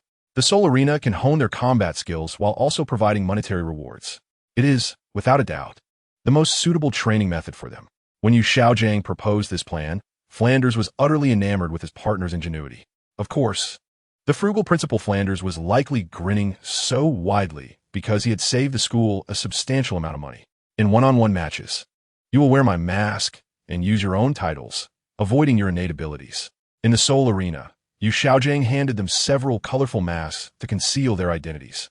After all, the prowess of Qian Yang and his companions was exceedingly formidable, should they be revealed, given their age and talent.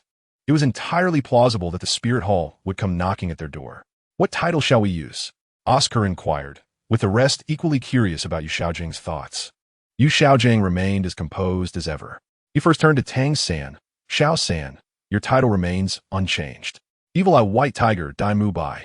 Sausage Vendor, Oscar. Thousand Hand Azura. Tang San. Evil Fire Phoenix, Ma Hongjun. Softbone Charming Rabbit, Xiao Wu. Seven Treasure Glazed Tile, Ning Rongrong. Nether Cat, Zhu Zhuqing. This time, however, they were joined by Qian Yang. To his surprise, Yu Xiaojiang had designated him the title of God of War. God of War, Qian Yang. Following this, they commenced their journey in the Soto City Soul Arena to accumulate points. Qian Yang, needless to say, fully embodied the title of God of War, rarely allowing anyone to witness his second punch. Xiao Wu, Zhu Zhuqing, and Ma Hongjun were all powerful soul masters, each achieving consecutive victories. Tang San and Dai Mu Bai were also dominating within the Soul Sovereign ranks. Aside from Oscar and Ning Rongrong, who were unable to participate in one-on-one matches, the others swept through their opponents with ease. Qian Yang, shall we team up for 2-on-2? During a break, Ning Rongrong approached Qian Yang with enthusiasm. Can we? Qian Yang queried, puzzled, as he believed that soul sovereigns must partner with other soul sovereigns. I just asked the staff, and it is indeed allowed. Ning Rongrong beamed brightly. It was indeed permissible, but Yu Xiaojiang hesitated to voice his thoughts. He initially intended to mention that cross-rank teaming would lead to facing two soul sovereigns, but considering Qian Yang's exceptional abilities, it would make little difference, one punch or two, it was inconsequential.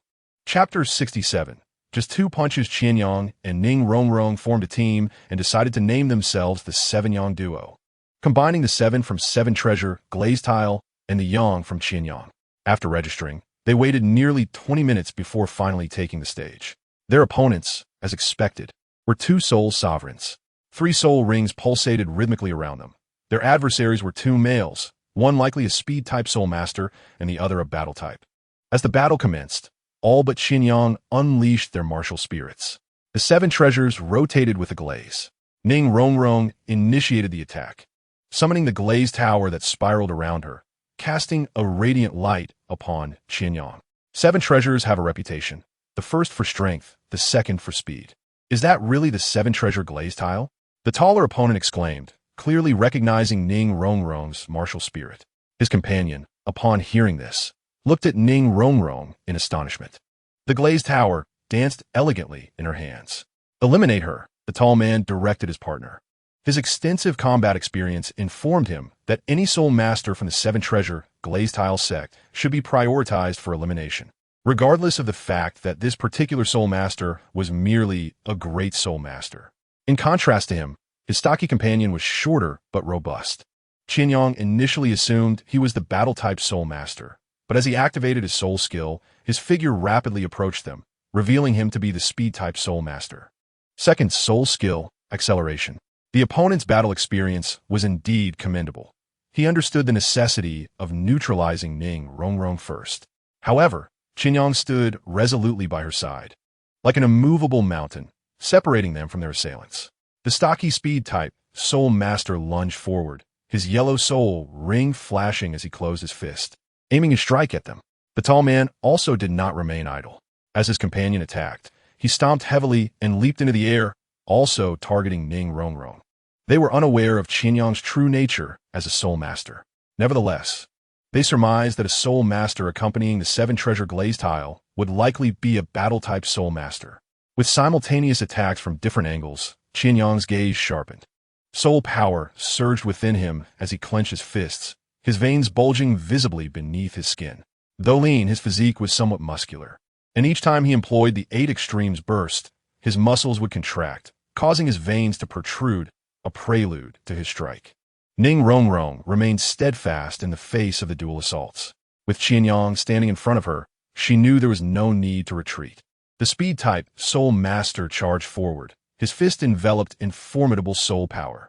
Observing that Qian Yang had yet to make a move, and that even Ning Rongrong showed no signs of evasion, the speed-type soul master chuckled to himself, believing they had encountered 2 novices that day.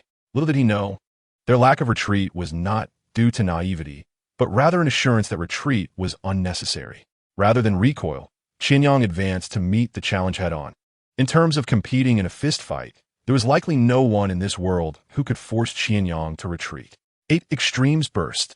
Qian Yang shouted, his right fist charged with soul power, swinging forcefully. The air seemed to part before the force of his punch, accompanied by a resounding roar, aimed directly at the speed-type soul master. The soul master's expression shifted dramatically as he instinctively attempted to evade. His seasoned combat experience triggered alarm bells in his mind. The power enveloping that fist was something he could not withstand. Damn it, didn't he display his martial spirit? He thought. The speed-type soul master sought to distance himself. But at that moment, Qian Yang's fist transformed into a streak of light, almost colliding with him before he could react.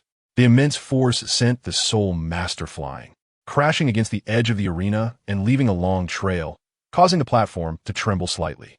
The strength and swiftness conferred by the 7 treasure glaze tile, combined with Qian Yang's extraordinary prowess, meant that this single punch was something even Tang San, with his ghost shadow perplexing step, could not evade.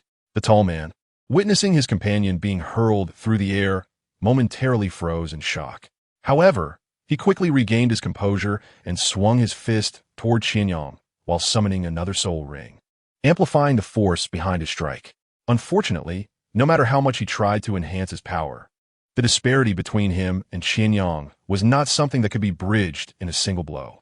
The tall man's strength was far inferior to that of Chen Feng, whom Qian Yang had faced previously. In the next moment, a figure appeared beside the agile attacker. With merely 2 punches, the crowd erupted in cheers. I recognized him. Despite wearing a mask, he was undoubtedly the one who had fought Chen Feng that day. Yes, it was indeed him. Only his fist could possess such formidable strength. Someone had already identified Qian Yang. It was inevitable. Qian Yang's prowess was undeniably impressive, delivering punches that sent even the youngest of challengers sprawling, leaving an indelible mark on the minds of many spectators. We conceded defeat. The 2 of them supported each other, their expressions grim as they gazed at Qian Yang. Continuing the fight was unnecessary. The opponent had effortlessly brought them down with just 2 punches at the outset, and persisting would only lead to further humiliation. The host declared victory. Ning Rongrong, brimming with excitement, clung to Qian Yang's arm. As a premier support-type soul master, Qibao Liuli lacked combat ability and primarily assisted others. Even her father, Ning Fengji, renowned for his strength, acted as a support for Jian Lao and Gu Lao. Since childhood, Ning Rongrong had dreamed of the kind of person she would one day assist. Qian Yang's strength fulfilled all her fantasies. Like a rainbow, one realizes its beauty upon encountering it. In her childhood fantasies of a prince, none could compare to Qian Yang. Upon returning to the lounge, the battles of the others had also concluded. In 4 duels of pairs, they had emerged victorious in every one. The combination of Xiao Wu and Zhu Zhuqing wreak havoc at the great soul master level. As for Dai Mubai and Oscar, their synergy was unparalleled. Oscar's flying mushroom sausages compensated for Dai Mubai's speed deficiency. As a battle soul master, Dai Mubai was formidable, and once his speed was enhanced, he became even more powerful. Regarding Tang San and Ma Hongjun, while Ma Hongjun remained a great soul master, his flames were no less potent. Once Tang San's blue-silver grass restrained the enemy, Ma Hongjun's fiery assault was devastating, akin to a divine force sweeping through. Thus, despite them being a combination of soul venerables and great soul masters against 2 soul venerables, they still achieved a resounding victory. As the group prepared for the upcoming team battle, Yu Shaojiang ordered Qian Yang to refrain from participating. If Qian Yang were to enter the fray, there would be no point in the trial. His speed in dispatching opponents was akin to a whirlwind. With Qian Yang present, the others would merely serve as cheerleaders. In the midst of their anticipation, a towering figure, a robust man, standing 2 meters tall, crashed into the scene, spotting Zhu Zhuqing amidst the crowd. His eyebrow arched as he grinned and remarked, "Young lady, you have quite the figure. Let me take a look." Dai Mubai instinctively turned to glance at Qian Yang, who remained silent. Zhu Zhuqing's physique was indeed a source of envy for both Xiao Wu and Ning Rongrong, utterly incongruous with her age. This was not the first time a man had made advances towards Zhu Zhuqing, nor the first to meet his downfall at Qian Yang's hands. Qian Yang narrowed his eyes. Ma Hongjun was the first to leap forward, addressing the brute. "You fool, why not find a proper place to eat your filth instead of spewing it everywhere?" Not long ago, Qian Yang had taught a lesson to a similar troublemaker, and Ma Hongjun was immensely grateful. Witnessing someone harassing Zhu Zhuqing, he charged forth to defend her. Seeking death, the burly man, taken aback by Ma Hongjun's onslaught, lost his lewd grin, replaced by a visage of rage. He raised his hand to strike Ma Hongjun, but at that moment, another hand intercepted his. It was Dai Mubai. Though Dai Mubai often spoke nonsensically, he was correct in this instance. His eyes were filled with cold indifference. "Find a proper place for your disgraceful behavior." The brute's anger intensified as he swung at Dai Mubai, who countered with a punch. Their fists collided, and Dai Mubai staggered back 2 steps, letting out a muffled grunt, having lost ground in that exchange. Presently, Dai Mubai's soul power stood at 37, the highest among their group. Without activating their soul abilities, it was evident that the opponent's soul power surpassed Dai Mubai's. Just then, Qian Yang stood up. The burly man smirked triumphantly. "Stop!" A neutral voice interrupted. A middle-aged man in his 40s strode forward, exuding strength, with just a few strides. He positioned himself between the man and Dai Mubai. "Are you aware that private duels are prohibited in the Seoul Arena's preparation area? This is the arena's rule. If you wish to fight, take it to the stage." The middle-aged man shot a glare at the burly man, clearly aware of who the instigator was. Director AO. Upon seeing him, the previously arrogant brute suddenly adopted a submissive demeanor. "You must be the newly registered team, the Shrek 7 Monsters. Enough of this quarrel. Settle it on the stage later." The director ignored the brute, first addressing Dai Mubai and his companions. Then, with a serious expression, he turned back to the brute. "Guangxi, should I see you causing trouble on my turf again, do not expect me to be lenient. Consider this your final warning." Yes, I promise it won't happen again." Guangxi chuckled sheepishly. However, when he looked at Dai Mubai, he taunted, "We'll see you on the stage. If I don't beat you to a pulp, I won't be called Guangxi." A flicker of murderous intent crossed Dai Mubai's eyes as he prepared to confront him, but Qian Yang, who had already risen, placed a hand on his shoulder. "Let me handle this," Qian Yang said, stepping forward to confront Guangxi. Guangxi, unaware of Qian Yang's intentions, noticed that Qian Yang was even smaller in stature than Dai Mubai, and thus felt no fear. "What's this, little one? You seeking death? You're fortunate to have Director AO here. When we meet on the stage, just wait." Guangxi sneered. "Let us shake hands, shall we?" Qian Yang extended his hand toward Guangxi. "A handshake doesn't count as causing trouble, right?" Qian Yang glanced at Director AO, who appeared momentarily taken aback, seemingly not expecting such a peculiar request from Qian Yang. Although Qian Yang wore a mask, his youthful stature was evident. Guangxi, a powerhouse, momentarily hesitated at Qian Yang's words, but quickly recovered and extended his hand to grasp Qian Yang's, grinning wickedly. "You asked for this, kid." Director AO, unable to intervene in time, had little desire to do so. He was indifferent to the folly of youth, as every year there were those who overestimated their abilities, believing themselves to be exceptional, only to have their names inscribed on the memorial outside each month. Yet, Director AO did not anticipate that the one to scream in agony next would not be Qian Yang, but Guangxi. Guangxi clutched the hand he had just shaken with Qian Yang, his body curling into a ball like a shrimp. Large beads of sweat dripped from his forehead as he let out continuous, piercing cries. Director AO rushed to Guangxi's side, grasping his hand. His heart sank. Guangxi's hand felt limp. He could not detect any bones. Had Guangxi's bones shattered? Director AO turned sharply to look at Qian Yang. The masked youth merely laughed heartily. seemingly having done nothing at all. What do I care what you're called, fool? Qian Yang believed himself to be a civilized individual. Yet, there was little he could do. The world is indeed rife with imbeciles. This entire scene unfolded under Tang San's watchful gaze. Through his purple extreme demon eye, the intricate details of the spectacle were reflected in his pupils.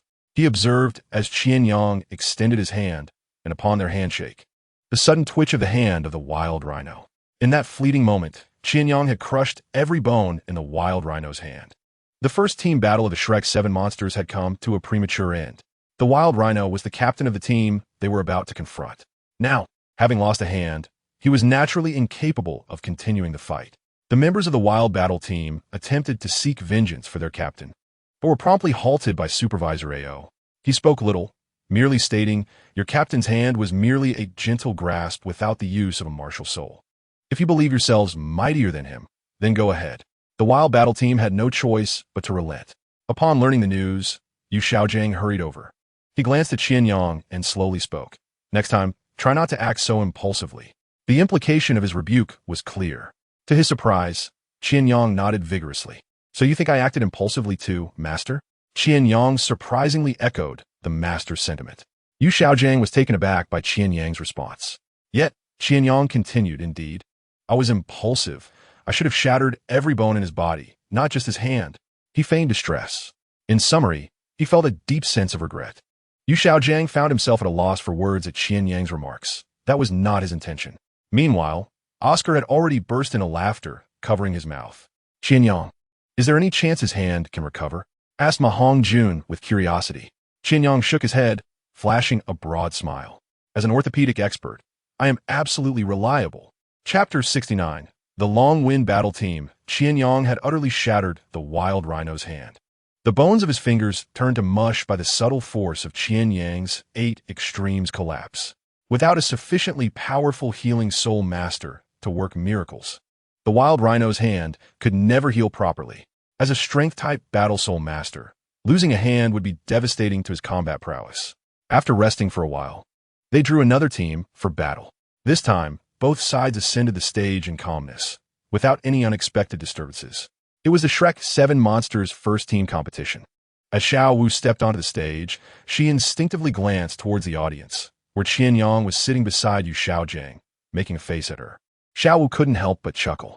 Ning Rongrong noticed Xiao Wu's reaction and followed her gaze, spotting Qian Yang, who gave her a thumbs up. This time, the Shrek 7 Monsters faced a 7-member team called the Long Wind Battle Team. Compared to the youthful Shrek 7 Monsters, the members of the Long Wind Battle Team appeared far more mature in both age and demeanor, comprising 5 men and 2 women. Their formation was standard, featuring Battle Soul Masters, Agility-type Soul Masters, and Support-type Soul Masters. Among the Long Wind team, 1 man and 1 woman were positioned in the crowd, mirroring the placement of Oscar and Ning Rongrong from the Shrek team. It seemed the Long Wind Battle Team had been fighting here for quite some time, earning a measure of fame, as Qian Yang heard numerous spectators cheering for them, while almost no one supported the Shrek 7 Monsters, with some even jeering. However, Qian Yang knew that the atmosphere on stage would soon shift. Strength, at any moment, was the absolute foremost factor. As the match commenced, both sides revealed their martial souls. A plethora of soul rings intertwined in the air. The opposing 6 were all soul sages, while the Shrek 7 Monsters boasted only 3 soul sages. The disparity was glaring. However, in terms of soul ring quality, the Shrek 7 Monsters held the upper hand. Their configurations were of the highest caliber, while most of the Long Wind team's first soul rings were merely white 10-year rings. From the soul ring configurations, it was evident what formidable talent these seemingly youthful boys and girls possessed. The jeers began to dwindle. Yet, talent alone was insufficient. It needed to be actualized to signify true strength. Unfulfilled talent was akin to a child clutching gold, possessing a treasure, yet having no means to utilize it, and even inviting envy. "All right, they have something. Everyone, stay alert," a lean youth from the Long Wind team addressed his comrades. His martial soul manifested in his hand as a green vine, ghost vine. Yu Xiaojiang, observing from the audience, became visibly serious upon seeing the youth's martial soul. Qian Yang also turned his attention. The ghost vine, a plant-type martial soul, bore similarities to Tang San's blue silver grass, yet its potency surpassed that several levels.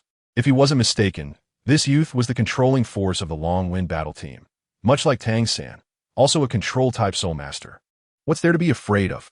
Ruehua, you just frighten yourself, scoffed a robust figure beside the youth, clearly a strength-type battle soul master. As a 37-level battle soul master, he dismissed the opposing team. Just a bunch of kids. Didn't the last encounter teach you anything? Ruehua, the youth, cast a calm glance at the man. When they reach our age, do you think we'll still have a chance to face them? Ruehua was astute enough to recognize the strength of these youngsters. With their abilities and soul ring configurations at such a young age, they were evidently no ordinary group. The emergence of such talent suggested a formidable backing. The man fell silent. It was indeed true. Their current superiority stemmed from their age, as the opposing team appeared young. If they were of the same age, this confrontation would likely be different. The conversation transpired in a flash as the battle commenced. The youth surrounded by the Long Wind team and Ning Rongrong simultaneously unleashed their soul skills. A red candle appeared in the youth's hand, casting a warm glow over the group as it ignited. Silent candle. Yu Shaojing gasped in surprise, not expecting to witness such a martial soul. This soul was a rare auxiliary type. However, its effectiveness was overshadowed by the Seven Treasures glazed tile. On the stage, a masked girl smiled, as the Seven Treasures glazed tile leaped in her hand. Seven Treasures glazed tower.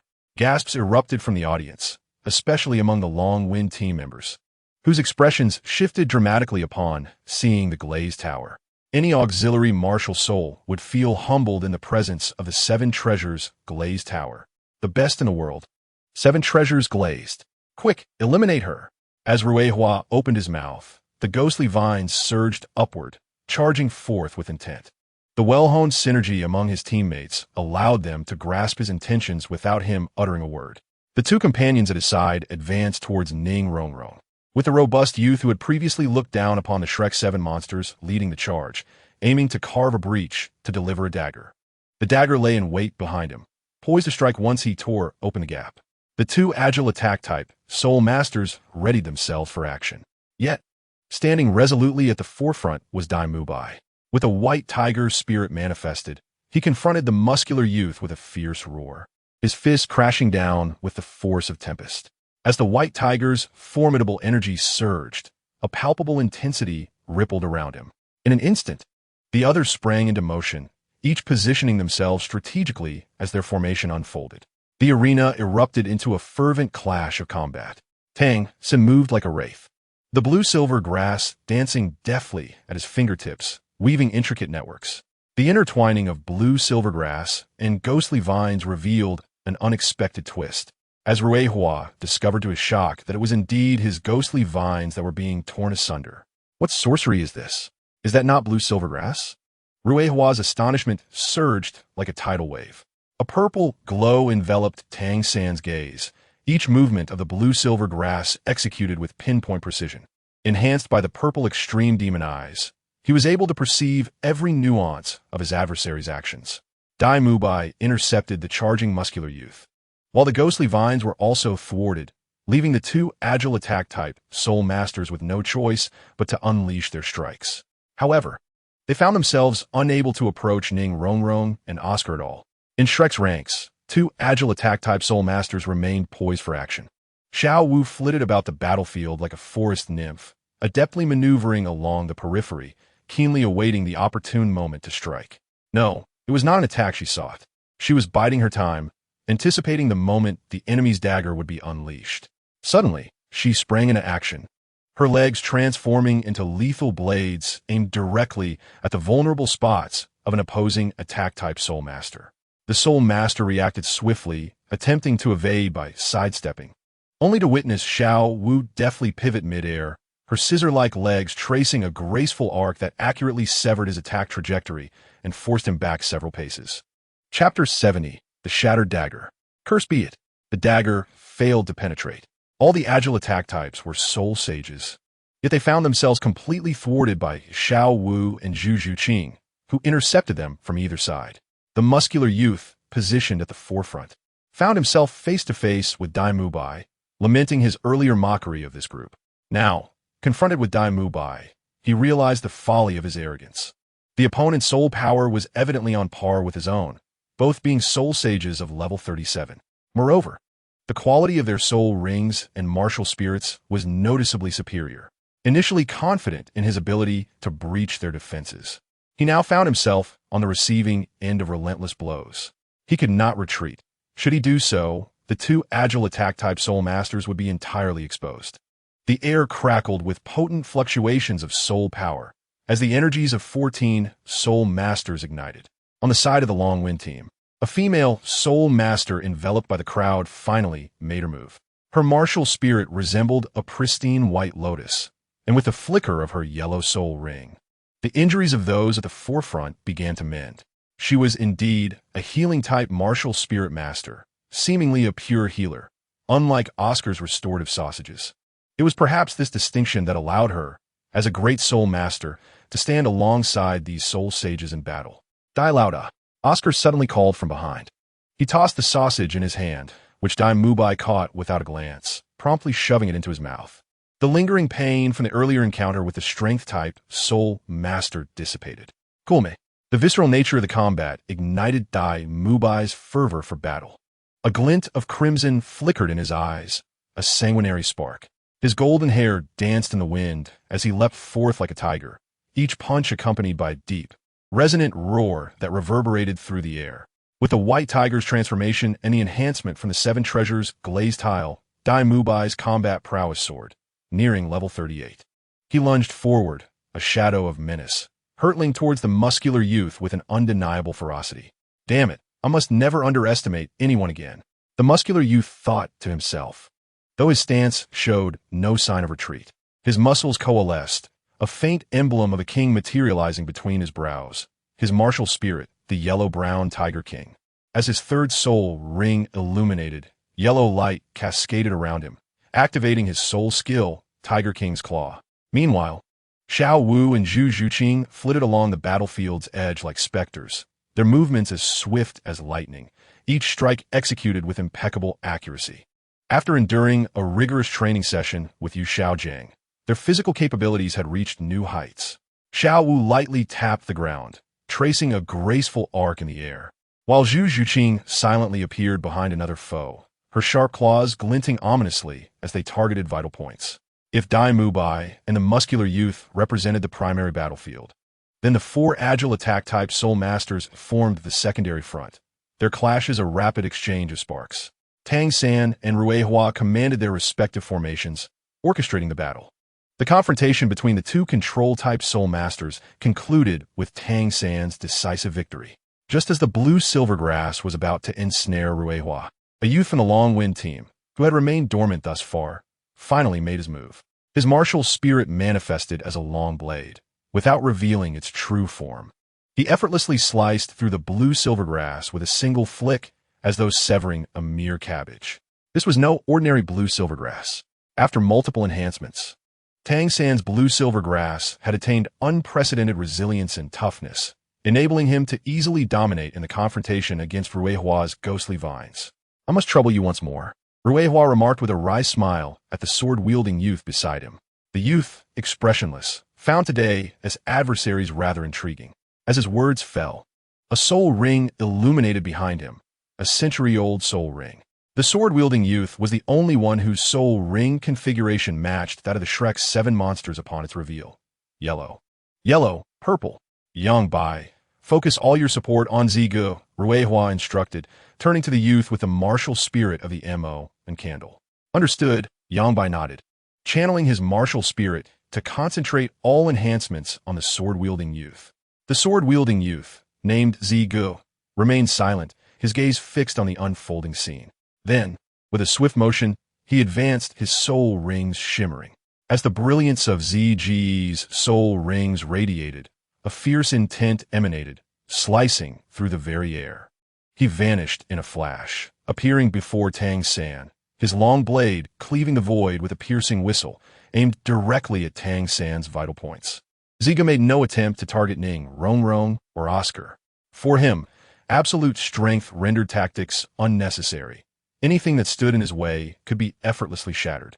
Tang San narrowed his eyes, and despite the sudden onslaught, he remained unflustered. The blue-silver grass surged around him, weaving into a dense net in an attempt to intercept Zij's assault. However, Zij's swordsmanship was exquisite, and his martial soul formidable, surpassing Tang San's expectations. The long blade traced a perfect arc through the air, effortlessly tearing through the blue-silver grass's defenses and lunging towards Tang San's throat. It was indeed the broken blade. Yu Xiaojiang fixed his gaze on the long knife in Zij's hand and slowly spoke. The broken blade. Qian Yang observed the striking long knife, admiring Zij's gallant demeanor, and pondered how such a weapon could bear the name broken blade. It signifies destruction. Yu Xiaojiang shot a glance at Qian Yang before returning his focus to the arena. Although this martial soul lacked the renown of the Haotian hammer or the seven-killing sword, its lethality was rare and substantial enough to warrant attention.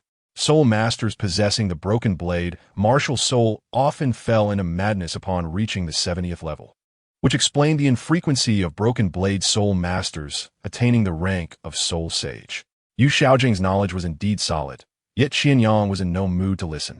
In that critical moment, Xiao Wu darted forward like an arrow released from its bow, her figure leaving a trail of afterimages in the air as her legs struck down towards Zij's wielding arm with the force of a whip. This little rabbit dared to charge out. Tang San was indifferent to being struck down, but Xiao Wu, Qian Yang Frowonet. Zij merely glanced at Xiao Wu, not even flinching. Xiao Wu's legs failed to budge Zij's arm in the slightest. Chapter 71. The poetic blade light. Zij's arm remained steady, truly deserving of the title of swordsman. With an expressionless face, he unleashed his soul power, directly repelling Xiao Wu with a surge of force. Xiao Wu was thrown back, astonished to discover that the young man before her was actually a 39th level soul master. In their brief clash, she hadn't even had the chance to employ her second soul skill, bewitchment, as Zij had not even spared her a glance. To him, she was unworthy of being considered an adversary. He targeted Tang San first, believing that among this group, only this young man could be deemed a worthy opponent. In truth, Tang San had yet to display sufficient combat prowess. Compared to him, Dai Mubai was engaged in a genuine battle. Perhaps it was an instinctual recognition among the strong. Zij quickly spotted Tang San amidst the crowd. The broken blade had arrived, exuding a chilling intent. The elongated blade leapt forth, its cold gleam reflecting off Tang San's visage. Zij's sword was imbued with a poetic elegance. Yu Xiaojiang watched intently as Tang San did not disappoint. Just as the broken blade was about to make contact with his face, the 8 spider lances erupted from his back, tearing through his garments to intercept the blade's edge. The clash of sharp instruments rang out, crisp and clear like the sound of chimes. A rare flicker of emotion crossed Zij's usually calm gaze. What is this? Zij furrowed his brow, questioning.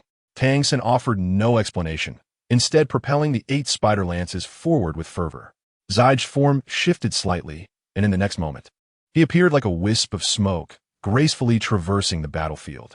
The broken blade morphed into a series of afterimages in his hands, each strike infused with the power to cleave mountains and shatter stones, relentlessly targeting Tang San's vital points. A true swordsman should be like this, simple, clean, and lethal. The radiance of the 8 spider lances intensified, resembling 8 agile serpents, deftly countering each attack, causing ripples of soul power to emerge with every collision. Their figures intertwined, moving so swiftly that only blurred outlines could be discerned. Tang San's eyes glimmered with purple light as he adeptly sought out Zij's vulnerabilities with the fluidity of the 8 spider lances, while Zij, relying on his profound soul power and exquisite swordsmanship, pressed forward with the intent to overwhelm his opponent. Every soul master possesses weaknesses. This was a lesson imparted by Yu Xiaojiang. The phantom shadow steps allowed him to evade Zij's blade light. The blue-silver grass rose steadily like wild grass nurtured by spring breezes, yet was effortlessly severed by Zij. As their battle progressed, the calm expression on Zij's face began to fade, replaced by a growing seriousness. He realized that Tang San was a control-type soul master, and he had not anticipated Tang San's close combat ability and speed to be so formidable. This was with Tang San not even employing the Haotian hammer. Should he wield it, it would truly be a spectacle for Zij to behold. Tang San remained inwardly calm. After his bout with Qian Yang, he rarely experienced inner turmoil in subsequent battles, even against formidable foes like Zige. Yet compared to Qian Yang, there was simply no contest. Zige's soul rings trembled, and then he suddenly accelerated, leaping high into the air, gliding like a marsupial in the night, the broken blade cutting through the air and leaving behind dazzling silver trails. Tang San's eyes shone with increased purple light. He executed the phantom shadow steps to perfection, his form oscillating between left and right, seemingly straddling the line between reality and illusion. The 8 spider lances danced around him, each collision with the blade igniting brilliant sparks of soul power that illuminated the combat's shadowy corners. Zige snorted coldly, his soul power surging, and the broken blade became entwined with flickers of lightning. His third soul skill, Thunder Slash. With a low shout, the Thunder Slash descended upon Tang San with devastating force. In nature, if fire represents the utmost ferocity, then lightning undoubtedly embodies the pinnacle of strength. Swift and powerful, such as the might of the broken blade. If not for the madness caused by this martial soul leading to untimely demises, resulting in the rarity of broken blade soul sages, this martial soul's reputation would not be so subdued. Yet perhaps this is the essence of the balance of heaven. Great power often comes with limitations, such as the 7 treasures glazed tile pagoda. Tang San remained unfazed, the 8 spider lances behind him weaving into a net, not only blocking the onslaught of the Thunder Slash, but also using its momentum to cleverly dissipate Zige's assault while retreating to evade the subsequent barrage of attacks. The Tang sect's secret skills indeed provided substantial support to Tang San. Without them, he would not have reached such heights relying solely on his blue-silver grass martial soul. The Phantom Shadow Steps, Xian Tiangong, Xian Jade Hand, Purple Extreme Demon Eyes, and Control Crane Seizing Dragon. These techniques compensated for Tang San's various weaknesses. Ma Hongjun, Fire Line. In the air, Tang San suddenly commanded. During his skirmish with Zige, Zige had inadvertently maneuvered him out of his original position, creating an opening for the 2 agile attack type Soul Masters to penetrate. Zhu Zhiqing had locked onto one of them, but Xiao Wu, after her reckless charge, had been repelled by Zige's soul power and was now unable to match the speed of the agile attack type Soul Master. Zige's expression shifted in astonishment. While battling him, he had somehow found the time to observe the battlefield. This, to Zige, was undoubtedly a sign of underestimating his own strength. It had been ages since Zige had encountered an opponent like this. His fighting spirit surged, and thus, the light of his blade quickened. Meanwhile, Ma Hongjun, receiving orders, unleashed a fiery attack. Though merely a great soul master, Ma Hongjun's flames are not something that a sensitive attack-type soul master could easily withstand. Even Dai Mubai dared not confront Ma Hongjun's flames head-on. A line of fire obstructed the offensive of that agile soul master, while Xiao Wu promptly returned to assist, positioning herself alongside Ma Hongjun to once again shield Ning Rongrong and Oscar from harm. Subsequently, Oscar crafted another sausage, tossing it toward Xiao Wu. Without a hint of disdain, she seized it and stuffed it into her mouth before dashing back toward the sensitive attack soul master. On the arena, the battlefield was fragmented.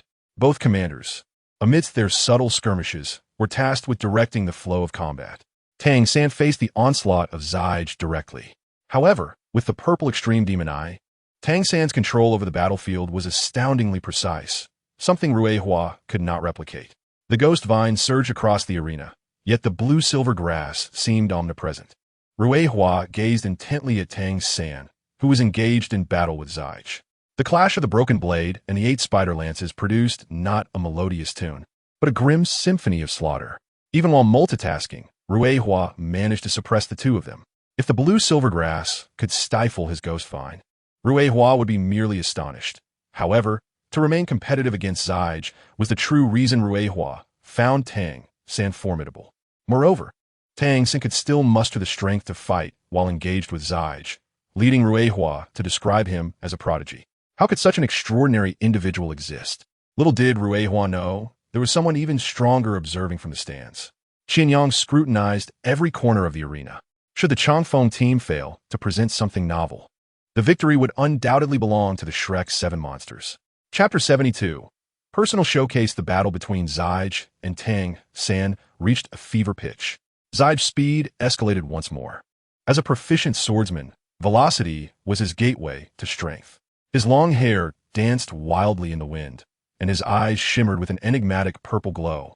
Unlike Tang San's purple extreme demon eye, the purple light emanating from Zijj was merely a reflection of the broken blade's brilliance. The thunder slash cut through the air, leaving behind brilliant violet trails. Tang San remained steadfast as a rock, enveloped by blue-silver grass, his gaze profound, with the 8 spider lances serving as both weapon and shield. With a gentle sweep, countless strands of blue-silver grass transformed into sharp vines, violently clashing with Zijj's broken blade, intertwining with the 8 spider lances. The cacophony of metal striking metal was deafening, sparks flying to illuminate the expressions on their faces. Zijj was indeed a formidable opponent, yet he faced Tang San.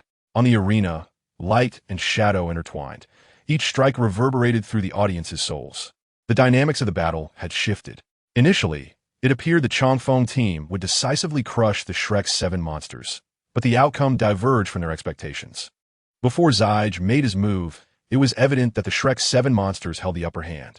Still, the audience never considered that the Changfeng team could lose, for they had Zijj. Those familiar with the Changfeng team knew that one member rarely engaged directly. Most of the time, they fought 6 against 7. This was not due to the strength of that member being lacking, but rather because he was overwhelmingly powerful, so much so that his intervention would determine the outcome.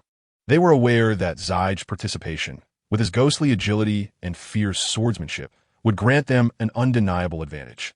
Until now, he had never faltered. Yet, they could not foresee that this immutable truth, akin to the simple equation of 1 + 1 equating to 2, would be challenged today. That masked youth, whose martial soul was blue-silver grass, could actually engage Zijj in direct combat. After all, it was merely blue-silver grass, ubiquitous and commonplace. In the audience, breaths seemed to halt, eyes fixated on the battlefield suffused with violet and blue light, knowing therein lay the direction of victory for this contest. The rest of the battles had reached a stalemate, while Dai Mubai had managed to suppress the muscular youth. Swiftly resolving the conflict remained elusive, particularly due to the persistent healing Soul Master on the opposing side.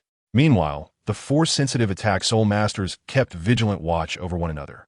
Ma Hongjun was protecting Ning Rongrong and Oscar. The current state of affairs was such that one small change could trigger a cascade of consequences. Now, they awaited the outcome of the battle between Tang San and Zijj to ascertain the victor. With each of Zijj's strikes, thunderous force accompanied the blade.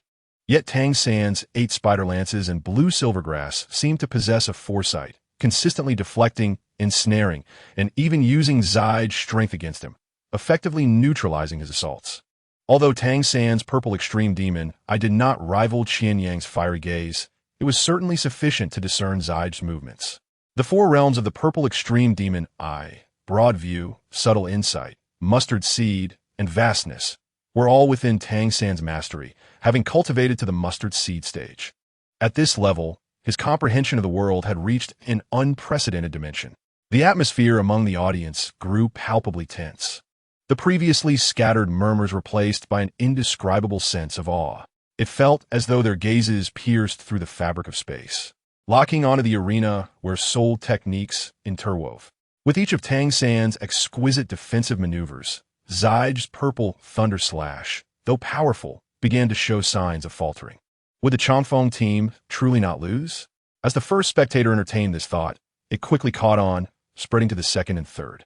Initially, they had envisioned the Changfeng team securing victory with overwhelming ease. However, some audience members began to cheer for the Shrek 7 monsters. Such is the nature of the world. The strong hold absolute sway. People are invariably drawn to strength. As Tang San adeptly countered Zijj's assaults with his blue silver grass and 8 spider lances, the audience erupted in murmurs of reverence, a testament to the respect for the duel of titans and admiration for Tang San's prowess. The scales of victory quietly began to tip in favor of Shrek in this silent contest, causing every heart to race with anticipation for the next thrilling spectacle. Zijj's blade light repeatedly missed its mark, yet each subsequent strike was swifter than the last. Initially, Tang San could evade with his ghost shadow steps. But as Zijj's speed increased, evasion became impossible. He could only meet the attacks head-on with his 8 spider lances. Nevertheless, Tang San sensed clearly that although Zijj's strikes were accelerating, he would soon reach his limit and be incapable of sustaining that tempo. Now, All he needed to do was to keep Zijie engaged until he unleashed his most powerful strike. Should he successfully deflect that blow, victory would be his. Recognizing the shifting tides of battle, Ruihua, the captain of the Changfeng team, decided to take action. Throughout the fight, he had been pressed by Tang San's overwhelming strength. It was not that Ruihua lacked power. Rather, Tang San was simply too formidable. The clash between the Ghost Vine and Blue Silvergrass was unforeseen in terms of its outcome. Ruihua summoned his martial soul with all his might, directing it not solely at Tang San, but at all members of the Shrek's 7 monsters, determined to risk everything for victory. He was skeptical that Tang San could simultaneously engage in combat with Zijie while also neutralizing all of his Ghost Vines. Both were soul sages. Why should he be able to take on 2 opponents? Ruihua's thoughts were not misplaced. Indeed, Tang San could not manage to confront Zijie while also diverting his attention to deal with Ruihua's Ghost Vines. Zijie's blade radiated en increasingly formidable aura, soon reaching its zenith. A peak strike from a rank 39 Soul Master, particularly one whose entire abilities were devoted to combat, was something Tang San dared not meet lightly. This was precisely why Tang San possessed the 8 Spider Lances. Without them, no matter how adept his agility or how meticulous his observation with the purple extreme demon eye, he could not contend with Zijie. Yet, this was a team battle, not a mere 2-on-1. Tang San had allies as well. Ma Hongjun. Flames surged forth. Upon hearing Tang San's command, Ma Hongjun responded without hesitation, incinerating the Ghost Vines entirely with his scorching flames. Plants are inherently vulnerable to fire, a natural counter. With Ma Hongjun addressing the Ghost Vines, Tang San could focus entirely on Zijie's blade. Just as Zijie's blade energy converged to its peak and descended with the potential to rend space itself, Tang San's gaze sharpened. Here it comes, the very strike. He suddenly called out, his soul power surging within him. The 8 Spider Lances blazed with brilliance, transforming from mere defense to an offensive maneuver, manifesting as 8 dark golden streams of light clashing directly with Zijie's blade energy. Simultaneously, Tang San's blue silver grass quietly extended, not only ensnaring Zijie, but also stealthily wrapping around the remaining Ghost Vines of Ruihua. This had become entirely Tang San's personal showcase. Chapter 73. The First Glimmer of Brilliance. Having withstood Zijie's final strike, Tang San had essentially declared the outcome of this match. Once he dealt with Zijie, he could assist his teammates in overcoming their respective opponents. Zijie sheathed his weapon, casting a deep glance at Tang San, inquiring, "What is your name?" The aura of a strong warrior allowed Zijie to accept his defeat gracefully rather than lamenting like a sore loser, and he eagerly anticipated their next encounter. Naturally, Tang San would not disclose his name. Otherwise, what was the purpose of wearing a mask? Thousand-handed Azura. Tang San revealed his title to Zijie. Zijie, not fully grasping Tang San's desire for anonymity, nodded in acknowledgement before turning to leave. Ruihua, too, was quite composed, conceding outright, and the referee declared the final victory. This battle concluded with an outcome neither had anticipated at the outset. When the Shrek 7 monsters took the stage, they were met with jeers, but upon leaving, they were greeted with thunderous applause. Returning to the lounge, Yu Xiaojing and Qian Yang awaited them. A rare smile graced Yu Xiaojing's typically stoic face as he looked at Tang San and remarked, "Well done. You performed admirably, and I am very pleased." Throughout the competition, Tang San maintained excellent control over the situation, keeping it firmly in his hands. As a fellow control system soul master and team leader, Tang San's handling of Ruihua could only be described as a dimensional suppression. Qian Yang approached Xiao Wu, checking for any injuries. How reckless! Who dares to engage directly like that? He reproached. Xiao Wu had charged headlong at Zijie, a perilous move indeed. Had Zijie not focused his attention on Tang San, Xiao Wu would have faced grave danger. Had Zijie chosen to use a soul skill instead of merely pushing Xiao Wu away with soul power, the outcome could have been considerably worse for her. Xiao Wu stuck out her tongue in response.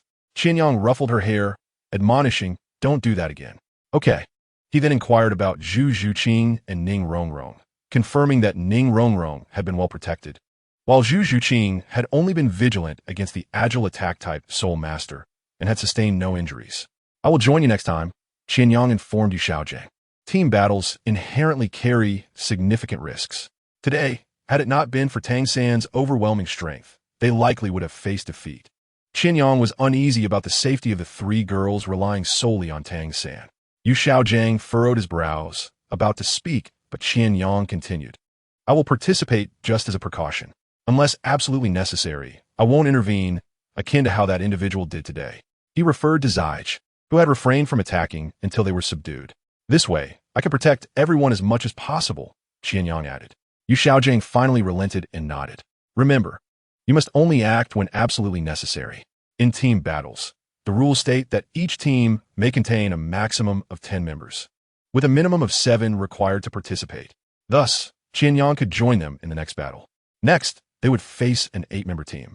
After this bout, the Shrek team began an intensive series of matches in the Soto City Seoul Arena, competing day and night in singles, doubles, and team events.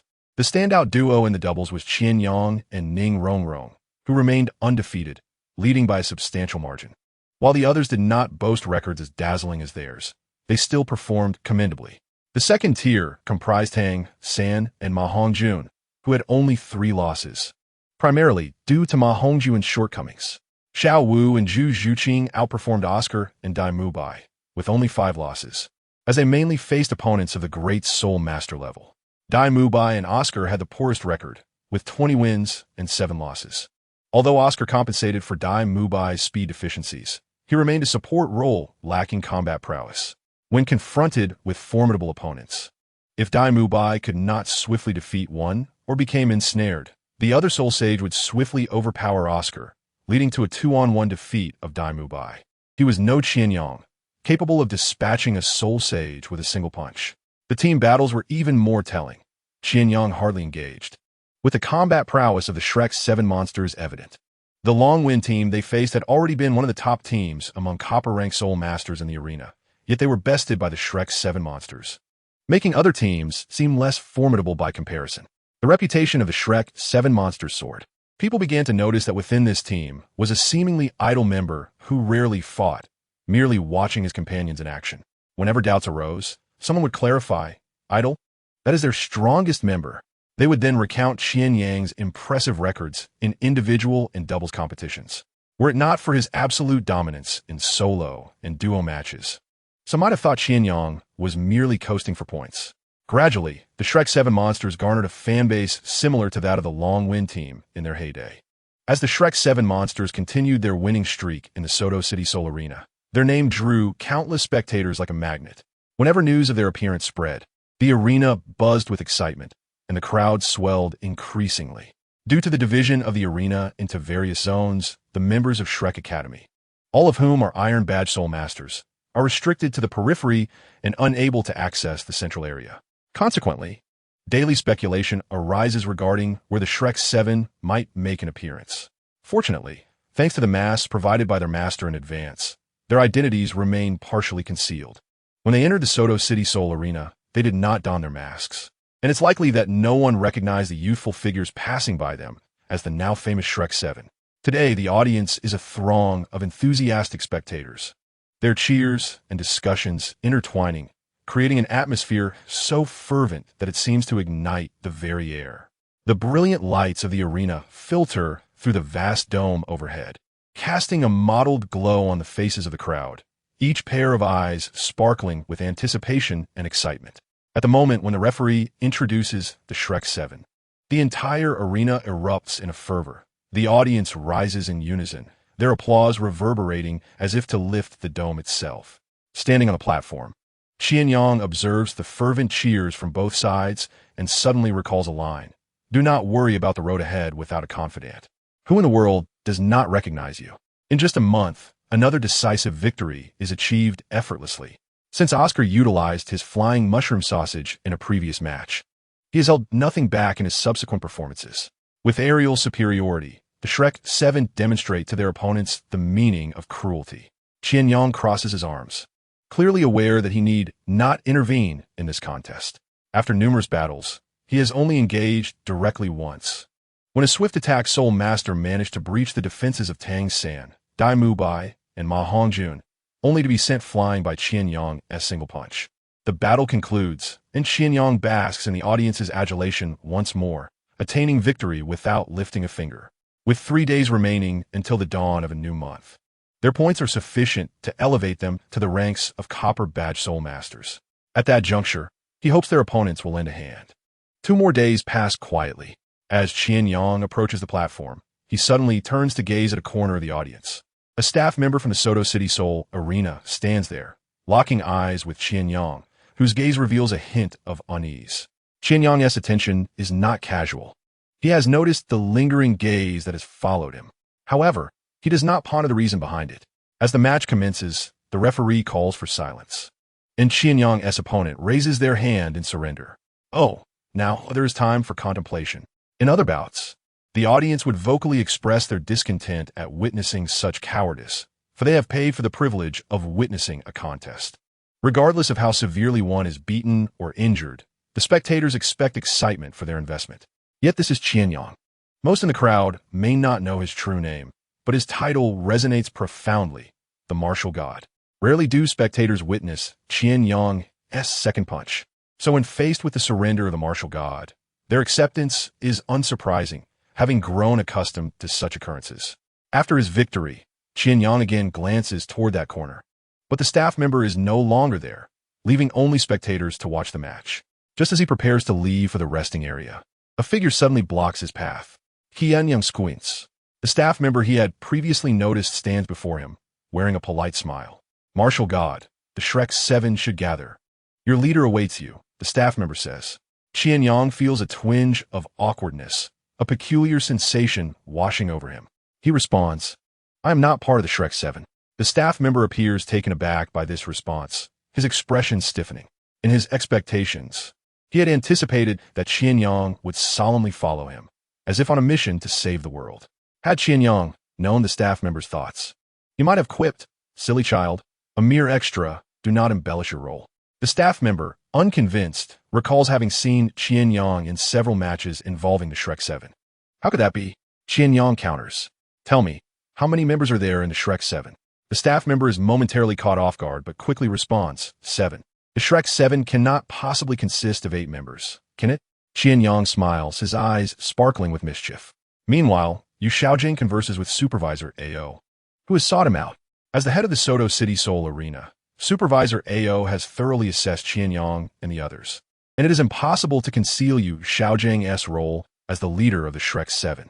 Supervisor AO is there to request assistance. The arena accepts bets, and recently, a group of soul masters, summoned by several noble families of Soto City, has placed substantial wagers, resulting in significant losses for the arena. These soul masters possess strength at the soul respect level, yet have the prowess of silver badge soul masters, most being above level 40. Their presence poses a dilemma for the arena, as they cannot call upon teams of soul kings to combat them.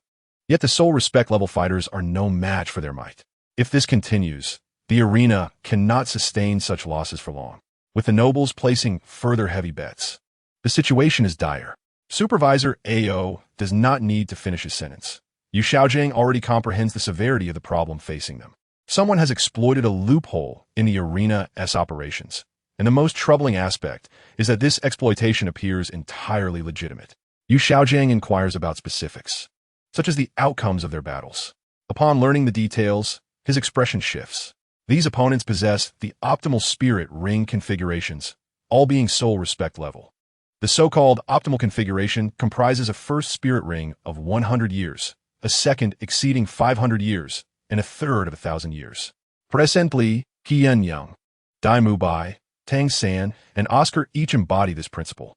However, while they have optimal configurations, their opponents consist of 7 individuals who all share this advantage. Given their formidable strength, how could one assume victory is assured?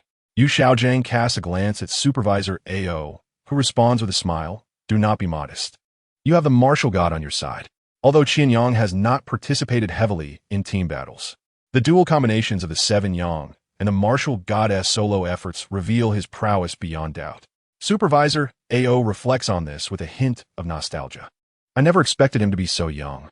Since Supervisor AO has investigated them, it is only natural that he has obtained information about Qian Yang before he donned a mask. Within the Soul Arena, some individuals are aware that the martial god is indeed Qian Yang. Thus, this is not a secret, especially for Supervisor AO, the head of the Seoul Arena. At this moment, Yu Xiaojing also recalled the individual he had subconsciously overlooked, Qian Yang. While he had been intent on training others, Yu Xiaojing had consistently underestimated Qian Yang's combat prowess. With this thought in mind, Yu Xiaojing raised his gaze to meet Supervisor Ao's. "Shall we discuss compensation?" Yu Xiaojing inquired calmly. Recently, Flander had been lamenting about the academy's dire financial situation, claiming they were poorer than the students led by Qian Yang. He regarded Supervisor Ao with the thought, "Here lies an opportunity to earn some money." Chapter 75. The Royal Battle Team, upon hearing that Yu Xiaojing wished to discuss compensation. Supervisor Ao's smile widened, for a discussion about payment indicated that Yu Xiaojing had agreed to assist them. Matters of finance were straightforward. Anything solvable with money was not an issue. Supervisor Ao dreaded conversations about ideals. His smile grew even more radiant. "Of course, our offer will surely meet your satisfaction." Supervisor Ao then outlined the terms to Yu Xiaojing. Participation in the main Soul Arena competition would directly reward each Soul Master with 500 gold Soul coins. Additionally, if they emerged victorious in this battle, the Soul Arena was willing to offer an extra 10,000 gold Soul coins as a reward. As for points, since the Shrek 7 monsters had yet to obtain their Silver Soul badge, points would be calculated according to the original scoring rules. After Supervisor Ao finished speaking, he glanced at the silent Yu Xiaojing and continued, "Within my authority, the Shrek 7 monsters will not need to engage in battles today. We will arrange for their opponents to forfeit, granting them the points." Yu Xiaojing regarded Supervisor Ao with a stoic expression, his demeanor as rigid as a statue, and calmly stated, 20,000 gold Soul coins. "Deal." Supervisor Ao was taken aback by Yu Xiaojing's audacity in demanding such a substantial increase in compensation. Yet in light of the Soul Arena's recent losses, 20,000 gold Soul coins were indeed acceptable. Seeing Supervisor Ao acquiesce, Yu Xiaojing said no more. "I require the information on those individuals." "Not a problem." Supervisor Ao nodded in agreement. "I will have someone deliver their profile shortly." "Very well. I shall summon them all back now." Just as Yu Xiaojing was about to rise, Supervisor Ao interjected with a smile. "No need for that. Our staff has already gone to fetch them. Once the information arrives, you may review it before I lead you to the main Soul Arena for preparation." The details regarding the Shrek Academy group had long been thoroughly examined by the arena staff. Flander and Zhao Wujia were among the first to be called in. After Yu Xiaojing explained the situation to the two, Flander's first question was not about the strength of the opposing team, but rather why Yu Xiaojing had settled for such a meager sum of money. "Do not be so mercenary, Flander," Yu Xiaojing replied calmly. "Flander siged, Xiaogon. You truly have no idea of the value of resources when not in charge. Our household is struggling to make ends meet. Such a splendid opportunity should not be squandered." Flander's eyes sparkled with eagerness, as if he yearned to negotiate further with Supervisor Ao. Yu Xiaojing merely cast him a sidelong glance. 20,000 gold Soul coins is already substantial. Each child will receive 1,000, with the remaining 12,000 allocated to the academy, precisely aligning with my third phase of training. At this moment, the peculiar students of Shrek began to arrive in succession, with Qian Yang being the last to arrive. He jested with the staff member for a while, finding it dull, before following them back. The staff member left in frustration while Qian Yang waved goodbye. What an interesting person. Once all the personnel were gathered, Yu Xiaojing calmly recounted the situation to them. The opposing team consisted of only 7 members. Yu Xiaojing looked at Ma Hongjun, stating, "This time, you will not participate. Let Qian Yang take your place, as before. Unless in a dire situation, he need not intervene." The number of participants would match the smallest team. That team had 7 members, so they too could only field 7. Among them, Ma Hongjun had the least significant role. Thus he was the first to be excluded. Although Ma Hongjun felt somewhat disheartened at not being chosen, he did not contest the decision, recognizing the disparity in strength. Replacing him was Qian Yang, to which Ma Hongjun had no objections. Self-awareness is a valuable trait. After swiftly confirming the roster and basic strategy, the staff of the Soul Arena opened the lounge door and delivered the profiles of the opposing team. "This is what Supervisor Ao asked me to bring." The staff member placed the documents down and quietly left. The white fabric was adorned with a golden embroidered border, featuring the emblem of the Soto City Soul Arena, detailing the complete capabilities of the opposing team. The group collectively gasped. "Goodness, who are these people? Without Qian Yang, how could we possibly compete?" Oscar remarked. The documents revealed a 7-member team, the Royal Battle Team, each possessing a Silver Soul badge. Most holders of Silver Soul badges are at the Soul Sovereign level, indicating that this group of Soul Masters had reached this formidable tier. Observing their Soul Ring configurations was equally daunting. The captain, Yu Tianheng, wielded the Blue Lightning Tyrant Dragon as his martial spirit, a 39-level Assault-type Soul Master, with 2 yellow and 1 purple Soul Rings. A 39-level Assault-type Soul Master directly rivaled Dai Mubai. Although Dai Mubai had recently reached 38, he remained a level weaker than his opponent. Furthermore, upon observing this individual's martial spirit, Dai Mubai furrowed his brow. His own martial spirit, the evil-eyed white tiger, was undoubtedly powerful, yet it paled in comparison to the one before him. The Blue Lightning Tyrant Dragon is an apex martial spirit among beast-type spirits, acclaimed for its unparalleled offensive capabilities, holding a status akin to that of the 7-treasure glazed tile pagoda among support-type spirits. Thus, even someone as proud as Dai Mubai felt challenged in the presence of such adversaries. Facing this team of 7, all possessing the combat strength of Soul Sovereigns. Their ranks even included 3 Great Soul Masters. As they continued to review the profiles, they were uniformly impressed by the optimal Soul Ring configurations. The Vice Captain, Douluo Yin, possessed the Emerald Python as her martial spirit, a 38-level control-type Soul Master, with 2 yellow and 1 purple Soul Rings.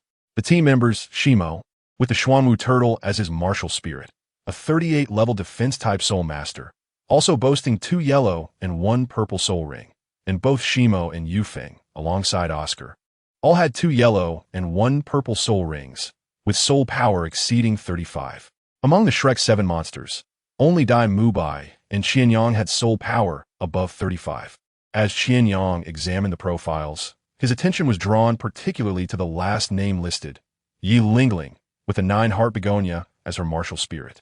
This unique martial spirit is a singular lineage, a miracle among martial spirits, with only one existing in each generation and at any given time.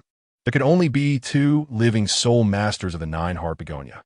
Soul skills, regardless of their rank, share a singular effect, a comprehensive area-wide healing. With the presence of a 9-heart Sea Tang, survival is nearly guaranteed. Tang San felt a flicker of displeasure at Oscar's remark. What does it mean to say they cannot win without Qian Yang? He has only intervened a few times. Did he not lead them through numerous battles? Chapter 76. Team Profiles. After reviewing the documents, Yu Xiaojiang formed a preliminary assessment. He lightly tapped on the information and addressed the group, stating that the opposing team's 7-member combination, as indicated in the documents, is a remarkably cohesive unit with no apparent flaws. However, there are 2 individuals you must pay particular attention to. Yu Xiaojiang pointed to the captain of the Imperial Fighting Team, Yu Tianheng, their captain and vice-captain. The Blue Lightning Tyrant Dragon and the Azure Serpent Martial Soul Wielders are of particular note. Upon hearing the mention of the Blue Lightning Tyrant Dragon, Flander cast a glance towards Yu Xiaojiang, who remained calm, betraying no emotion. Indeed, time has a way of smoothing all edges. The Blue Lightning Tyrant Dragon is revered as one of the supreme martial souls among beast-type souls, renowned for its unparalleled offensive capabilities. Much like the 7 treasures glazed tile pagoda's status among supportive martial souls. Yu Xiaojiang glanced at Ning Rongrong and continued, among the 3 great clans. Aside from the reclusive Haotian clan, the remaining 2 are the 7 treasures glazed tile and the Blue Lightning Tyrant Dragon. And this Azure Serpent martial soul user is adept in control. Flander, I am reminded of someone. Do you recall him? Yu Xiaojiang inquired, directing his gaze towards Flander. Upon this hint, Flander's expression shifted dramatically. You can't mean him, can you? Yu Xiaojiang nodded affirmatively. Indeed, it is he. Principal Master, could you enlighten us with something we can comprehend? Who is it exactly? Oscar asked, curiosity evident in his tone as he observed their cryptic exchange. Qian Yang, however, was aware of whom they referred to and instinctively glanced at Tang San. TSK, Poison Douluo, your precious herb is about to face a challenge. The Azure Serpent martial soul is rare, with only one historically significant figure associated with it, the illustrious Poison Douluo, a formidable control-type soul master. Yu Xiaojiang scanned Oscar before calmly stating, the Poison Douluo, a name well known for his unparalleled mastery of toxins, is indeed a troublesome adversary. Dai Mubai was the first to recognize the illustrious title, his expression turning grave. Except for Qian Yang, Xiao Wu, and Ma Hongjun, who remained oblivious. The others also recalled the formidable figure associated with that title, their faces reflecting concern akin to Dai Mubai's. Xiao Wu and Ma Hongjun were entirely unaware of who this individual was, hence, despite recognizing that he was a titled Douluo-level powerhouse, they displayed little reaction. Who else could be the poisoned Douluo? Dai Mubai pressed. Yu Xiaojing nodded slowly. As far as I know, his surname is Douluo. Their captain is from the Blue Lightning Tyrant Dragon family, isn't he? Ningrongrong interjected. Yu Xiaojing refrained from elaborating, but Flander nodded. Aside from the Blue Lightning Tyrant Dragon family, I have not heard of any other Blue Lightning Tyrant Dragon martial soul users. Flander then glanced at Yu Xiaojing. And do not underestimate the Xuanwu turtle. This martial soul has a tremendous reputation, comparable to the Blue Lightning Tyrant Dragon. However, due to the scarcity of its users, it has not formed its own sect, unlike the more renowned Blue Lightning Tyrant Dragon. Among defensive martial souls, the Xuanwu turtle is also a top-tier entity. The expressions of the group were noticeably strained. The Blue Lightning Tyrant Dragon, Azure Serpent, and Xuanwu turtle, one for offense, one for defense, and one for control, were all elite entities. How could they possibly contend with such a formidable combination? Ning Rongrong instinctively looked at Qian Yang, whose demeanor remained unperturbed, exuding an air of calm indifference. Observing him, Ning Rongrong felt reassured. Not just her, but the others also glanced at Qian Yang, finding confidence in their ability to confront this extraordinary assembly. Master, we must also consider one more point. Ning Rongrong spoke again. Go on, the master nodded. During the soul battle, our primary focus must be on that supportive martial soul user, Ning Rongrong declared. Only Qian Yang, and she recognized Yi Lingling's martial soul. Yu Xiaojing harbored doubts about the Nine Hearts Si Tang, a martial soul he had never encountered before. However, with Ning Rongrong and Oscar on their side, he felt less concerned. After Ning Rongrong explained further, the master's expression grew even more solemn, while Yu Xiaojing's face softened only upon seeing Qian Yang. This combination is indeed a flawless one, he remarked, and the group unanimously agreed with his assessment. With offense, defense, control, and even support being top tier, the configuration was nearly insurmountable. Very well, let us all strive for excellence, Qian Yang said with a smile, dismissing the notion of undermining their own strength to elevate another's spirit. Absolutely, Oscar chuckled. With Qian Yang on our side, no matter how powerful the opposition, victory is assured. Do not be overconfident, but do not succumb to anxiety either, Yu Xiaojing cautioned, casting a meaningful glance at Oscar. This is a team battle, and anything can happen. Do not rely solely on Qian Yang. In the VIP lounge of the Soto City Soul Arena, a seemingly ordinary middle-aged man opened the door. Upon his entrance, the members of the Imperial fighting team, who were previously engaged in their own activities, stood respectfully. Teacher, the middle-aged man announced, retrieving a document from his breast pocket. His expression peculiar, one that Captain Yu Tianheng had not seen before. Teacher Qin, has something occurred? Yu Tianheng inquired. Teacher Qin placed the document on the table with an odd expression, saying, You may have encountered a worthy opponent this time. I just received this information from the City Lord. It details your opponents for tonight's match, which has just been confirmed. The members of the Imperial fighting team gathered around. The vice captain, Douluo Yin, was the first to read aloud, Shrek's 7 monsters, 7 members, origins unknown. Iron Fighting Soul Badge. Douluo Yin's voice rose, filled with confusion. Teacher, they possess only an Iron Fighting Soul. Are they even qualified to compete in team battles against us? Indeed, they do possess an Iron Fighting Soul Badge. However, following this month's battles, their skills have ascended to the level of a Silver Fighting Soul. The Soto City Soul Arena has decided to grant them the Silver Fighting Soul Badge ahead of schedule, Teacher Qin stated calmly. They're certainly coming for us, Yu Tianheng smiled. Yu Feng, not feeling intimidated, retorted, What can they possibly do? Do not underestimate them. According to the City Lord, the Shrek 7 monsters have participated in 27 matches, winning every single one. You took a year to earn your Silver Fighting Soul Badge, while they accomplished it in just 1 month, Teacher Qin continued. Chapter 77. Shrek 7 Monsters vs. Imperial Fighting Team. They have merely been fortunate in avoiding strong opponents. The Soto City Soul Arena cannot compare to our Imperial City. Yu Feng scoffed dismissively. Teacher Qin continued. According to the information gathered by the city lord, their first match is against the Chongfeng team, which is your initial opponent here. You should be aware of the strength of the Chongfeng team. The group was momentarily taken aback. The Chongfeng team was the first they encountered upon arriving in Soto City, and also the most formidable adversary. Among them, the Soul Master named Zijie nearly single-handedly turned the tide in favor of the Chongfeng team. Did they win? One of the team members inquired. Of course, otherwise. What would the teacher be talking about? Douluo Yin retorted, somewhat exasperated. Teacher, how could they win against the Chongfeng team with such low soul power? Qian Yang had been studying the data. Based on the information provided, he couldn't fathom how they managed to defeat the Chongfeng team. There were only 4 soul ancestors, and just 2 of them exceeded level 35. Compared to their Huangdo team, this Shrek 7 devils were hardly worthy of even carrying their shoes. Who provided this data? The blue-silver grass soul master requires attention. And what about this so-called war god? Just as Douluo Yin was about to mock, her expression suddenly shifted.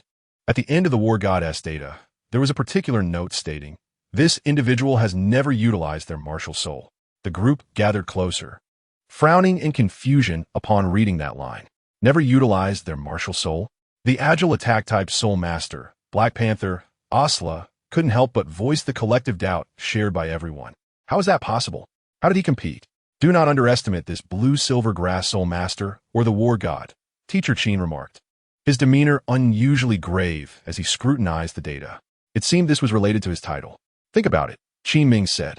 After discussing their strategy once more, as the group prepared to depart, Qin Ming lingered at the back, observing their silhouettes and smiling wryly. Children, a smooth victory is not necessarily a good omen. He thought of the individual referred to as the war god. Principal, what sort of monster is this? At the central arena of Soto City's Great Soul Arena, the most notable feature, in contrast to the outer areas, was the tranquility. There were no spectator seats. Instead, obscured boxes concealed the true dignitaries within. Golden soul-guided lights bathed the arena in brilliance. On the main stage, a lady in a flowing white gown held a sound amplification soul device, her expression warm. Welcome to the main soul competition arena. I am Douluo, and it is my honor to host the forthcoming soul battles. I hope our esteemed guests enjoy themselves. Tonight's competition is indeed the highlight, with only this single match scheduled for the evening. Douluo's words, imbued with her unique charisma, began to set the atmosphere. Although both teams were merely at the soul ancestor level, they each bore a silver soul badge, marking them as unparalleled talents. Now, let me introduce both sides. The Huangdo team, led by Qian Yang, a blue electric Tyrannosaurus Rex soul master. The Shrek 7 Devils team, led by the evil White Tiger, a white tiger soul master. After the introductions, Douluo once again engaged the audience, and to everyone's surprise, wings sprouted from her back, revealing her as a soul master of the soul ancestor level. As both teams made their entrance, their gazes clashed even before stepping onto the stage, a palpable tension enveloping the arena. Attention, soul masters. You have 1 minute to summon your martial souls. Once I declare the start, you may engage in battle until one side concedes or is entirely knocked off the stage. Douluo's voice echoed in the air. Flender surveyed the surroundings and quickly spotted the opposing leader. He nudged Zhao Wujia. Old Zhao, look over there. Following Flender's direction, Zhao Wujia's eyes widened in surprise. How is it him? Do you know him? Yu Xiaojing inquired. Let us discuss after the match. On the central soul stage, 13 streams of soul power soared into the air. Douluo had to elevate her flight to avoid being affected by the turbulent soul energy. The beast martial soul masters were the most conspicuous. Dai Mubai and Yu Qian Yang, along with the Xian Gui brothers from the opposing team, all summoned their martial souls, their bodies undergoing significant transformations. Muscle rippled across their forms, and in Dai Mubai's eyes, a fierce battle intent mingled with his twin pupils. However, the most dazzling was Yu Qian Yang. Blue light ignited between his brows, and electric currents danced around his body like serpents. His right arm, bursting with power, had grown so muscular that it tore through his clothing, becoming covered in blue scales, with blue-violet electricity swirling around. Yu Xiaojing observed Yu Qian Yang's transformation. The blue electric Tyrannosaurus Rex, he murmured. What a familiar martial soul. Tang Sen also focused intently on Yu Qian Yang. Having heard Yu Xiaojing describe the blue electric Tyrannosaurus Rex soul, Unlike other martial souls, the soul master of the blue electric Tyrannosaurus Rex must absorb the souls of subdragon-type spirit beasts, akin to Oscar's rooster phoenix tail snake. This stringent requirement led to significant enhancements. From level 30 onward, each additional soul ring would initiate a partial dragon transformation in the body, such as Qian Yang's current right arm. Upon reaching level 70, he could fully transform into a dragon, rendering his power beyond terrifying. At this moment, Qian Yang's right arm could no longer simply be referred to as such. A more fitting term would be that of a dragon claw. Qian Yang, however, did not fixate on Qian Heng or the aloof Du Gu Yan behind him. His gaze was drawn to a figure in the shadows. With keen eyes, he barely discerned a girl in black, standing quietly behind the Huangdo team. Though she stood amongst her teammates, there was a palpable distance between her and the others, an isolation that seemed to have lingered for ages. She was Yi Lingling, the possessor of the nine-heart begonia martial soul. Under Qian Yang's sharp gaze, the girl's appearance became vividly clear.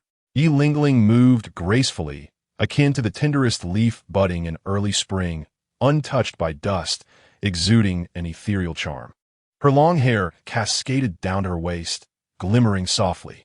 What captivated attention most were her eyes, clear and profound, resembling two serene pools of autumn water, radiating a gentle coolness. Yu Feng whistled towards Douluo in the sky. At that moment, he hovered above, looking down upon the Shrek's 7 devils with a casual demeanor, seemingly unperturbed by their presence. "I'll take that fellow down first," Qian Yang said to his companions. Chapter 78, surrounding Yu Tianheng. In terms of soul ring configuration, everyone possessed the optimal arrangement. Observing from the boxes, numerous distinguished figures couldn't help but be captivated. Begin. With Dodo's command, the battle commenced. Dai Mubai let out a powerful roar, his tiger's roar reverberating throughout the arena, sweeping forth with an impressive momentum.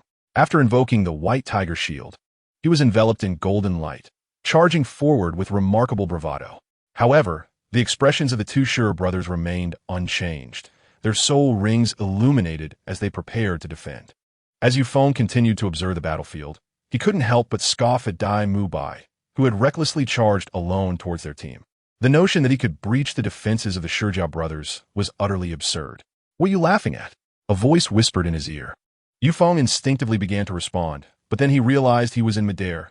There was no one else around except Dodo. Furthermore, the voice was evidently not feminine.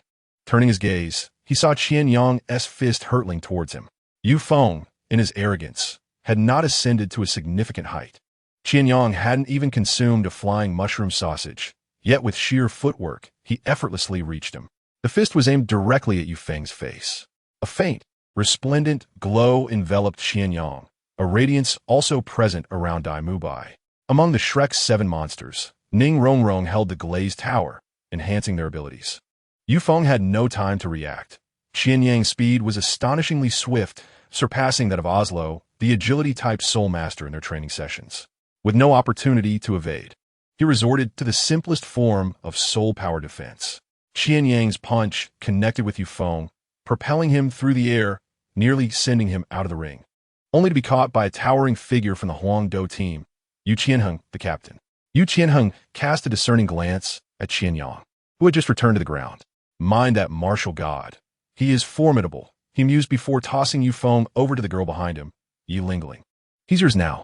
Yi Lingling remained silent, her soul rings hovering behind her as she began to heal Yu Feng's injuries. Meanwhile, Dai Mubai charged forth. With a powerful stomp of his left foot, he leaped into the air, his tiger claw aimed at the heads of the Shijiao brothers. With the enhancement of the 7 treasures glazed tile, Dai Mubai's speed increased even further.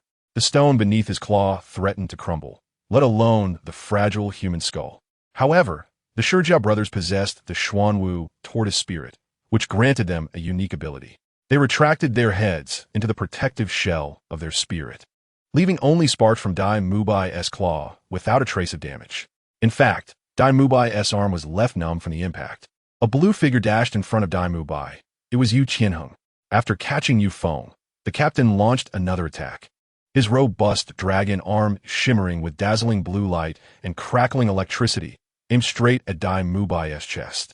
The first soul ring glowed as the thunder dragon claw surged forward. At the onset of the battle, Both sides sought to swiftly eliminate an opponent. Tang San observed the scene with an impassive expression, his eyes cloaked in the purple extreme magic gaze. He could save Dai Mubai, as the blue-silver grass could pull him back, but why should he? In this team battle, he and Qian Yang were sufficient. The others were merely a hindrance. The unstoppable Thunder Dragon Claw approached, leaving Dai Mubai no choice but to brace himself with the White Tiger transformation and the White Tiger Guardian barrier to withstand the blow. As the Dragon Claw struck, the air crackled with energy. Dai Mubai, having taken the hit, immediately turned pale and staggered back. But Yu Tianheng had no intention of letting him escape and pressed forward for another strike. Qian Yang rushed in, and the 8 extremities collapse collided with Yu Tianheng's Dragon Claw, resulting in Yu Tianheng being forced back. He regarded Qian Yang warily, astonished at his formidable combat prowess, especially since he hadn't even summoned his spirit or displayed his soul rings.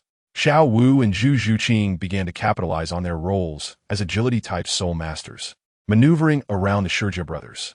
As they attempted to defend, Dai Mubai pressed forward with clawing strikes, preventing the brothers from regrouping. After saving Dai Mubai, Qian Yang refrained from further attack, floating back to the Shrek 7 monsters formation. Though he could swiftly eliminate the opposing team, it would deprive Shrek of valuable experience. His purpose was to maintain their formation, not to dismantle the Huang Do team single-handedly. Tang San then joined the fray, the blue-silver grass swirling. In Qian Yang's absence, he stood as the strongest force of the Shrek 7 monsters. Coordinating with his teammates, he directly confronted Yu Tianheng, who had just exchanged blows with Qian Yang. Everything unfolded as per their tactical discussions. Aside from Qian Yang nearly sending Yu Feng flying off the stage, the rest had been anticipated. Yu Feng took to the air once more, aiming to intercept Xiao Wu. His injuries had been healed by Yi Lingling. Oslo and Yu Feng launched simultaneous attacks to intercept Xiao Wu and Zhu Zhuqing. Yet, as they neared their targets, they suddenly found their opponents had vanished. Dai Mubai, engaged with the Shurjia brothers, also retreated. This is bad. We've fallen for their ruse. Pursue them quickly. Du Guyan recognized the enemy strategy. This feint aimed to disrupt their formation, with all 4 main attackers surrounding Yu Tianheng. The Shrek 7 monsters' first move was to encircle the captain of the Huang Do team. The slaughter was about to commence.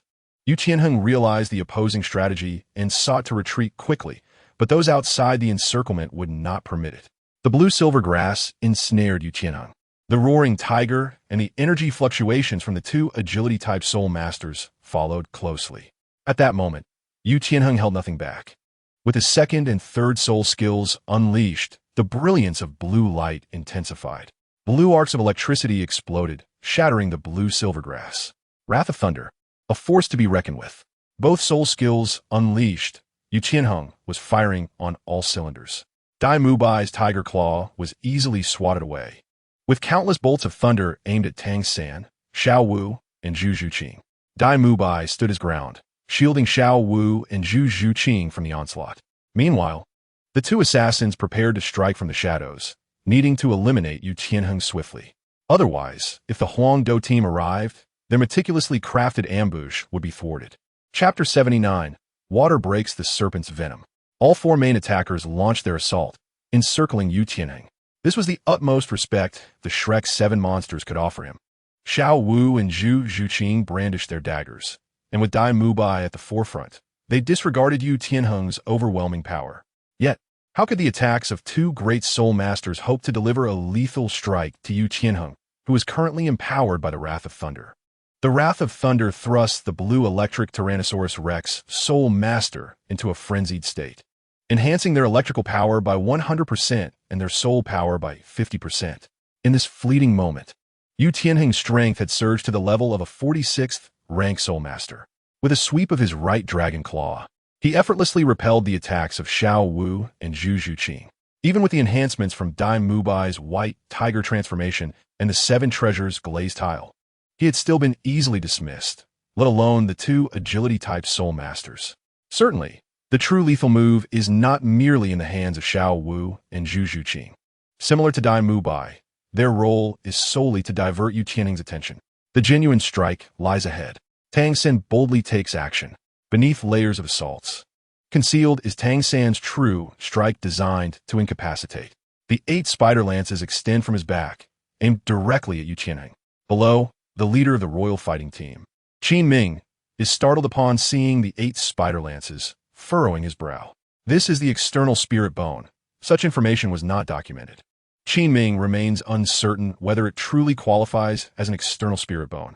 The 8 spider lances thrust towards Yu Qianheng, who feels an alarming sense of danger from the chilling intent emanating from them. If struck, a grim fate awaits him. His entire body crackles with lightning once more. With a fierce roar, Yu Qianheng channels his energy. The lightning seems to materialize, swirling around him, clashing violently with Tang San's 8 spider lances, resulting in a dazzling explosion of light and a deafening roar. The lightning tilts.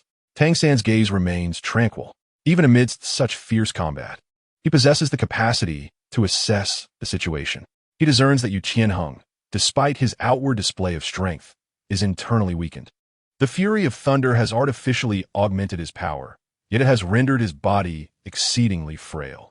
Yu Qianheng sweeps his dragon arm, disregarding the 8 spider lances entirely, and lunges directly at Tang San. He is enveloped in a storm of lightning, donning an armor forged from the very essence of thunder. Yu Qianheng realizes he cannot persist in this manner. He is still within the encirclement of his adversaries and must break free swiftly. Just moments ago, Qian Yang had pushed him back and is still observing from behind. Yu Qianheng is unaware of when his opponent might strike. However, if they were to do so now, it would undoubtedly spell disaster for him. He must disrupt the rhythm of the encirclement. Indeed, Tang San did not anticipate Yu Qianheng's resolute response. But does it matter? No. Under the gaze of his purple extreme demon eye, Tang San fixes his sight upon Yu Qianheng's advancing dragon claws. His hand reaches out. Control the crane and capture the dragon. At this moment, this Tang sect's secret technique aptly lives up to its name. Yu Qianheng's hand is restrained. As the blue-silver grass silently entangles his legs, and the 8 spider lances surge towards him, the intent to kill is palpable. The situation shifts dramatically. Just as Yu Qianheng is on the verge of being eliminated, the royal fighting team finds themselves faced with the imminent loss of a captain, causing many nobles in the box to frown. They have placed substantial bets on the royal fighting team. What is this Shrek 7 Monsters team? My lord, I am unaware. They have only recently risen to prominence. Incompetent, investigate. Yes, Yu Qianheng indeed lives up to his title as the captain of the royal fighting team. In this perilous moment, he unleashes astonishing strength. The thunder spreads once more. He shatters the blue-silver grass, breaking free and evading the assault of the 8 spider lances. However, in his retreat, he is struck by Dai Mubai's full-force punch. Dai Mubai had been waiting for this opportunity. The white tiger's transformation is unleashed with all his might. He had previously refrained from using his full strength. Now, under this full force, Yu Qianheng's body is sent flying, crashing heavily against the shell of the Xuanwu turtle spirit master, blood gushing from his wounds, and he spews forth a torrent of blood. In the blink of an eye, Yu Qianheng has clashed with all 5 principal attackers from the Shrek 7 monsters, including Qian Yang. Of course, had Qian Yang participated in the ambush, Yu Qianheng would not have been able to escape. Nevertheless, the fact that he single-handedly broke through the encirclement speaks volumes of his prowess. The blue lightning tyrant dragon truly lives up to its name. Damn it, I will kill you all. Douluo Yin gazes at the blood-soaked Yu Qianheng, her eyes brimming with rage. Her relationship with him transcends that of mere captain and vice-captain. In her fury, she forgets Qin Ming's orders. The 3rd spirit ring glows. Her emerald eyes shift to a shade of purple. Upon invoking her martial spirit, the scales of her serpent-like tail take on a hint of violet. And as she opens her mouth, a thick purple mist begins to swirl. Below, Qin Ming looks on in shock, but at this point, he can no longer prevent Douluo Yin from completing the release of her 3rd spirit skill. Retreat. Qian Yang calls out to Xiao Wu and the others. In his hand, the Homa Staff leaps into action. His fiery eyes ignite. If Tang San does not intervene to block the poisonous mist, he will act to cleanse it. Tang San glances at Dai Mubai and the others retreating. He remains steadfast. As the toxic mist approaches him, Tang San reaches into the water sack from the 24 Bridges Bright Moon Night. Just a mere biling snake poison, he states calmly. He tosses the water sack, then shatters it with the blue-silver grass, allowing the water to mix with the poison. The purple mist gradually dissipates. Qin Ming is astonished. He did not expect Tang San to neutralize Douluo Yin's 3rd spirit skill. This poison is not easily resolved, even by Yu Qianheng. Tang Sin merely tossed out 2 water sacks. How could you possibly break my biling purple poison? Du Guyan stares blankly at Tang San. She could not have anticipated such an outcome, nor could any member of the royal fighting team. They have witnessed Du Guyan's biling purple poison before. In most cases, after she employs this spirit skill, her opponents either perish or suffer grievous injuries. It is unprecedented for someone like Tang San to so effortlessly dispel the snake poison. Noisy. Tang San cast a glance at Du Guyan, offering no explanation. The water was, in fact, Xionghuang liquor. The tides of battle seemed to be shifting in favor of the Shrek 7 monsters, but at this moment, a girl who has been lingering at the back steps forward. As she activates her spirit skill, Yu Qianheng's wounds begin to heal gradually. His complexion improves, and he stands once more. Yu Xiaojing watches this scene intently. This martial spirit is indeed miraculous. All right, everyone need not worry. Let us execute our previous strategies as planned. Proceed. Yu Qianheng recovers swiftly, just moments ago. He was gravely wounded, and now he is the first to charge forward. Lightning crackles. His enhanced dragon arm rises once more, terrifying arcs of lightning dancing along it. Qian Yang fixates on the soul master who healed Yu Qianheng. Yi Lingling. In Yi Lingling's hands rests a pink begonia flower, vibrant and resplendent, with hues of white and pink intermingling, its beauty captivating. Branches cascade from Yi Lingling's side, complementing her already stunning appearance, enhancing the allure of both flower and maiden. Eliminate that soul master first, Tang San declares decisively. If they do not neutralize Yi Lingling first, they stand no chance. Their meticulously devised plan to ambush Yu Qianheng succeeded in grievously injuring him. Yet in a short span, Yi Lingling restored his combat capabilities. In this manner, regardless of how they fight, the opposing side can continually recuperate thanks to Yi Lingling, unless Qian Yang takes action. However, Tang Sin internally hopes Qian Yang refrains from seizing the spotlight. The royal fighting team is oblivious to Tang San's thoughts, having learned from their earlier mistakes. The formation remained steadfast as they advanced. The 2 Shurja brothers followed Yu Qianheng, Yu Feng, and Osro as they surged towards Ning Rongrong and Oscar. Du Guyan unleashed her toxic mist once more. The members of the Imperial battle team hastily consumed something, presumably an antidote, to shield themselves from the noxious haze. The battle reignited, and the tides of war shifted yet again. The carefully laid plans and the achievements they had secured moments ago were now utterly obliterated. Dai Mubai let out a growl and charged forward once more. The White Tiger Vidra transformation had a time limit. Once that period elapsed, his combat prowess would diminish rapidly. There was no time to waste. Coincidentally, Yu Qianheng's thunderous wrath was similarly constrained. The 2 beast spirit masters clashed once more. Tang San, weaving through the arena with his blue silvergrass, saw Yu Qianheng confronting Dai Mubai, while his own adversary was none other than Du Guyan, the poison user. Glancing back, Tang San observed that Yu Feng and Osro had successfully engaged Xiao Wu and Zhu Zhuqing, or rather, it was Xiao Wu and Zhu Zhuqing who had ensnared Osro. Only Qian Yang stood before Ning Rongrong and Oscar. With Qian Yang present, their position was considerably fortified. Though Tang San harbored thoughts of using the Zhuge crossbow to eliminate Qian Yang, he felt grateful for Qian Yang's presence at that moment. Yu Qianheng's combat strength had diminished significantly. He had expended much of his soul power under the relentless assault and sustained serious injuries, although Yi Lingling was tending to him. While flesh wounds healed quickly, he had also suffered bone injuries that, despite healing, could not recover as swiftly. Hesitant to exert himself fully, Yu Qianheng primarily relied on his lightning powers during his confrontation with Dai Mubai. In a direct contest of strength, Dai Mubai would not relent. During their clash, Dai Mubai noticed that Yu Qianheng was not at his peak, prompting him to intensify his attacks. Yu Qianheng continued to maneuver, with Du Guyan providing support. It was fanciful for Dai Mubai to think he could swiftly conclude the fight. The Shurja brothers charged into the fray.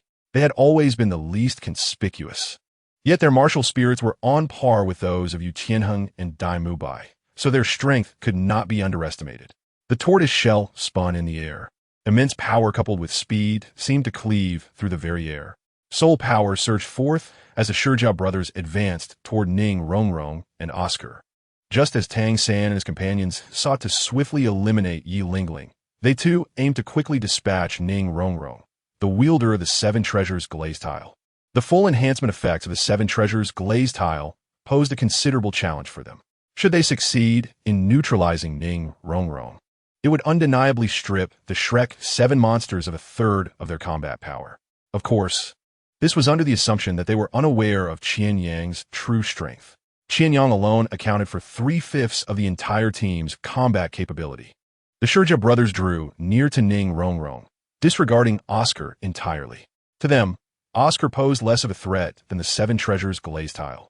While they were astonished by the information on Oscar, a food-type soul master so young, they did not see the food type's potential as formidable, at least not in comparison to a high-ranking soul master of the Seven Treasures glaze tile. The only aspect to heed was the flying mushroom that could elevate them, but they assumed it had already been dispensed, much like the antidote Douluo Yin provided, rendering Oscar irrelevant to their plans. The Shurja brothers were now almost upon Ning Renxue. Yet, to their surprise, Ning Renxue showed no inclination to retreat, remaining entirely composed. Even taking the time to survey the battlefield as the small glazed tower in her hand ceaselessly bolstered her teammates.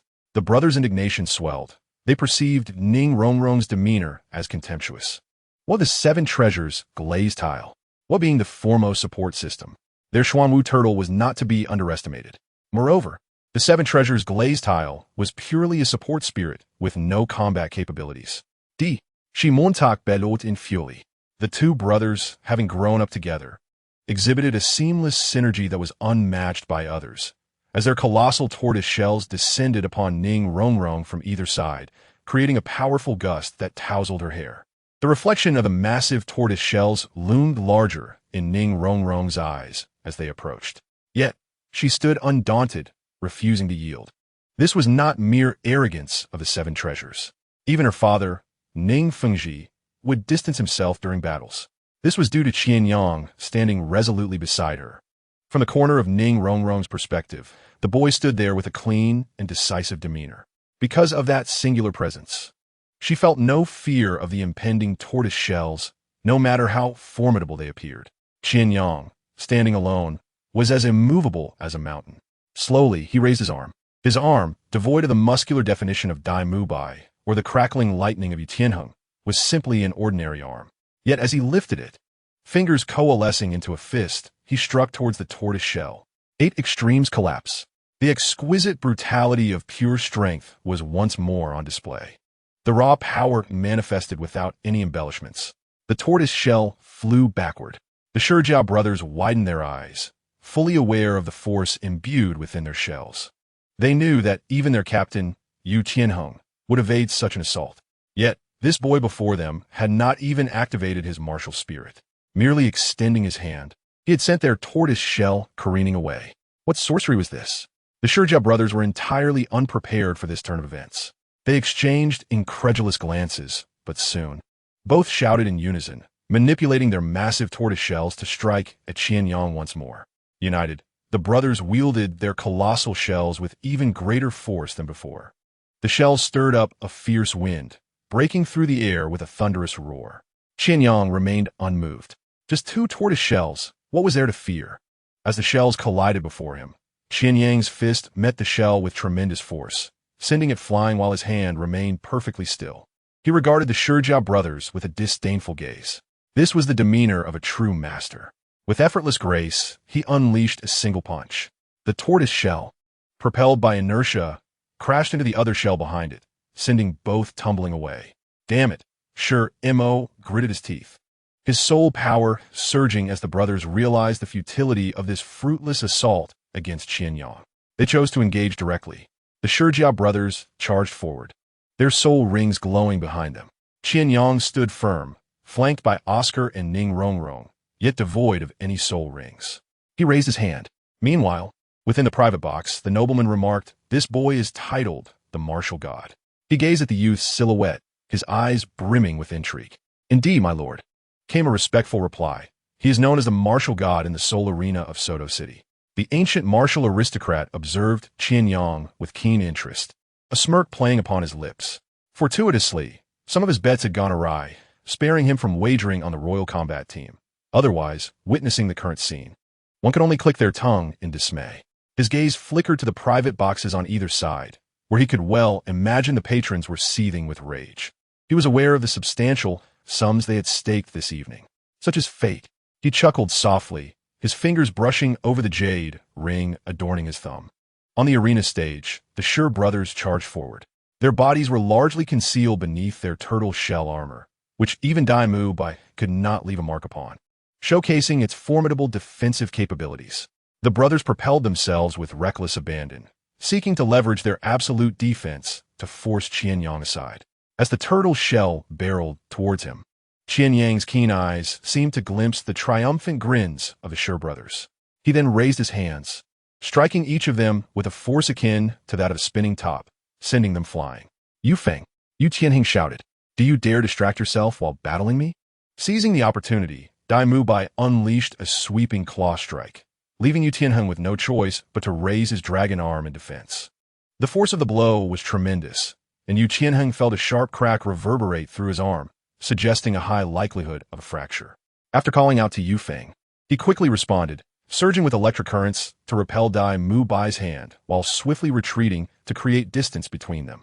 Dai Mu Bai, eager to press his advantage, was unwilling to let this opportunity slip away. He had heard the ominous sound emanating from Yu Tianheng's arm. Seizing the moment of weakness, Dai Mu Bai's fists loomed large in Yu Tianheng's vision. A flicker of excitement sparked in Dai Mu Bai's eyes. If he could subdue Yu Tianheng, their formation would be utterly shattered, allowing him to advance towards Yi Lingling and eliminate that nine-hearted begonia. Yet, Dai Mu Bai's plans ultimately came to naught. A serpentine shadow surged forth, its massive fangs glinting in the light of the soul-guiding apparatus. Instinctively, he dodged, missing the chance to deliver a final blow to Yu Tianheng. The serpent shadow twisted and lunged at him again, and just as Dai Mu Bai prepared to defend himself, the blue-silver grass, rising from the ground, ensnared the serpent in its grasp. "Your opponent appears to be me," Tang San stated, standing resolutely before Douluo Yin, his expression calm. "Step aside if you wish to live." Douluo Yin hissed fiercely. They were all enveloped in her toxic mist. But the Royal Combat Team possessed the antidote she had provided, while the Shrek 7 monsters relied solely on Oscar's small detox sausage. Although the antidote was effective, it still had its limitations, and, as time passed, those limitations would only grow more pronounced. Tang San remained silent, though the blue silvergrass seemed to articulate all that he could not. It surged across the arena, its growth rate now astonishingly rapid, darting towards Douluo Yin. Seeking death, Douluo Yin retorted, the serpent shadow reappearing. The fanged green snakes bit through the blue silvergrass, yet as one batch was severed, another quickly sprouted in its place. Douluo Yin surveyed her surroundings. The situation was decidedly unfavorable for them. At Yu Tianheng's urging, Yu Feng went to assist the Shi brothers. However, Qian Yang's strength had already instilled in them a sense of despair. Throughout their lives, the Shi brothers had faced countless foes, yet none had ever matched the sheer brutality of Qian Yang's strikes. One slap, and they were sent sprawling. Their spirits, once fiery, now dimmed under the weight of defeat. "Pull yourselves together, brothers," Yu Feng urged, clapping a hand on their turtle shell. Shi Mo glanced at Yu Feng, unable to articulate the overwhelming strength of their opponent, which left them feeling utterly powerless. While Yu Feng had briefly battled Qian Yang, it was a clash that ended with him being sent flying. He could only sense the sheer force of Qian Yang's punch, unable to appreciate the full extent of his might as the Shi brothers had. Such a vast disparity could only breed despair, extinguishing any flicker of fighting spirit. Their adversary had not even unleashed his martial soul. A petal floated onto Shi Mo, and he felt his strength returning. Turning, he saw the serene figure of Yi Lingling, as beautiful as the gentle spring breeze caressing willow branches, or the warm waters of a spring river. "Do not fear. I am here," Yi Lingling assured. Though she herself did not engage in battle, she was the greatest safeguard of the Royal Combat Team. Upon seeing her, the once despondent fire within Shi Mo flickered back to life. Indeed, there was no need for fear. Gritting his teeth, Shi Mo rose once more, and his brother, Shi Mo, did the same. "You have the ability to kill me in front of you, Lingling." They harmonized in thought. At that moment, a petal also drifted to Yu Tianheng, healing his injuries anew. He glanced back at Yi Lingling's current state. Recovery could not be without limits. Once her soul power was depleted, she would be unable to continue their treatment. Yu Qianheng noted that Yu Lingling's expression was no longer as carefree as before. Caution was necessary, he mused. Chapter 82. All are monsters in the final moments of thunderous fury. Yu Qianheng once again unleashed thunderous might. The roar of a dragon echoed, accompanied by the resonant cry of tiger. Just before thunderous fury and the white tiger king, Kong, transformation faded, Yu Qianheng and Dai Mu Bai launched their most potent attacks. The shockwave of their soul power rippled outward. Qian Yang furrowed his brow, not because the Shi brothers had once again risen, for no matter how many times they stood, their fate would merely be to be knocked down again by Qian Yang. His frown stemmed from the increasingly dense, toxic mist surrounding them. The venom of the emerald python was proving ineffective against Oscar's detox sausage alone. They could endure due to Oscar's sausage and the barrier of their soul power, but as time passed and their energy waned while battling the enemy, it would soon become untenable. Qian Yang contemplated whether to intervene and resolve the situation on the opposing side. In the midst of his thoughts, he delivered another resounding slap that sent the Shi brothers flying once more. Below the arena, Qin Ming watched the scene unfold, at a loss for words. Although he knew their academy only admitted monsters, the one before him seemed absurdly powerful. He was all too aware of the capabilities of his students, understanding just how formidable the Shi brothers were. They simply did not flaunt their power, much like their martial soul, the black tortoise, which remained concealed. Even united, the Shi brothers posed a challenge that Yu Qianheng could not surpass. Yet, Qian Yang dispatched them with such ease. If it were a display of extraordinary power akin to thunder and fire, Qin Ming might not find it so hard to accept. However, what he witnessed was merely Qian Yang effortlessly swinging his fist, sending the Shijiao brothers flying. This was quite difficult to comprehend. Qian Yang surveyed the battlefield, ready to wait a while longer. The others were deeply engaged in combat, and it was not yet time for him to intervene. He focused intently on the Shijiao brothers, as the rest of the team had their own opponents. His sole concern was to keep an eye on these two turtles. The battle on the arena grew increasingly intense, and the clash between the Shrek 7 and the Royal Fighting Team unfolded as Qin Ming had anticipated, thunder and fire igniting the atmosphere. The air was thick with visible poisonous mist, and an invisible aura of battle intent permeated the surroundings. Tang San's eyes narrowed slightly, purple light shimmering as the blue-silver grass coiled forth like a mystical serpent. His aim was not only directed at Du Guiyin, but also at other members of the Royal Fighting Team. As a control-type spirit master, Du Guiyin could manipulate the battlefield with poison mist, and Tang San was equally capable. The blue-silver grass deftly guided the faint elements in the air, weaving an invisible support net for his companions. The remaining members targeted the Royal Fighting Team. If Tang San unleashed his full power in conjunction with the others from Shrek, they could suppress the Royal Fighting Team even without Qian Yang's intervention. However, Tang San refrained from doing so. The lack of effort from both Qian Yang and Tang San resulted in Shrek Academy being on the defensive. It would be inaccurate to say they were entirely inactive. Tang San kept a close watch on Du Guiyin, preventing her from offering support, apart from releasing poison mist. This control-type spirit master was unable to manage the situation on the battlefield. Meanwhile, Qian Yang forcefully sent the Shijiao brothers flying with a single slap. Except for Yu Qianheng, all of the Royal Fighting Team's top combatants were firmly restrained by Qian Yang and Tang San. Xiao Wu moved with agility, resembling a sprite darting through the woods. Each leap was accompanied by explosive attacks, leaving behind dazzling afterimages as she pressed fiercely towards the members of the Royal Fighting Team. Her strikes were both precise and lethal, leaving Yu Feng in a state of disarray. He had not anticipated that this petite girl would prove so challenging. Swift as a rabbit, yet possessing considerable strength. He could not afford to be careless. He had already experienced the bitter taste of overconfidence twice during a previous match. Initially, he had been struck down by Qian Yang after failing to elevate his flight height. Moments ago, he had again been kicked from the sky by Xiao Wu due to his negligence. If not for Osro intervening, he might have fallen prey to this formidable soul master. Osro's situation was hardly better. Zhu Zhuqing moved with a ghostly grace, akin to a leopard in the night. With her martial spirit manifested, her claws gleamed with a chilling light.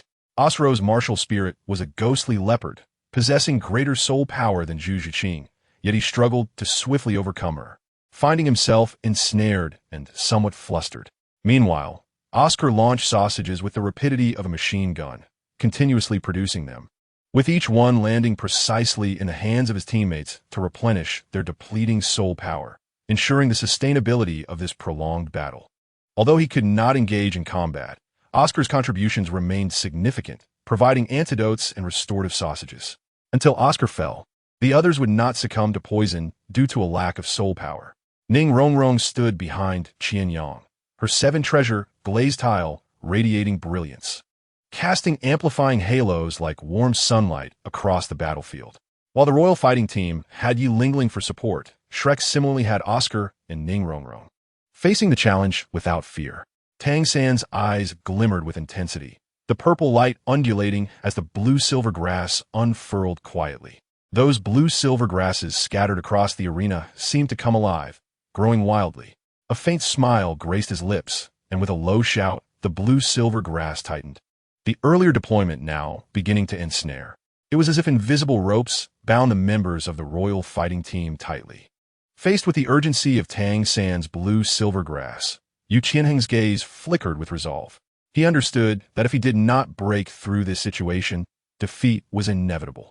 With the others being restrained, the Shijia brothers, having been driven back, were ill-suited to dismantle a large-scale formation. Only he could take action.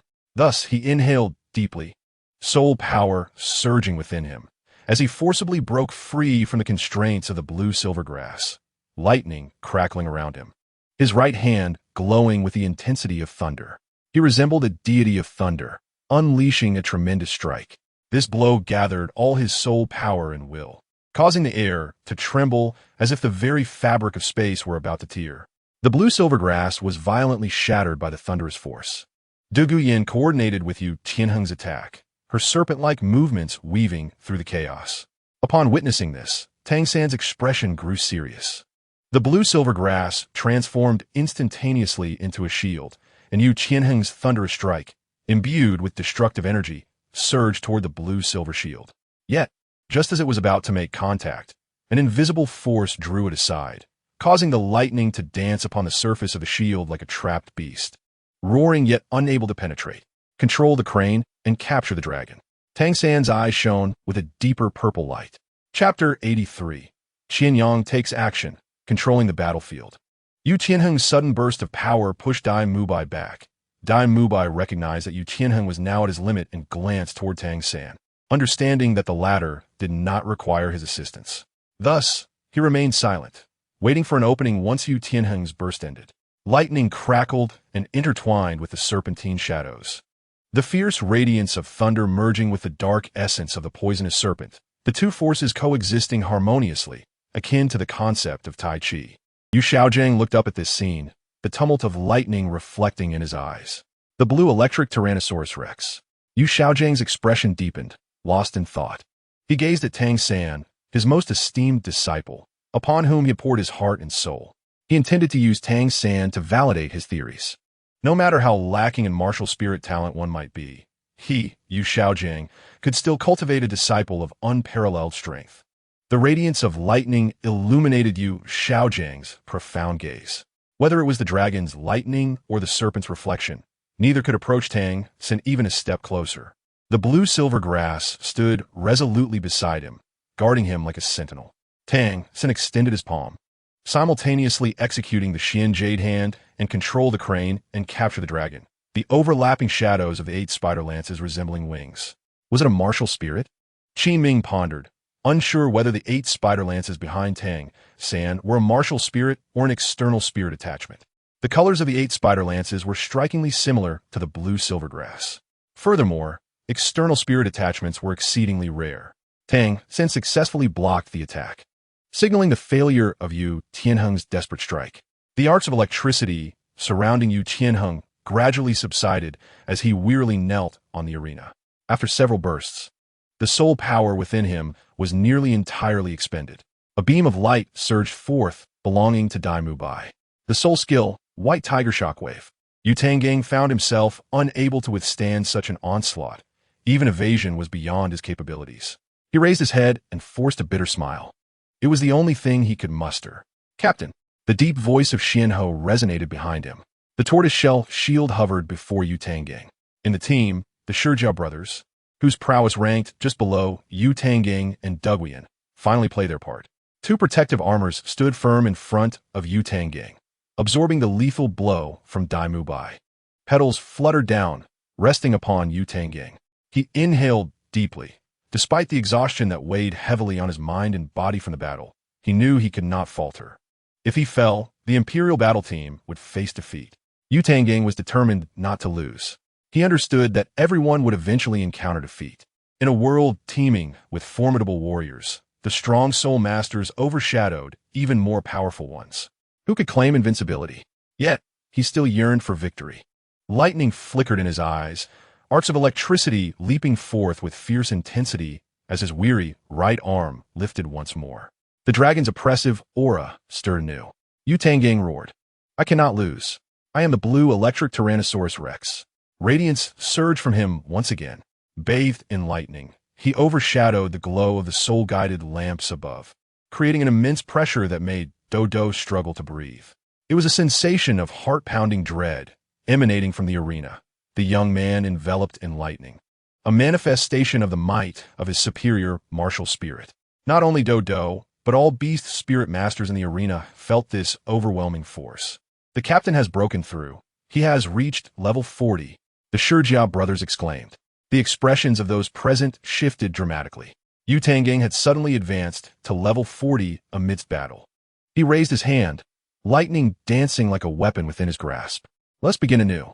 At that moment, Yu Tangang appeared as though he were a deity descended from the heavens, his entire being cloaked in radiant lightning, exuding an overwhelming presence. His sudden breakthrough served as a powerful tonic for the Imperial battle team. Below the arena, the Shrek side, Flanders remarked, "This kid has struck gold with his timing. He broke through just when it mattered. Thankfully, there are no soul beasts around. Otherwise, he might have inadvertently ascended to the Soul Emperor level while absorbing a soul ring on stage. What folly." Tang Xiaojing calmly pointed out the flaw in Flanders' reasoning. Flanders chuckled in response. Yu Tangang, now brimming with fighting spirit, was unaware that a certain individual on the stage was preparing to strike. Qian Yang summoned his martial spirit. This was the first time these people had witnessed his powers since his entrance. 2 yellow and 1 purple, the optimal configuration. Qian Yang was ready to attack. It was evident that Duguian's poisonous mist had begun to take effect. He, empowered by the fallen heart flame within him, could disregard the toxins, but Xiao Wu and the others could not. Qian Yang dashed forward like a meteor, his foot striking the ground. "Come on." Yu Tangang's eyes were alight with lightning, his combat will reaching its zenith. With a fierce determination, he extended his right arm, dragon claws reaching forward. Having broken through to level 40, he felt a surge of confidence in his abilities. Yet, in the blink of an eye, Yu Tangang's pupils constricted. It seemed as though he merely blinked, and Qian Yang's figure was upon him, followed swiftly by a powerful fist. Behind the Shrek team, Ning Rongrong wore a soft smile. 7 treasures glazed tile. She invoked speed, power. Instinctively, Yu Tangang raised his enhanced dragon claw to defend, but it was too late. The claw could not match the speed of Qian Yang's punch. His exceptional combat instincts allowed him to react swiftly, enveloping himself in lightning. Yet, Yu Tangang was still sent hurtling away by Qian Yang's blow. The armor of lightning provided no protection. Thus, a rather comical scene unfolded on the arena. Just moments ago, Yu Tangang had appeared like a deity. In the blink of an eye, he was sent tumbling off the stage by a single punch from Qian Yang. The speed was so astonishing that the 2 Shijiao brothers barely had time to register the event. However, they were not needed. Qian Yang advanced once more. The brothers had stood behind Yu Tangang to protect him from Dai Mubai's attack. After Yu Tangang was struck away, the 2 brothers were now fully exposed to Qian Yang's line of sight. With a swift motion, Qian Yang sent each of them off the stage with a single slap, accompanying Yu Tangang in his downfall. All 3 soul masters were cast off the stage. Yi Lingling found herself in Qian Yang's direct path. Yet, rather than attack her, he pivoted and appeared beside Duguian. Tang Xin halted his movements, the battlefield now under Qian Yang's command. With another powerful punch, yet another contender was sent down. Duguian seemed momentarily stunned by the sudden shift in the battle, offering no resistance as she was sent flying off the stage. Osro and Yu Feng managed to react, attempting to struggle, but it was futile. The banquet of long feasts had quietly begun. Invisible shackles enveloped their bodies. It was both a celebration and a lament. In the blink of an eye, the situation had completely reversed, leaving many in a state of shock. Just a moment ago, Yu Tanggang's grand breakthrough had seemed to promise a resurgence for the Imperial battle team. In the next instant, Qian Yang's intervention had swiftly taken out all members of the Imperial battle team, save for Yi Lingling. The transition was so seamless that it was akin to a well-executed culinary dish. The spectators were left speechless, their expressions frozen in disbelief. "Pretty lady, please help me cure the poison in my friends' bodies," Yi Lingling observed as Qian Yang approached her. She barely had time to surrender before he was upon her like a gust of wind. Qian Yang stood close to Yi Lingling, the fragrance of flowers emanating from her being. No one had ever stood so near her before. She glanced at Qian Yang, then quickly shifted her gaze to her sprawled companions below the stage. "Just some surface wounds, nothing serious," Qian Yang reassured with a smile. Chapter 84. What is a legend? Shrek's 7 monsters emerged victorious. Douluo was momentarily dazed, unsure of how the battle on the stage had abruptly ceased. Until Qian Yang effortlessly dismantled the Imperial battle team, Douluo struggled to keep pace with his movements. Is this how the script is supposed to unfold? She pondered. In a conventional narrative, Yu Tangang should have been basking in glory, perhaps indulging in a display of coolness. How could he be so suddenly struck off the stage? What a ridiculous plot twist. Douluo watched in bewilderment as Qian Yang dispatched the members of the Imperial battle team, and before she could fully comprehend the situation, her wings gently lowered her to the stage, still in a state of confusion. Observing the arena below, the members of the Royal Combat Team lay in disarray. Yi Lingling assisted the group in dispelling the poison, then cast a lingering glance at Qian Yang before descending from the platform to aid Yu Tianheng and the others in recovering from their injuries. The petals of the 9-heart begonia swayed gently. Gradually, Yu Tianheng's group began to regain consciousness. Except for Yu Tianheng, the others were not severely injured. Their unconsciousness was merely due to the impact of Qian Yang's punch, which had sent them crashing against the protective wall beneath the arena, resulting in a momentary fainting spell from the immense inertia. The brothers from the Stone family helped Yu Tianheng to his feet, and once upright, his first action was to fix his gaze upon Qian Yang above, his face devoid of any happiness from having surpassed level 40. The last scene etched in his mind before losing consciousness was that of Qian Yang's form flickering like a phantom. In the brief interval of time during which the electric arcs danced around him, Qian Yang's fist had already arrived before him, and then, without any reason, he was struck down. Judging by both strength and title, Yu Tianheng perceived Qian Yang as a power-type soul master. The swiftness of Qian Yang was entirely beyond Yu Tianheng's expectations, leaving him unable to react in time.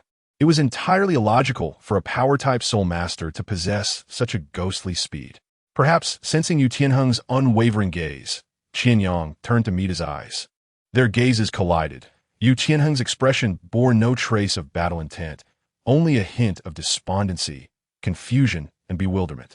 Qian Yang's punch conveyed to Yu Tianheng the essence of true strength, so formidable that it extinguished any flicker of combativeness within him. This realization was profoundly unsettling. The spine of the blue electric Tyrannosaurus youth seemed to shrink a fraction as Yu Tianheng turned and began to walk back with the support of his teammates. Qian Yang smiled, not at Yu Tianheng, but rather at the young lady, Yi Lingling, who had glanced at him with her captivating eyes before turning away. Applause erupted, and through the loudspeakers, the esteemed figures in the boxes applauded the splendid duel presented by the Shrek's 7 monsters, albeit interspersed with the sound of shattering porcelain. Yu Tianheng lifted his head. At the entrance passage to the box where the Royal Combat Team would return, Qin Ming stood, his demeanor serious as he called out to Yu Tianheng. Although he had anticipated the Royal Combat Team's defeat, he had not expected it to transpire in such a manner. To be candid, Qin Ming himself found it difficult to accept. How could such a powerful individual exist? Just moments ago, when Qian Yang revealed his martial soul, Qin Ming had witnessed it firsthand, 2 yellow and 1 purple, a soul ancestor. How could a soul ancestor possess such strength? Given Yu Tianheng's prowess, he had already been a dominant force within the realm of soul ancestors, especially having just broken through to level 40. The notion that anyone could defeat Yu Tianheng at this stage was inconceivable. Yet, The unimaginable had just unfolded before his eyes. Despite witnessing it, Qi Ming could not fathom how Qian Yang accomplished such feats. The man's martial soul resembled a long spear or a staff. Qi Ming had never encountered such a martial soul and could not have anticipated the sheer terror of that martial soul master as physical prowess. Yu Tianheng was a beast martial soul master, wielding the formidable blue electric Tyrannosaurus as his martial soul. Yet he had been struck down by Qian Yang in a single blow. Nevertheless, now was not the time to delve into these matters. He observed Yu Tianheng, his expression serious, knowing the immense blow to the young man's spirit. With his pride, he would undoubtedly struggle to bear it. It was his intention to let Yu Tianheng experience the taste of defeat, but not to the extent of a personal Waterloo. This setback clearly exceeded Yu Tianheng's capacity for acceptance. He needed to guide Yu Tianheng through this turmoil. Yu Tianheng lifted his head, and their eyes met. Qi Ming was not a gentle teacher. He was exceedingly strict in educating his disciples. Had it been any other time, Yu Tianheng would have already acknowledged his errors and sought punishment from his teacher. But this time, he did not, for he was unaware of what mistake he had made. Qian Yang's strength had surpassed Yu Tianheng's imagination, and even in retrospect, he had no idea how to contend with Qian Yang. Just as Yu Tianheng was about to lower his head, Qi Ming's voice grew more stern, urging him to look up. Yu Tianheng complied once more. Qi Ming regarded his most esteemed disciple and began to speak slowly. Yu Tianheng, do you understand where your mistake lies? Behind Yu Tianheng, the members of the Royal Combat Team stood dejectedly. Yi Lingling remained at the back, maintaining her distance from the others, not sharing in their despondency. As Yu Feng and the brothers from the Stone family attempted to speak, they were halted by a wave of Qi Ming's hand. Regarding today's battle, Qi Ming's gaze swept across the faces of his students, and then his words took them by surprise. You all performed admirably, aside from Yu Feng's initial overconfidence. Your subsequent coordination was commendable. Initially expecting criticism, several were taken aback by Qi Ming's praise. Yu Feng sheepishly scratched his head, acknowledging his earlier carelessness. Among them, only Yu Tianheng remained expressionless as dust. He recognized that this was Qi Ming's attempt to comfort them, but at that moment, he did not seek consolation. However, you made a significant error. Do you understand? Qi Ming continued. What error? They wondered. They might have made numerous mistakes, but the decisive factor in the outcome was not within their control. It lay with the masked youth. They had come to realize that he could seemingly resolve them at any moment, should he so choose. Qi Ming fixed his gaze upon Yu Tianheng, then sequentially addressed the others. You returned with your heads bowed. If it is failure that brings you shame, you may lower your heads. Yet, I cannot see your fighting spirit. Do you believe that individual is insurmountably strong? Is that why you possess no fighting spirit? If so, you would truly disappoint me. Indeed, he is remarkably strong. Perhaps there are even stronger soul masters out there. What you need to do is to rise above frustration and self-pity. Do not wallow in disappointment, believing you can never catch up to others. I implore you to lift your heads and stand tall. Grow through your failures. Failure is not to be feared. Where would the legends of invincibility arise? What is a legend? Is it a record of 100 victories? While that is indeed legendary, I tell you, it is far more legendary to rise after 100 defeats and strive for the 101st battle. Qi Ming declared. Chapter 85. The Astonished Qi Ming. After Qian Yang and his companions returned to the resting room, having secured victory in this match, they had directly added 12,000 gold soul coins to the account of Shrek Academy. The smile on Flinder's face had not waned, even as he endeavored to suppress the upward curve of his lips in front of the students, attempting to maintain a semblance of dignity befitting a soul sage. The influx of 12,000 gold soul coins rendered it impossible for Flinder to uphold the decorum expected of his status. Beneath the crystalline glasses, a pair of eyes sparkled with delight. As their group returned, before Yu Xiaojing could utter a word, Flander was the first to shower them with praises from head to toe. In essence, today, Flander was utterly content. Yu Xiaojing gazed at his old friend with a sense of resignation. Truly, it seemed he had fallen into the depths of avarice. Perhaps among all the soul saints, Flander was the one lacking the demeanor of a true powerhouse. This time, thanks to Qian Yang's formidable prowess, the outcome of the match was somewhat assured. Oscar, still somewhat shaken, remarked that he had witnessed Yu Tianheng's breakthrough into the 40th rank firsthand while standing within the protective circle. The overwhelming lightning illuminated the arena, and Yu Tianheng, bathed in its radiance, resembled a deity descending from the heavens. Though he did not possess a beast martial soul, and thus did not feel the pressure emanating from a superior martial spirit like a beast soul master, Oscar still sensed the potent fluctuation of soul power. That surging energy erupted like thunder. For a fleeting moment, he feared they might lose. But just as that thought crossed his mind, Qian Yang began to take action. Xiao Wu chuckled happily, delighted by the praise bestowed upon Qian Yang. Ning Rongrong's gaze lingered on him, her eyes shimmering with colors. Like Oscar, she had witnessed the entire process, observing Qian Yang as he relentlessly dispatched the members of the Emperor fighting team. To have such a formidable soul master standing before an auxiliary soul master was indeed an honor. All members of the Seven Treasure Glazed Tile School aspired to have such a powerful soul master at their side, much like her father, who stood alongside Sword Grandpa and Bone Grandpa. The disparity was still vast. Zhu Zhuqing's gaze was profound.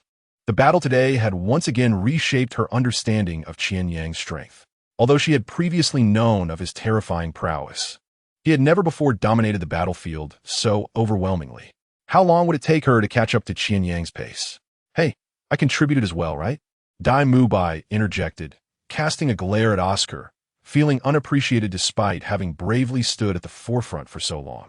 Everyone has made contributions. We are a team. Qian Yang replied with a cheerful smile. Tang San, outwardly expressionless, felt an overwhelming surge of jealousy within, watching Qian Yang being lauded amidst the crowd. Tang San's inner fury twisted his thoughts. Damn it.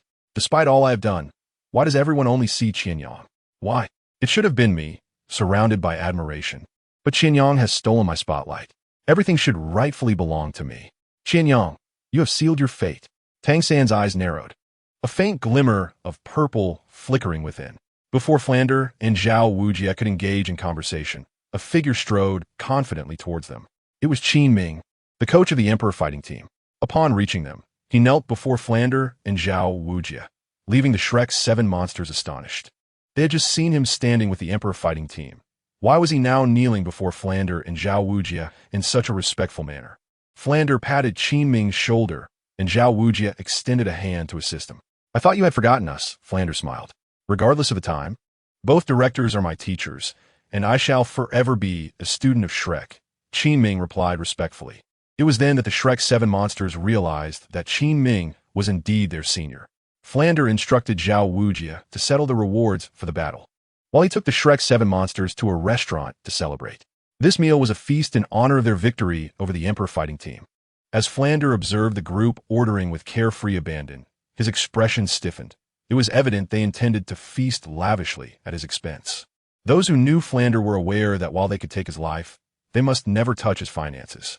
Fortunately, Qin Ming recognized Flander's expression, and seeing that familiar look brought back memories of years gone by. He noted how the principal had not changed. Subsequently, Qin Ming offered a treat, which eased Flander's countenance somewhat. Qin Ming's role here was not merely as a coach of the Emperor fighting team, but as a Shrek student and senior to the Shrek 7 monsters. When he laid eyes on the youthful faces of the teenagers upon removing their masks, his astonishment surged like a tidal wave. How could they be so young? Although the physical size of the Shrek 7 monsters suggested they were not overly aged, their youthful appearances far surpassed Qin Ming's expectations. So young, yet so powerful. Are they even human? Reflecting on the soul powers of his own students at their age, he realized that if they were of the same age, he would face an utterly humiliating defeat. As he surveyed the room in shock, he was also eager to uncover the identity of the martial god. Qian Yang's strength had entirely surpassed Qin Ming's comprehension. He could hardly wait to discover who this martial god truly was. Flander noticed the surprise in Qin Ming's eyes and, with a smile, said, "Are you astonished? This is nothing. Have you forgotten our school's motto? Moreover, there is an even stronger one." Flander gestured towards Qian Yang, who was languidly playing with his chopsticks. Qin Ming followed Flander's gaze, a bitter smile forming on his lips. Principal, could this person be the martial god? Qin Ming had never anticipated that the formidable figure he had witnessed in the arena would be so incredibly youthful. Among this excessively young group, Qian Yang was not even the oldest. Qian Yang noticed Qin Ming's gaze and waved his hand in greeting. Qin Ming instinctively waved back. Flander was pleased with Qin Ming's reaction, akin to a proud parent showcasing their treasure. With such an accomplished student, any teacher would brim with pride. Although Qian Yang's rise in strength might not be directly related to them, it did not diminish Flander's pride. Indeed, Flander chuckled. Chapter 86. Talent. Apologies for the lack of it. How is it? Has the food arrived? Flander picked up a piece of meat and placed it in his mouth. His eyes filled with mirth as he observed the astonished Qian Ming, who was at a loss for words. Seeing Qian Ming so bewildered, Flander couldn't help but smirk maliciously. Principal, this. Qian Ming stammered, struggling to find words. Any attempt to describe Qian Yang seemed woefully inadequate. Shrek was a school that only admitted monsters. Yet the term monster alone was insufficient to encapsulate Qian Yang's might. For a moment, Qian Ming found himself at a loss for words. Under the moonlight, in another location, Yu Xiaojiang, who had not joined the Shrek group for the celebratory feast, appeared on the steps of an inn. Sitting upon the steps was a young man, crouched with his arms wrapped around his knees. Tianheng. Yu Xiaojiang gazed at the young boy, his lips slightly moving as he uttered the boy's name. Yu Tianheng looked up, seemingly taken aback that it was this person who called him. After a moment of confusion, recognition dawned upon him, and a spark of joy ignited in his eyes. Uncle! Yu Tianheng exclaimed, quickly rising to his feet, his gaze filled with admiration. He shared a close bond with Yu Xiaojiang, who had cared for him during his childhood while his father was busy. Please, take a seat, Yu Xiaojiang gently urged, settling beside Yu Tianheng. Although he had severed ties with the Blue Lightning Tyrant Dragon family, it did not mean he would stand idly by and watch Yu Tianheng fall into despair. The child who once followed him around, calling him Uncle Xiaojiang, now stood before him, flooding him with countless memories. Despite the complete dissolution of his familial connections, those memories compelled Yu Xiaojiang to care deeply. Moreover, none of this was Yu Tianheng's doing. Under the moonlight, the uncle and nephew began to converse. Meanwhile, at the dining table, Qian Yang had lost count of how many sneezes he had let out. Why do they keep mentioning me? He wondered, glancing at those around him. Swiftly, he snatched the last meatball from the plate under Ma Hongjun and Oscar's chopsticks. With a voracious appetite, they devoured their meal until they could eat no more, patting their bellies in satisfaction.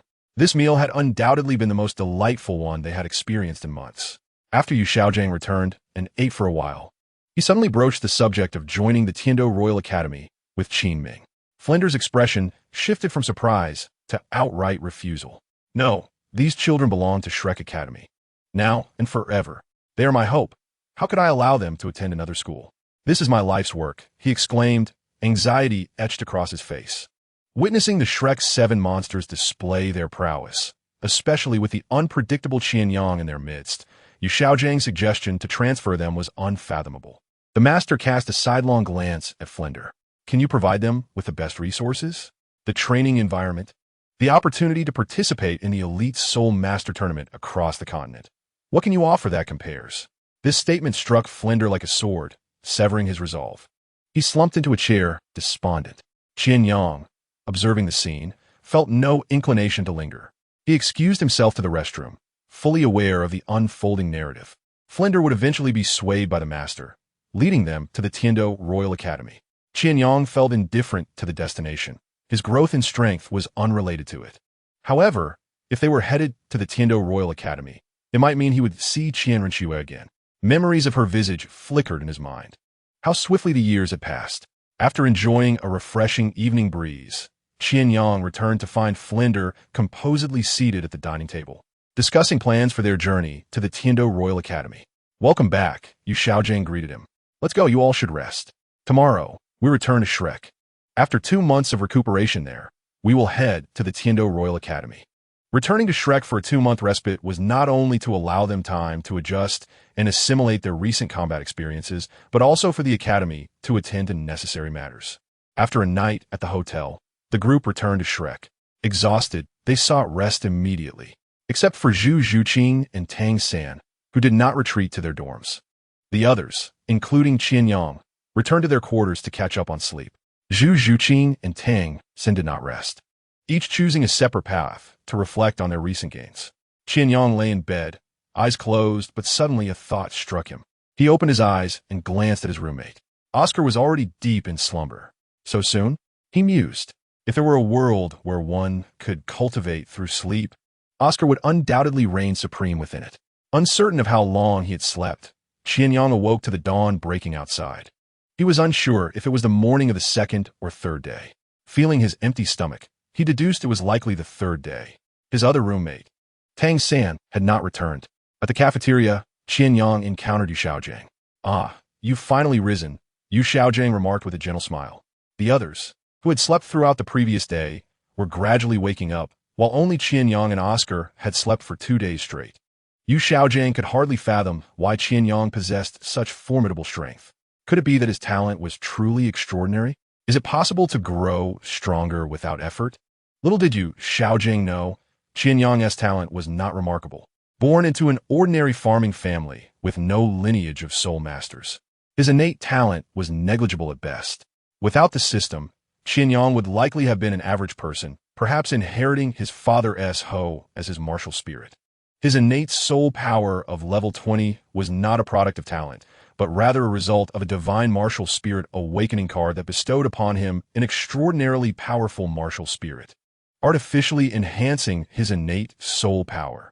His subsequent training speed and physical prowess were also bolstered by the external aid of the fallen heart flame. If we were to speak of talent, one might argue that the system itself was his true gift. Qian Yang chuckled softly as he entered the cafeteria. It seemed he had arisen unusually early today, for Yu Xiaojing had yet to prepare breakfast. "Since I'm here so early, I might as well lend a hand," he offered, pointing to the vegetables in the basket. "Oh,